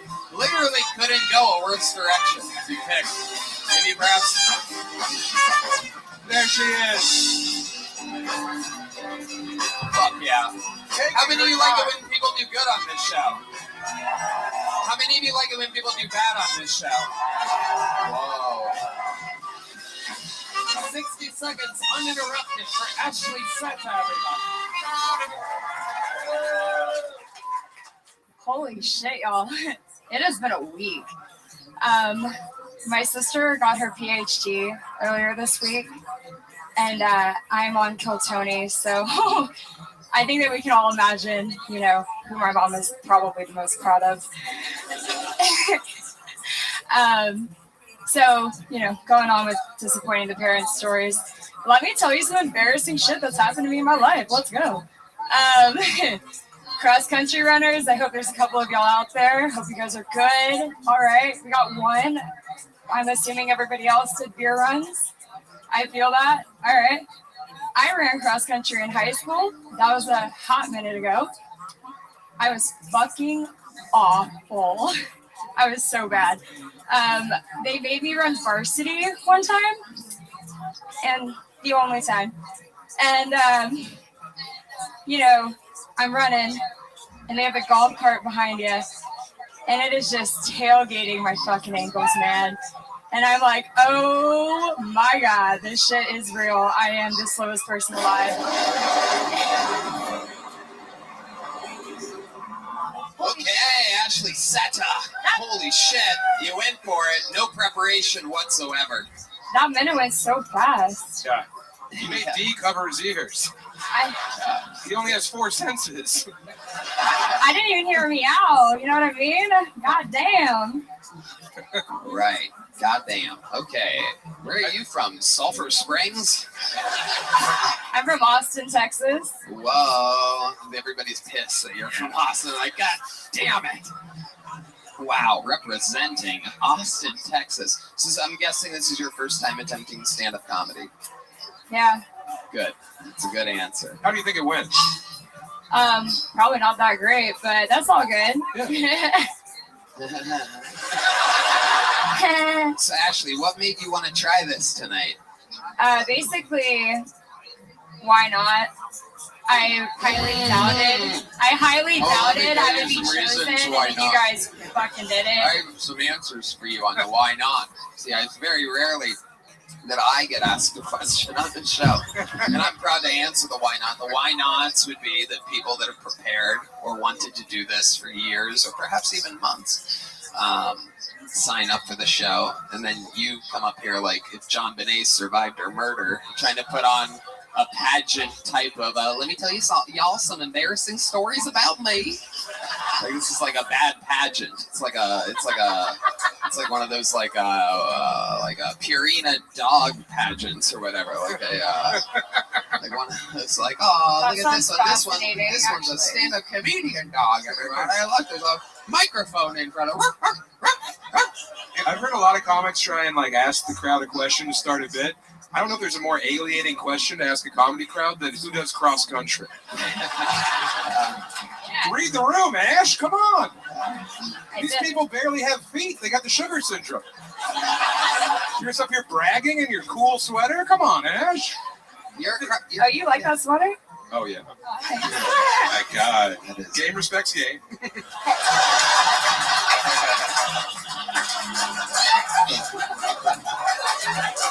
This is so us. Girl, stop. So cross country, I missed it because I was bored out of my mind. Cross country, you said that you do that? Oh, hell no. I actually would not even run at this point if it was You to seem more run of like from a a shot murderer. put kind of girl, right? You have the, what? Why is that a groany thing? Why are you groaning at that? Brock Lesnar's daughter, everybody.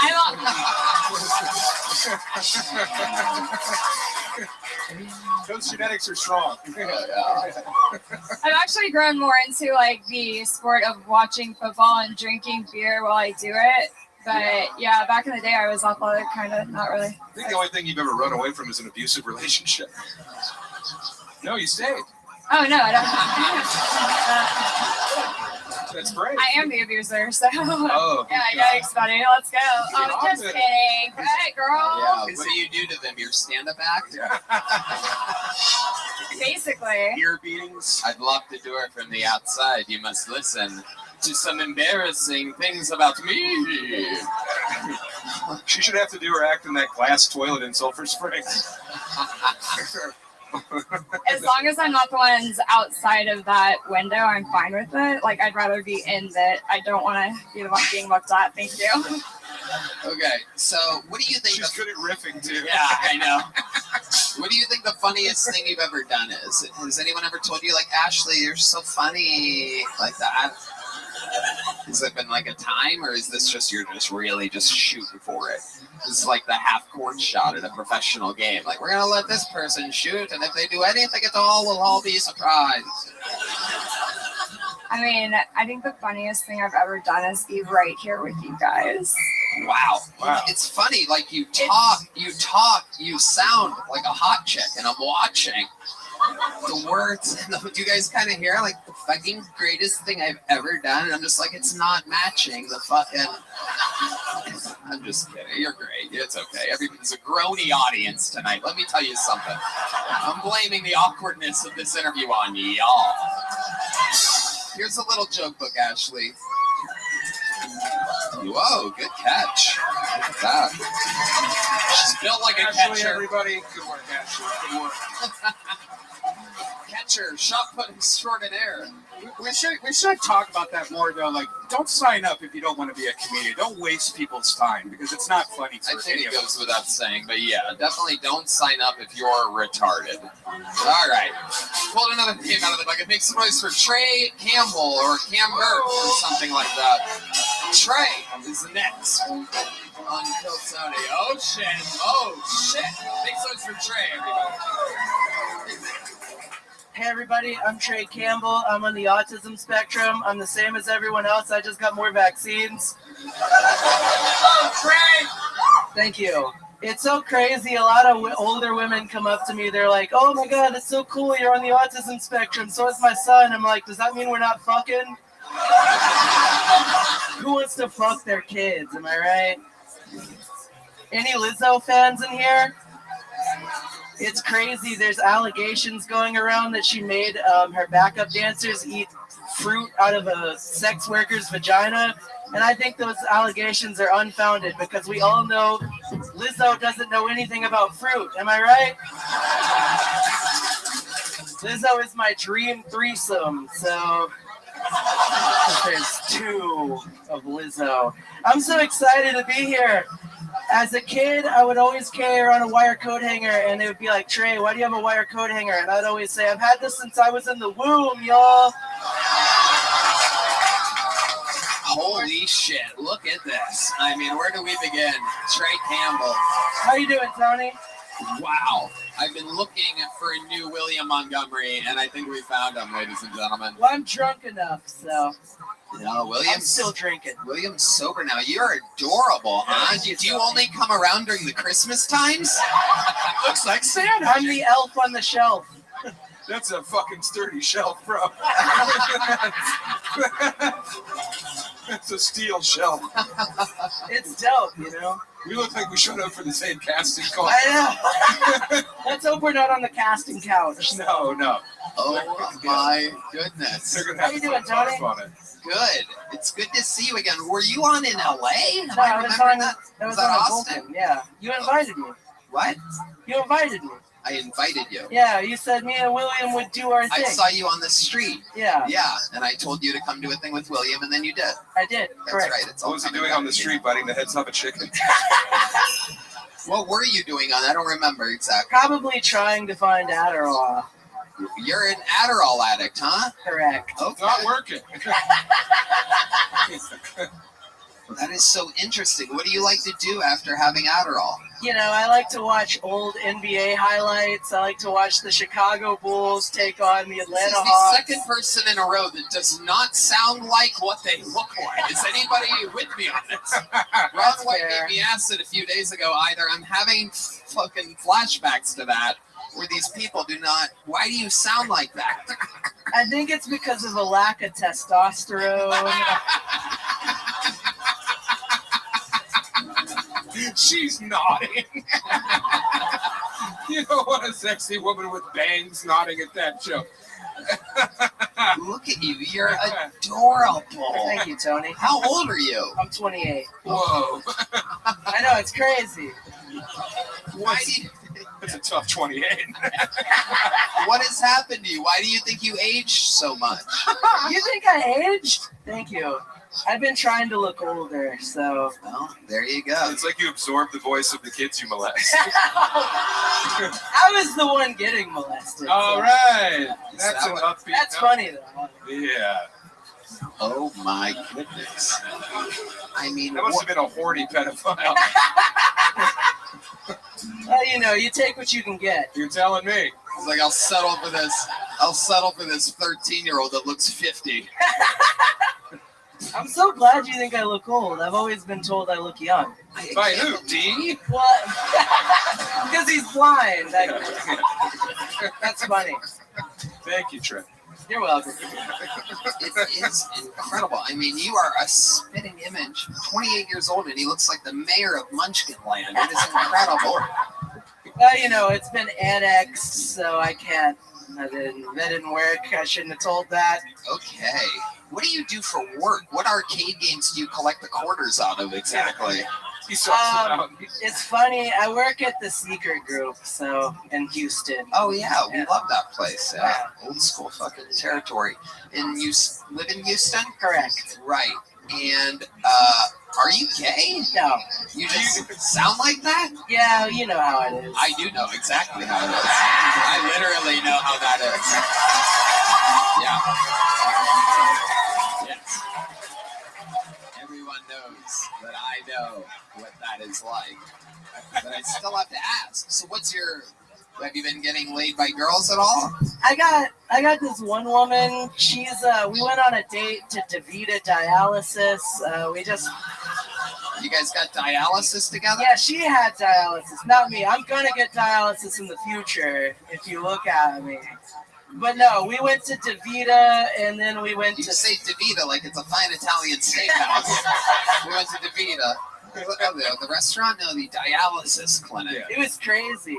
Yeah, I had a great time. Tell us why you had a great time. What was so crazy about it? She just kind of told me about her dead parents the whole time. We just kind of chilled. She's a romantic. Yeah. I took some Concerta before I went. It was great.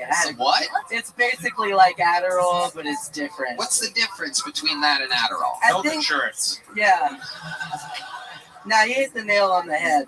It is health insurance. Nice yes and, Trey. That was Thank good, you. yes. I feel like your sexuality is trains. It is true. That is funny. I do love trains. You do? No shit, brother. When I was a kid and I discovered porn, I saw there was a train category, and I was like, dope. Thomas the Tank Engine's fucking another female train, but it wasn't. It was a boy train? Yeah, I think so. Wow. Thomas the Train Engine fucking a female train. I've never heard of a female train before. I don't think there are any. Right. Actually, I think there was one on stage right before you. Oh, come on. Shut up. Shut up. Oh, we came to kill Tony the Grown. Don't make fun of women, but keep calling this kid retarded. It's fine. Who cares? It is incredible, this look. It looks like you're down to clown and clown to downs at the same time. I am a recovering juggalo, so. What does that mean to you? I used to be a juggalo, but now I've kind of left that life behind. Right, Wow. Too much Fago for Yeah. you. As you can tell. Yes. You have a race car on your shirt and a Chevy hat. What car do you drive? I drive a Chevy Cruze. It's also a house. Wow. Oh, yeah. And your name's... Oh, that was Tony Cruz. You're Trey Campbell. That's correct. Right. I was going to make a Cruz connection there, but there was none. You look like a Japanese animator drew an American. I would do like a Japanese accent, but I don't know if that's. Let's hear it. Oh. No, okay. Not this crowd, okay? Wait, do some more. I want to hear some more. Are you sure, Tony? Yeah. All right. I brought dishonor to my. This is stupid. Wow. I should not have done this. Has anyone ever told you that you look like a wizard, but like a cheese wizard? Nah, this would be the first time. Okay. I can't tell if you're real. I can't either. Shit. How long are you visiting Austin for? Probably I can come back anytime. There you go. Oh, I would love to have you back on the Secret Show whenever you can. Thank you, There you go.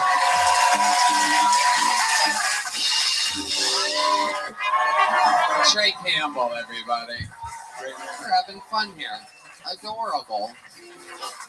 All right, your next bucket pool goes by the name of Jonathan Canby, everybody. Jonathan Cando, perhaps, or Canley. Jonathan. Here's Jonathan, everybody.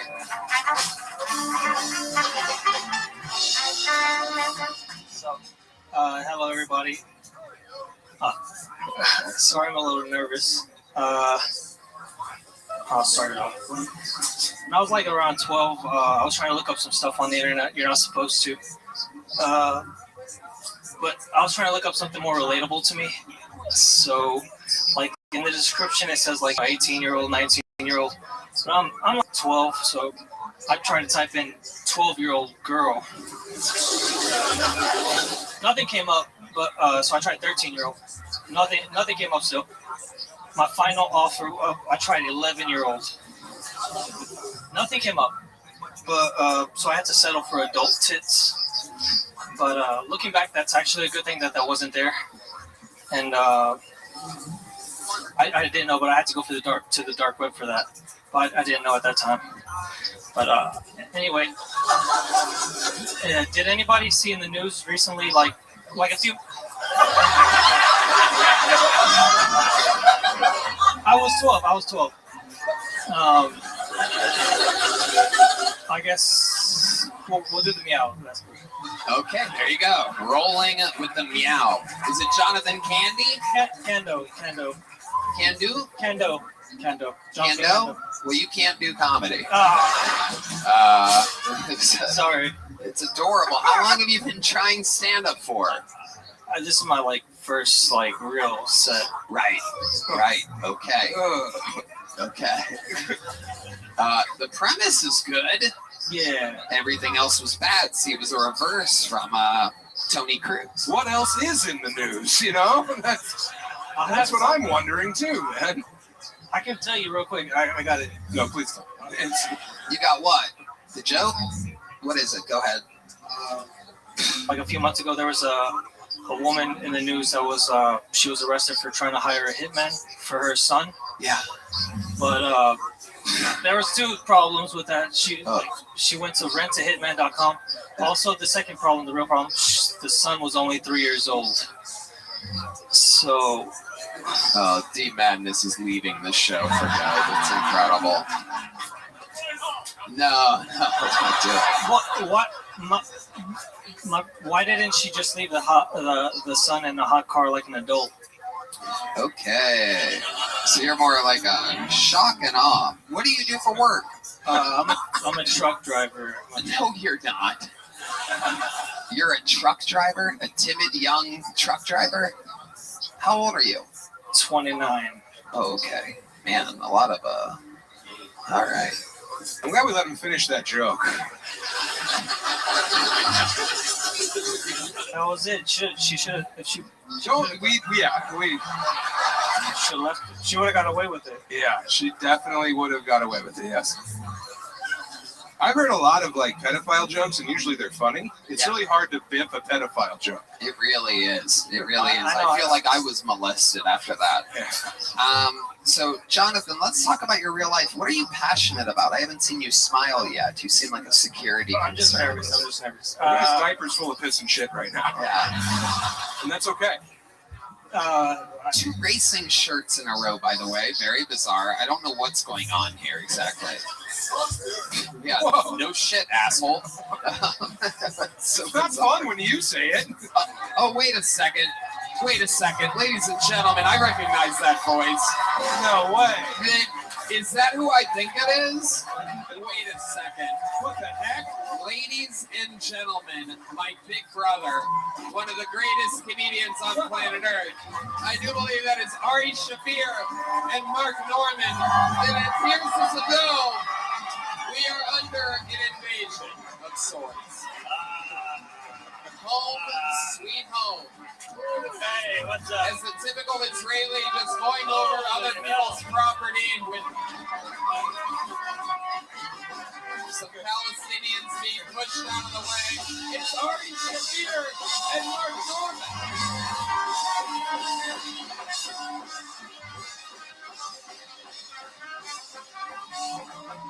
Fuck yes. It wasn't easy. I had to sneak him out of a Hamas bunker. We got him here. This is in honor of the 25,000 Palestinians who were killed in Lebanon. Fuck yes. Harvard hates this guy. Genocide. It's okay. You interrupted this kid's panic attack. Oh, shit. Oh, hell yeah. Hell yeah. There we go. Oh, yeah. Oh, let's fucking go. Brought to you by Sheep Underwear. Oh, yes. Oh, yeah. Merry Christmas to you. We just got demonetized. Oh, we got a blur for that. We got a blur for that.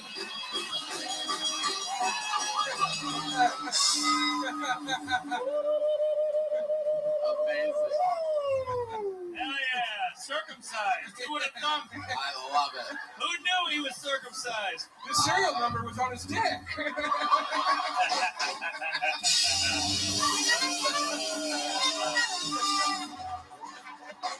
Is that a defined penis set, or do you have a yarmulke at the tip of your penis? That thing was incredible. That Shane menorah. Gillis, you look terrible. Oh, sorry. Here you go, Ari. Hey, Tony, who's this faggot with the dream? Yeah, it's true, man. You missed a real flat line. This is his first time ever being in front of a real audience. I don't know. We don't know. Do you have any idea? Did decent. Man, when Ari's genitalia gets a bit of reaction. Yeah. Yeah. The Have you ever audience. seen an old guy's dick before? I didn't look. I didn't. What?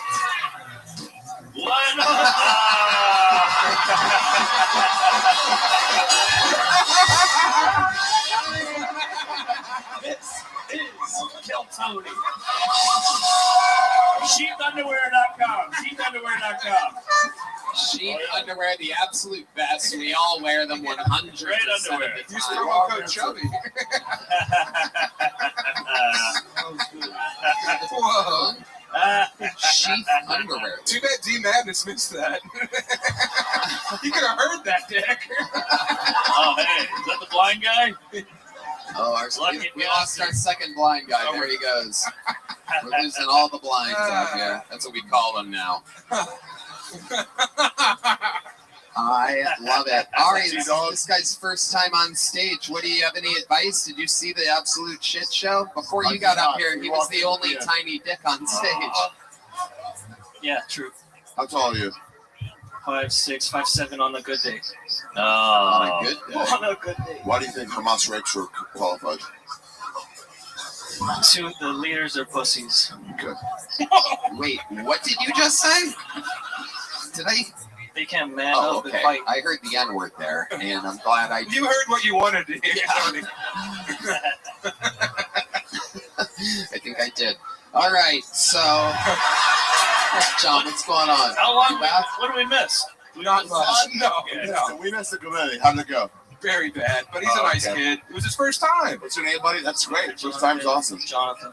John, nice. Johnny. Big fan of y'all. Appreciate y'all's time. Thank you. I loved you in the Lego movie. Thank you. You're welcome. Batman one. Okay.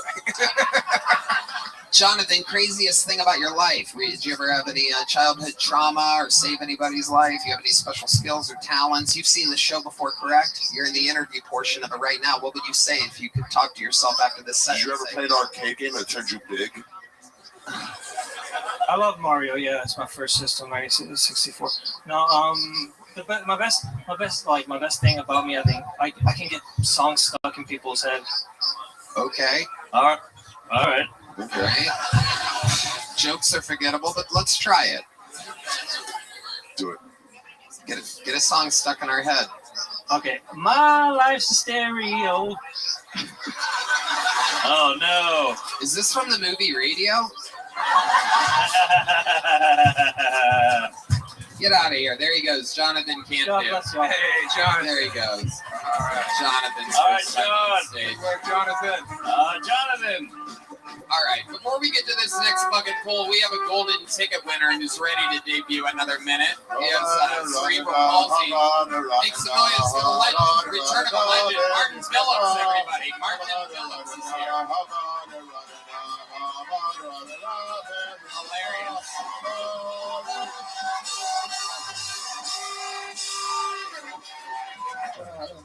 Hey, what's up? Cool, okay. It's not the joke. Stop laughing. Okay, it's cold outside. I like the cold weather because I like wearing my mom's fur jacket. I also enjoy wearing a fur jacket because I hip on the side.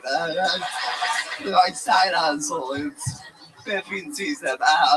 But right now for my birthday, my mom got me a card and she wrote "Happy Birthday" in quotation marks. So I was like, "Is it my birthday?" So when I wrote her back, I wrote, "I love you.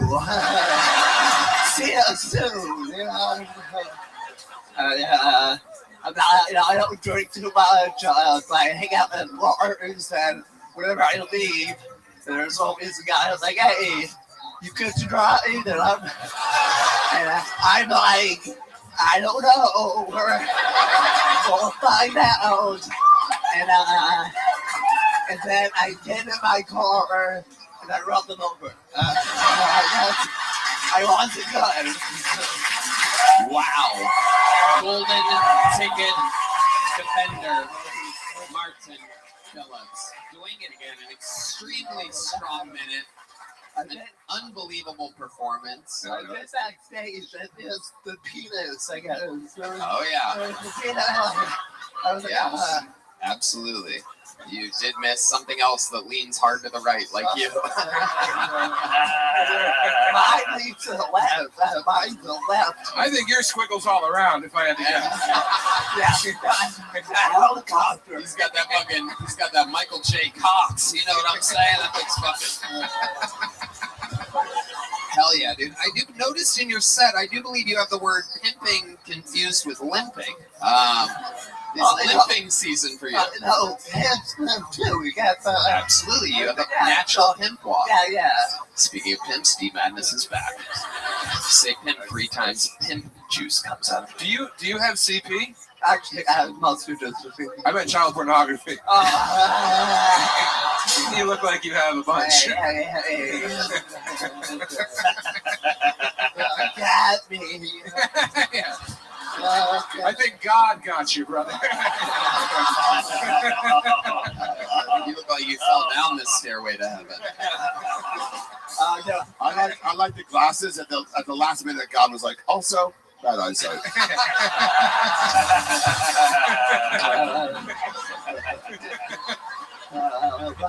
We're all made in His image. God's always cold. I'll be like,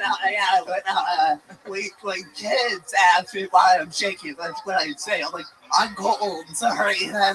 And then sometimes they're like, oh, take my jacket. And I was like, oh, God, no. Like, it's not working. And I was like, I'm really cold. I'm hypothermia. I don't think you should be having one-on-ones with children.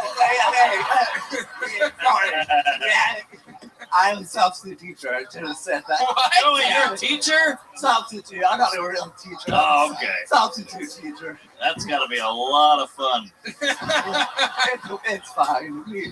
Special ed? Yeah, some reason, every time. I don't know. No, he's calling you a hack.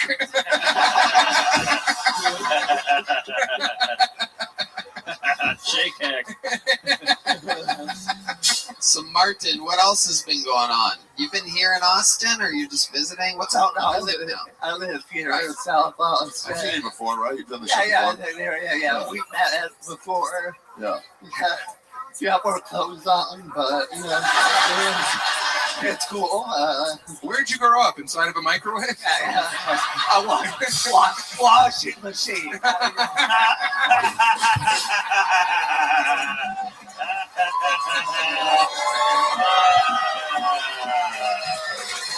Washing machine. Love it. Hey, look at this idiot. Wait, we're making fun of the special needs guy. What are you doing? All right, come on. I don't know. Someone's self-conscious. It's Martin's Make-A-Wish. This is like my 8th Make-A-Wish. Wow. We're the first 7 for stillness. For a moment of calm. I think you age out and Make-A-Wish. Have you tried anything for that? Like, I've seen some videos where like they get people you have to things high. Sorry, you're talking about Make-A-Wish because you have to be dying, and I'm not dying. Can't you just say that you're dying? It seems like if you came in and you're like, I'm dying, I believe you. I give you the fucking wish. They're getting like a doctor's note to be like, hey, he's gonna die. He's gotta meet Mickey before he dies. That's it, yeah. Have you ever tried anything though, like ketamine or anything to calm this down? Weed? Oh, I've done weed before.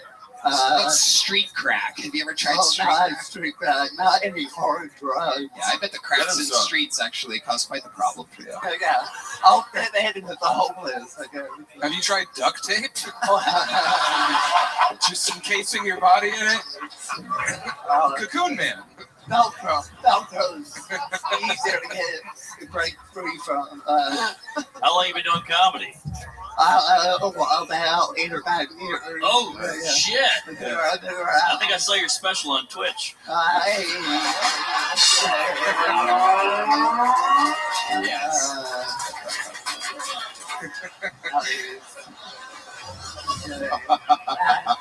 That wasn't hacking, okay? That was a good joke. Have you tried a lot of things that normal people do and look funny doing them? Like they fucking everything. Yeah. Did you play any sports growing up or anything like that? I did.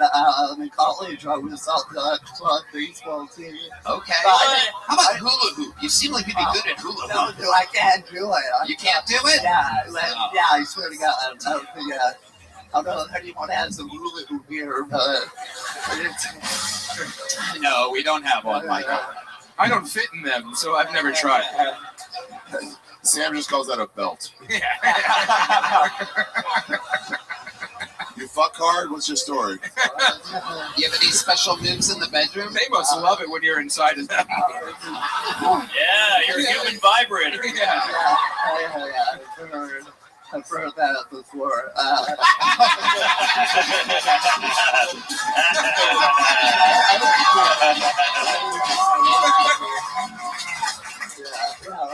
Just do my thing. What is that thing? The regular thing. What are some of your favorite things to do? Like, is there a specific position or thing that your favorite thing that you in the bedroom for you? I just like being there, Happy to be there. I'm there. Presence is your favorite position. Hell yeah. Position of present. I had this for it. Like, hell yeah, dude. Hell yeah. Have you thought about like having kids? Right now, I haven't really thought any at the moment. I feel like you could raise kids, but never above your own head. I do have nieces and nephews, but I will be honest. They're scared of you. I didn't hold them too much when they were babies, but now you can throw them around. It's cool. Yeah. We have fun now. How old are you, buddy? I'm 32. Okay, cool. What do you do for a living? Teacher. No, it's right. Yeah, my bad. Wait, what does he do? Substitute Substitute teacher. teacher. I do that. I sound like I look like, Yeah. All right. Martin, another unbelievable performance. Great work, dude. Congratulations. 7 of 9 without a doubt. Killer. Buddy. Good Martin guy. Phillips. All right, back to the bucket we go, ladies and gentlemen. Anything can happen. Make some noise. 60 seconds uninterrupted from Melissa Diaz. Melissa Diaz. Who likes Mexicans? So it was my dad's birthday the other day, and it's pretty hard to shop for dads. They always have everything they need. So whenever his birthday comes around, I just give him flowers. People think it's weird, but what else am I supposed to put on his grave? I was like, look, all right, he's dead, but at least now he's more emotionally available. So that's pretty cool. I used to run marathons when he was alive. Now he can't run away when I want to talk about my feelings. So it's pretty cool. We scattered his ashes off of Queens Harbor in New York. Not by choice, that's just where the plane exploded. But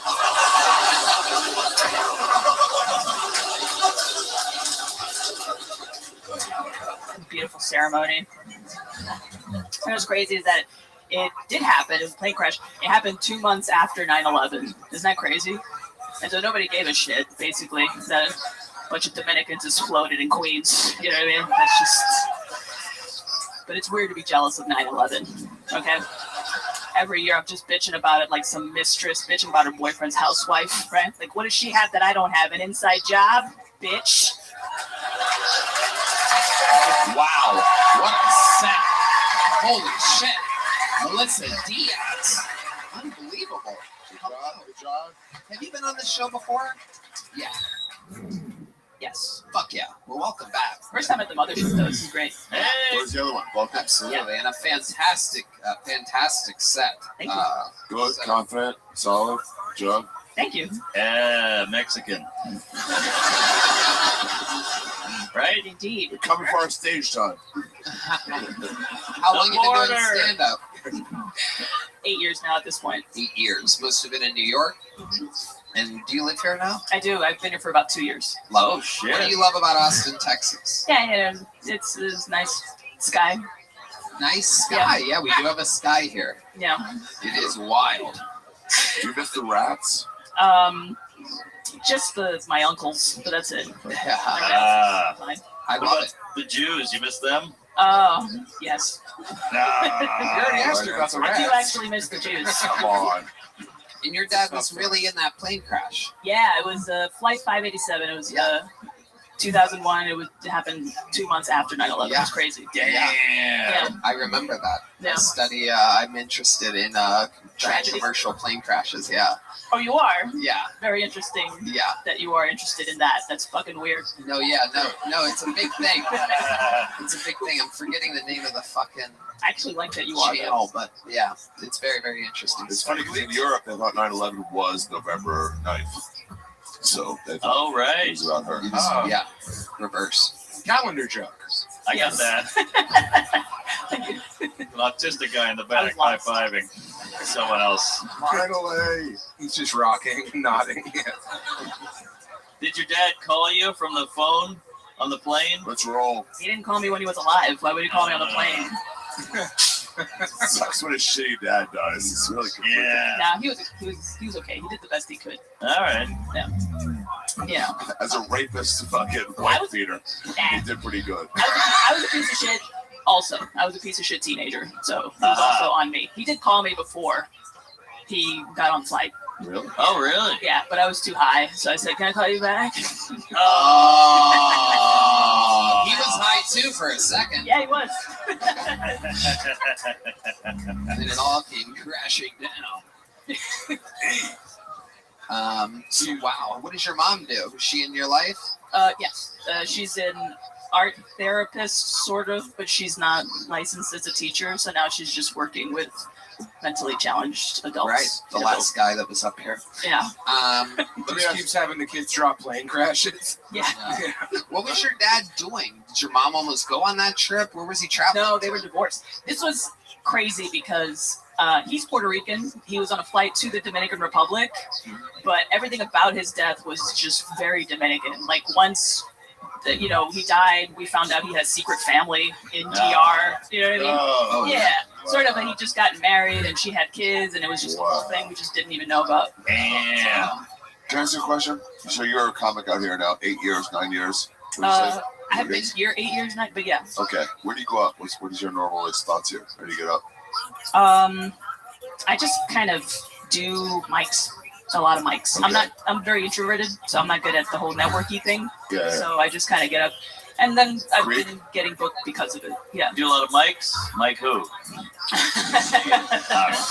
It's kind of funny. She got married at Skankfest this year. That's What? Whoa. Yeah, what's I just got married downstairs in the little chapel. Oh.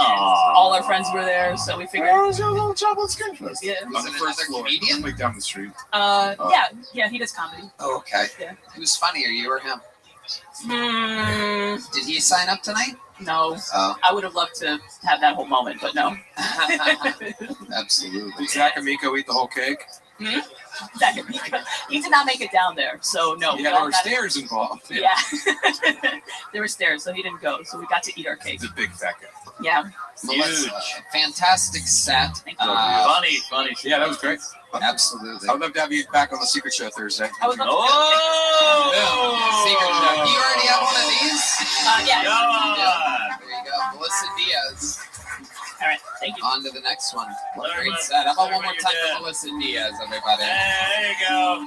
All right. Okay, we're keeping it flying through. Ladies and gentlemen, your next comedian. Ari, get a drink. Ari, she's married.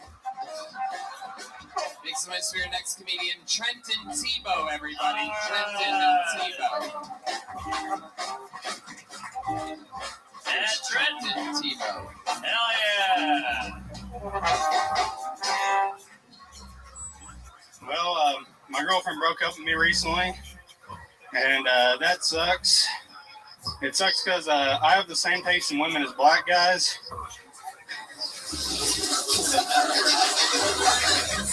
So that kind of kills my self-confidence. Because, that's the last group of guys that I really want to compete against. Like, if it was just me and Asian dudes and the thick, overweight white women, that'd be a dream come true. Listen, I have a type, and it's a type 2. A little bit about me. I'm fat, ugly, straight. So basically, I'm 2/3 of a trans woman. That's a good joke. I'm like a natural trans though. Like I was born with a dick, and then I grew tits. I'm Fuck yeah. Trenton and Way to pull it out. Rock solid. Oh, no. People doing Ari's pants going back on. A sad moment in history. If you're here, who's working at Buc-ee's? If you're here, who's killing all the nurses? Yeah. I'm actually I work at Popeyes as a diversity hire. Really? You really work at Popeyes? That's not bad. Oh. He's the only pink employee. What do you do for work? I actually do work at a restaurant, and then I also build handmade swim baits for a lure company. Swim Hell baits? yeah, What is that? What's a swim bait? It looks like a fish. It's overpriced. They're like $115 to $400 for a fishing lure. And it looks like they're swimming. It goes like that. Yeah, basically. Right. I know What do you do about for the this shit company? because I'm a man. I build them. You build them. Context clues. Yeah. Okay. So you're like a real true country fucking bumpkin. Am I right? You would be exactly correct. It takes a real fucking middle of nowhere goots to make fishing lures. So I want to find out more about this treacherous lifestyle of yours. Hold on, we have to let this man with full-blown AIDS get to the restroom real quick. I don't know if you guys see the specimen, but yeah, it's bloody urine for sure coming out. Okay, so go ahead. Tell us about your trashy childhood. It's a lot better than what you think it would be, honestly, by listening to me. Is your dad Theo Vaughn? No, Theo Vaughn's successful. He looks like Theo Von Dutch. My mom spent a little time in Louisiana, so he might be. Uh-huh. Where'd you grow up? I grew up about 3 hours north of here, west of Fort Worth. Okay. Yeah. Where? Wells, Texas. Ooh, you ever heard of Sulphur Springs? You know where Cars is? Yes, I have. That's where they shot some of the movie Radio. So Trenton, tell us more about you. What do you like to do for fun? What are some interesting things about Trenton? I'm pretty boring. I like to fish a lot, and that's about it. Come on, you pet animals too hard?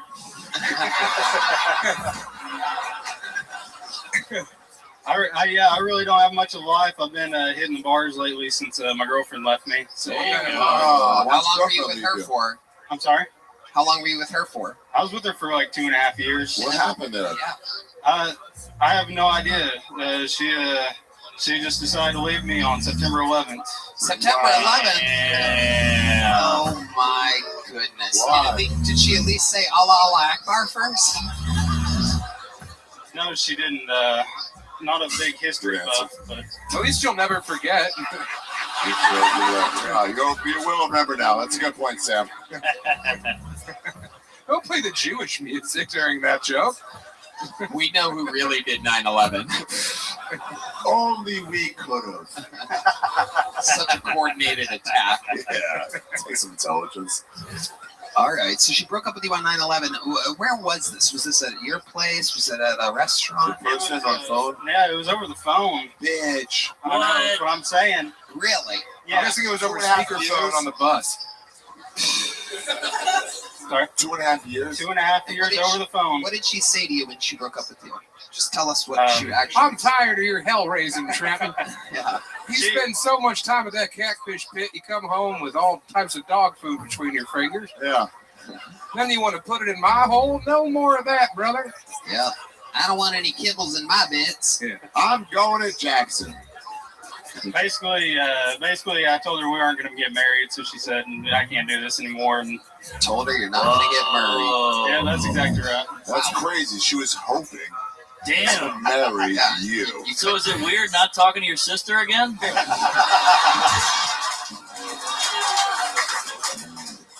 So why didn't you want to get married? Former relationship really ruined that for me. So tell us what happened there.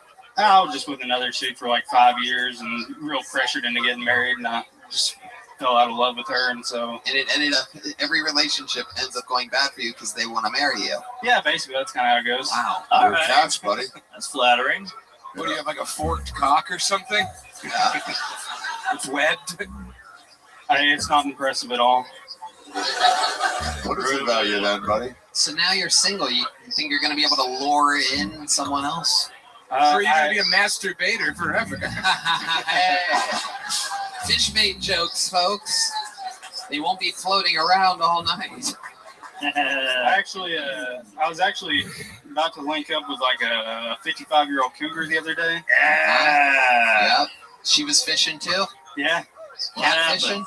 And then I missed the hint and didn't follow her back to her hotel room. What was the hint? Hey, you want to go fuck, kid? Yeah. Hey, I got menopause in about 20 minutes. She was basically like, "Oh, I'm tired," after she was done playing with my hair and all that. And playing with your hair? Yeah. She's like, your face is the same color as my pussy. But and then like 3 days later, I was hanging out at the same bar, and I went home with some gal, and it turned out to be her niece. Wow. Yeah. So then you're just hard as a rock. Then what happened? You banged the niece? Yeah, I slept with the niece, so now the aunt's out of the picture. That's how it goes. That's how it goes. How old's the niece? 27. Okay. You fucking condoms or no condoms? Condoms now. Since What kind of condoms? Do they have a special kind for billy goats? Just what? Since I'm just trying to fuck around now. What happened before? I was in long-term relationships, so I figured it'd be blast. Sorry? Blast. Fuck yeah, dude. Oh yeah. I was supposed to open up for Cam in Fort Worth, and I got hit by a semi on my way there. You got hit by a semi? Were you in your car? I was in a truck, yeah. Oh my goodness. Really? Yes. What happened? I was sitting in traffic on I-20, and we stopped, and this semi didn't, and it turned into a 6-car pileup. What? And I was on my way actually to Hyenas to Did Tracy Morgan rush you? Yeah, did you get paid? Did you get the lawsuit? We're working on it. Hell yeah. Nice. Yeah. I'm guessing you don't have the best lawyers. Yeah. Well, Your Honor, I stopped and they didn't. I rest my case. I think. Yeah. Objection. That doesn't go here. The truck driver was Ukrainian. Oh, so they definitely want you to pay for it. So now I'm. Yeah, they were probably rushing to get wherever they were going. I was on the fence before, but now I'm for sure pro-Russian. Must have been a sturdy fence. You're one to talk. I look like you from the future here to warn you. Make good decisions, all right? Yeah, working on it. Hell yeah. I love it. Trenton, a very, very fun performance. Congratulations. Here's a big joke book, dude. There you go, bud. Trenton! Thank you. Yeah. Let's do it, ladies and gentlemen. Before we get back to the bucket, here's one of the great regulars of our history of fucking force. Make some noise for the great and powerful Cam Patterson, everybody.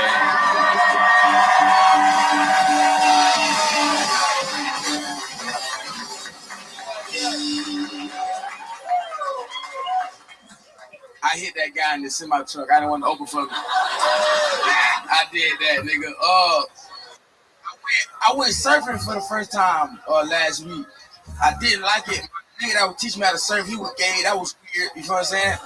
And not because he was gay, we were just all out in the ocean. But he could have raped me or something. I don't know. I don't swim good, sir. It was a bad time. I will tell you this.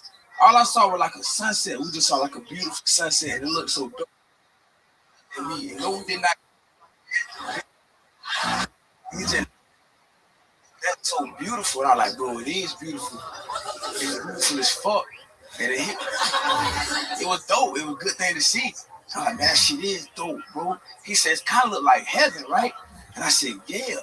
And then he went, if heaven was real, wait a minute. I Tell me we're in the middle of the ocean with a fucking atheist, dickhead. What the fuck? He don't believe in miracles. That's crazy, bro. That's insane. That's wild as fuck. Yeah, that's my minute. That's it. Yeah, there you go. Cam Patterson. You really can't swim good? I swim my height, but it's not the best. I'm not one of the best swimmers of all time. That means he's the best black swimmer of all time. Because your pockets are full of rocks. Yeah, that's the problem. That's the issue, man. All the rocks in my goddamn pocket, nigga. That shit was fun though. Surfing was cool. I liked it though. Where'd you go surfing? I went to Malibu. Oh, nice. Yeah, that shit was dope. Yeah, that shit was cool. Yeah. Okay. I stood up. You stood up? I got up there. It's fun, huh? Wow. Yeah. That's incredible. And How long were you up there? I was up there for like 3-4 seconds. You know what I'm saying? Yeah. It felt like forever though. What were you doing in Malibu? Were you taking a break from looting? Malibu is an odd place. I was scoping out some spots. You know what I'm saying? I wanted to rob, but everything was burned down. It sucked. When it burned down Malibu, that shit burned down? Yeah, a lot of it. Damn. Really? Oh, no, I'm thinking of Maui. I'm sorry. Big difference. I'm wrong. I was like, that shit look beautiful, and I was there. No, I'm wrong. That's crazy. Ari has sundowner syndrome. Sundowner syndrome. I'm just happy I'm after you pulled your dick out. That was cool. I know. Like, I was backstage like, thank God I ain't got to see that shit. I got a lady friend here. She seen your whole dick, man. Damn. I would text her like, I'm sorry. Usually this shit don't happen all the time. I apologize. I kept this off so we could look good. It's mostly balls. It's really mostly A lot of balls. It's a lot of balls. It's like mostly balls. You got any new marbles lately? Nah, hey, marbles. Put me marbles. Well, you repping any new marbles? Nah, you like marbles? marbles? Yeah, I love marbles. Marbles are cool. Yeah, buddy. You ever seen marble racing? Yeah. That shit dope. You ever seen marble racing? Oh yeah, Marble racing. Dude. Yeah. I thought you were talking about like a cousin or something. Marble racing. What else is going on, Cam? What else is going on in life? You surfed? Yeah. What else did you do in LA? Anything crazy? Almost. Oh. Uh-oh. He thought of something. Oh shit, bro. Me and Laser was supposed to fuck some porn stars. Sounds like a. Yeah, crazy, right? So listen, porn stars come to the show. I'm thinking, it's a done deal. They want to fuck. One of the bitches showing her titties to Laser at the bar. This was insane, right? So we get back to the B&B, and the bitches drive past me. So I'm an optimistic young man. I go, what they finna do? They finna go park? And he was like, nah. I was like, what you mean, nah? What happened? There was 4 bitches in the car, porn stars, and Uncle Laser. I said, what happened? And he said the main porn star bitch got a text message from her dad, and her dad said he was finna kill herself, and he was finna kill himself. And her whole demeanor changed. She didn't want to fuck no more. I want y'all to know something. I hope that nigga is dead. I hope he did it, dog. There you go. I hope he fucking did it. Your daughter is a porn star. Fuck me. You lost already, dog. It's over. Yep. She was like, I'm gonna go fuck a black guy. He's like, that's it. Porn I was okay with. This is where I draw the line. It's interesting. Things are really out of order here. Normally the dad kills himself and then they become a porn star. This is like the chicken or the egg or something That like shit that. crazy. Like, he waited. Like, he was like, damn, I can save her. And then she was like, she finna fuck Laser or something. Hell no. You want the road Major Laser? Huh? You want the road Major Laser? Yeah. Uncle Laser. Uncle Laser. Not Major. Oh, Major Laser. Big difference. Different Who's laser. Major Laser? Who is that? Techno. Techno nigga? No, Major Laser's like he's just rock. Okay, yeah. Heroin. But yeah, that shit was fun. That's cool. Yeah. Wild. Have you ever been with a porn star before?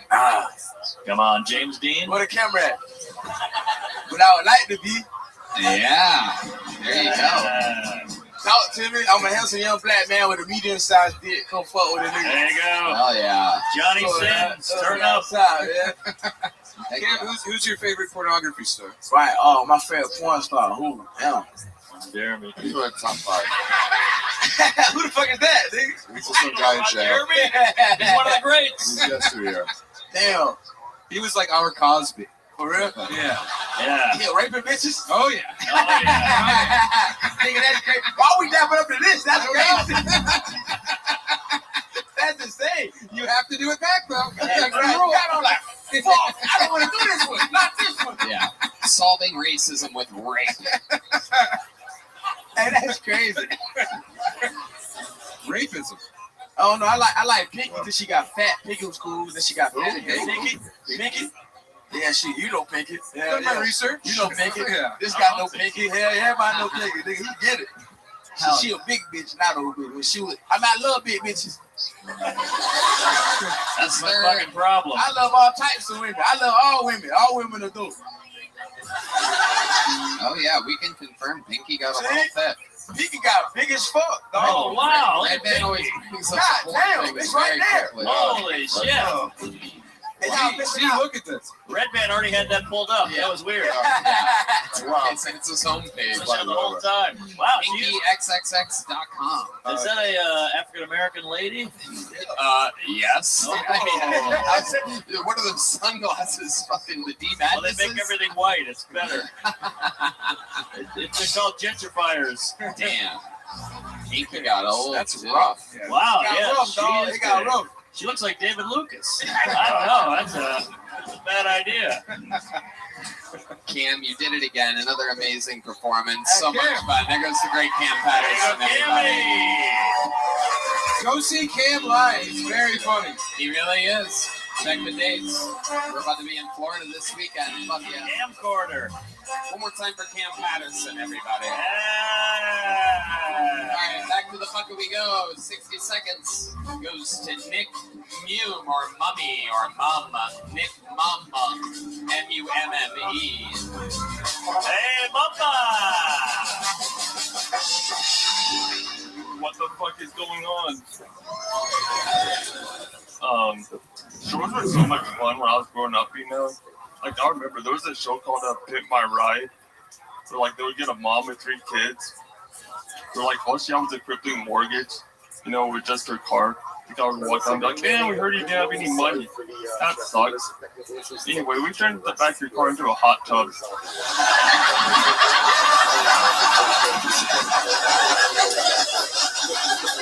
Also, they turned your windshield into a flat screen TV. Don't ask me why. Yeah. The girl I'm seeing has like really high standards, but not really low standards. So when we do stuff in the bedroom, the bag goes on my head.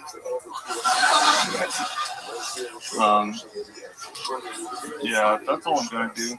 Oh. Nice. Power move. 53 Power seconds move. from Nick. Is it Mum? Mume? Mummy. Motherfucker's got Muppet mouth.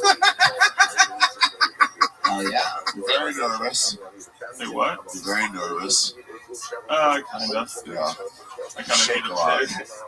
Nick, welcome. How long have you been doing stand-up comedy for? I want to say it's right around 3 years. 3 years. And what do you do for work other than put body parts into your refrigerator?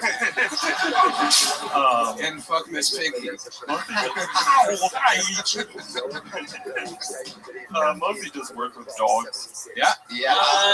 What do you do with dogs? You work with black guys? Just pretty much just like watch them. Wait, what? Nothing. Keep going. Wait, what is exactly what I thought, Nick? Keep Yeah. on. What do you do with dogs exactly? Just watch them. It's like Come on. Watch them lick peanut butter off of what? You make them fight. No, it's kind of like a daycare thing where they just like fuck around and I just sit there and watch them pretty much.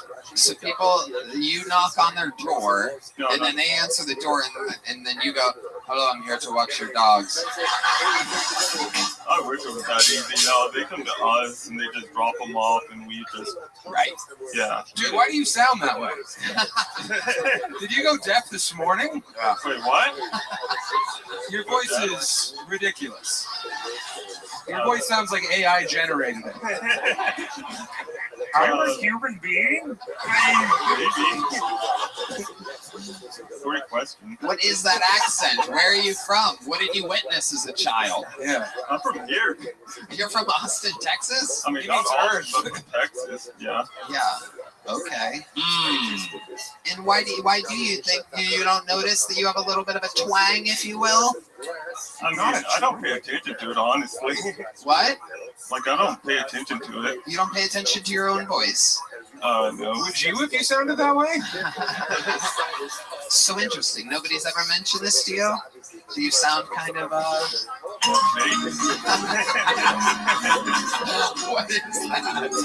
I don't know what that is, but I love it for this. Phenomena. What was that?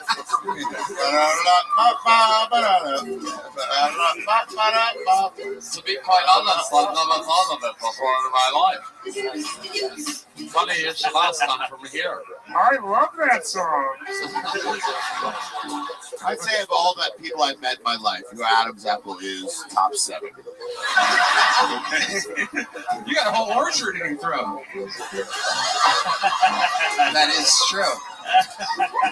Man, you didn't budge on that one. Now I see it. The Adam's apple is aggressive. Pronounced. Does your dad sound like you? No, not at all. Not at all. So the Adam's apple falls far from the tree on this one. Very far. I'm sorry, I never saw What does your mom sound like? You've been frozen in carbonite.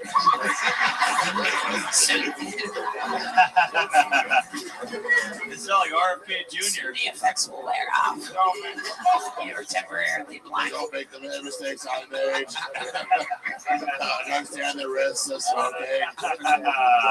All right, in feet, how close can you get to kids?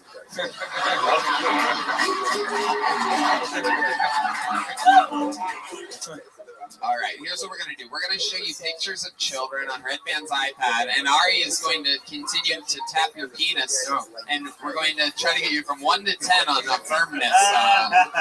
Let's tie a bell to his dick. Don't Google kids, Red Band. Don't do it. Yeah, don't go pinky and then hot kids.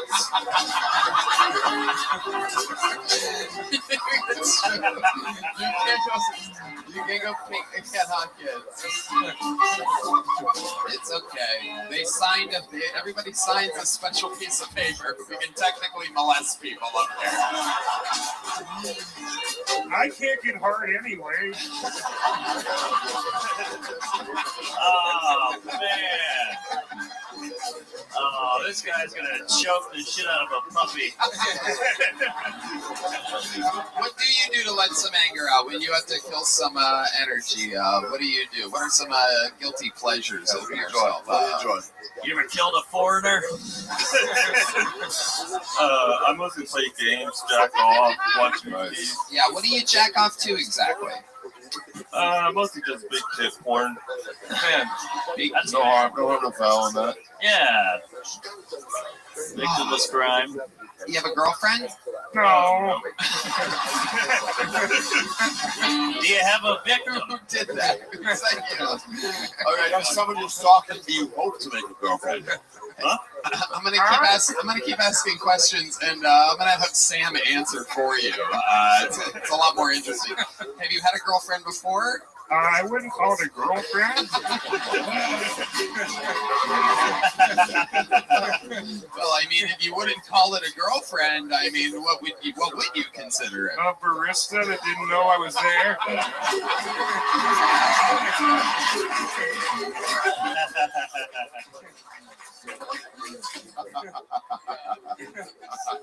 I had my hand inside of her though.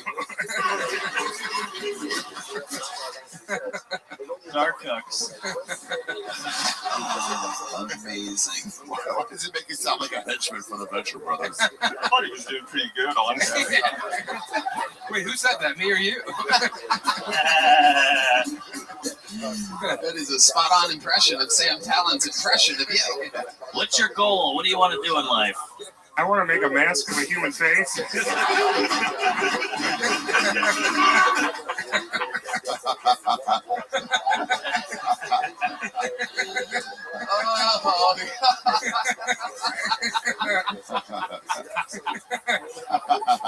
How'd you lose your virginity? She wasn't awake, but I was more awake than I've ever been. I didn't know I could be that awake. Oh, wow. Thank you. God, that is incredible. How do you feel about Jews? I think that it's an act of genocide.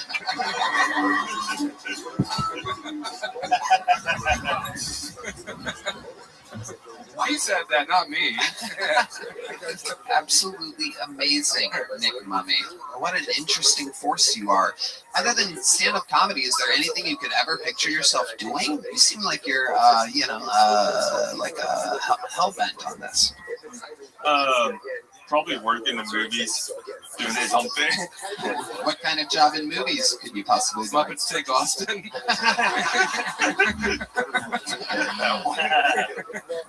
We just got to get at the mothership, and that's gravy after that.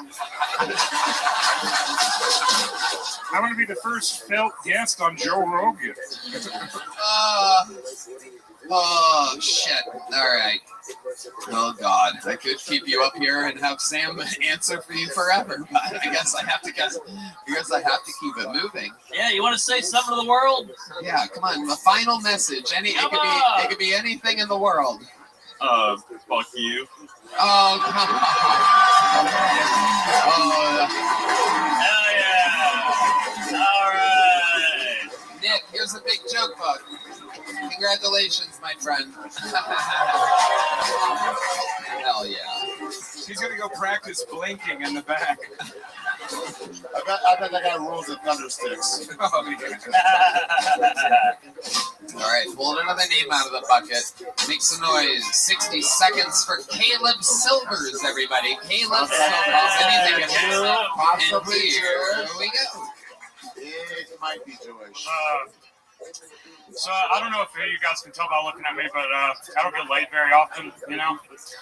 Kind of sucks. Hashtag me too. Shit. More like hashtag what about me? Jesus Christ. I wake up every morning praying today is the day somebody at work finally slaps me on the ass. Not once. Not once. I'm gay, so you don't have to worry about me getting all pissed off about nobody wanting to fuck me, you know? The difference is straight guys who can't get laid look in the mirror and say, I don't know why nobody wants to fuck me. And then they shoot up a food court. Gay guys, on the other hand, look in the mirror and say, yeah, I wouldn't fuck you either. You're disgusting.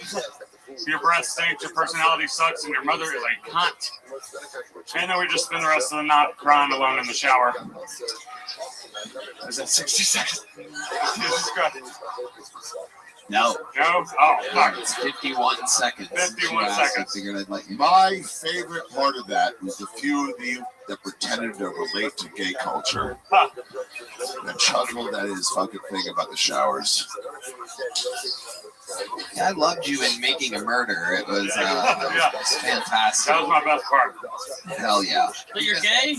Yeah. Oh, no. You don't seem gay at all. You don't seem gay. Want a beer?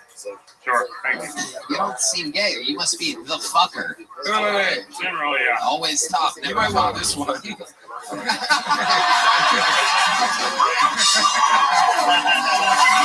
Fuck yeah. Sam Talent's new special, The Toad's Morale, December 26th. Watch my special. It comes out tomorrow. It's on Matt Machine's Secret Podcast YouTube channel. Make sure you watch. So, how old were you when you realized you were gay? It seems like an hour ago or something. Always, yeah. Really? Yeah. I came out really young. He kind of sounds Muppety as well. Am I crazy? It's exactly the same. Yeah. All right, yeah. Just nerves, I guess. Yeah. Is there some sort of gay welcoming committee that tells you not to talk like that? No. No. I wish there were. Yeah, it's interesting. 2 Muppets in a row, and you're the one that actually likes a hand up your ass. That's true. Thank you, band. I didn't know you guys had that locked and loaded. Do you guys? So, can I ask you a question? Please. Is it? Are you only? Do you only give the penis, or do you receive it? Did you not hear my bit? I never get laid. Fuck. But if you did, in a perfect world. Yeah, in a perfect world, yeah, I'm more of a top. Yeah. Nice. Really? Yeah. Bottom's a little scary for me. Why is it scary for you? For the same reason that it's scary for everybody? Probably, yeah. Well, tonight we all got fucked in the I don't have ass. the balls to like really go all the way. It's Hanukkah. You're a top. Ari, spinning. Gadel. Yeah. It's the men in menorah. All right. So, what's the gayest thing you've ever done? Probably have sex with a man. But I mean, like, I don't know. My penis decided to. He ate dick up here tonight. Yeah. I dressed up like a girl one time for Halloween. Okay. All right. Are you Amy Schumer? No. I wish. Yeah. No, I tripped down the stairs and broke my leg in my heels, so it was. I said I'd never do that shit again. That turned me straighter. Right. Yeah, women's bones break easily. You really committed to character there. Have you ever been with a woman? No. No? Really? You should try it. It's pretty fucking cool. You They have a pussy. There's no shit in there. Yeah. What? Yeah, it's a self-lubricating hole. Yeah, I get it. It's more of the guy attached to it. I would fuck a dude with a vagina before I would fuck a girl with a dick. Does that make sense? So you're a hero. Yeah. Anyway. So it's really not about genitalia. No. It's really about like man face is what you're into. Yeah. Is there a specific type you like? Manly men? I like them all. That's a question. I like twinks. I like everything. That's a question. Yeah. Rank them. Mark. So it's like, Mark, obviously. Obviously. Okay. For sure. Obviously. Mark's obviously. Okay. Now the real thrust. Tony's second question. Well, thank you. I'm in a different one. Because you ran into with a bar recently. No. Go ahead. We rank the rest of us too. Yeah, Sam. let's go. Yeah, you Red Man. No, not on my worst day, probably. Damn. Wow. Not on your worst day. No. This guy. Was I last or was Red Man last? Sam, I'm sorry, buddy. Yeah. Wow, you fucked Red Band before I was Sam? Red Band first, yeah. Oh, you have it all out of But I order. look like a trans woman. That's true. If you had a pussy, you would be first. All right. Does that make sense? Like an actual pussy or a fake, like man pussy? You know, like an actual, like, born a chick turned into a dude. Yeah, that's hot. Hold on. Chick turned Yeah, I don't understand what I'm saying. pussy. Yeah, this is what that's out for hatred right now. Super Famously homophobic, gay madness. Just yelled stop in the middle of all this. Just because I was blind doesn't mean I can throw up off an image. Got a little too real for D. Don't let the rainbow sunglasses fool you. He is homophobic. You ever do a glory hole? What? You ever done a glory hole? No. No, let's try it. Do you know one? Oh, yeah, for sure. I would. Yeah, come back. Give me the address. Okay. I'll try anything. What about rest stops? Is that real? I don't know. What about adult bookstores? I don't know. What about churches? I'm the worst gay guy ever, okay? Fuck. Literally. Have you ever hooked up anywhere other than a bedroom with a man? Yeah. Where? In a hammock. Oh. That's good because he misses ass. There's a bunch of holes. Yeah, that's true. It's a nice Turn this little swing soundboard action off. going. That's good. Interesting. How do you end up having sex in a hammock? I live in a hammock. You live in a hammock? Yeah. What? Yeah. You should lead with that. I should have, yeah. That's kind of boring. But, Sounds relaxing. What do you mean? Where do you live in a hammock? in the rainy streets. I probably shouldn't tell that. Yeah, I've been there a while. Yeah. Wait. Where on Rainy Street? That's just. Stop it. Well, I can't stay there now. What do you want him to describe the tree, Ari? Yeah, there's two trees. Just on Rainy Street, you set up a hammock? You're out there? Yeah. I've heard of help on the I got shelf kicked with out of my homo and apartment. hammock. My friend sucks. So. Wow. It's crazy because there was supposedly a serial killer murdering young men down I by was Rainy Street. hoping he would kill me for a while. That was sort of the point. You know? He's like, I was like, I'll have to hang out down there and take my chances. You know? All right. Whatever. Well, you've been on this show before, right? No. No? No. Interesting. Okay. it's Well, pretty good in the post. what? It's pretty good after the stand-up. Okay. Yeah, the If stand-up. Ari thinks so, then here's a big joke book. Oh, There you thanks, go. buddy. There you go. He can catch it as well as monkey talks at any given moment. All right, we're just flying through it tonight. Pulled another name out of the bucket. Make some noise for Trevor Michaud, everybody. Trevor Michaud. Here we go. Trevor Michaud. Hello, everybody. How are we doing tonight? Having a good time? So real quick, I want to jump right into it. I'm raised by a single mother. Anybody else? Well, both is better. Relax. Having both parents is better. I wonder if anybody can just tell that I'm raised by a single mom. I sit when I pee probably more than I should. And my car definitely hits curbs on the daily. My rims look like granite at this point. I also love gossip. I don't know about you guys. When it's time to watch the football game at my friend's house, I find myself in the kitchen with the ladies. Also wondering why Heather got so fat. I'm not allowed in the garage anymore. A friend asked me for a 5/8 wrench, and I came out with 13 pieces of metal. I'm like, is this one of them? I'm not really a man, actually. And I'm not allowed in the garage anymore, which is fine. They call it a man cave in the Midwest. Yeah, it's ridiculous. Your wife gave you the shittiest piece of land in your property, said go in there. You need heat to even exist there. Thank God. You'll never find me hanging out in the garage unless if I'm hanging out in the garage. Thanks so much. I'm Trevor Mitchell. All right. I can see why your dad left. Yeah. Thank God. There you go. Trevor Mitchell. That was tough because he doesn't look like a mutant like the rest of the people who bombed. Yeah. I dressed too nice to do so bad. I'm sorry. Well, what? Won't stop. I dressed too nice to do so bad. You're unlikable. Trevor, how old are you? 26. What do you do for a living? Work in warehouses. How long have you been doing stand-up? Like 2.5 years. Where at? In Phoenix, I started. Where? In like, you know, what places? Phoenix, like the clubs. Yeah. Devil's Advocate, that outside bar across from Tempe. Okay. I didn't know those. I would get up every once in a while at the House of Comedy on the triple threat shows. That was cool, I guess. Nice. But when the pandemic, yeah, nobody goes.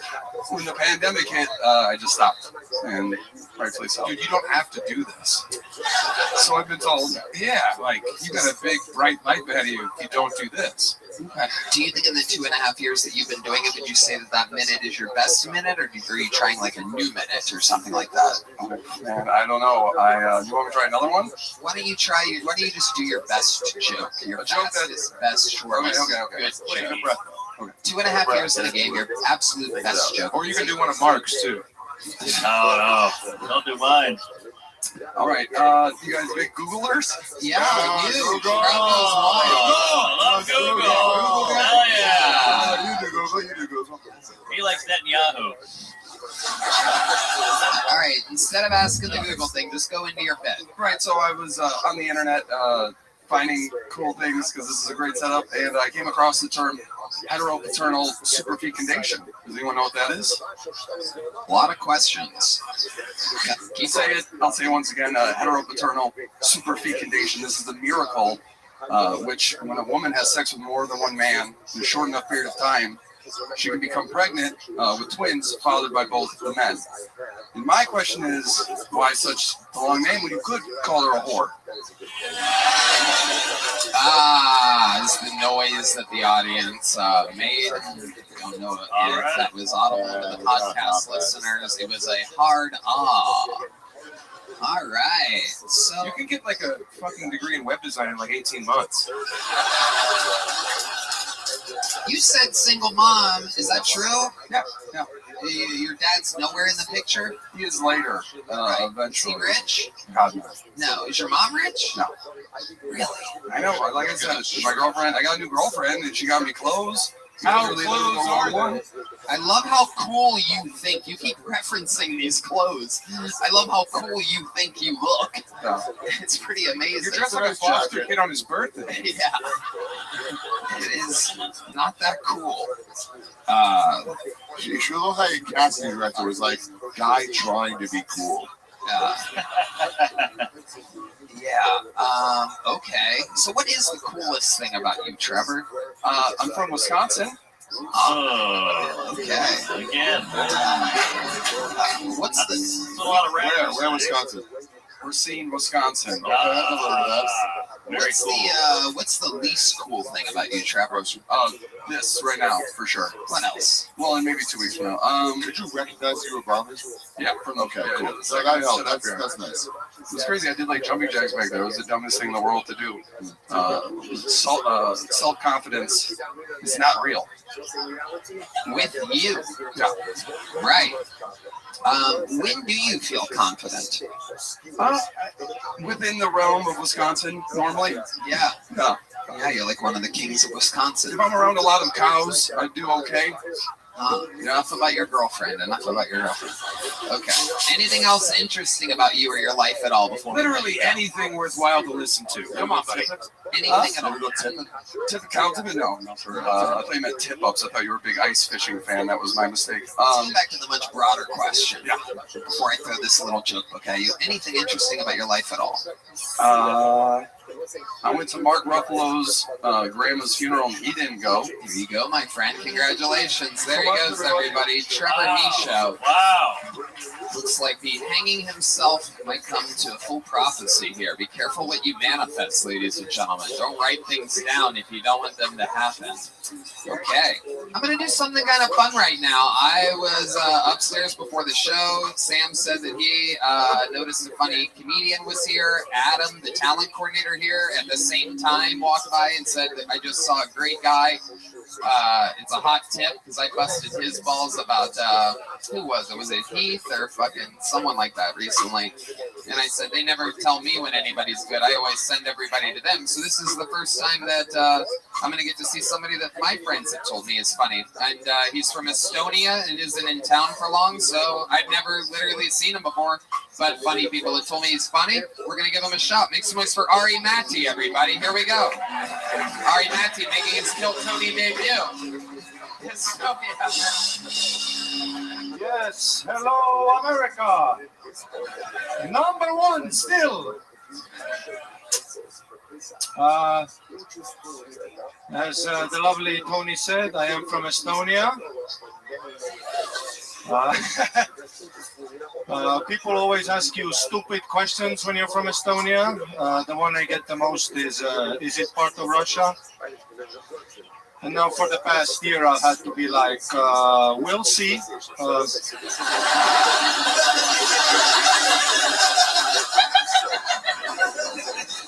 Whose side am I on?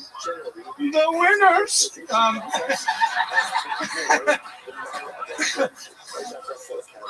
I mean, if Russia does decide to attack us next, I hope it's in the next 2 weeks, because I am here. Estonia, I've never heard of it. Go, Cowboys!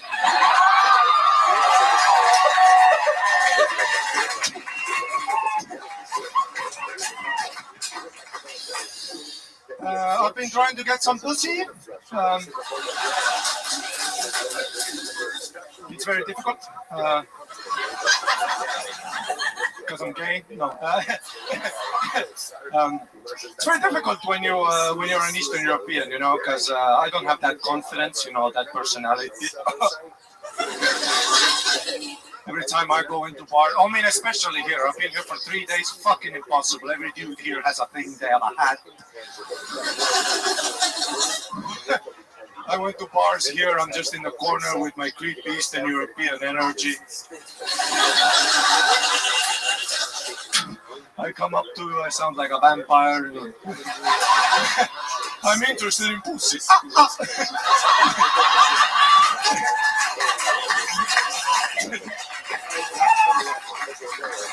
Thank you, America. Still number one. Yeah, all right, Matty. Amazing. We let you go there because it was so fun. Finally, a funny Ari on this show. Motherfucker. How dare you? The Wisconsin guy just killed himself. He hung himself with string cheese. Great work, Ari. Ari, welcome to the show. Fantastic fucking performance. How long have you been doing stand-up? 9 years. Hell yeah. All of it, obviously, in Estonia?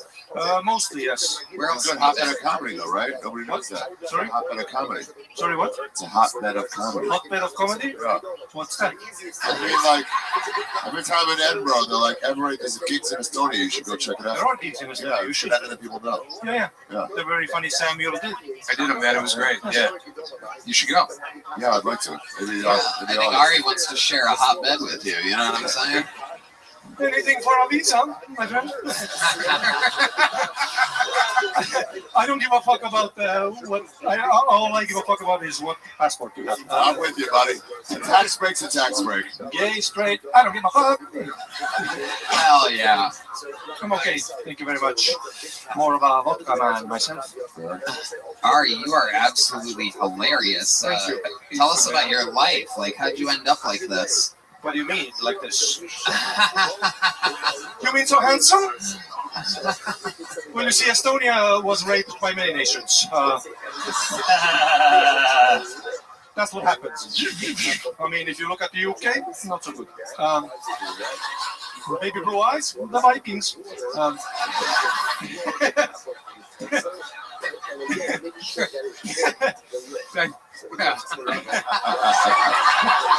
He doesn't need help. It's great. It's amazing. It is incredible what can happen if someone is funny on this show. It's like a whole different show. It's like a fucking all the way through comedy show. I did a show in Estonia, and they were buying me shots of vodka on stage, and they were from like regional different drinks from the region. And the third shot was a shot of Ukrainian vodka. And I shot it, and then I said, well, you can really taste the cowardice. Yeah. And then this guy in the front row was like, what do you mean? What do you mean Ukraine is not coward? Then I had to do like 30 more minutes. Yeah. It was tough. The Ukrainian vodka. Incredible. Amazing. So what is thank you, Tony. Yeah, Thanks for the saving there, a little something, but Amazing. so let me ask you, what is different from Estonian comedians to American comedians? How is the culture different there? Bilingual, multiple languages, we travel, we know stuff.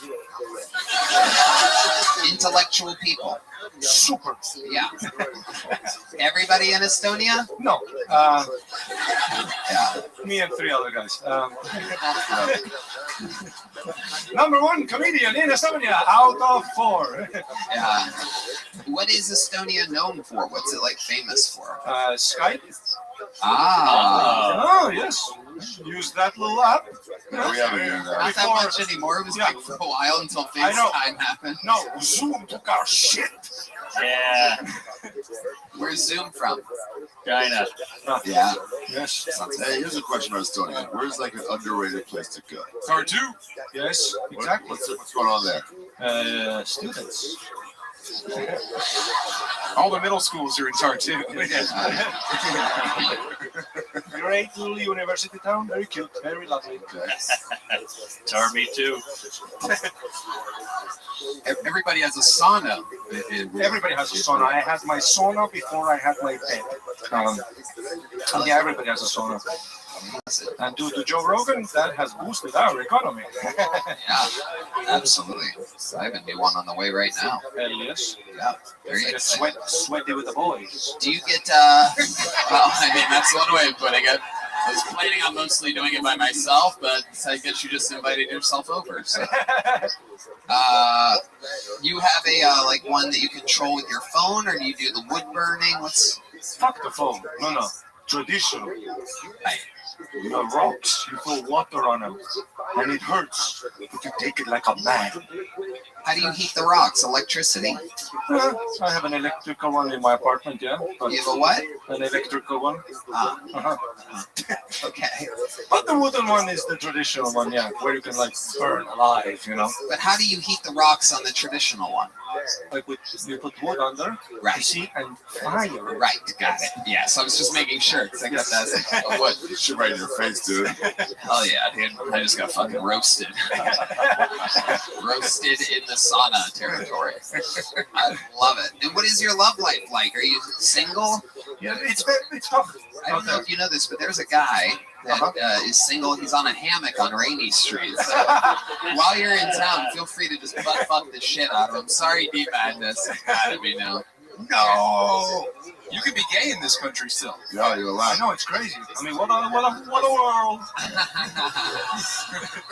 Estonia has so many women. How do you decide which one to rape? Jesus. Mr. Arishef here. Sorry, he's a Jew in Christmas. He's upset. Also, Estonia famously pro-Nazis. Oh, really? Yes. Oh, very good We killed the Volkswagen. Jews before the Nazis even got there. We didn't want to start off on the wrong foot. Is that true? It is, yeah. Wow. How did you kill them? You sonaed them? Stay in there. Yeah. Stay in there. We're going to just burn a little extra wood. There's into food in it. the door. Like, you're not going anywhere. Okay. I love it. Well, it's fun to have you. Anything you want to plug or anything like that? You're a My visa, my K1. Absolutely. I watch 90 Day Fiance. I learn a lot. Right. You need to find a gay one for your K1. Yeah. Maybe they'll use a little A1. Who knows? Yeah. Nice. So, where can people find you or anything like that before you go? If you Google Estonian comedian, the only one that comes up. Okay. Amazing. Ari Matti, ladies and gentlemen, thank you so much. Thank you for amazing performance. Thank you. Have a good night. Absolutely amazing. And like that, we've come to the finish line. There's only one way to end an episode like this, ladies and gentlemen. The longest standing regular in the history of the show. Oh, no. Coming off of taking a week off of shows right now. He's fresh. He is filled with bran bits. He's been very high fiber on this guy. Some people call him the Tijuana Tarantula. Others have called him the Memphis Strangler. You know what I call him? What? My favorite comic. Ooh, Sam Talon's favorite comic, the Vanilla Gorilla, ladies and gentlemen. The Bronx Bomber, the Harlem Globetrotter, the Detroit Dixie Tale. Ladies and gentlemen, this is the Big Red Machine, William Montgomery, everybody.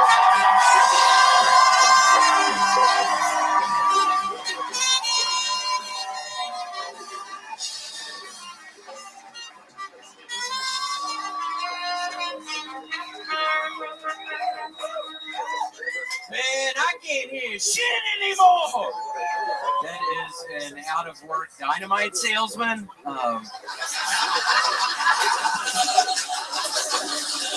A masked man is leading the race to become president of Ghana, and it made me think Hillary should have just worn a mask. Last week, have you seen that bitch lately? She looking wrong. Okay. Remember that show, Are You Smarter Than a Fifth Grader? Yeah, so what was the fucking answer? That is an out-of-work dynamite salesman. Hunter Biden has been indicted in California because apparently he spent $872,000 on porn, hookers, and sex clubs. Hey, Redman, any explanation for the $42,000 checks sent to your mom?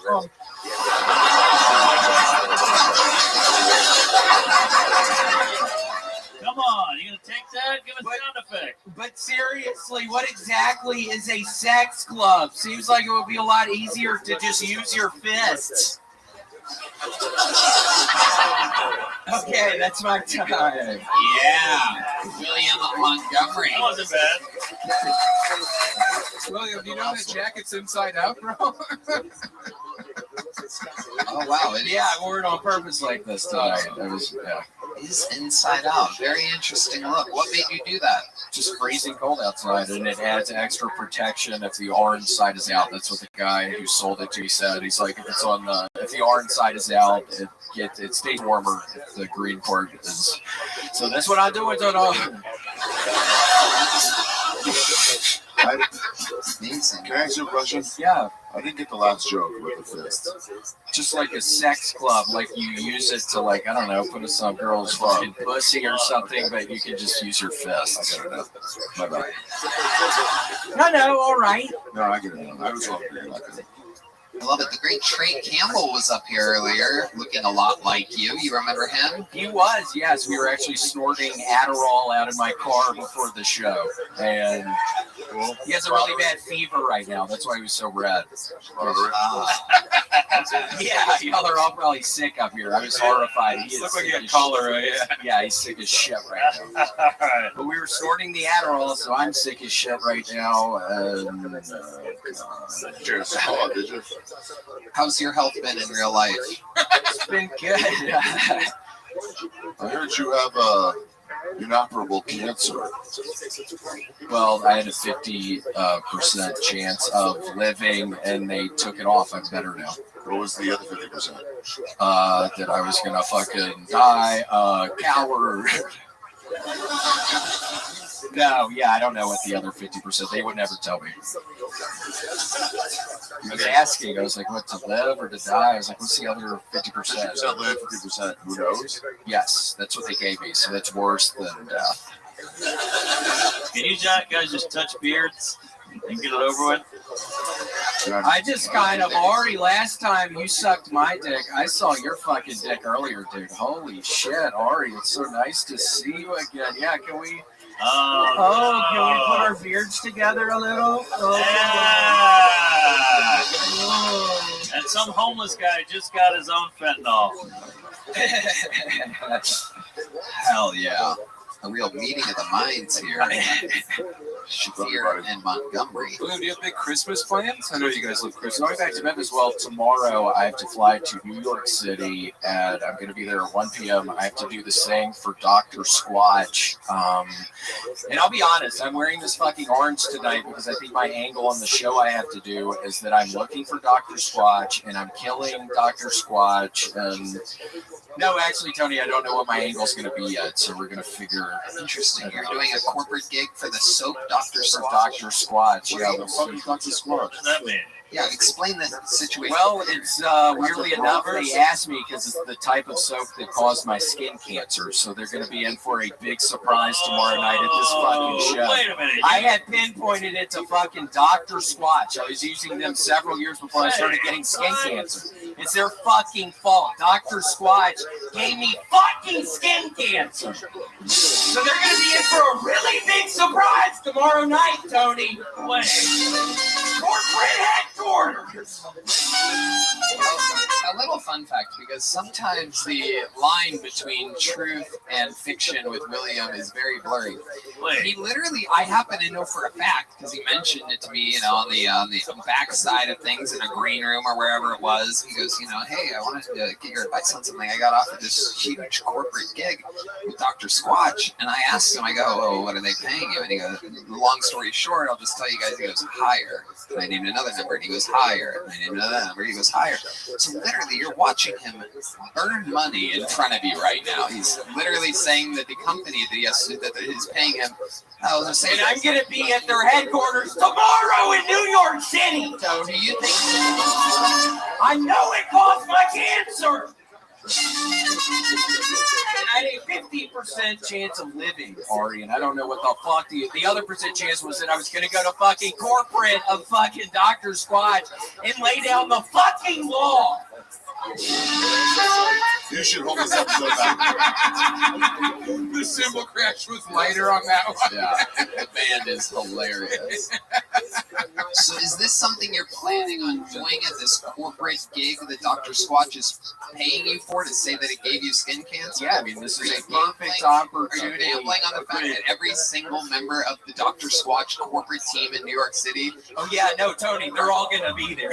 Yeah, but are you gambling on the fact that they're all Kill Tony fans? And they're like, oh, you don't know, that's William, he's wild. I'm gambling on the fact that they caused my fucking skin cancer. I had a 50% chance of living on this earth with all y'all. And, but yeah, no, so we'll see. Yeah, I'm pissed off. We're going to see what. Tony, I'd hold this episode back by about 3 weeks. What? I'd hold this back by about 3 weeks before you release it. Yeah, cash the check tomorrow, Willie. Yeah, that's true. Yeah. Get it, and cash it. No, I'm not even going to try to get the check. I can't really go into details exactly what is going down in New York City tomorrow. Hey, William, did you take the mystery box? I took the mystery box. How's the fiber intake going? We've heard a lot about your fiber lately. What's the name of the cereal that you eat record amounts of? Kellogg's All Brand Buds. The boxes are $8 a box. I recently went to the grocery store. I was starving. It was like 2 a.m. I've been starving recently, like 2 a.m. I don't know if you'll ever just get so hungry at like 2 a.m, but I was starving the other couple Tuesdays ago, and man, I was just fucking walking around in there. Those boxes are like $7 or $8, but I don't know if y'all have ever just been so starving at like fucking like 12, like 2 a.m. fucking Tuesday night. You're just like starving. Yeah, like it seems like you were Where's really the food hungry. in this place? Yeah, it's like you go to a fucking grocery store and you can't even see the food. You're like, where's the food? Because you're starving. Right. How long before that was your most recent meal? It seems like you were very hungry. I'm on this new diet, Tony. It's called the multiplicative something diet. It's basically where you go 1 day where you eat, 1 day where you don't eat, 2 days where you don't eat, 2 days where you eat. It goes up from there. You're getting up to, I don't know, a couple weeks where you're not eating, and you're eating for a couple weeks. And during that couple weeks, you got to really because you're going to be starving. The Estonia guy must be so confused. This is what you guys do at comedy clubs. Why? Do I write jokes? Okay.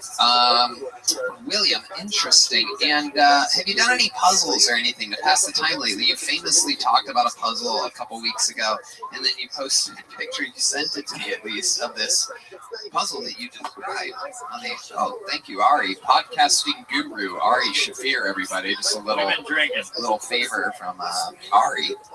So what have you been doing to pass the time lately, William?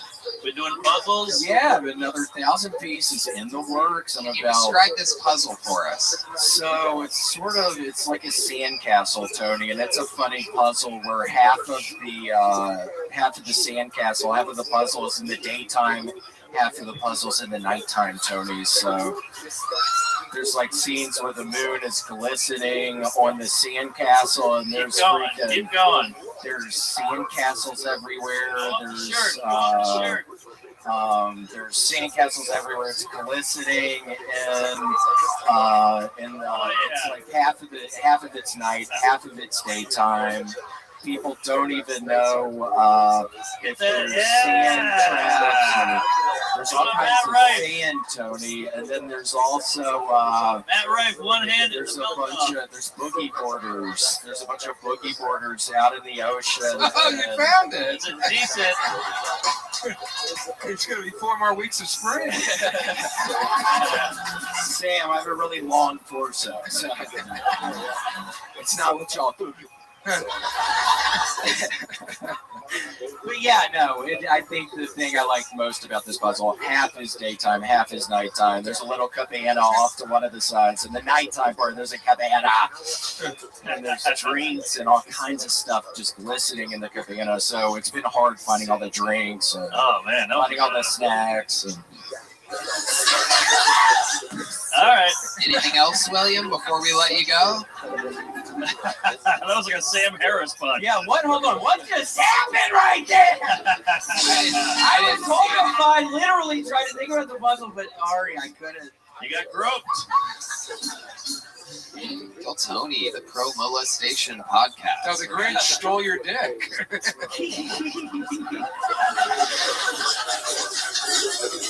Wild. It's like, isn't it interesting? If he was gay, that would have been like worse. That would have been like a sexual assault. Right. So, Yeah, but this was just a good old-fashioned horseplay. yeah, it really was. So just tomfoolery. Yeah. Hijinks. A little bit of that locker room jive. You know what I'm saying? A little bit of that knockery. I'm just gonna be thinking about that fucking tomorrow night at the headquarters of Dr. Squatch when I'm fucking. I swear I'm gonna be so fast in that place. I'm gonna be moving swiftly, and yeah, I mean everybody's in there. I feel like your roll recorder's about to get some head. You know what I'm saying? Make sure you eat before you get on that plane tomorrow, because you might end up being absolutely. Hey, Tony, I ain't ever gonna start eating. I'm on the part of the diet It was plan. set up for starving, but yes, you went with the other branding thing there. That's really starving. Yeah, the starving thing was really working for you. I figured I'd feed it to you. I figured I'd try to feed you a line since you were so hungry. I'm starving. William Lights Out Montgomery, ladies and gentlemen, the legend of the show. Use the promo code KILL15. Get a fucking ID drip. NinjaPartyBus.com with shuttles going to the arenas on December 30th and 31st. KillMerch.com. The drawing from Ryan J. Ebelt is in. Gel Blaster, Red Rose, Yellow Rose, Hall Law Firm. Sam Talent's new special. Make some fucking noise for Sam Talent. I tried to warn you people. The Toad's Morale out December 26th on Matt and Shane's Secret Podcast YouTube channel. Mark Norman. Make some noise for the great Mark Norman. Plug something, Mark. Say something. Hey, MarkNormanComedy.com. Go to special YouTube, Netflix. Our dear big brother and dark lord, Ari Shafir, has graced us. Ari, give it to him. Thank you. I'd like to promote that Danny Brown and Billy Strange should do a duet together. Pro Hamas. Fuck yeah. From the that river sounds to the awesome. sea. How about one more time for the best stand band in the land? Matt Mueling on the electric, John Bees on the keys, Beat Madness on the bass guitar, Paul Deemer on the horns, Michael Gonzalez on the drums. The drawing from your local artist, Chris Rogers, is in. It's a new William Montgomery. These are available for sale in the lobby with some brand new exclusive Kill Tony merchandise. Our red band. Check out the Sunset Strip, sunsetstripatx.com. Merry Christmas. We love you. Thank you so much. Good night, everybody. Merry Christmas, y'all. 2, 3, boom.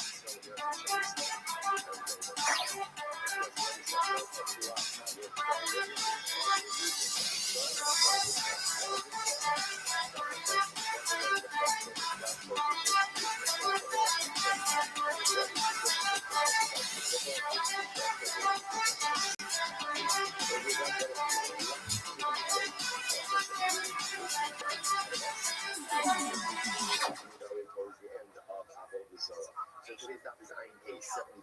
We are picking up the Grand Session on INK downloaded on the days 74 B's. Where did we leave off? Okay, that was some of that helpful. Well, let's see. Wait, where?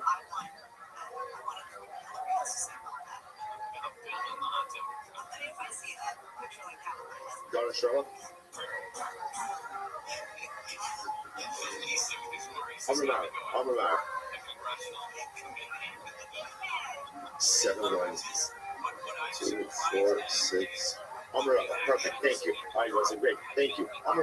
7 lines up from the bottom. Thank you. Say what you must be said. I said it on bonus. Good. Roger. You do that. Donna Sherlock. Nava Arsaso.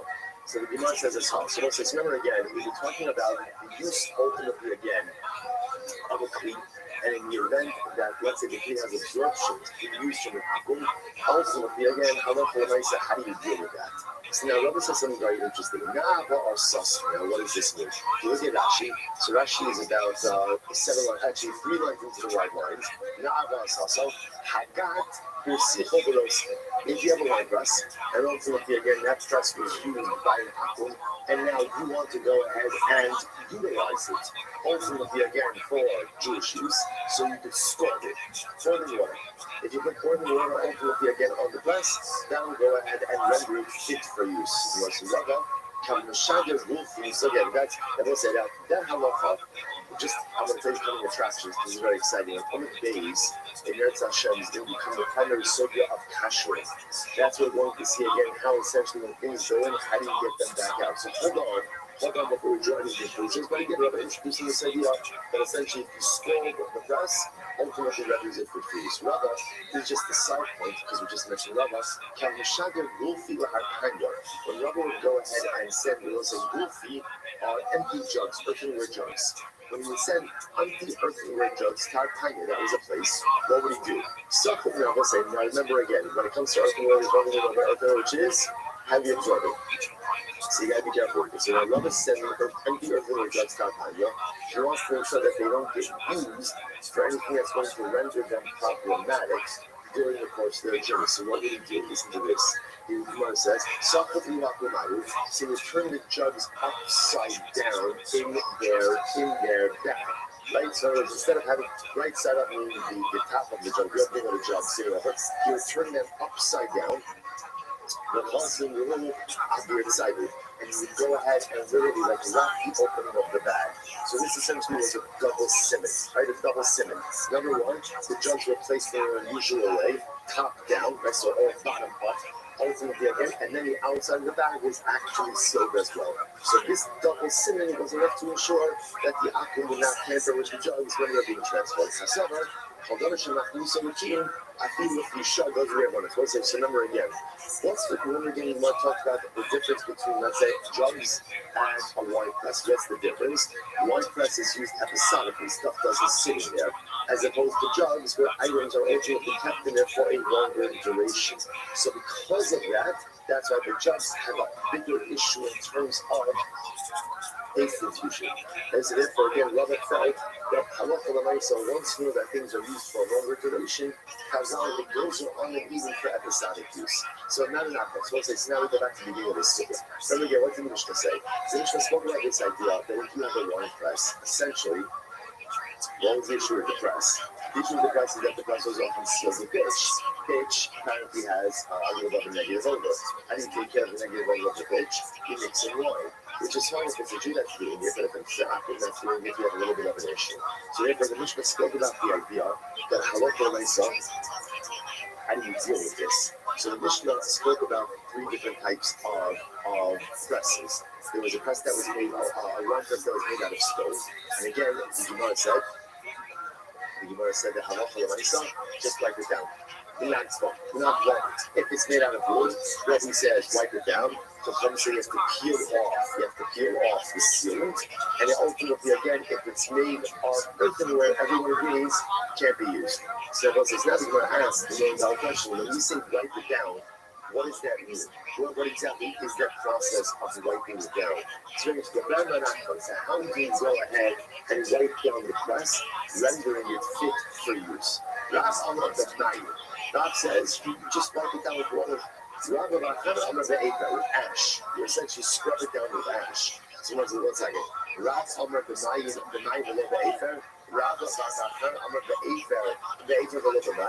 So it's strange. So is Rav saying you only use water and not ash? And again, is Rav saying you only use ash and not water? Ella, there's a Kappa in 75a. Rav Amar Benayim, who I bring the Afer. Rav Amar Amar Afer, who I bring the Nayim. Ultimately, they both beautiful. So what's involved in the quote-unquote wiping down process? Both water as well as ash. So you scrub it with ash, you wash it down with water. And you know what is interestingly enough, a little tricky. They're actually not even arguing. We're talking about two different types of presses. Harbor Tivasa, Harbor Veshta. One is talking about a press that is wet, and one is talking about a press that is dry. If the press is wet, ultimately, again, the first thing you do is you apply the ash, scrub out the moisture, then wash it down with water. If the press is dry, then the process ultimately again begins with water. But I said that the process ultimately again of readying the press. Remember again, I want to say that this is a very specific case of a press that was treated with a sealant. Right? The issue over here is that the wine mixed in with the sealant. So now again, you have to wipe it down. How do you wipe it down? essentially ash and water. Which one comes first depends on what the status of the press is. If the press is wet, start with the ash first, then go to water. If the press is dry, start with the water and then go to ash. Interesting. If not, they run a big lot of Mishmetirah. Tarti plus. Since you're in Shiva Rabbi sitting with that, sometimes the way to go ahead and ready the press for Jewish use requires 2 steps, sometimes it requires 3 steps. Now what is the number say? So this is the actually just one Tarti plus. Ritivasa, Tarti, Efer, Naim, Yabeshka plus Naim, Efer, Naim. I will say what Rabbi is introducing is as follows. At the end of the day, in order to find it, to ready the press for use, you have to do a final wash down with water. So sometimes the kashering process is 2 steps, sometimes it's 3 steps. How so? So if it's dry, it's going to be 3 steps: water, ash, water. If it's wet, it's going to be 2 steps, just ash and water. Okay, and it looks like, so we're going to see essentially something that's not focused. No, that's Shmuel says, plus Dalit. Shmuel says, no, sometimes the kashering process is 3 steps, and sometimes it's 4. How so? Again, so Rashi points out over here, if halakha if the press is wet, so it's going to be again ash, water, ash. Ultimately, again, if it's dry, then it's going to be water, ash. Well, we'll see again water, ash. Surah Masnihati, the Medisa Masnihati, Be'la Yishbek Ras, Dalit, Yishmon Amar Dalit. So we'll say, so again, here's what's interesting about this. Everyone is agreeing, halacha l'maisa, but it's the same ingredients for the wiping down process. What are the ingredients? One of the pieces, water and ash. You must have looked at these. Marka Pasha Maya Basrai, so Marloka Pasha Maya Basrai. So let's say it was interesting. The issue is after the ash, you're going to have to apply water. Now, why do you need water after the ash? Why? To go ahead and remove the ash. So the Machlokes Rabbi Shmuel is that last application of water considered to be part of what we call the hazaka, part of the minagi, part of the wiping down experience, or ultimately, again, just a utilitarian step in removing ash? That's the Machlokes. That's why one calls it a 3-step process, not counting the last water. One calls it a 4-step process, counting the last water. Good.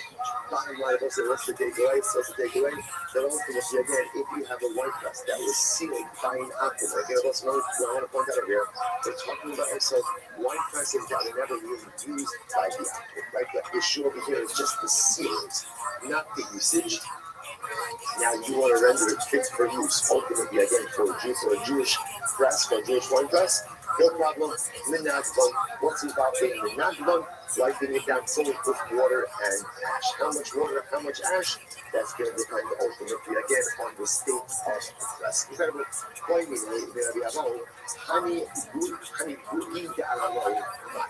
What's the interesting case over here? What's the status of his gudi da'aramai? What is this? Look at Rashi. Rashi is, it's the last line of the intermediate wide lines. Right before the lines get really wide. Gudi akolam uvarajus. You see, the Karfin also spivos hatapura. Shelo yizkazu ha'another mikaveh. Okay, so we'll say. So remember, you have a wine press. What do you have in a wine press? Number 1, you have grapes. Right? Number 2, the press itself is made of multiple parts. One of the most basic part, how do you press the grapes? You go ahead and you place a board on top of the grapes, right? And you apply pressure to the board that's gluten-free. Now, obviously, you want to make sure that the grapes themselves don't scatter. So what would they put on top of the grapes? Some type of mesh netting to keep the grapes together. So you want to say that's called gudi da'aramai. Rashi has a second here, so afterwards, well, let's just go with this. Gudi da'aramai. So in other words, what happens if you have a gudi da'aramai from an apple? If the apple used it, now can I use that ultimately again for my grapes? And we have okay, so listen to this. Some of the things are right, interestingly enough, from not the laws of Yayin Nesa, but interestingly enough, the laws of Puma and Tara. So let's say a person, ultimately again, he's got his wine press, his pago, his olive press, became Tomei. Who became also in the Tara, and now he wanted to purify them. So what's the halacha? So the Gemara says, "Hadatim va'adoshim va'alulovim madich." So that will say that is the board, right? Adoshim, loving are like the grapes that you used to get, scattered grapes or scattered olives. Madich, all you need to do is rinse that off. Just rinse that off and you're good to go. Ha'akalim sham mitzareh b'sham. It's the netting. The netting, so whether it's made of beans or other types of materials, minakon. All you need to do ultimately again is, now they'll say minakon is that lashon we had before. Sounds like wipe it down. B'shal shiva, b'shal yemi, but if it's made out of some type of lead, ultimately again, miyashnon yud beis chodesh. We let it sit unused for 12 months. Now, what's that? It's very important because we will see this concept that sometimes for kashering, time is all you need. Yashnon yud beis chodesh. You should know what Jimmy says. No, essentially, you let it sit unused from one pressing season to the next. Here's the next 1 second. How you Tanakama? So Shimon Gamliel sees these things in Tanakama. Tanakama said, don't use it for a year. Shimon Gamliel says, don't use it for one pressing season, another pressing season. The Pashtos, how much time is there between pressing seasons? A year. The Pashtos, so I'm saying the same thing. If sometimes you have because before the harvest work out, sometimes you will go from one harvest or one pressing to the next pressing. There's an earlier crop, a later crop. So sometimes it's not exactly a year. Rabbi Yossi says, "Halot zelatara." If you want to be a taher, again, in this case over here, my wine press and all its accessories, or my olive press and its accessories became kameh. Now I want to make it tar. What do? Magilam, the roasting, the holding of the mazes. Literally, again, put it in boiling water, or pour boiling water on it, or hold in the mazes, or scald it with olive juice, which effectively is the same thing. They scald it. So that's what we will call later on, we'll know this process as Hagala, kashering something with boiling water. Manichan Takas Sinor, Shemena Mikafin, place it underneath a faucet or a pipe that has constant flow of water, open Mayan Shemena roasting, or by a stream that's water is flowing. The Gemara says, and put it there, the Kama, how long do you have to leave it there? Oh no. We don't know how long it's going to get to it. Kidar Shalom B'Yayin Nesa, Amut Talis. So one says, oh my God, remember, why are we doing this? Because we know we're talking about this idea that is, I went ahead and I got, let's say, a wine press and all the other pieces, all the other wine press accessories from an album. So now, what can I do with it? So the Lord's trying to say, essentially, the process that one would use to go ahead and purify a wine press from tumah and tara, well, from tumah to tara, will effectively be the same process that the wine press would undergo to go from what we call your yayin nesef to ultimately again Jewish wine. That's the Lord says like the dash on the yayin nesef under the tara. So the Lord says the same process we use for yayin nesef is the same process we use for tara. Let's say that doesn't make any sense. Klape nayav. The Taras kind of the process we just outlined was the process ultimately again from Tumah to Tara. Whereas here I tell you, Kidera Shabbat Taras, of the Yayin. This same process that we just outlined, ultimately again to bring a press, a wine press, an olive press from Tumah and its accessories, from Tumah to Tara. Ultimately, again, will be the same process that should be used for Yayin Nesa. So if I will say ultimately, again, a little bit of a focus over here. What exactly do you need to do to regard the accessories and the press itself? But whenever the process goes for Tumantaro, that is the same process ultimately, again, that will work from Yayin Nesa.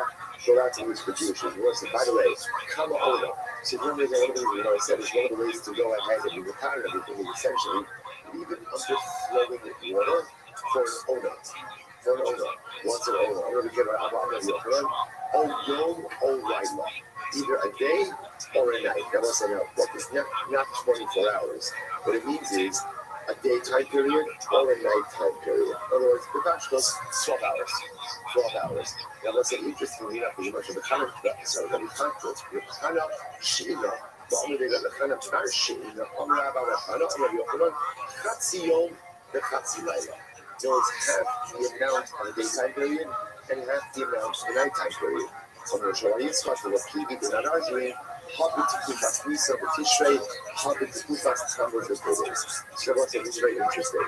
During the times of Nisa and Tishrei, right, which essentially is like your fall and spring equinox, right? So ultimately, again, the days and nights are the same length, 12 hours, right? During ultimately Tammuz and Teves, which essentially is the summer and the winter, days and nights are not the same length. So bottom line, interestingly enough, what Ona means is 12 hours.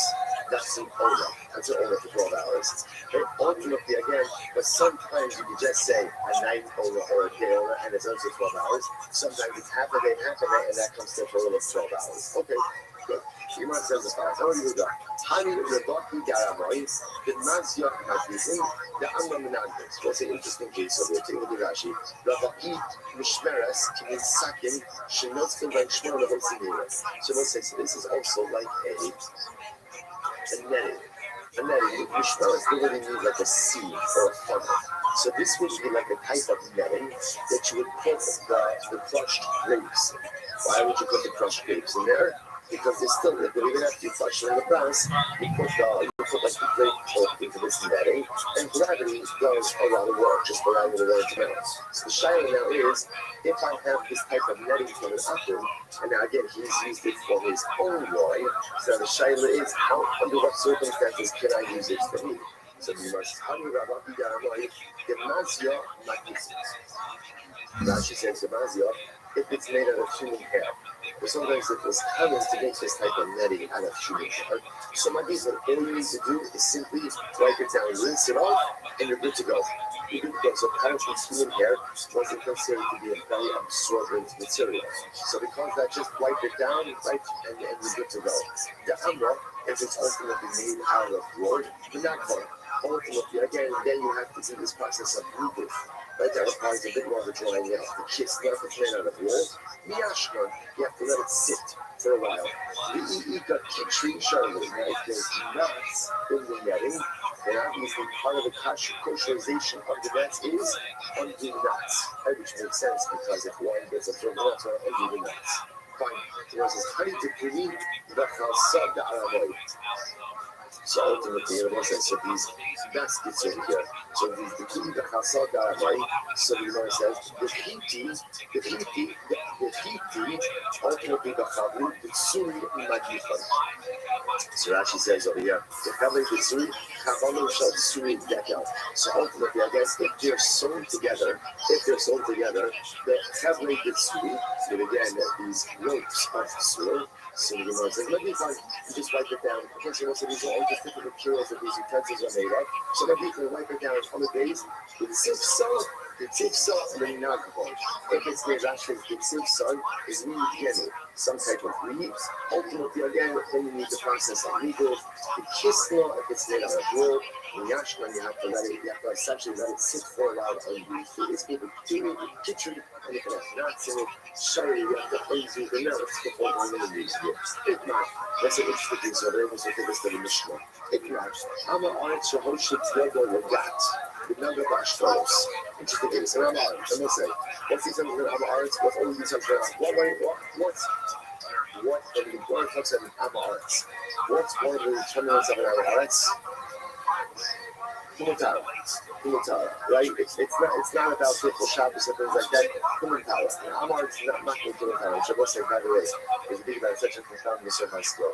What is the greatest source of right ignorance? Or what is the greatest paradigmatic example of right ignorance? If you don't know what is Tameh and what is Taha, you're going through life blind. I can't tell the difference between Tuna and Tana. Then ultimately again, ain amaratzis, ain ignorance, Kedoma result. No one knows everything. But the most important things you need to know in life is what is Tana what is tahar, what is good, what is bad, what is kosher, what is treif, what are the things that should be engaging in, and what are the things that should be distancing myself from. If I don't have enough awareness, enough knowledge to know that, then unfortunately, Chazal said, you're in bad shape. Now, if you don't know a lot of other stuff in the shape, okay, then you need to learn it. With the inability to distinguish which is coming that, I don't even need halachic to know, but life to know. Life power, then unfortunately, again, the Gemara says that's not on the arts. So in this case, again, let's get back to the halacha and hashkafa. On the arts, shows you that that's here the power. I have a wine press. And then the artist comes along and he puts his hand in my wine press. Why? Why do people do a lot of things that they do, right? Why are you touching my stuff? Just why are you touching my stuff? Right? So again, whatever. There's a famous story. The story actually has like a number of different versions of it, but one version of the story is that Hashem was walking with his tongue to the top, and I give a message. And they were walking out just like in the fields in nature.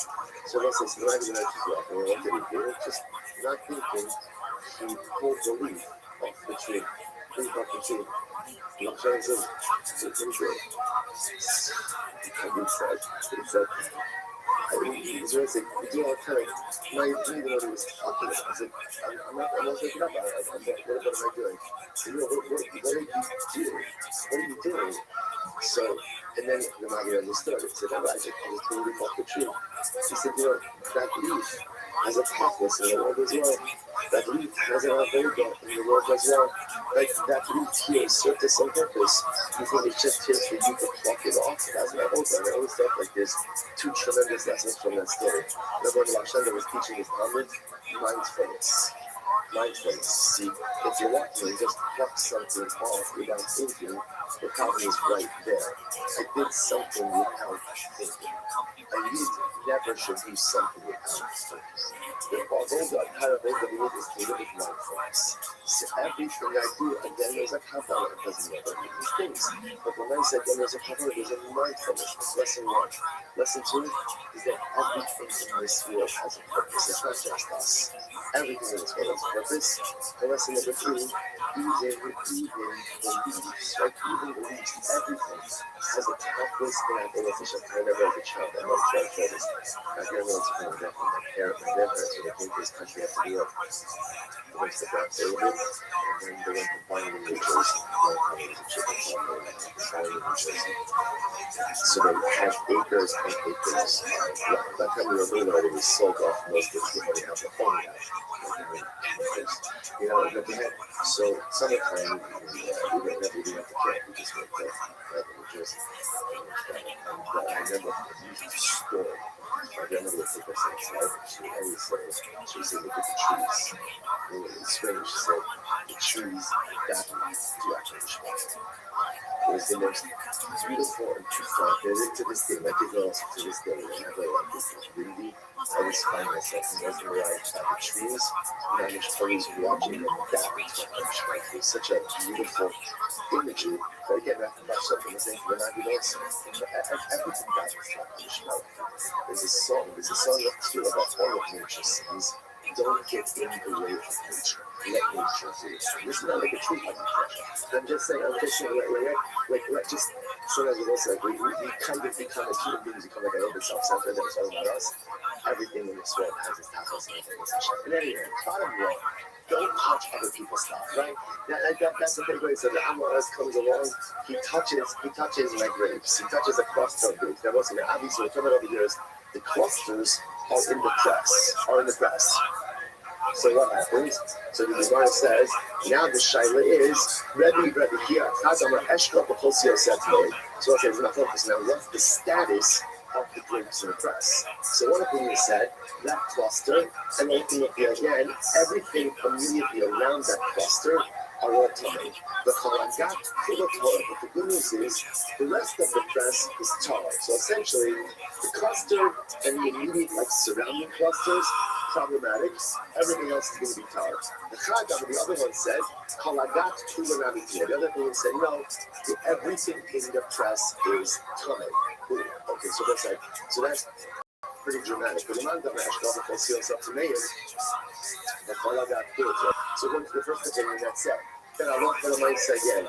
It is only, right, it was only the actual cluster that was touched. And the surrounding clusters are covered, but the rest of the back is tar.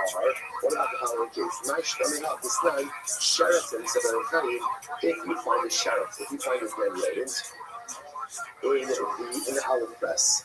They know the Kame element of my way. Ultimately, again, it's only the Kame, the place where of contact. And how you mash the olive press, but if it was olive oil flowing in the press, then ultimately, again, everything in there is tough.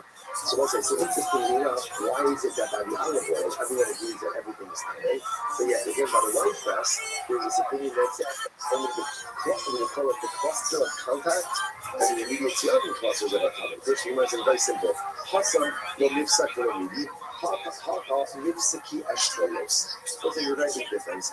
In the olive oil case, when there's oil, the oil kind of brings everything together and makes it into one mess. And the clusters, there's individualized clusters. So you can see that someone would say it is only the contact of cluster and the immediate surrounding clusters that will be tummy, but everything else remains dark. As opposed to the olive press where there's oil everywhere, the oil is going to combine everything. You know, it says only the Yakara, Jimmy, Rabbi Rothschild, Jimmy, Omer Eshkol, the Hisim, the Hoss, the Rosa, the Kalagat, to the Torah. So what's it ultimately again? But I want to ask him, like the first opinion, that when the Amoretz touches the cluster of contact is coming, the surrounding clusters are tomating, but the rest of the back ultimately again will be turned aside. Now we must be talking about also a back that is not obviously flowing with wine. Like, because if it's flowing, there could be some wine on the bottom over there, but if it's flowing with wine, then it's like the olive oil case. So it must be a case of where the clusters themselves might be some wine on the bottom, but not submerged in wine. Incredible. Now we come to the last Mishnah in the Masechta. Incredible. Our last Mishnah. And this, by the way, get ready. This is going to be such a fun subject. This is great stuff. I love for the nice stuff. We're going to have to find an opportunity in this Hashem to be able to go and have a share together as well on all these things. So let's here we go. Mishnah. Get ready for this. So now, I'm sorry, no more Yainesa. No more Yainesa, right? Yeah, fill Yainesa. Again, we'll have Yainesa in a little bit, but now what we're doing is we're fundamentally entering into the laws of kashrus, specifically the laws of heterogeneity, kosherization of utensils and vessels for Jewish use. Here we go. So watch this. I purchased a utensil from an apple, a used pot. I purchased a used utensil from an apple. So as I said, now the shaila is, now again, if there's one thing that we have taken away from this entire sugya of Yainesa is that what? Is that utensils absorb. Utensils absorb. Therefore, halacha l'meisa, when I go ahead and I purchase a used utensil from an apple, I have to be aware that there are absorptions in that utensil. So the shaila is, what do I do about it? So watch this.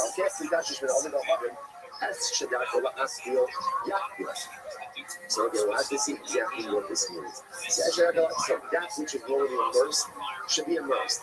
Now Rashi says, what does this mean? Look at Rashi in the Mishnah, first circle, right? Rashi Kli Hawaii declare its Fila, Aiden says Tigran Attack, and then Kusha Shmusha, I did so many Yakos Lotzak. So also we're going to see that when you purchase a utensil from an aquarium, there are really two steps involved in rendering it fit for Jewish use. Number one is kosherization, which means extraction of any non-kosher absorption that may be in that utensil. That's step one. After the utensil has been kosherized, then you require tefillah, immersion in a mikvah. Immersion in a mikvah has nothing to do with absorptions. Immersion in a mikvah has to do that whenever a Jew acquires a utensil, be it used or new, a Jew consecrates and inducts that utensil into his religious service. Here, looks like the beautiful thing is everything that a Jew does in his work is avodas Hashem. It's all avodas Hashem. Even my eating is avodas Hashem. How do I show that? I get my utensils, and what do? I bring them to the mikvah. Which is incredible. The same mikvah, right, that I use for Tum and Tara. Okay, there we have like a Kalim mikvah, right? But conceptually, it's the same thing. Conceptually, same mikvah. So the same mikvah that I use to take myself from the state of Tumah B'Tara is the same mikvah that I put my utensils in, ultimately again to ready them for Jewish use. Everything that a Yid does is a davar shebetushos holiness. Therefore, my utensils must be ready for consecrated use. The most incredible thing. So therefore, technically speaking, if the definition is really opening up over here, you have a utensil that doesn't have any absorption issues, whether because, let's say, it's only used cold, so never absorbed, or it's brand new, or you just take it to a mikvah and you're good to go. Next. If ultimately again it is used, now let's say we come up with it, let's say the utensil is used with boiling water, then ultimately again you can't show it with boiling water, you're lapping water. If let's say the utensil is used with fire, ultimately again you can't show it with fire. For example, a shikot, the askara, a spit or a skewer, the lapping bar, which are used with fire, so let's say I buy a spit or a skewer from an apple, right, so the pashtas use it for a non kosher meat, I cash it with fire.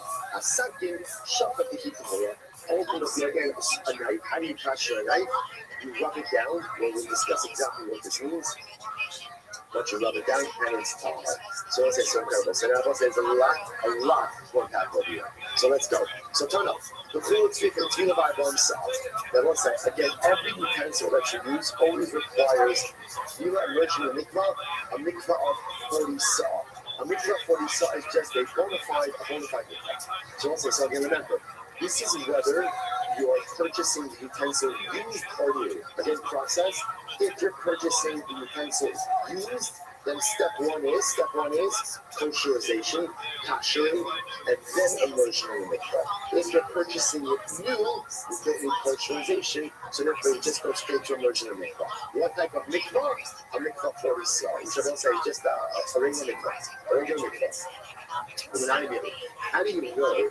How do you know that utensils require immersion in a mikvah? Like where do you get that from? So we go to Amar to Amar 12. So Rabbi Shayavo Ba'ish, Tabiru Ba'ish, Bitaras. And also we're going to see interestingly enough the concept of kashering of utensils. Like the concept of kashering and then immersion all comes from the war with Midian. The war with Midian is fascinating. Guys are those to war with Midian, and they come back, Baal Hashem, the spoils of war. So Moshe Rabbeinu tells them, Chevra, before you use anything, you have to kasher it. So we're going to see, Moshe Rabbeinu says, any utensil that was used, let's say, by the Midianites with fire, you have to kasher with fire. We're going to see that the method of kosherization mirrors the manner of usage.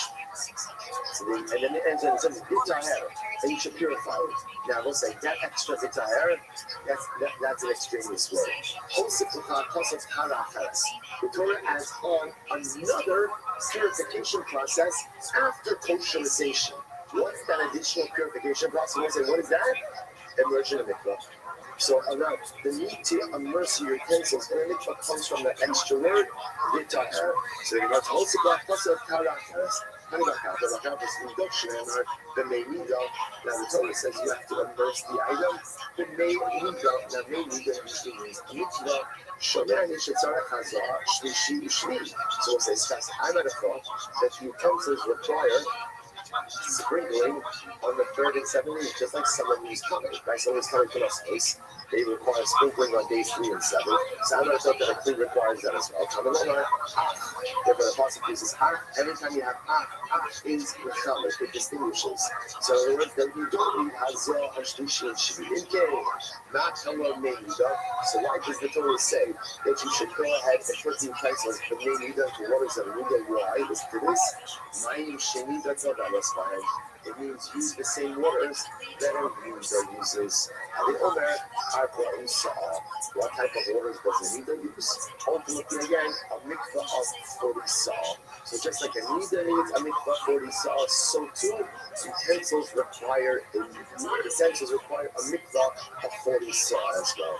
So you might say, interestingly enough, if you notice, therefore, the Torah is giving us 2 derivations for the notion that utensils require immersion in a mikvah. Number 1, bitaher, and number 2, the meida. The obvious question is, why you 2? So I'll tell you why. It's a mikvah, it's a mikvah, the meida. You need both of these drushes. Why? B'Taher, if it would have just said B'Taher, Halamina B'Taher, Kol Guru, I would have thought you just need to immerse it in some water. It doesn't need to be a mikvah 40 saw. Any amount of water will do, and you're good to go. Therefore, again, the Torah says, Kazer Batzmano, the Meirida. Person the Meirida teaches you what? No, it's got to be a bona fide mikvah 40 saw. Because of Batzmano the Meirida, and if it would have just said Meirida, it's very interesting. Havamina, Hela Shemesh, Kirida.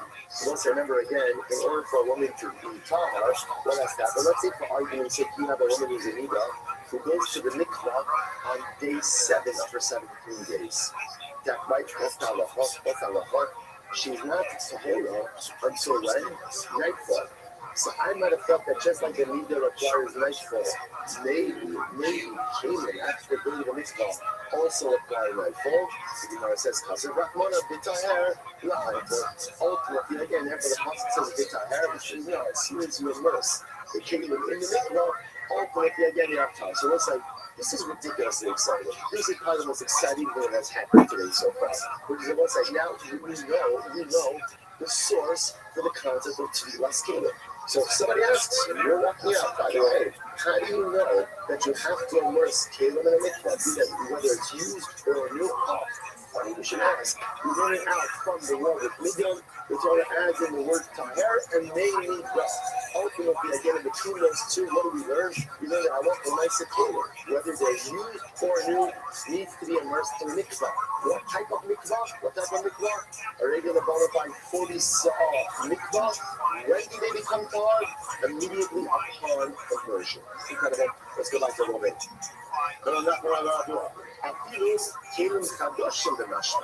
listen, interestingly enough, the earth is fascinating. So remember, the halacha of tefillas here, right? Of immersing the utensils in a mikvah, it's learned out from Midian. In Midian, what kind of utensils were they dealing with? What were they dealing with? Huge utensils. The interesting Rabbi Rothschild says, now look at the tefillas here is even new utensils. As you mentioned, it says, the shunning the Midian, Kikadoshim Gabu, this is fascinating. What is the status of the utensil after you pass it? What's the status? Like new. Right? It's halachically, it's just like new. Yet, what's the halacha? Even after you go ahead and you kasher the utensil, what do you have to do? Immerse it in the mikvah. It says that the halacha says like this. There is no difference between the utensil that has been kashered and a brand new utensil. They're the same thing. So just like you have to kasher, just like you have to immerse a utensil ultimately again that was kashered, so too you have to go ahead and immerse a brand new utensil as well. Now just like what I just mentioned. What I'll just mention is that remember the order here is very important. Immersion can only occur after kasher. If you immerse and then kasher, you have to immerse again. Tefillah can only be done with quote-unquote new utensils, whether it's actually new or like new. So the order over here is very important. Rav Shesha says, so if that's the case now, that you have to immerse Jewish utensils. Listen to this. Maybe your pair of scissors. Now, literally, Zuzi Disciple is like clothing scissors. In other words, maybe you should have to immerse everything. So not just utensils for food, but why not immerse everything only by a Jew? It says, please see more the parsha. So then again, it's because that's not the topic of Midian. The topic of the parsha of Midian ultimately is clear for that Moshe Rabbeinu was speaking to the Jewish people. He says anything that was used by fire, put it in fire. If it was used with water, put it in water. So clearly Moshe Rabbeinu himself ultimately again is talking about utensils that were used in food preparation.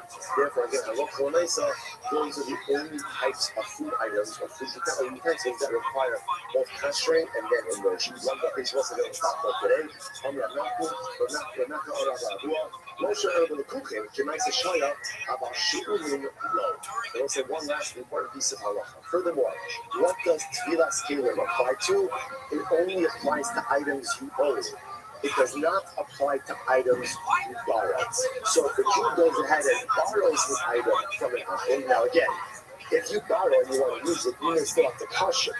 You may still have to cash it, but it does not require tequila. Tequila's immersion of utensils is only on something that a Jew owns, not on something that a Jew borrows. Again, if you're borrowing a non-Jew's utensil and you're going to cook with it, use it, then again, you have to cash it. You can't use it like cash it. But tequila, immersion of utensils in a mikvah, only on items owned by a Jew. I'm going to say, much, right? Did I find this exciting? Did I find this exciting? Much more not finished, much more about this and answer tomorrow. A lot of great halacha as well. And we'll start tomorrow, last day of Avodah Zarah. Incredible. Stay tuned for details for our upcoming series. Have a great day. Have a great day, everyone. It's going to be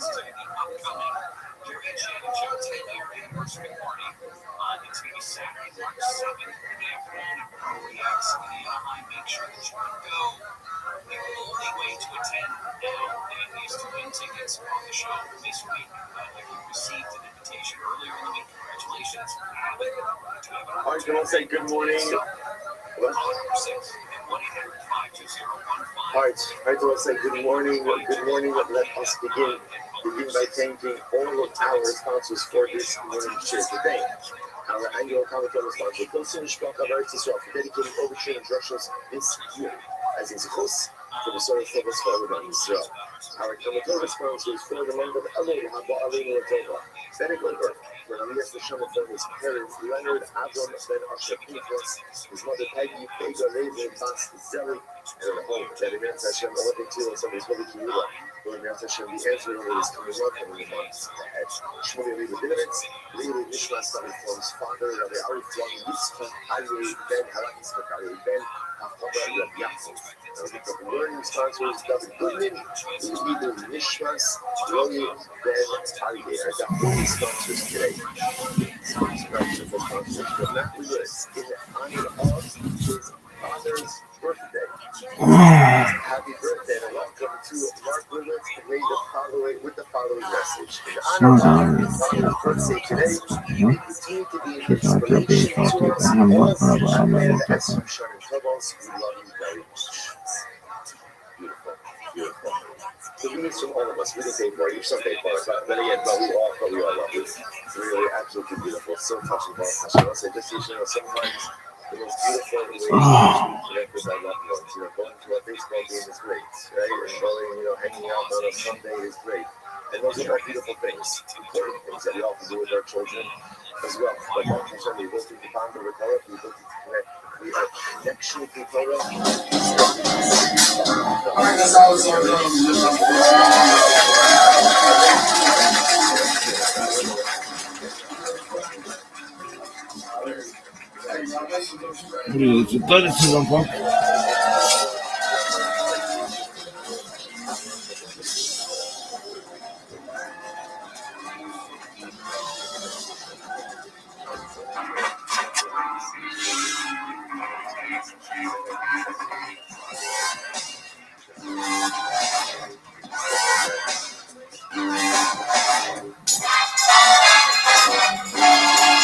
Hey, this is Redman coming to you live from the Comedy Mothership here in Austin, Texas, for a brand new episode of Kill Tony. Get up for Tony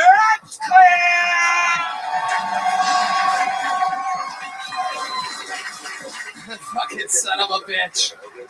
Who's ready for the best goddamn night of your lives tonight, huh?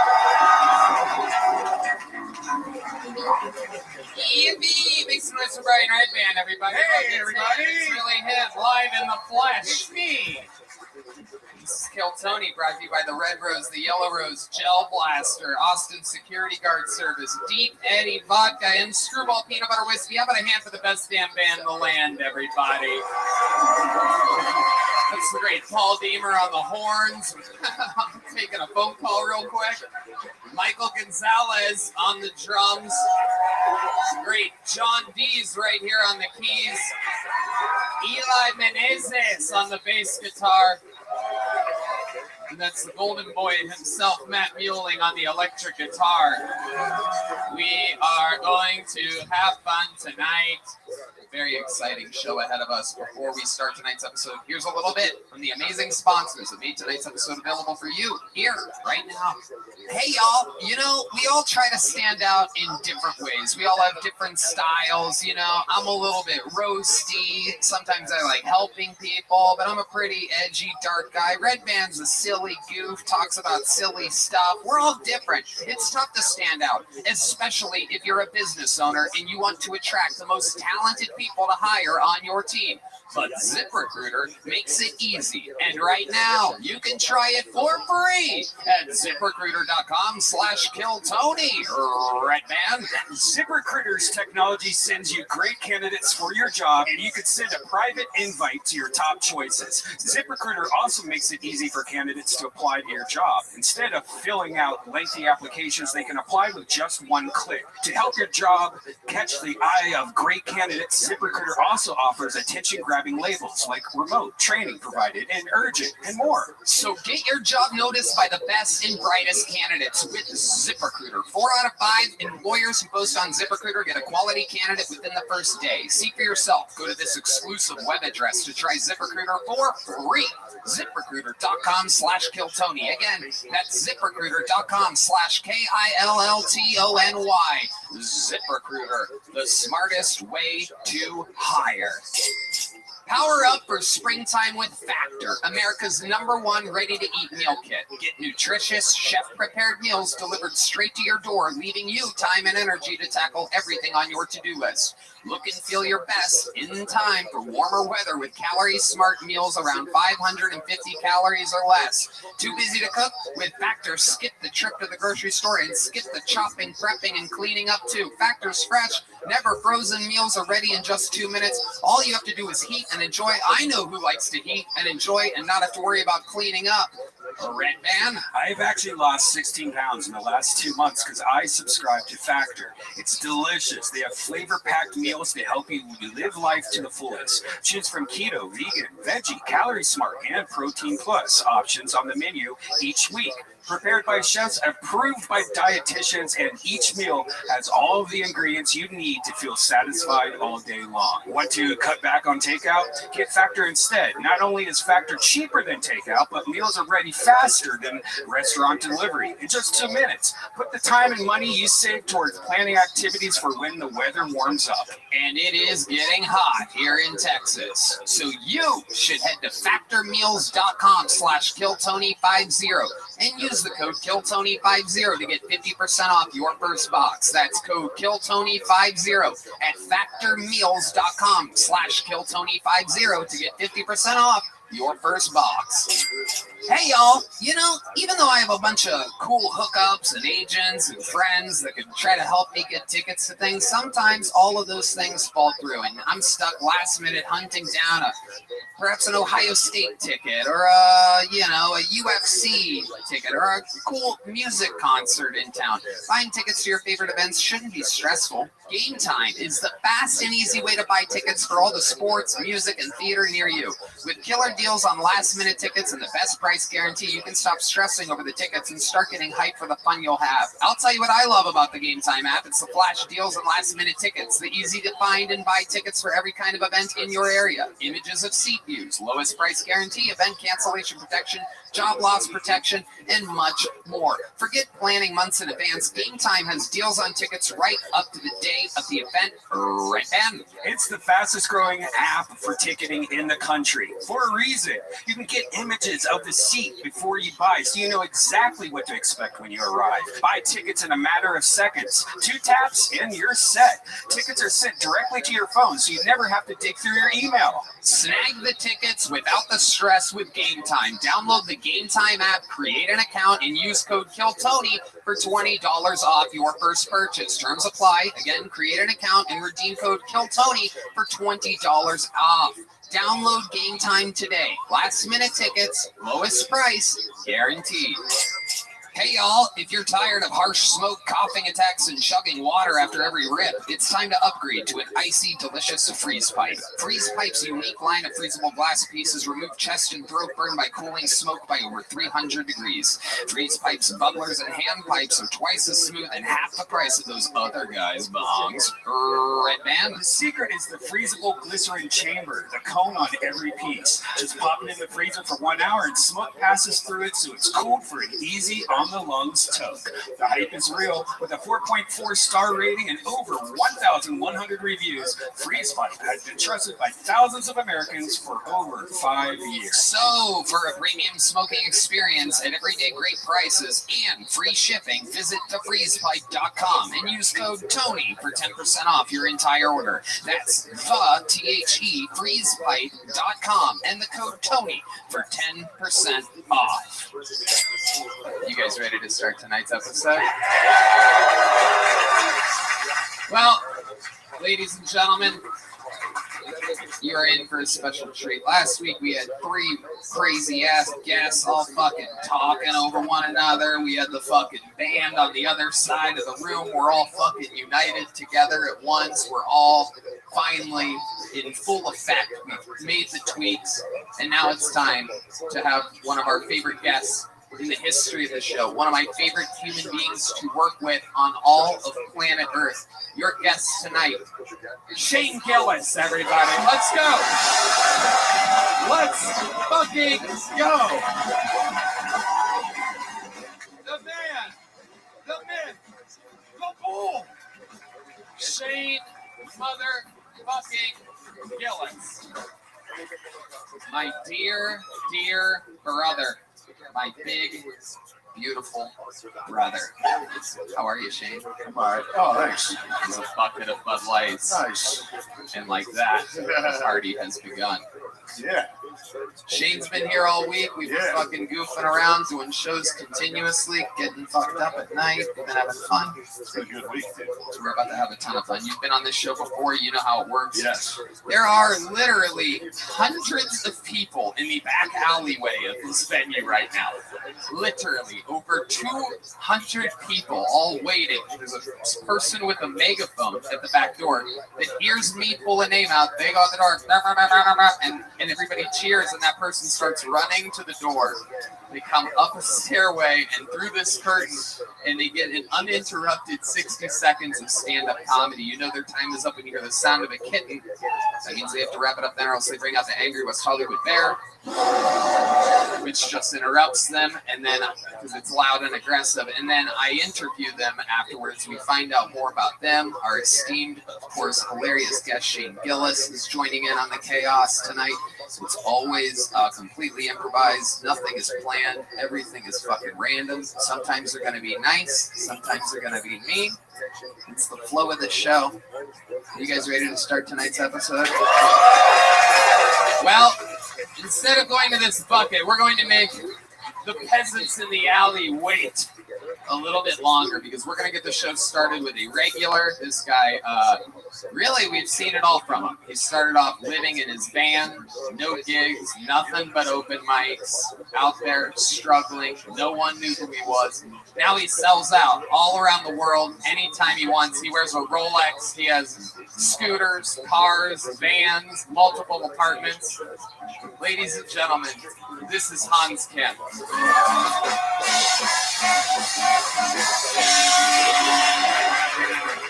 Hey, it's great to be here at the Comedy Mothership, the capital of stand-up comedy, right here on 6th Street, where you can see homeless people playing music by scratching scabs on their face. Child prostitutes are yelling the N-word at each other. Feel sorry for those losers in LA and New York.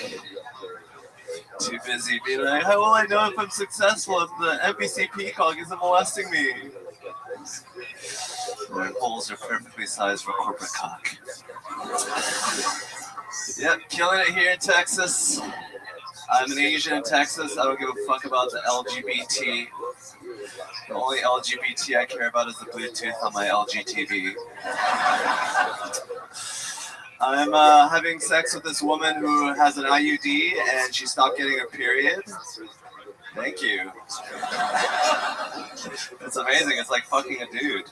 I don't even have to worry about the moon anymore. It's like, oh, it's a waxing gibbous. I got 3 more days.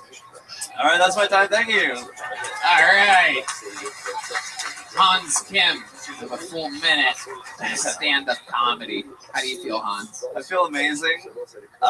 This is a 2 a week. This is kind of a lot for me, but you know, I'm happy to be here and not in the alley. Right. Of course, you're talking about the fact that we are doing a special taping here. There's another one tomorrow night, so you have to write 2 minutes this week.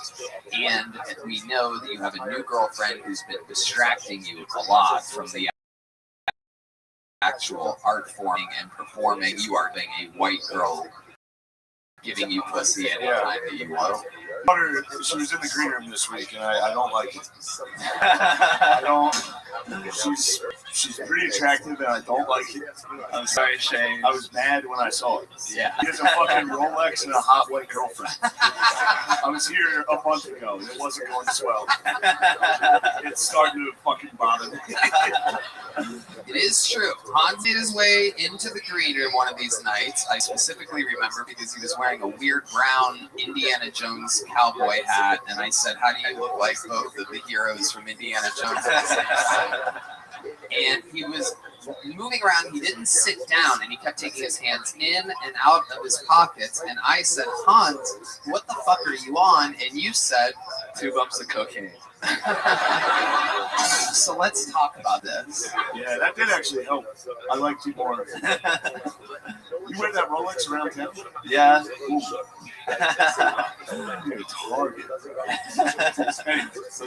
Yeah, so how often are you doing little bumps of cocaine?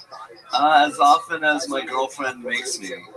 Oh, so you're getting it from her. Yeah, she's a bad influence. Oh boy, now the plot thickens. This is interesting. I didn't know this about this girl. Has this been like this the whole time? Yeah, she's really big at the whippets. Oh my God. Wow. Okay. Sounds like a keeper. How often is she doing these type of illicit drugs? Every day.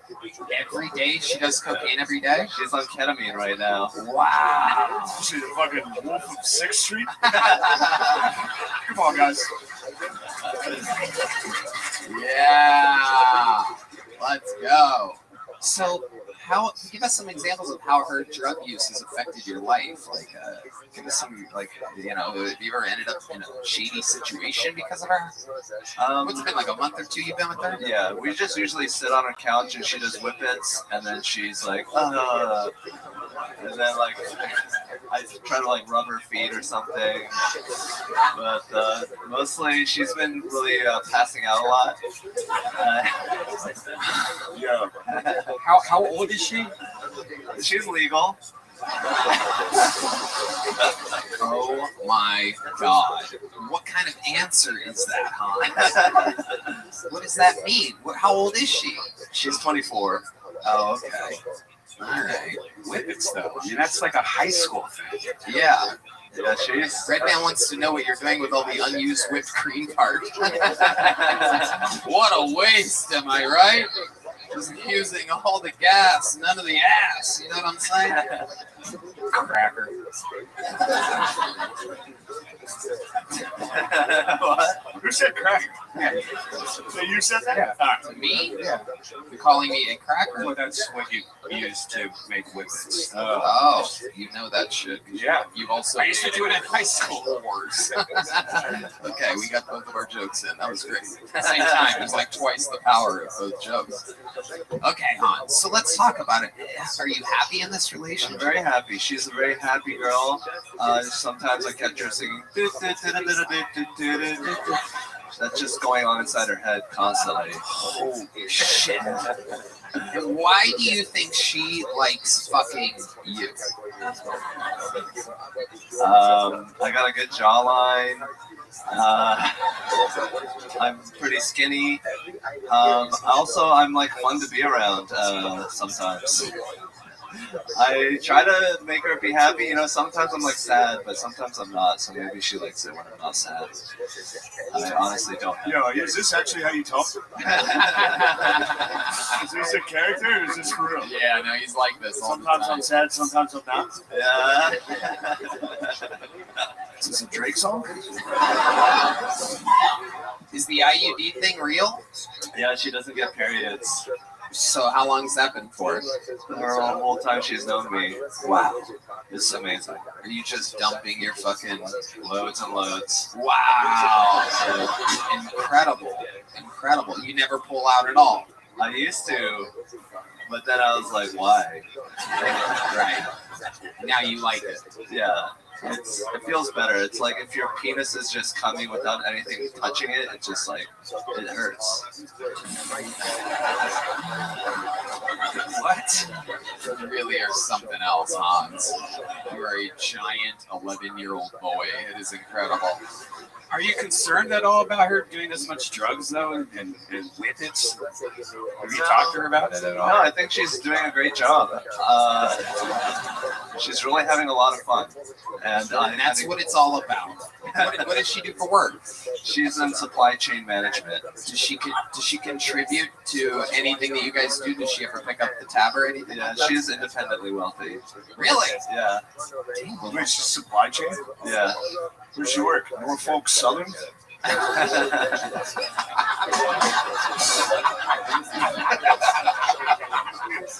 on, guys. Hans, Kim. Remember that? Remember what happened? Hans, you got the show started again. Congratulations. You're the man. Thank you so much. Hans Kim, everybody. That was Hans Kim. That was Hans Kim. And now my hand goes into the bucket. The brand new process of a megaphone and a dirty alleyway. In this, a multi-million-dollar state-of-the-art facility. 200 plus people wait in the alley. Your first comedian out of the bucket. We're going to meet them all together. Goes by the name of Frank Ramos. Frank Ramos is going to be first. How exciting. Could be somebody from the audience. How many of you signed up out there by round of applause?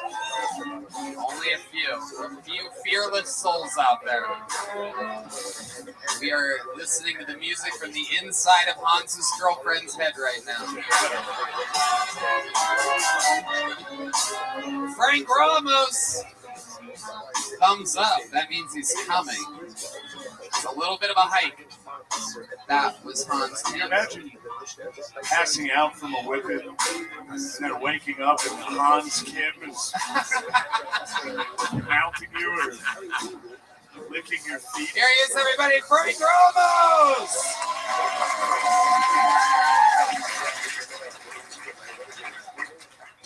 So I just moved to Austin about like 2 years ago, where there's this pandemic that happened. And I'm trying to figure out how to do dating here in Austin. The only problem is I tried Tinder and I was like, I think this fucking shit's broken.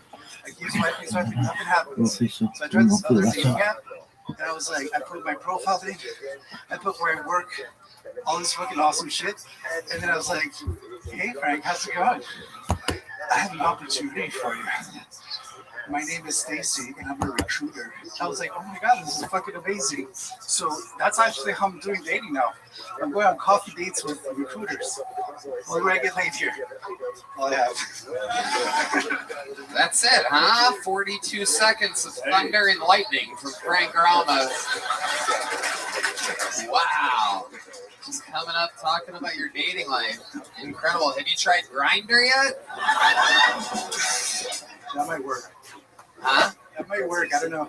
Well, what are you into? What kind of girl are you looking for, Frank Ramos? You got a little bit of a twang to you. Shane, what do you think about this guy? What kind of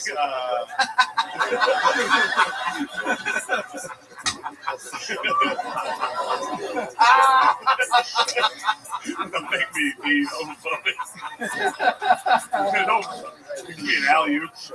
I don't think you're gay. Unless you want to be. Not gay. Unless you want to be. I'm only white presenting. I'm not actually. You only what? White presenting. White? No, I said gay. Oh.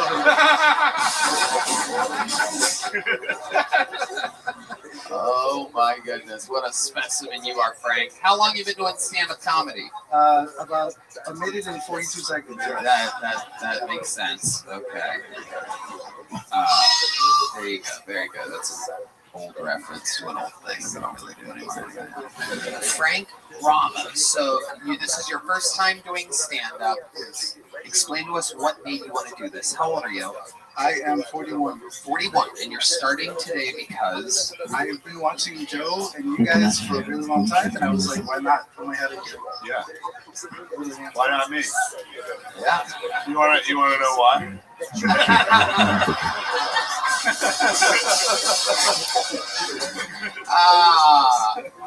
What do you do for work, Frank Ramos? Software engineer. Software engineer, absolutely. And how long have you lived in Austin? 2 years. Okay, where were you before that? Los Angeles. Los Angeles, California. Why'd you leave Los Angeles? During the pandemic? Way too expensive, yeah. Oh, okay. So I made it more expensive here. I just switched everything over. Okay. What do you like to do for fun? What are some hobbies? What do you have on your dating profile? Drone. I like drone racing, actually. It's really fun. Oh, yeah. Hey. How about that, babe?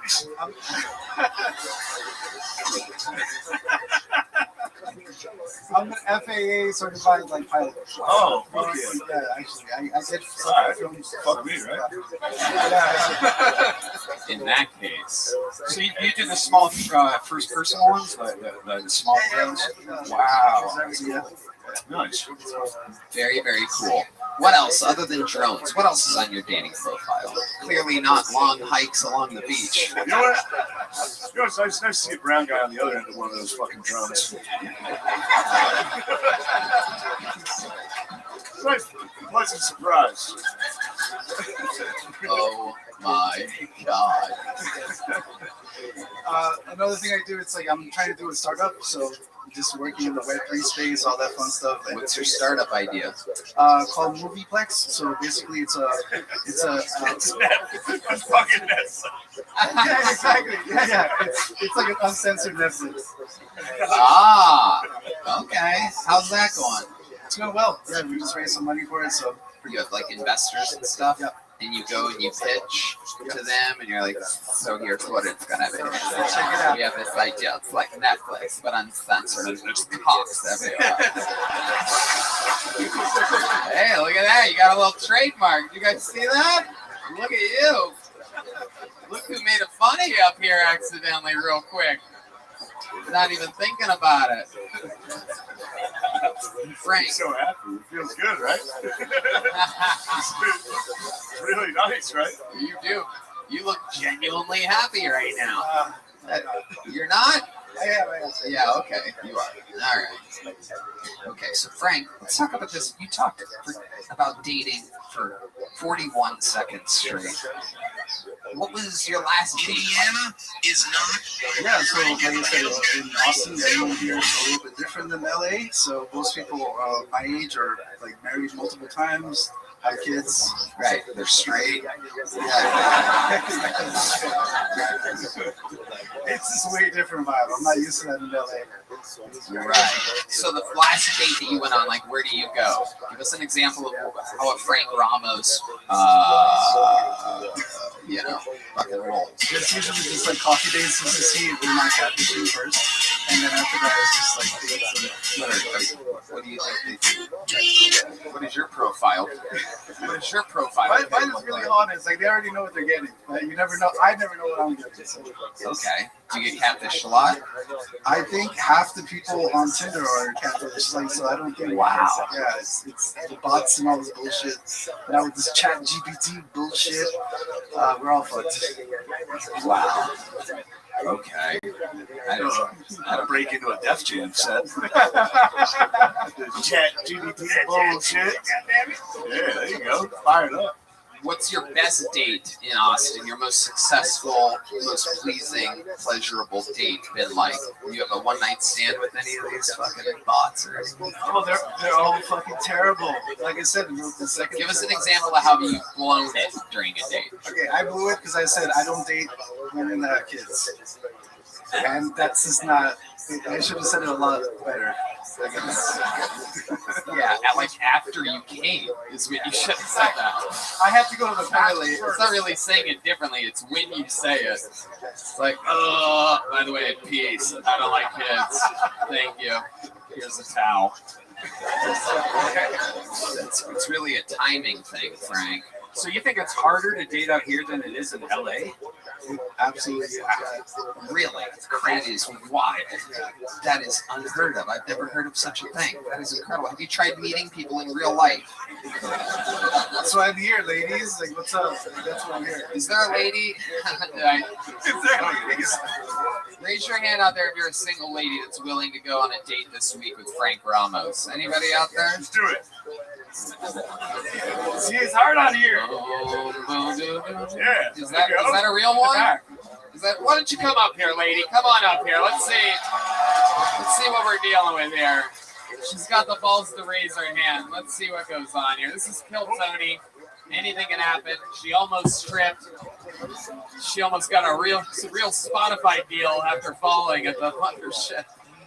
Here she is, everybody. Wow, look at this. What a gentleman.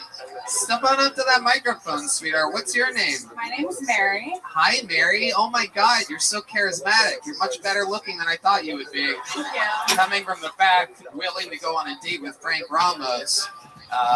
Well, let me... Seems like a real sweet guy, though, right? And you have a startup. Andy has a startup. She's interested in this startup. Very, very good. Yeah, Frank. No. We're at the goddamn 1 yard line, Frank. Fucking play it cool.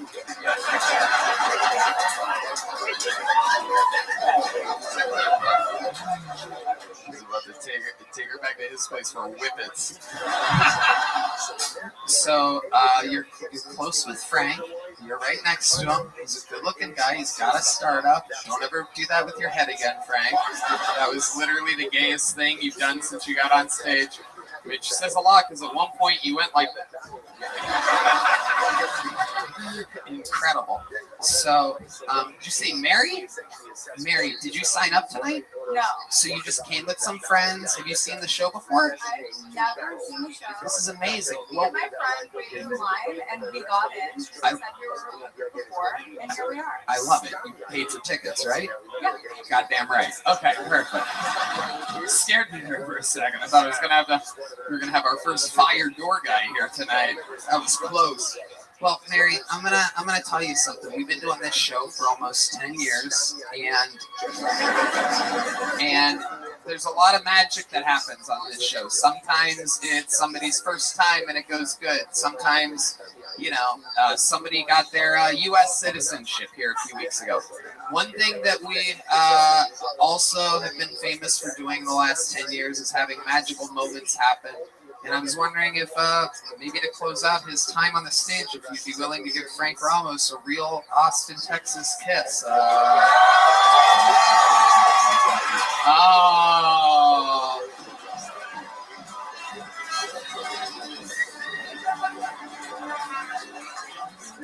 She thinks you're gay too, faggot.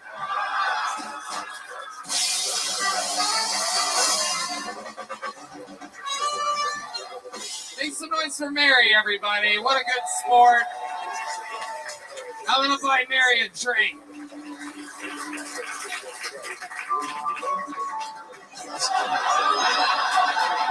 That was pretty good. So she doesn't want to go on a date with him? I thought the whole thing was like he can go on a date with her. I don't know. She took off running. I know she did. She got out of here. I think she smelled cum on his breath and fucking started chatting. Frank, you got pulled out of the bucket first tonight. It takes a lot of balls to do that, and we know you love balls. You had your first time on stage. You rolled with the punches. You're actually, you have a very good on-stage presence. You're ridiculously likable, and if you write, you do this more often, who knows what the fuck can happen. Ladies and gentlemen, there he goes, Frank Ramos. Here's a little joke bug. Take a little joke bug with you. That's from the great Boneseye. Real Kill Tony little joke bugs. Real Texas leather. Check out Boneseye on Instagram. Bonezeye. Alex Olinger. Alex Olinger is next. Or Olinger, perhaps. You guys still having fun out there? A fun fact for you while we're waiting for Alex. These little joke books say kill Tony on the front and you suck on the back. Or it has a bomb on it. They bomb really bad. And the big ones are just cool. Alex Olinger is next. And here we go. Alex Olinger. Hopefully any second, for the love of fucking God. It's a new venue. We're working on some of the kinks as we go. How many of you like it when comedians do good on this show? How many of you like it when comedians do bad on this show? All right, here he is, everybody. Alex Olinger. What a great thing to hear right when I walk in. How many of you like when people do bad? Yeah! This is what we're here for. Fuck, I saw a hat the other day that said, "Make America Gay Again." I don't think America was never gay, was it? Not enough to be gay again. I mean, that's like really gay and then it stopped. I just like the idea of like the gay founding fathers. Just sit about like, Quincy. Yes, Benjamin? I have a question. Do these slaves make me look fat?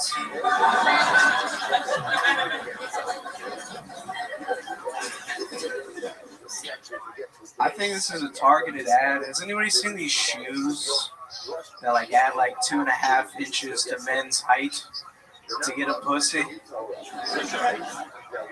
Dude, who is 5'4" like me and then gets to 5'6" and is like, I can fuck her now. I think I got it. Hey. Oh. Alex Olinger. A great set. Thank you. You've been on this show before. I remember you. Yeah, like 2 times. 2 times. It always goes good for you, doesn't it? It's been pretty fun. Is that your favorite set so far? Yeah, it was. Indeed. Because I was out in the alley and then I didn't know what was going on, so I just had to do the material. And that was fun, kind of. Yeah.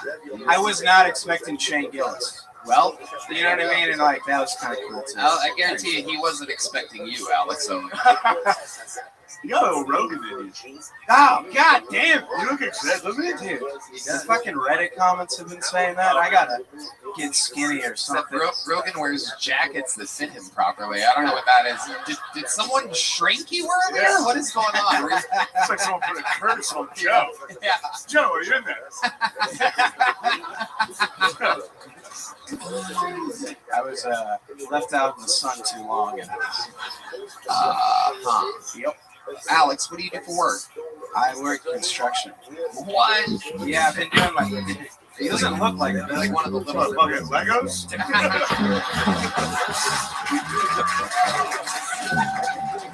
All right. Okay. No, we're good. Do it now. It's cool. Thank you, Shane, for that. That's what I needed tonight. People are gonna see this. My dad's gonna see me later and be like, fucking Legos. But it is something like that. Isn't it like tiny homes or something that you do? Like, whoa. Oh, fuck, dude. What the? God damn it. What exactly do you do in construction? You working like we make custom shit for people's houses, like rich people. Cookies in trees. I don't know how that is. Can you let me have a minute? Can you let me have 30 seconds? My bad. Try my best. So what exactly? What is it? What is it exactly that you do? It's at the North Pole. Yeah. I'm just trying to figure it out here. You make toys for little kids? That's what you're constructing? Is that... I make a lot of shoes for the orphans. I'm hanging out. No, what exactly do you do? Fuck. There must be. I see a lot of construction. Everybody like specializes in something. It must be like you. Are you the guy? No, it's like rich people who are moving to Austin ask us to make things for their houses.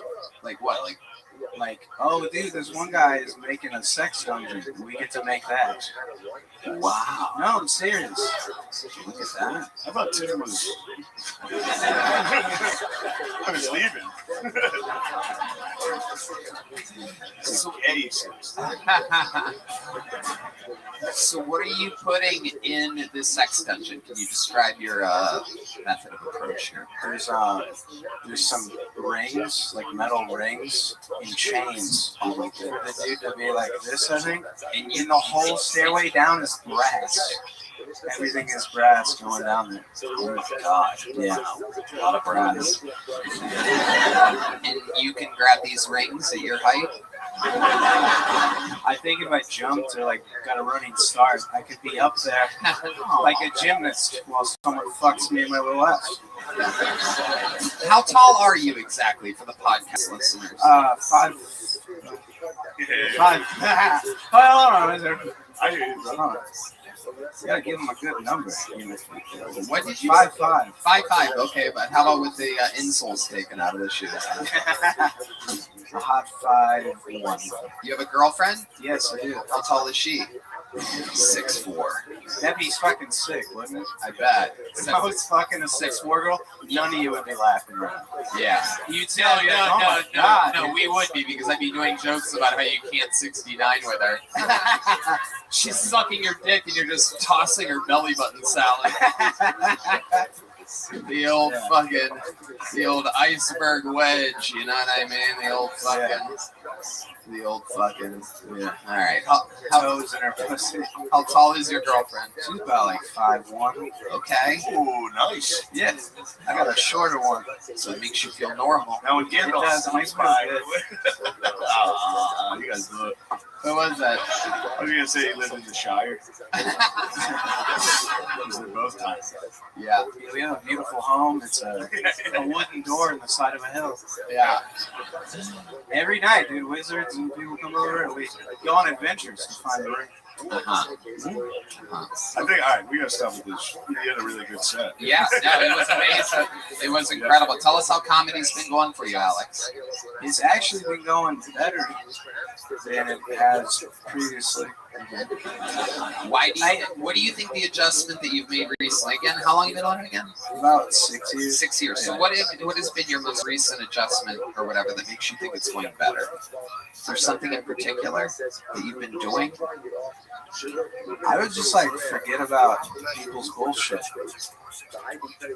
No, like I just go up and do my thing. Don't fucking believe me. I had a good set. Clearly it works. Yeah. Fucking trombone player, whatever the fuck he's doing. Oh, I can do it too. That was Mike. I can do it too. Hey, that's all right. It was a funny one. Don't ruin it. Be on my fucking friend, dude. What the fuck? Yeah. Turn it against each other. You know what's funny? I knew it was gonna be good when he walked out. Like right when you guys were saying like you want to see comics do bad, he walked out. He just looked over and was like, "What the fuck?" And I was like, "That's a really scary thing to hear." Almost immediately. Yeah, I bet. I've never been in here. This is fucking cool. Yeah. Right. It's like You're there's like alien shit. Yeah, you're gonna be back in the alleyway in 30 seconds. So you better soak it in, my friend. I would like to. Alex, I would love to have you back on the Secret Show. Wow, you just got booked on the show. Thank you. Alex Olinger, there he goes, everybody. On to the next one. Hans Hilton. Hans Hilton is next. Let's see if we can get this moving a little bit faster. Let's play some music or something. What's going on? How's everybody doing? I called the name. Hans Hilton is in the mix. This is definitely a new name. I would know if I had seen a Hans Hilton before. Incredible that 2 out of the 4 comedians so far tonight are Hanses. This is very exciting. Perhaps this is a cross between Hans Kim and Paris Hilton.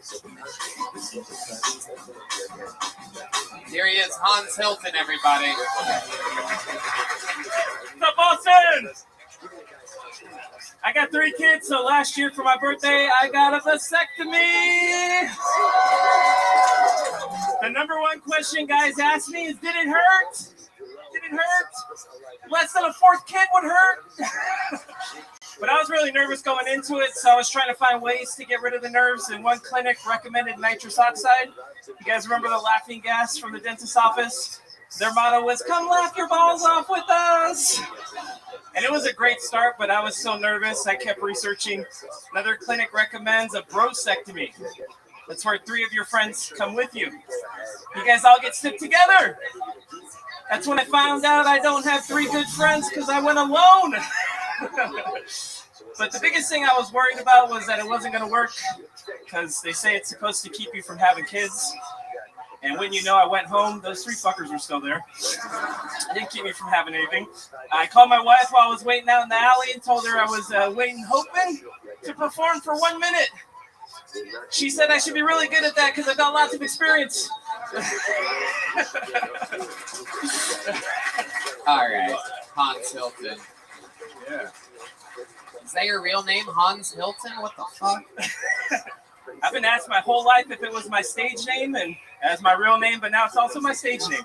Wow. What other stages were you on? I'm serious. Is it just comedy? It's just comedy. All right. You got like a Christian vibe. Yeah. I've been told I've got youth pastor vibes, yeah. Oh, yeah. Big time, dude. Big time. That smile while someone's insulting you, just like, oh, yeah, yeah. Sure. I am way too nice, yeah. Nice. You are? Yes. Where are you from? California. Okay. What part? I was born in Linwood, California, and currently live in Downey, California. Oh, wow. A bunch of places I've never heard of. That's incredible. Hey, Linwood's better known by our neighbors, Compton and Watts, so you could probably fill in the blanks.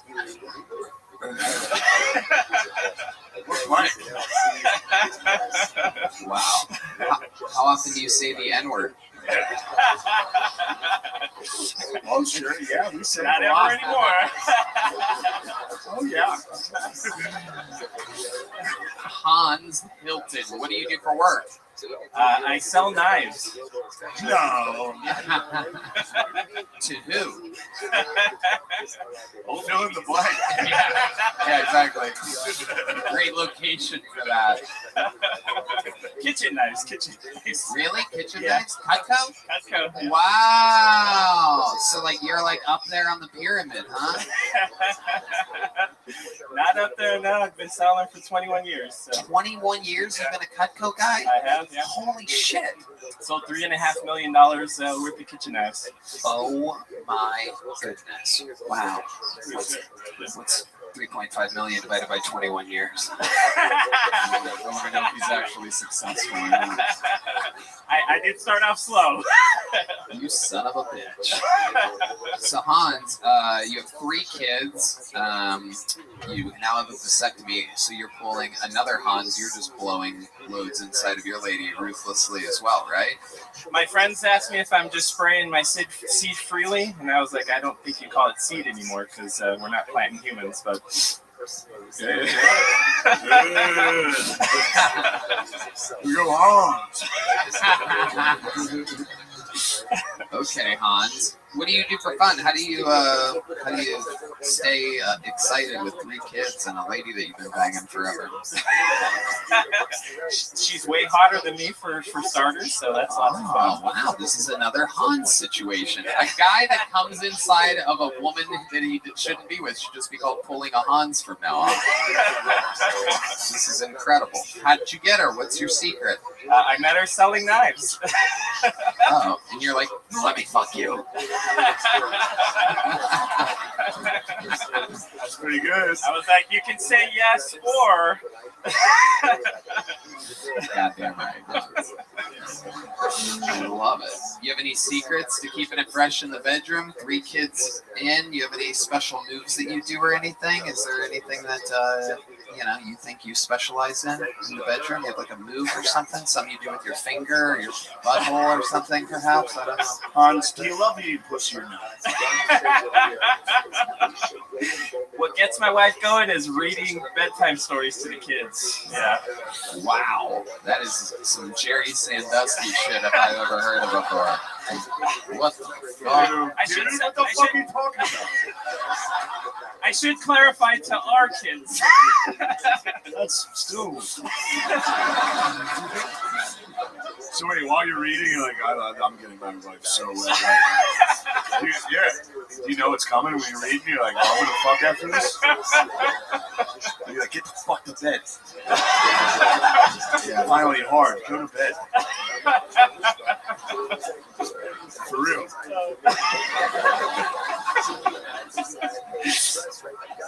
Do you get hard when you read to your fucking kids? Answer the fucking question. Do you? The answer's yes, dude. If he could answer it, it'd be no. I've never been posed a question in such that way. Hans is great, dude. These are likable people. I mean, it's incredible. It is a likable bunch here tonight. This guy gets hard while his wife gets wet while they're reading to their kids. The couch. 17-year-old kids. Ah, look who's still away. Son, we're going to read 50 Shades of Grey. Dad, please. Not again, Dad. I need this, son.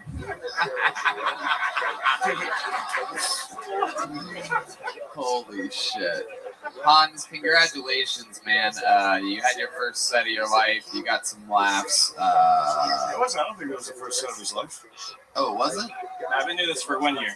Oh, wow. It seemed like the first set of your life. Damn, sorry, Hans. No. I guess,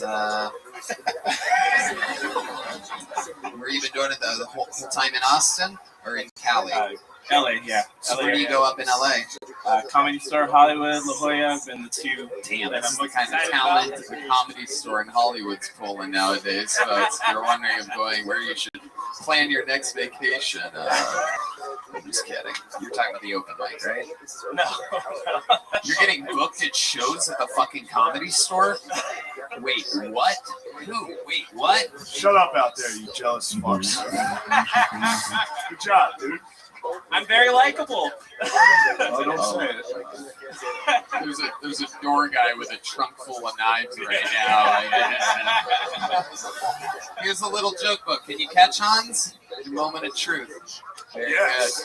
Good. Hans, you suck. Make some noise for him. There he goes, Hans Hilton, everybody.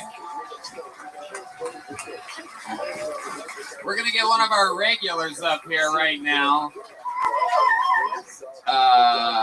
This guy, famous for his unbelievable roasting skills, his unbelievable writing, his unbelievable performances, headlining all around the world, baby. This is the one and only David motherfucking Lucas, everyone, with a brand new minute.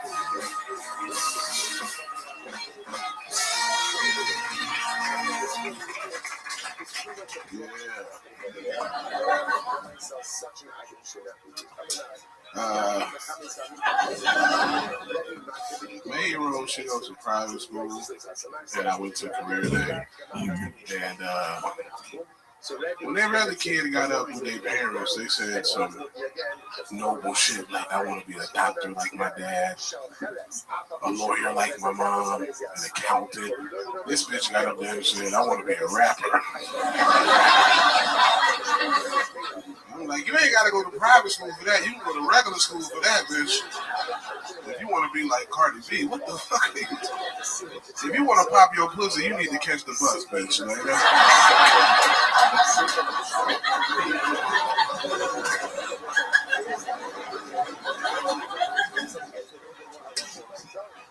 her mom's boyfriend recently got COVID, and I was scared because, you know, I'm out here, they're in LA, and he takes up my slack. I sent flowers and a card to the hospital. I'm like, nigga, we need Jim. What is it? Like, how dare you try to tap out now, motherfucker? All right, thank y'all, man. Hell yeah, love it. strong, on point, all real shit, your real life. David Lucas with another fucking stellar minute. How's it going, my friend? Shit. What you got a jacket? Oh, come on. What's going on? You're already trying. You're just going to rush right into it? What are you wearing? A fucking heated blanket for a sweater right now? What the fuck is that, dude? Why are you in a baby? You look like a pastor of penis, nigga. Get your coming to you out of the book of scrotum. Oh, you son of a bitch. The fuck you got that jacket on for? Nigga? What do you mean? Like, how'd you? Is it constrained? Is it? I'm just wondering why y'all. No, not all of us show up to work in fucking sweatpants wearing our fucking daughter's shoes. What the hell are those? Oh my god. Tony, you got your man shoes on, nigga. You wear 6 in women for real. I guess every pants are sweatpants when you're you. You have short legs for your body. Yeah, and you got a big asshole for your body, bro. That's true, actually. I do have a gaping asshole. I don't know how you know that. I know them cartel members like to stuff shit up your ass, nigga. You was a valuable asset to chop on, nigga. Your ass. He can get 12 pounds over the border. Yeah. No Vaseline. They can sneak humans up your ass, dude. Full-size illegal immigrants coming in, being shot out like baby zebras on the other side of the border. Unbelievable. The great David Lucas. Very sweaty today, huh? Nigga, but y'all don't know. Y'all ain't never walked the 30 million steps in this club to get back here. Yeah.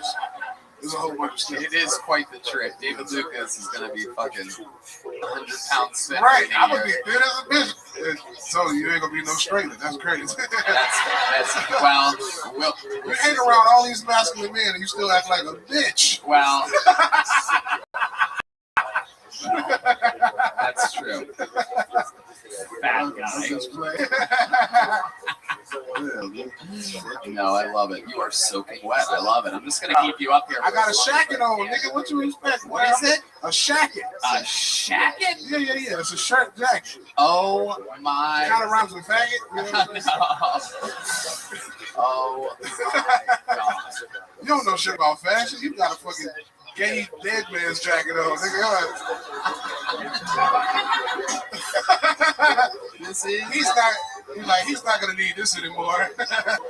I took it off him when he was in the coffin. He died from AIDS. He was an old friend. Jesus. I love it. Well, you'll walk 100,000 miles for AIDS, ain't it? Where do you even get something like that? Like, what shit, I think, you're dressed like a Kleenex box right now. It is incredible. You like that one? Shane, shut your ass up. I know, don't do it. You look like you play wheelchair basketball, nigga.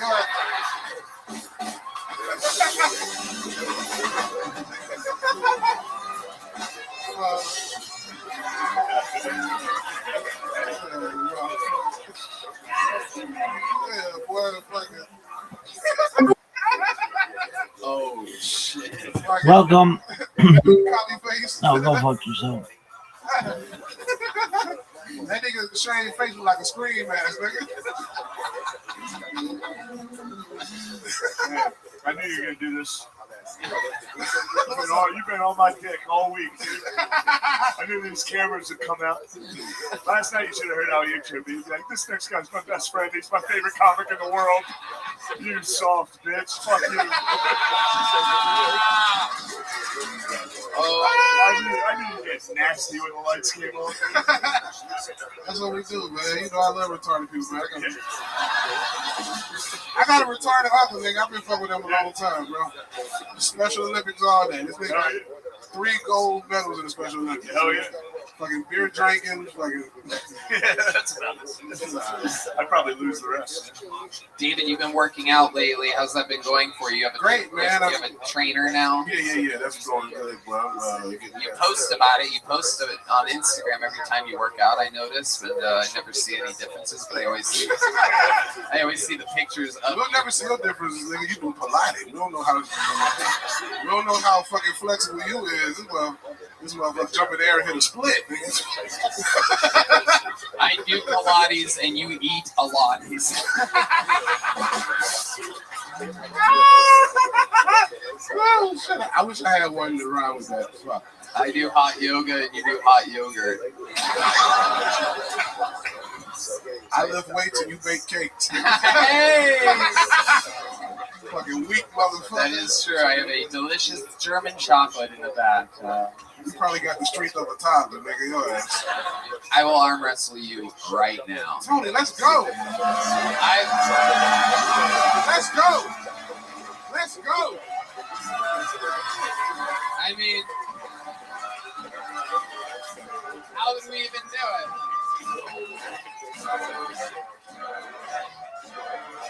Oh my God. Wait. Let's go. Where's the table at? I will arm wrestle you tomorrow night. No, nigga, no. We'll set it up. Okay. Grab a table. We need a table. Grab a table. We need a table. You can't just do it at an angle. Who got side bets? We have to be across from each other. Hey, I'll put 10,000 on myself right now. $10. Whoa. 10,000. Shane, 10,000. Shane, what do you think? Who do you think is going to win out of these two? No, I saw Tony's secretly jacked. I know. I never bet against Tony. Tony, Oh, Tony, shit. don't say that.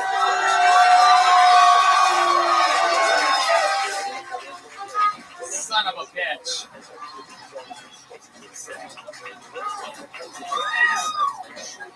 Holy shit, guys.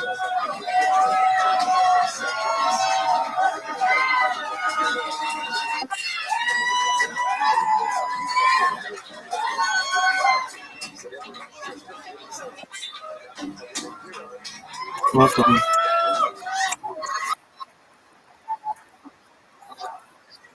Yeah, I'm just chilling, dog. Watching a podcast.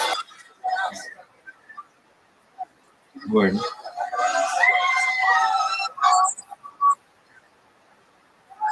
Dog. Oh my word, you guys are loud.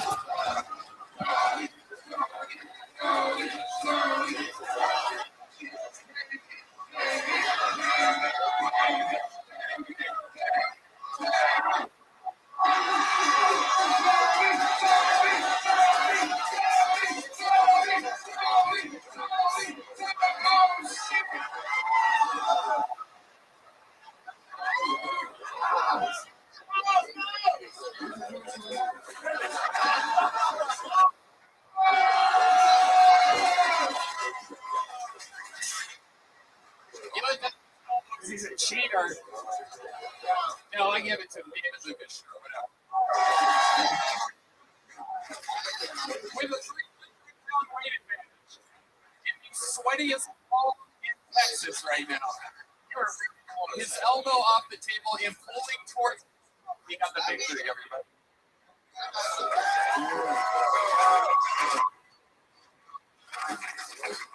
David, you're a legend. You do it every week. We love you. I appreciate y'all, man. Check out the tour dates. I'll be in Ontario, Irvine.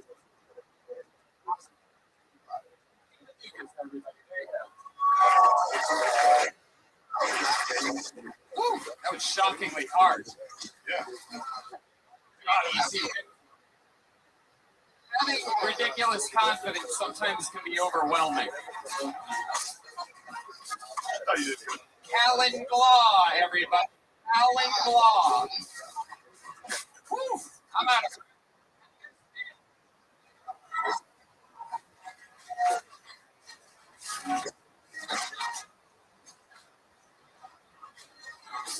What podcast has arm wrestling matches between 400-pound lesbian? And the lesbian almost won, by the way. A lot of shady shit going on in there. Here he is, Callan Glaw, everyone. Callan Glaw. So sometimes I wish I blind, like when I go to Hooters. Because like the golden rule at Hooters is you can look but you can't touch. Unless you're blind, then you can touch whatever the fuck you want. You gotta think about it, right? Like if a seeing guy cops a feel on a waitress, he's like a sicko pervert. But like if a blind guy cops a feel, he's just looking for the bathroom, Another time I wish I was blind is I was watching this Western movie about two broke cowboys. So in the movie, Heath Ledger bangs Jake Gyllenhaal. I used to think the scariest thing Heath Ledger ever done is blow up the hospital as a Joker. Yeah, little did I know that would be his second scariest role. I don't know if you all saw in the Super Bowl, but the flyover was piloted by all females. Yeah, it was also the first time the flyover was 15 minutes late. Thank you all, appreciate it. Callan Law. Hell yes. What's up, guys? Fuck yeah.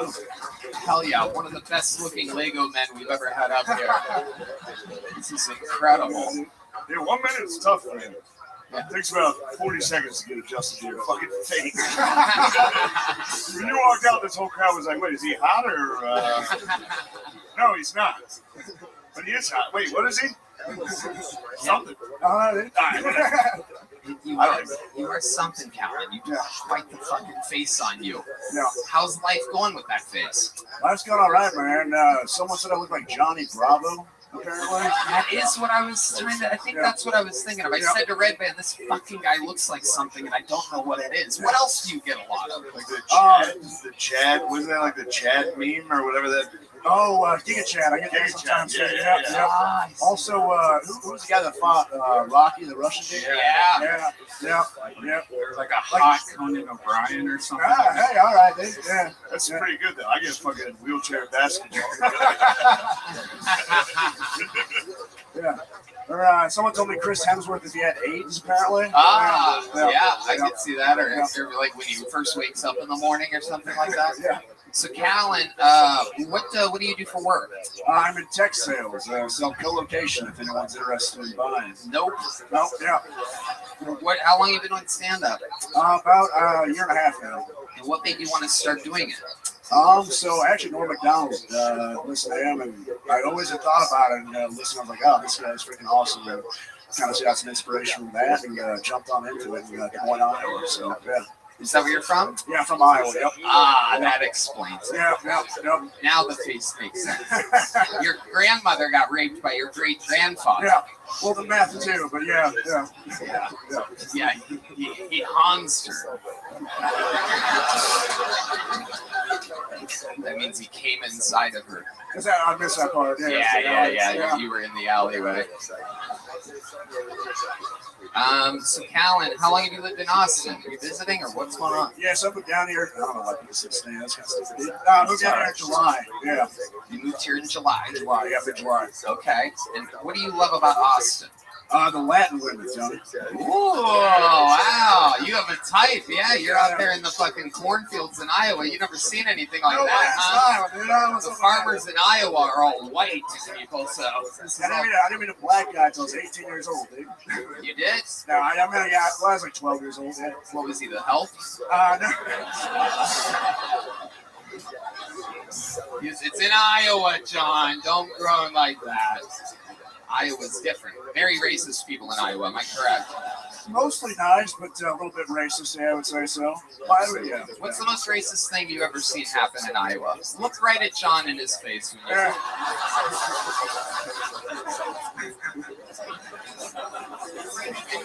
Yeah, well, honestly, so I was up here before, about a couple months ago. And, you were on Kiltony? Yeah, I was. How do I not remember this face? I never forget a face. Holy shit, look at that face. Yes, who said that? Yeah. Whoa, Paul Deemer on the horns? He tried to get me to say the N-word last time I was here. Is that true? Yeah. You have the kind of face that makes people want you to say the N-word. Yeah, dude. So we talked about last time I was here, but I did acting in college, and the role I played was a racist cop. So, players, yeah. Wow. Did you recite one of your lines? We did, and that's when I said N-word, but as the N-word, yeah. Okay. You said the N-word? Yeah, I said it like multiple times, and I also there was a scene where I had to rape a woman. You said the N-word and then raped the lady? Literally exactly that for a fucking college film. Yeah, dude. And it was a gay college one, dude. And it was gay? Yeah, super gay. Stonewall, dude. Yeah. Wait, what? This was like a school project? Like you had to do this for your grades? Yeah, so in college I was an acting major, and one of the shows I had was about Stonewall. And I played a racist cop that stuck his hands down a woman's pants and beat her up and called her the N-word a couple times. Wow, did you play Donald Trump? That's incredible. Hand in the pants.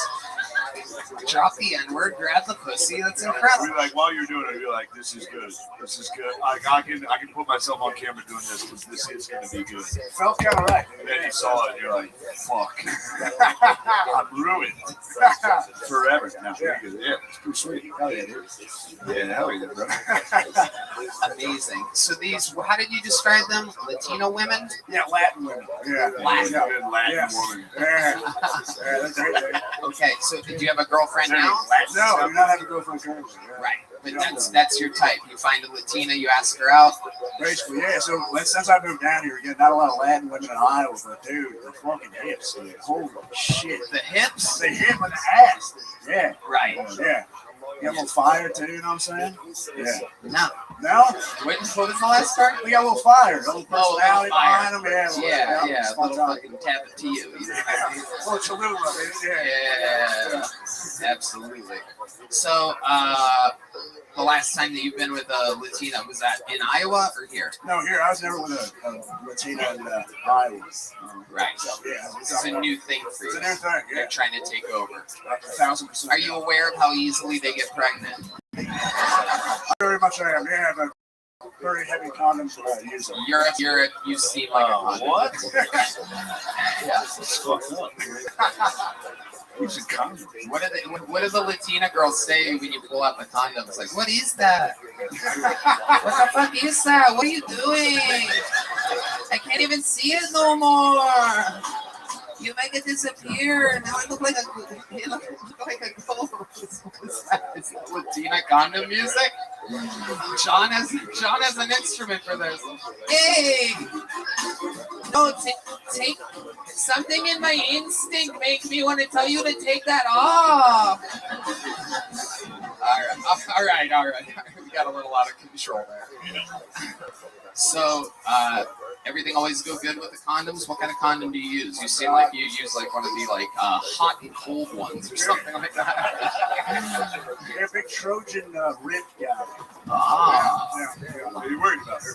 100%. Yeah. I'm gonna give it. Yeah. Right. You got big dick? I would say slightly above average. Yeah, that's right.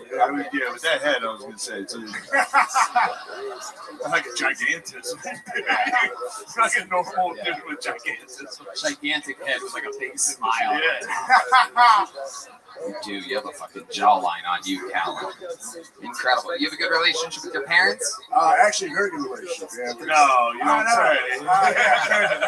What do you mean, actually? Yeah, dude. Let me ask you this, Callan. Let's say you went back home for the holidays to celebrate in Iowa with your parents that are still together. They eat dinner together every night. They probably go to church on Sundays. Not anymore, but yeah. Not anymore, right? Yeah, nobody believes in God anymore. But it's been a rough few years for that guy. But let me ask you this. Let's say you go back for Christmas and you don't warn them and you bring a little fucking Maria home with you or something like that. What do you think their honest, truthful reaction would be? Yeah, honestly, I think they'd be pretty chill about it. Pretty open people. Yeah. That's really great. Yeah, thanks, guys. I hear your answer. I know that you know that they're going to probably watch this at some point. Like, hey, Mom, Dad, got on again. I have a good relationship with you, so I tell you things like this. Yeah, it'll be on YouTube in a couple weeks. Yeah. But let me ask you this.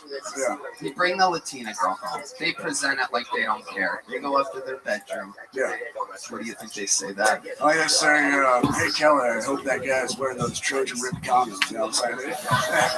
Probably true. Does your mom or your dad have a head like you? Probably on my mom's side, I would Your say. mom? Yeah. Oh shit! God damn, I was hoping your dad had that. You got a blockhead mom? Yeah, a little bit. Your mom's a blockhead. Yeah. Shout out Kelly, dude. Shout outs to the moms.